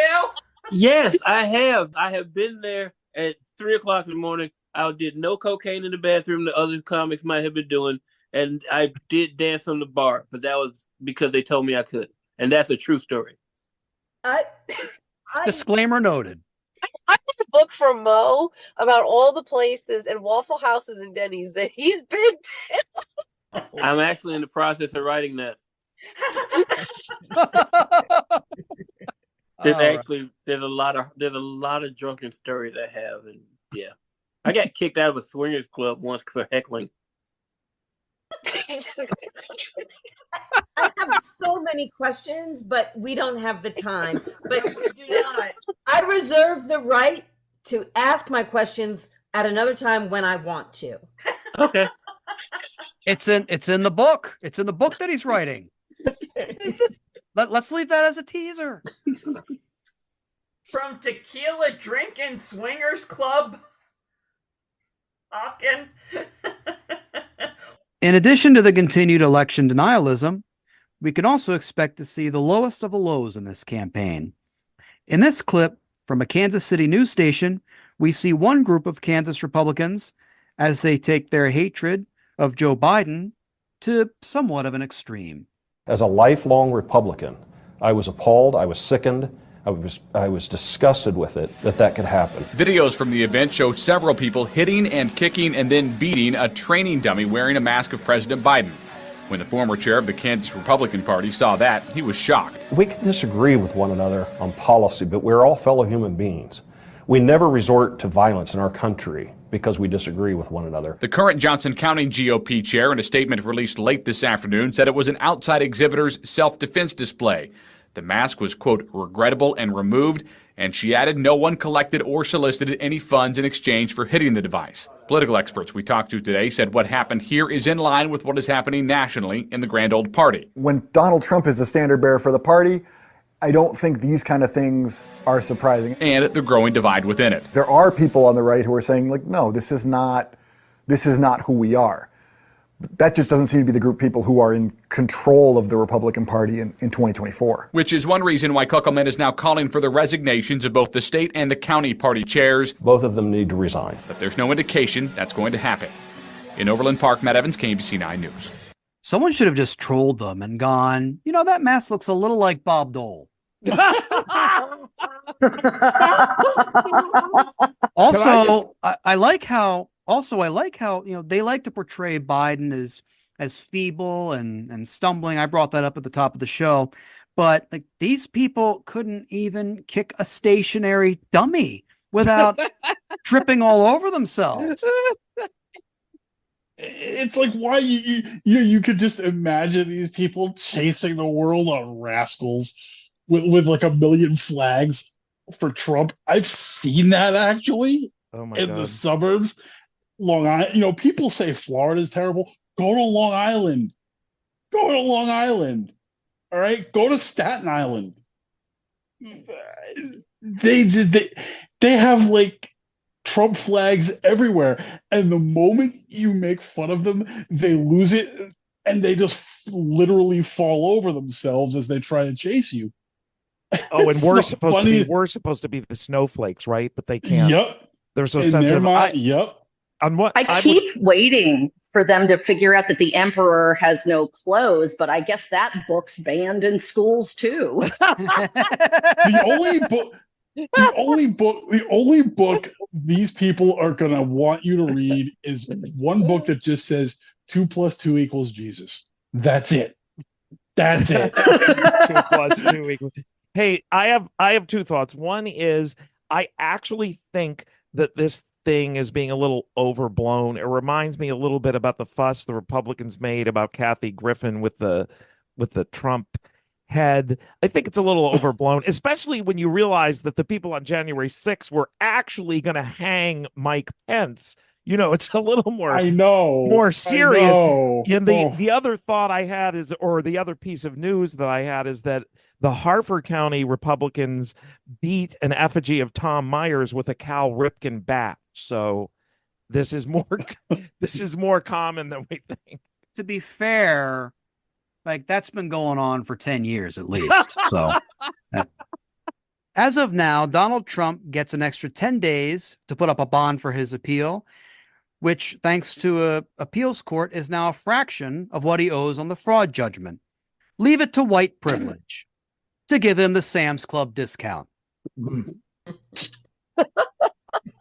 Trump's self-image has always been his top priority, even more than the dealings of his company and the welfare of the country, as this insightful tour of his New York office during his 2016 campaign shows. So these awards are given to me by the Jewish community for different things. And this is the Tree of Life, which is a very big award in terms of everything that I stand for. It means so much to me. And a lot of times I'll have friends of mine come in, Jewish, and they will see the Tree of Life and they'll say, wow, what a great thing. Likewise, right over here, this is the Shalom Humanitarian Award, and that was presented to me also. And these are different awards I've had over the years for different things I've done. This is when I backed the United States in its big cup race and the yacht race, the America's Cup Foundation, which was terrific. And these are just some of the older magazine covers. Now I have so many that I can't put them up.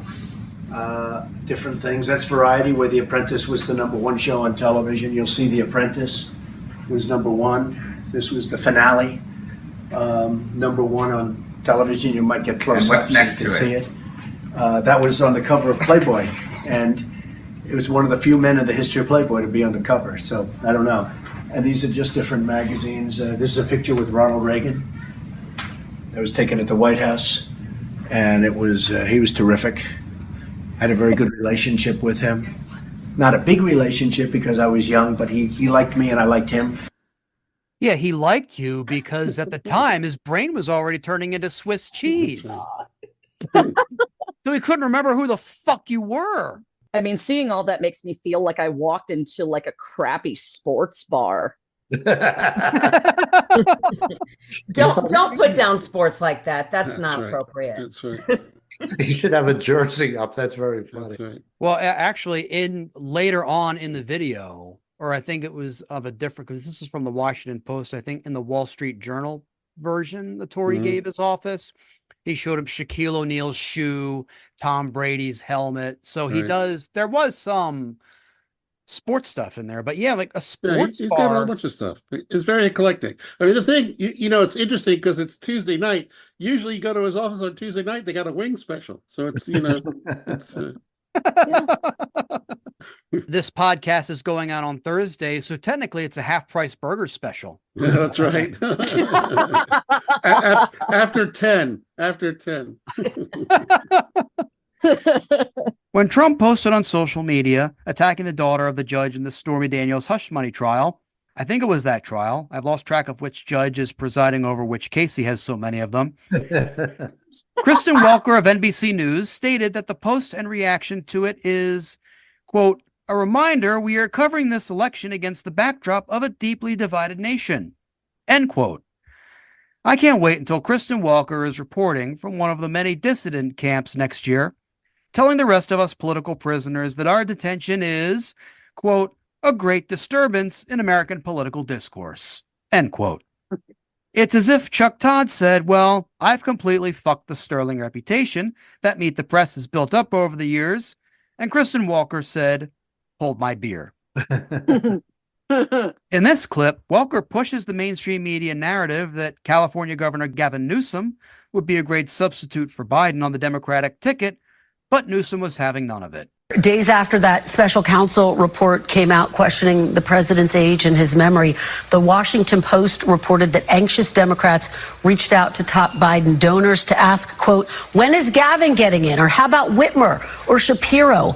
The buzz has not stopped. I know you've been asked this before, but do you still rule out a run in 2024? You got to be kidding. I am here celebrating the extraordinary accomplishments of the Biden-Harris administration, making the case that we need to make to lift up the issues, lift up the record, drive contrast with the Republican nominee to be Donald Trump, Have you gotten so that any we can win calls? for 4 more years. Have you gotten any calls, Governor, Come on, encouraging you to run? It's all idle chatter. It's all you know what? That's a sideshow. I think what Democrats need to do is worry less, do more, continue to overperform as we have, continue to win, make the case. Don't be ashamed of 4.1% GDP over the last 2 quarters. Don't be ashamed about the alliance management of the Biden-Harris administration. Don't be timid about making the case for the record of this administration. So you're ruling it out 100%. It's not even an interesting conversation. Okay. And by the way, I think it's a damning conversation. Frankly, the other side wants us to have. And trust me, I know the mishigash coming from the other side. I'm deeply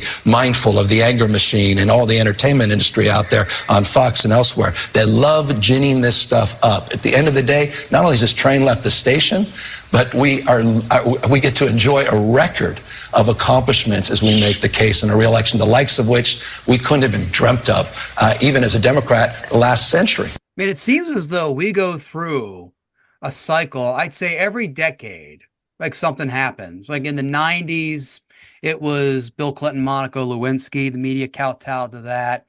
In the 2000s, it was the run-up to Iraq, Saddam Hussein, weapons of mass destruction.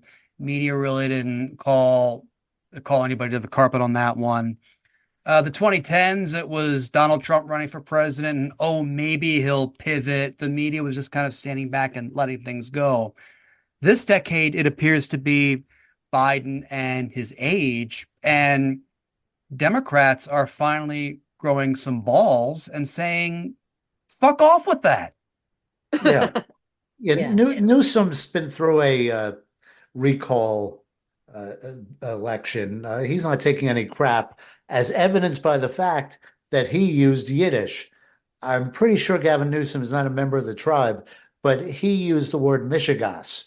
Now he said it improperly, but an A for effort for you saying Michigas, which by the way means nonsense. So way to go, Gavin Newsom, Gentile using Yiddish. Newsom Whitmer 28. Well, I don't know. Newsom, I mean, he's okay. He's not like the best anyway, but in this particular instance, I did agree with him, and Kristen would not back down. Like, oh, it was like she was being paid to just push that agenda. So, goodness gracious. Yeah. I mean, good on him. It's almost as if he was telling her, like, have you not done your homework? Yeah. It's Meet the Press, so no. I like where he said it's not an interesting conversation, which is isn't bad TV, Kristen. Why are you doing this? No. Yeah, that's embarrassing. But before we go, my final thought. I like to tell you about a very special person I read about in the news recently. Her name is Jane Burns. She is 101 years old and puts in her time as an employee at a Jo-Ann Fabrics in Mason, Ohio. When asked about the secret of a long life, she said, "Just keep moving." No shit, Jane, you're 101. If you don't move, the flies automatically presume you're dead and start feeding on you. Oh my God. Jeez. You're one cold snap away from being a worm and maggot buffet. I bring this up because as we are about to face a Biden-Trump rematch this year, stories like those of Miss Burns put things into perspective. As for me, that perspective is, God, I can't wait for a meteor to destroy us.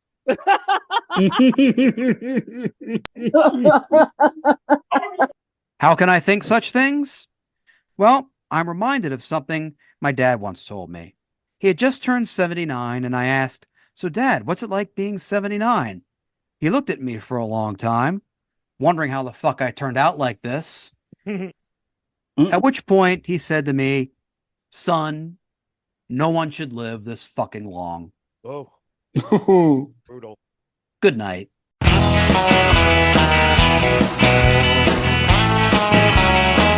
This episode was written and hosted by Tom Myers with panelists Jeff Hyson, Gina Brown, Michelle Wojciechowski, Polite Kitty, Chip Jones, Chelsea Abispa, Mo Alexander, Joshua Postel, Valerie Pascal, and Walter Gottlieb.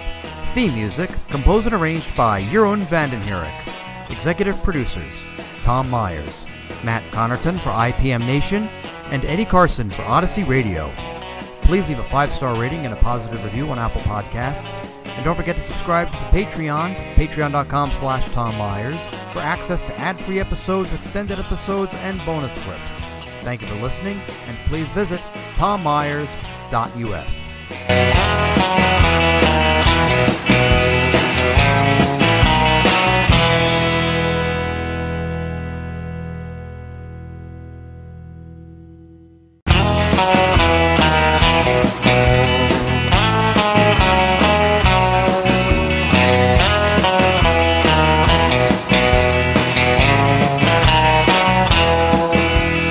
Hello, and welcome to Tom Myers versus the Rest of the World.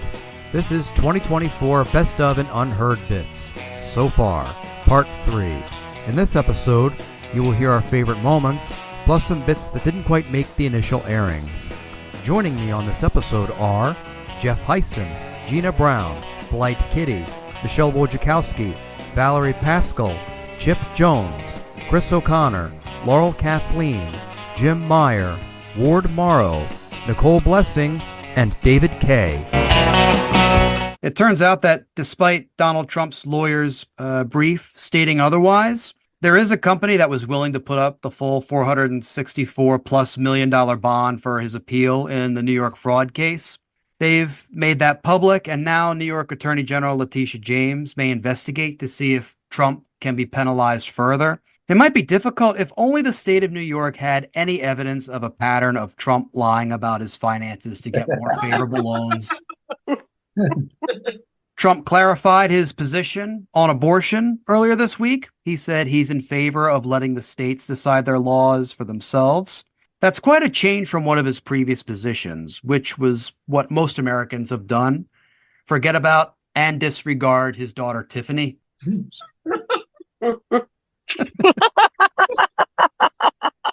Arizona's Supreme Court upheld an abortion law that was written in that state in 1864. It says a lot about today's modern Republican Party that they're trying to relate to people by championing a law that was written while Black people were still considered property. The Republicans who petitioned the Arizona court must have been holdovers from the ones who looked at the Emancipation Proclamation and told Lincoln, sir, are you sure this is a good idea? There is a bright side, though. The law does say that a pregnancy can be terminated, provided the procedure is done using leeches. Donald Trump's criminal trial started on Monday. He fell asleep during the first moments of the first day of the trial. I can see how that would happen. If he and people like him don't get enough racism, xenophobia, and demonization of women in a particular form, they would find it boring enough to doze off as well. To be fair, that's the exact reason why the number of incels who used to listen to the show has greatly decreased since the first episode. It's gotten so bad, Donald Trump is basically like an old blanket that your child hangs on to that will never get clean no matter how many times you wash it.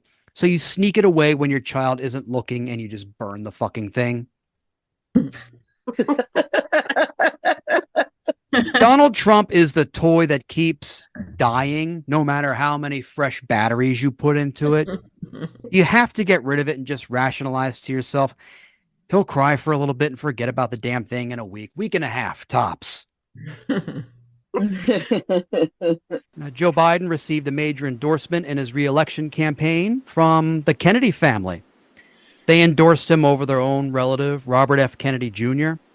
It has to sting for RFK Jr. to not receive the endorsement of his family. It probably would have been even worse if the Kennedy family had made the endorsement in a hotel kitchen. Oh. Two congressmen, Mike Gallagher of Wisconsin and Jake LaTurner of Kansas, announced they will not seek re-election to their seats. That makes 21 House Republicans to date who are not seeking re-election for various reasons, including some committee chairpersons. I suppose that saves them the trouble of whether or not they will die in the mass suicide pact that Republicans will undertake should Trump lose again in November. President Biden did an interview with Howard Stern. I thought it was a good interview, but it took quite a bit of criticism, mainly from podcasters and comics who don't understand the concept of supporting a presidential candidate whose supporters don't decorate the walls of the Capitol with their own feces. I have a theory that they're also jealous of Biden because, historically speaking, he's the only man who could meet an 81 million person bring. It was revealed that years ago, Robert F. Kennedy Jr. admitted to having a worm in his head that ate a part of his brain and died. Dead worm is actually the medical condition that explains why he has only 6 children, which is a low number for a Kennedy. I don't know if you heard in the news, but this past week, Donald Trump was convicted of all 34 counts of falsification of business documents when he paid off Stormy Daniels to keep her quiet about a sexual relationship that Trump had with her years ago. Trump must feel bad as he never even had 34 wins the entire time that he owned the New Jersey Generals football team. This proves that Donald Trump and I are not alike. For instance, after I have sex with someone, the woman pays me not to talk about it, which is why I can afford to stay at home and do this podcast.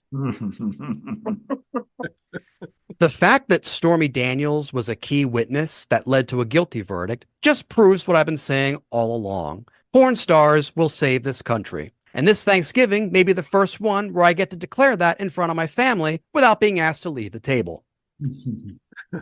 Trump supporters are comparing him being found guilty to Jesus being found guilty. I won't buy the comparison until I win the sweepstakes to hammer in the first nail. If you think the entire right-wing media sphere can keep the ginned up Biden is crooked narrative going, then you would thankfully be wrong. In this clip, Fox host Jesse Waters is taken to task when someone close calls in to respond to his commentary. We have a very special guest on the line, a Democrat, my mom. Mom? How have you... Hello there, Mom. How have you enjoyed the show so far? I have enjoyed the show. I want to say congratulations, Honey Bun. We are so proud of you and your accomplishments, and you've worked so hard. Now let's aim to have you keep your job. And to that end, I do have some suggestions. Okay. Do not tumble into any conspiracy rabbit holes. We do not want to lose you, and we want no lawsuits.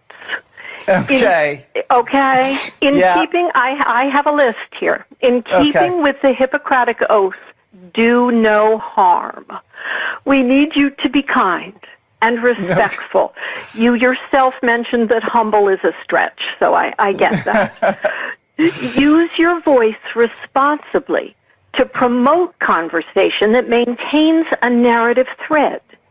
There really has been enough Biden bashing, and the laptop is old.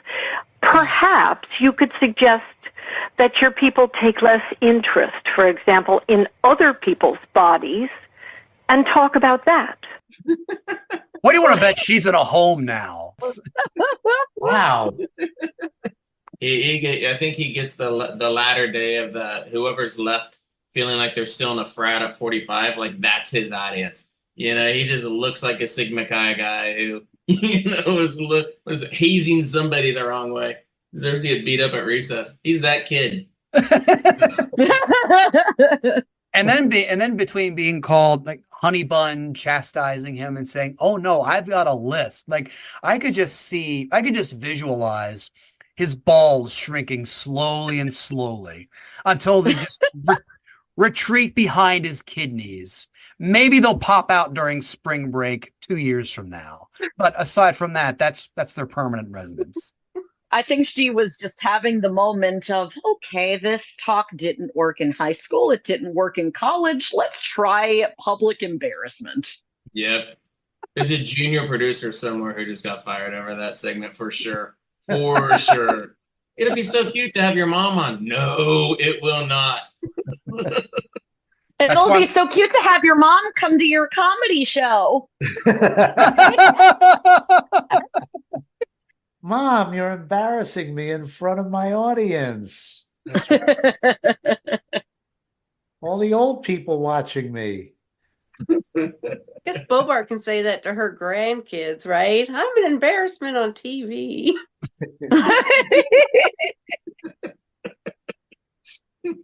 While enough networks and podcasts have played the Howard Stern clip of Donald Trump talking about how he wanted to terminate his wife's pregnancy, this clip shows an even more cringe moment from a behind-the-scenes look of Stern's radio show, and is the perfect metaphor for how Donald Trump uses women as a means to his own personal end in his interaction with one of Howard Stern's interns. What do you want me to sign, Jennifer? Okay. Can I use your back? I love this. This is fun. Using Jennifer's back to sign a release. I could do this all day long. Thank you, Jennifer. Thank you, Dr. Trump. So how was it? You got It was to amazing. have Mr. Trump sign the release? He signed it my back. And how did it feel? Amazing. How did he look to you? Looks awesome. Really? Yeah. I think he liked the outfit. You think he did? I know. What do you hope to get out of this today? Just to say I got to meet Donald Trump. That Stockholm Syndrome is something, isn't it? Oh my gosh. To watch. Yeah, I think the young kids call that pretty cringe. Oh. God, you can edit the podcast so that if I gag and vomit, it's not going to appear for the listeners.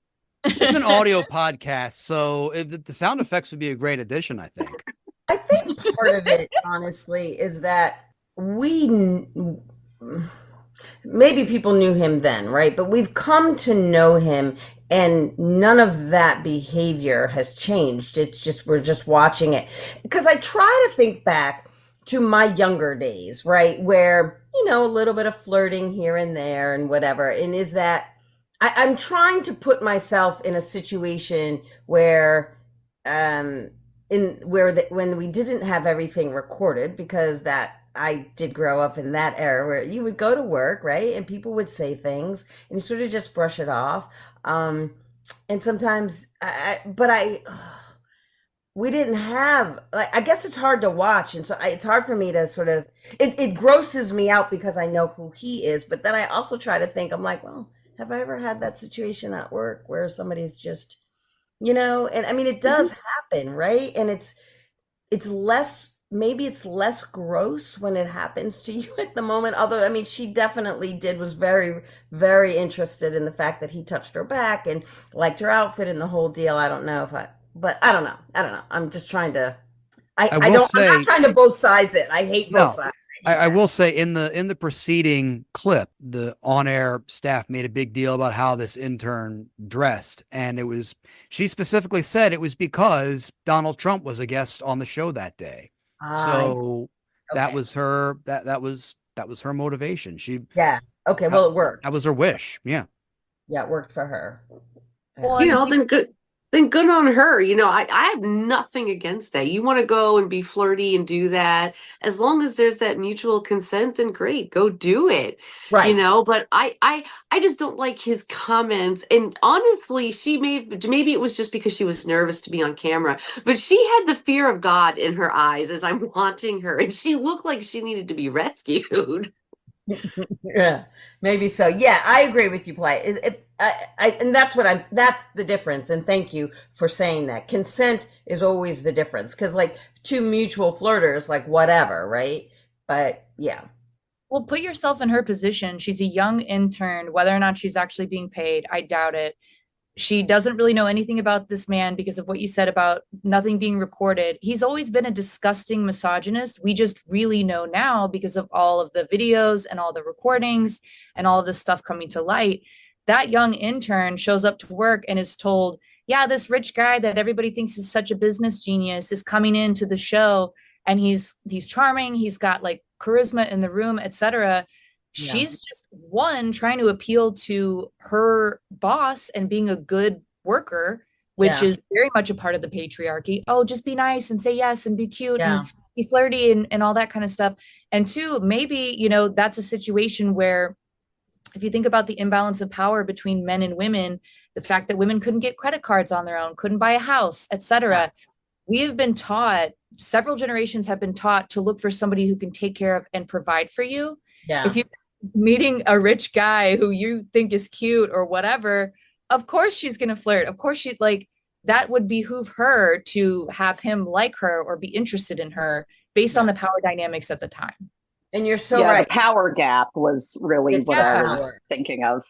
Once again, the power. You're so right. In this clip, we see the reaction of residents as they see remnants of the bridge wash up on the shores of their respective neighborhoods. Riviera Beach residents tell 11 News they watched as some of the debris from the Francis Scott Key Bridge collapsed, floated in the water of the Patapsco River, and settled near the shoreline of their community. We actually noticed it floating in as we were looking out over to see the wreckage. Mark Ozarowski is a community member and monitor. Those investigating the Key Bridge collapse tell 11 News they began receiving calls about debris this past Sunday. According to the Maryland Department of the Environment, an inspector responded to Riviera Beach Sunday and confirmed the presence of wood debris with metal parts at 3 locations. The families living here are wondering what are the next steps at getting the debris removed. We knew that we were going to have some kind of ripple effect, but we need to understand, we can't afford to, take care of this stuff. It's huge, right? The debris that's washing up is large. We don't have the means to deal with it. So we need some support. They've been asking where to turn. We've been talking to the Delegate Brian Chisholm's office. We've talked to the Army Corps of Engineers. We've talked to the Coast Guard Yard. So finally last night we got another phone number to call and our beachkeeper liaison has called that number. And they have other concerns as cleanup efforts continue. Yeah, we're looking for removal, but there's also, some collateral damage that we feel is going to take place once they start dredging, under the harbor and all. What's the water going to be like? And, we don't really know. That guy can't be a local if now he's concerned about what the harbor water is like. Like, does anybody? It's not swimmable. You don't fish and eat that. It's like, what? They're having the first harbor swim this summer. They are the harbor's been getting steadily cleaner, and I work there and I walk around it and I see crabs and I see turtles and I see big fish. My coworker, who's an avid fisherman, saw cow-nosed rays in the harbor. There are dolphin right at the mouth of the harbor. I mean, like Harbor East, like where harbor, like where? The inner Really? He saw I've seen turtles by the Science Center, and he saw the rays right by right in front of Harbor Place for those who know Harbor. So. Yeah, I know. I used to work at Laureate there down in Harbor East, so I know. Yeah, I'm just thinking of listeners and stuff. Wow. Okay. Yeah. Well, but even still, I just felt like he was just like, well, what? We can't deal with this wood. It's floating. I mean, the bridge collapsed. Yeah, but now we've got to deal with the stuff. It's floating and there's metal. I mean, what are we going to do? I don't know. It's just, because a bridge collapsed, right? It's just, I just wanted to shake him.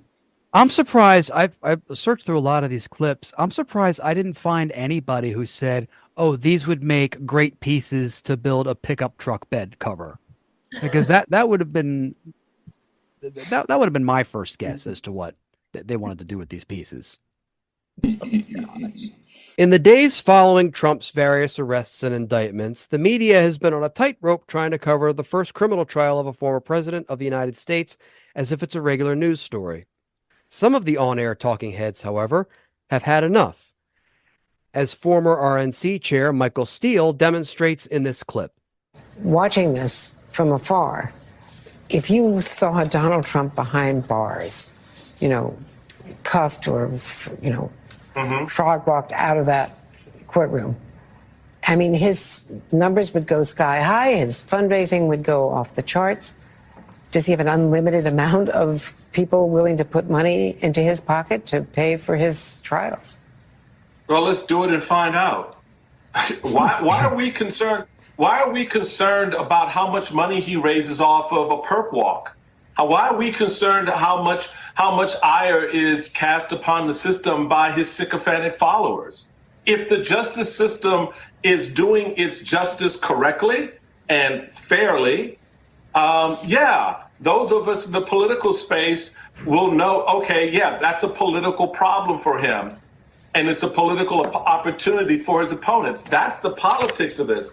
But our system shouldn't be beholden, Andrea, to concerns about whether or not Donald Trump raises money and his numbers go up if the system is doing what it's supposed to do. And if he is convicted, then in my view, all of the entrapments of being a former president should be stripped away.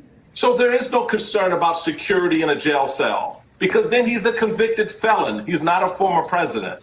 I would love to see more of this, and we're just not seeing it on supposedly liberal networks like, MSNBC and CNN has its own issues. They've been taken over by a very, very conservative owner. Their lineup's been changed, but of all people, it's a former mainstream Republican who has to go ahead and say, hey, this is a possibility. This might happen. We should be talking more about this. Yeah, well, I mean, Steele has definitely softened his conservatism.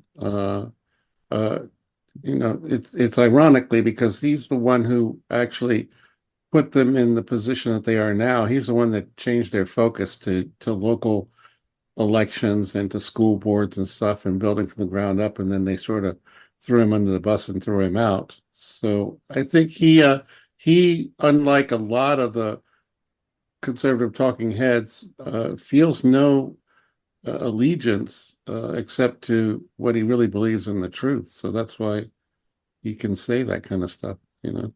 Well, I'd also say Steele is clearly multiple degrees of IQ higher than anybody else in the Republican Party that's Right. still there. I also noted in the video in the back he had a Johns Hopkins hat on, so he is well educated. But you know, the point here is that you've got somebody like that who can look at this, and when he said, "Go ahead, you know, convict him, and let's watch the numbers go up," I think he knows something, which is I don't believe there are these neutral people out there not sure if they like Donald Trump or not. But if he goes to jail, I'm going to really love him. I think you either love Trump or you don't. I don't think that there's many people that are going to make the numbers go up any higher than they are now simply because he goes to jail. If anything, I think they go down some. Maybe not a lot, but some. I mean, it's true. I do agree with him in theory. I love his theory, but the political justice system, won't do its job. It doesn't do its job for the common person like, myself. So why is it going to work for him? I mean, we should keep track of how much money he's got, because if he's got the money, then he's just going to buy his way out like everybody else. I do feel like we're sort of through the looking glass, because now I agree with this person that I didn't for so very, very long. And I guess I'm personally rather skeptical of the polls, because it's, we've established there is a bias within the reporting news organizations. So how are these surveys, how are these polls being conducted? Who's being contacted? It doesn't really seem like we're being presented the news as more we're being presented an episodic Bravo series at this point. Right. Well, I mean, the problem with polls is that the data that you get is from the people that answer polls, and so that is not a real clear. I don't think there's a real clear study that is an actual indication of the general public at large. It can't be. I mean, when I was a kid, people would call the house and ask who you were going to vote for, and I'd be like, whoever, I would just Mrs. Moore, my pick fourth one. grade teacher. I'm voting for her. Oh, no, I would not say that. No, I would pick a candidate, but it would never be the same candidate. So somebody would call and be like, okay, I'm a Republican today. I'm voting for this. Somebody would else call, saying, a couple hours later, oh no, I'm, voting for this Democratic candidate. What did I care? I was 12. And you were still trolling pollsters then. That's awesome. Right. That's awesome, right? Yeah. But she's I the would just reason. like to She's go- the reason that Ronald Reagan was elected. I'm not that old, sir. As with anything involving Donald Trump, a debate about his treatment at his trial usually derails and the disaster factor escalates quite quickly, as we can see in this video of Trump supporters and their opposing protesters outside the courthouse in New York. Hunter Biden's laptop matters! Hunter Biden's laptop matters! Hunter Biden's laptop matters! So far it hasn't been a thing. So show me your California ID. So far it hasn't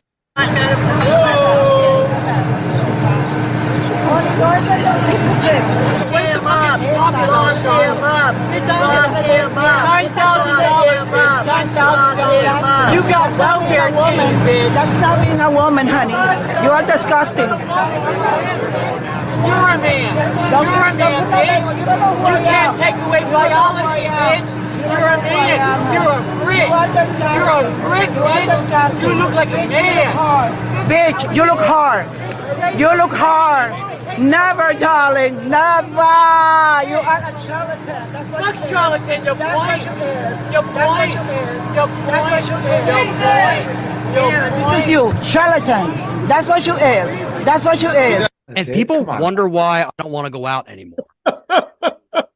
It's like Jerry Springer's show has come back. $5,000. Now it's just everywhere on the streets. Let's. I want to point out it cost $5,000 for that work. 9,000. 9, she said. 9. Yeah. Well, I watched that video quite a few times, so I mean, I had to edit it. Oh yeah. Mhm.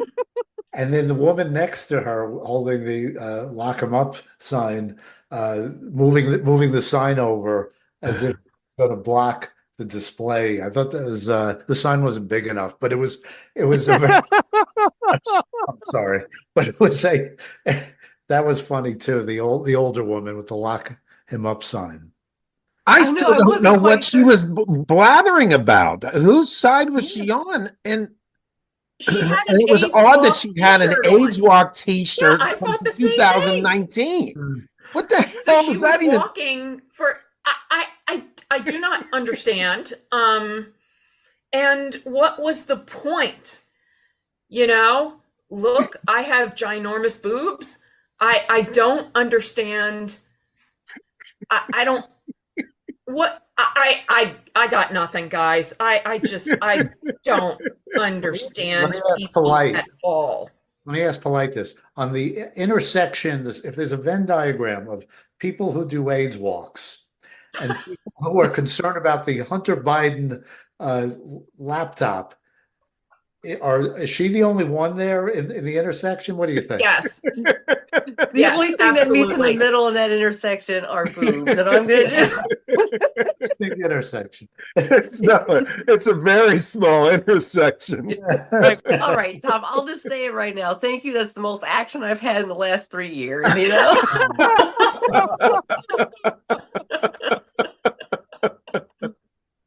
And I agree. Free the boobies. In conclusion, I take issue when people from outside Baltimore call us a shithole because we're only known for drugs and crime. That's wrong. We're a shithole because we never know when and how to finish our roads. If you look at historical photos and images of major cities like Baltimore in their early days, you look at them and reflect how much better they would be to travel on than Maryland roads during their never-ending state of improvement. Since the release of my joke about Maryland's official state flower, the black-eyed Susan, sounding like a domestic violence victim, I've heard tell that Maryland officials are now contemplating a change to the official state flower, making it the trench plate they put in the road during road work. But as much as I abhor travel, traveling by car and train are still among my favorite methods. I have more freedom, as I often feel constricted by airlines, their boarding procedures, and ticket prices. Unless absolutely necessary, I am still motivated to travel by road and rail, not by plane. In fact, I won't travel by plane unless the airline's Wi-Fi unblocks porn websites. Good night.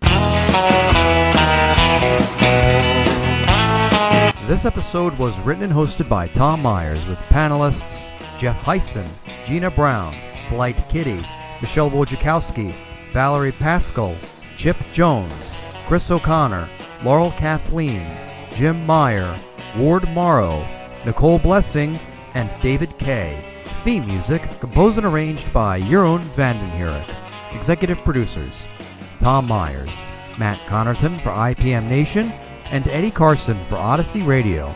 Please leave a 5-star rating and a positive review on Apple Podcasts. And don't forget to subscribe to the Patreon, patreon.com/Tom Myers, for access to ad-free episodes, extended episodes, and bonus clips.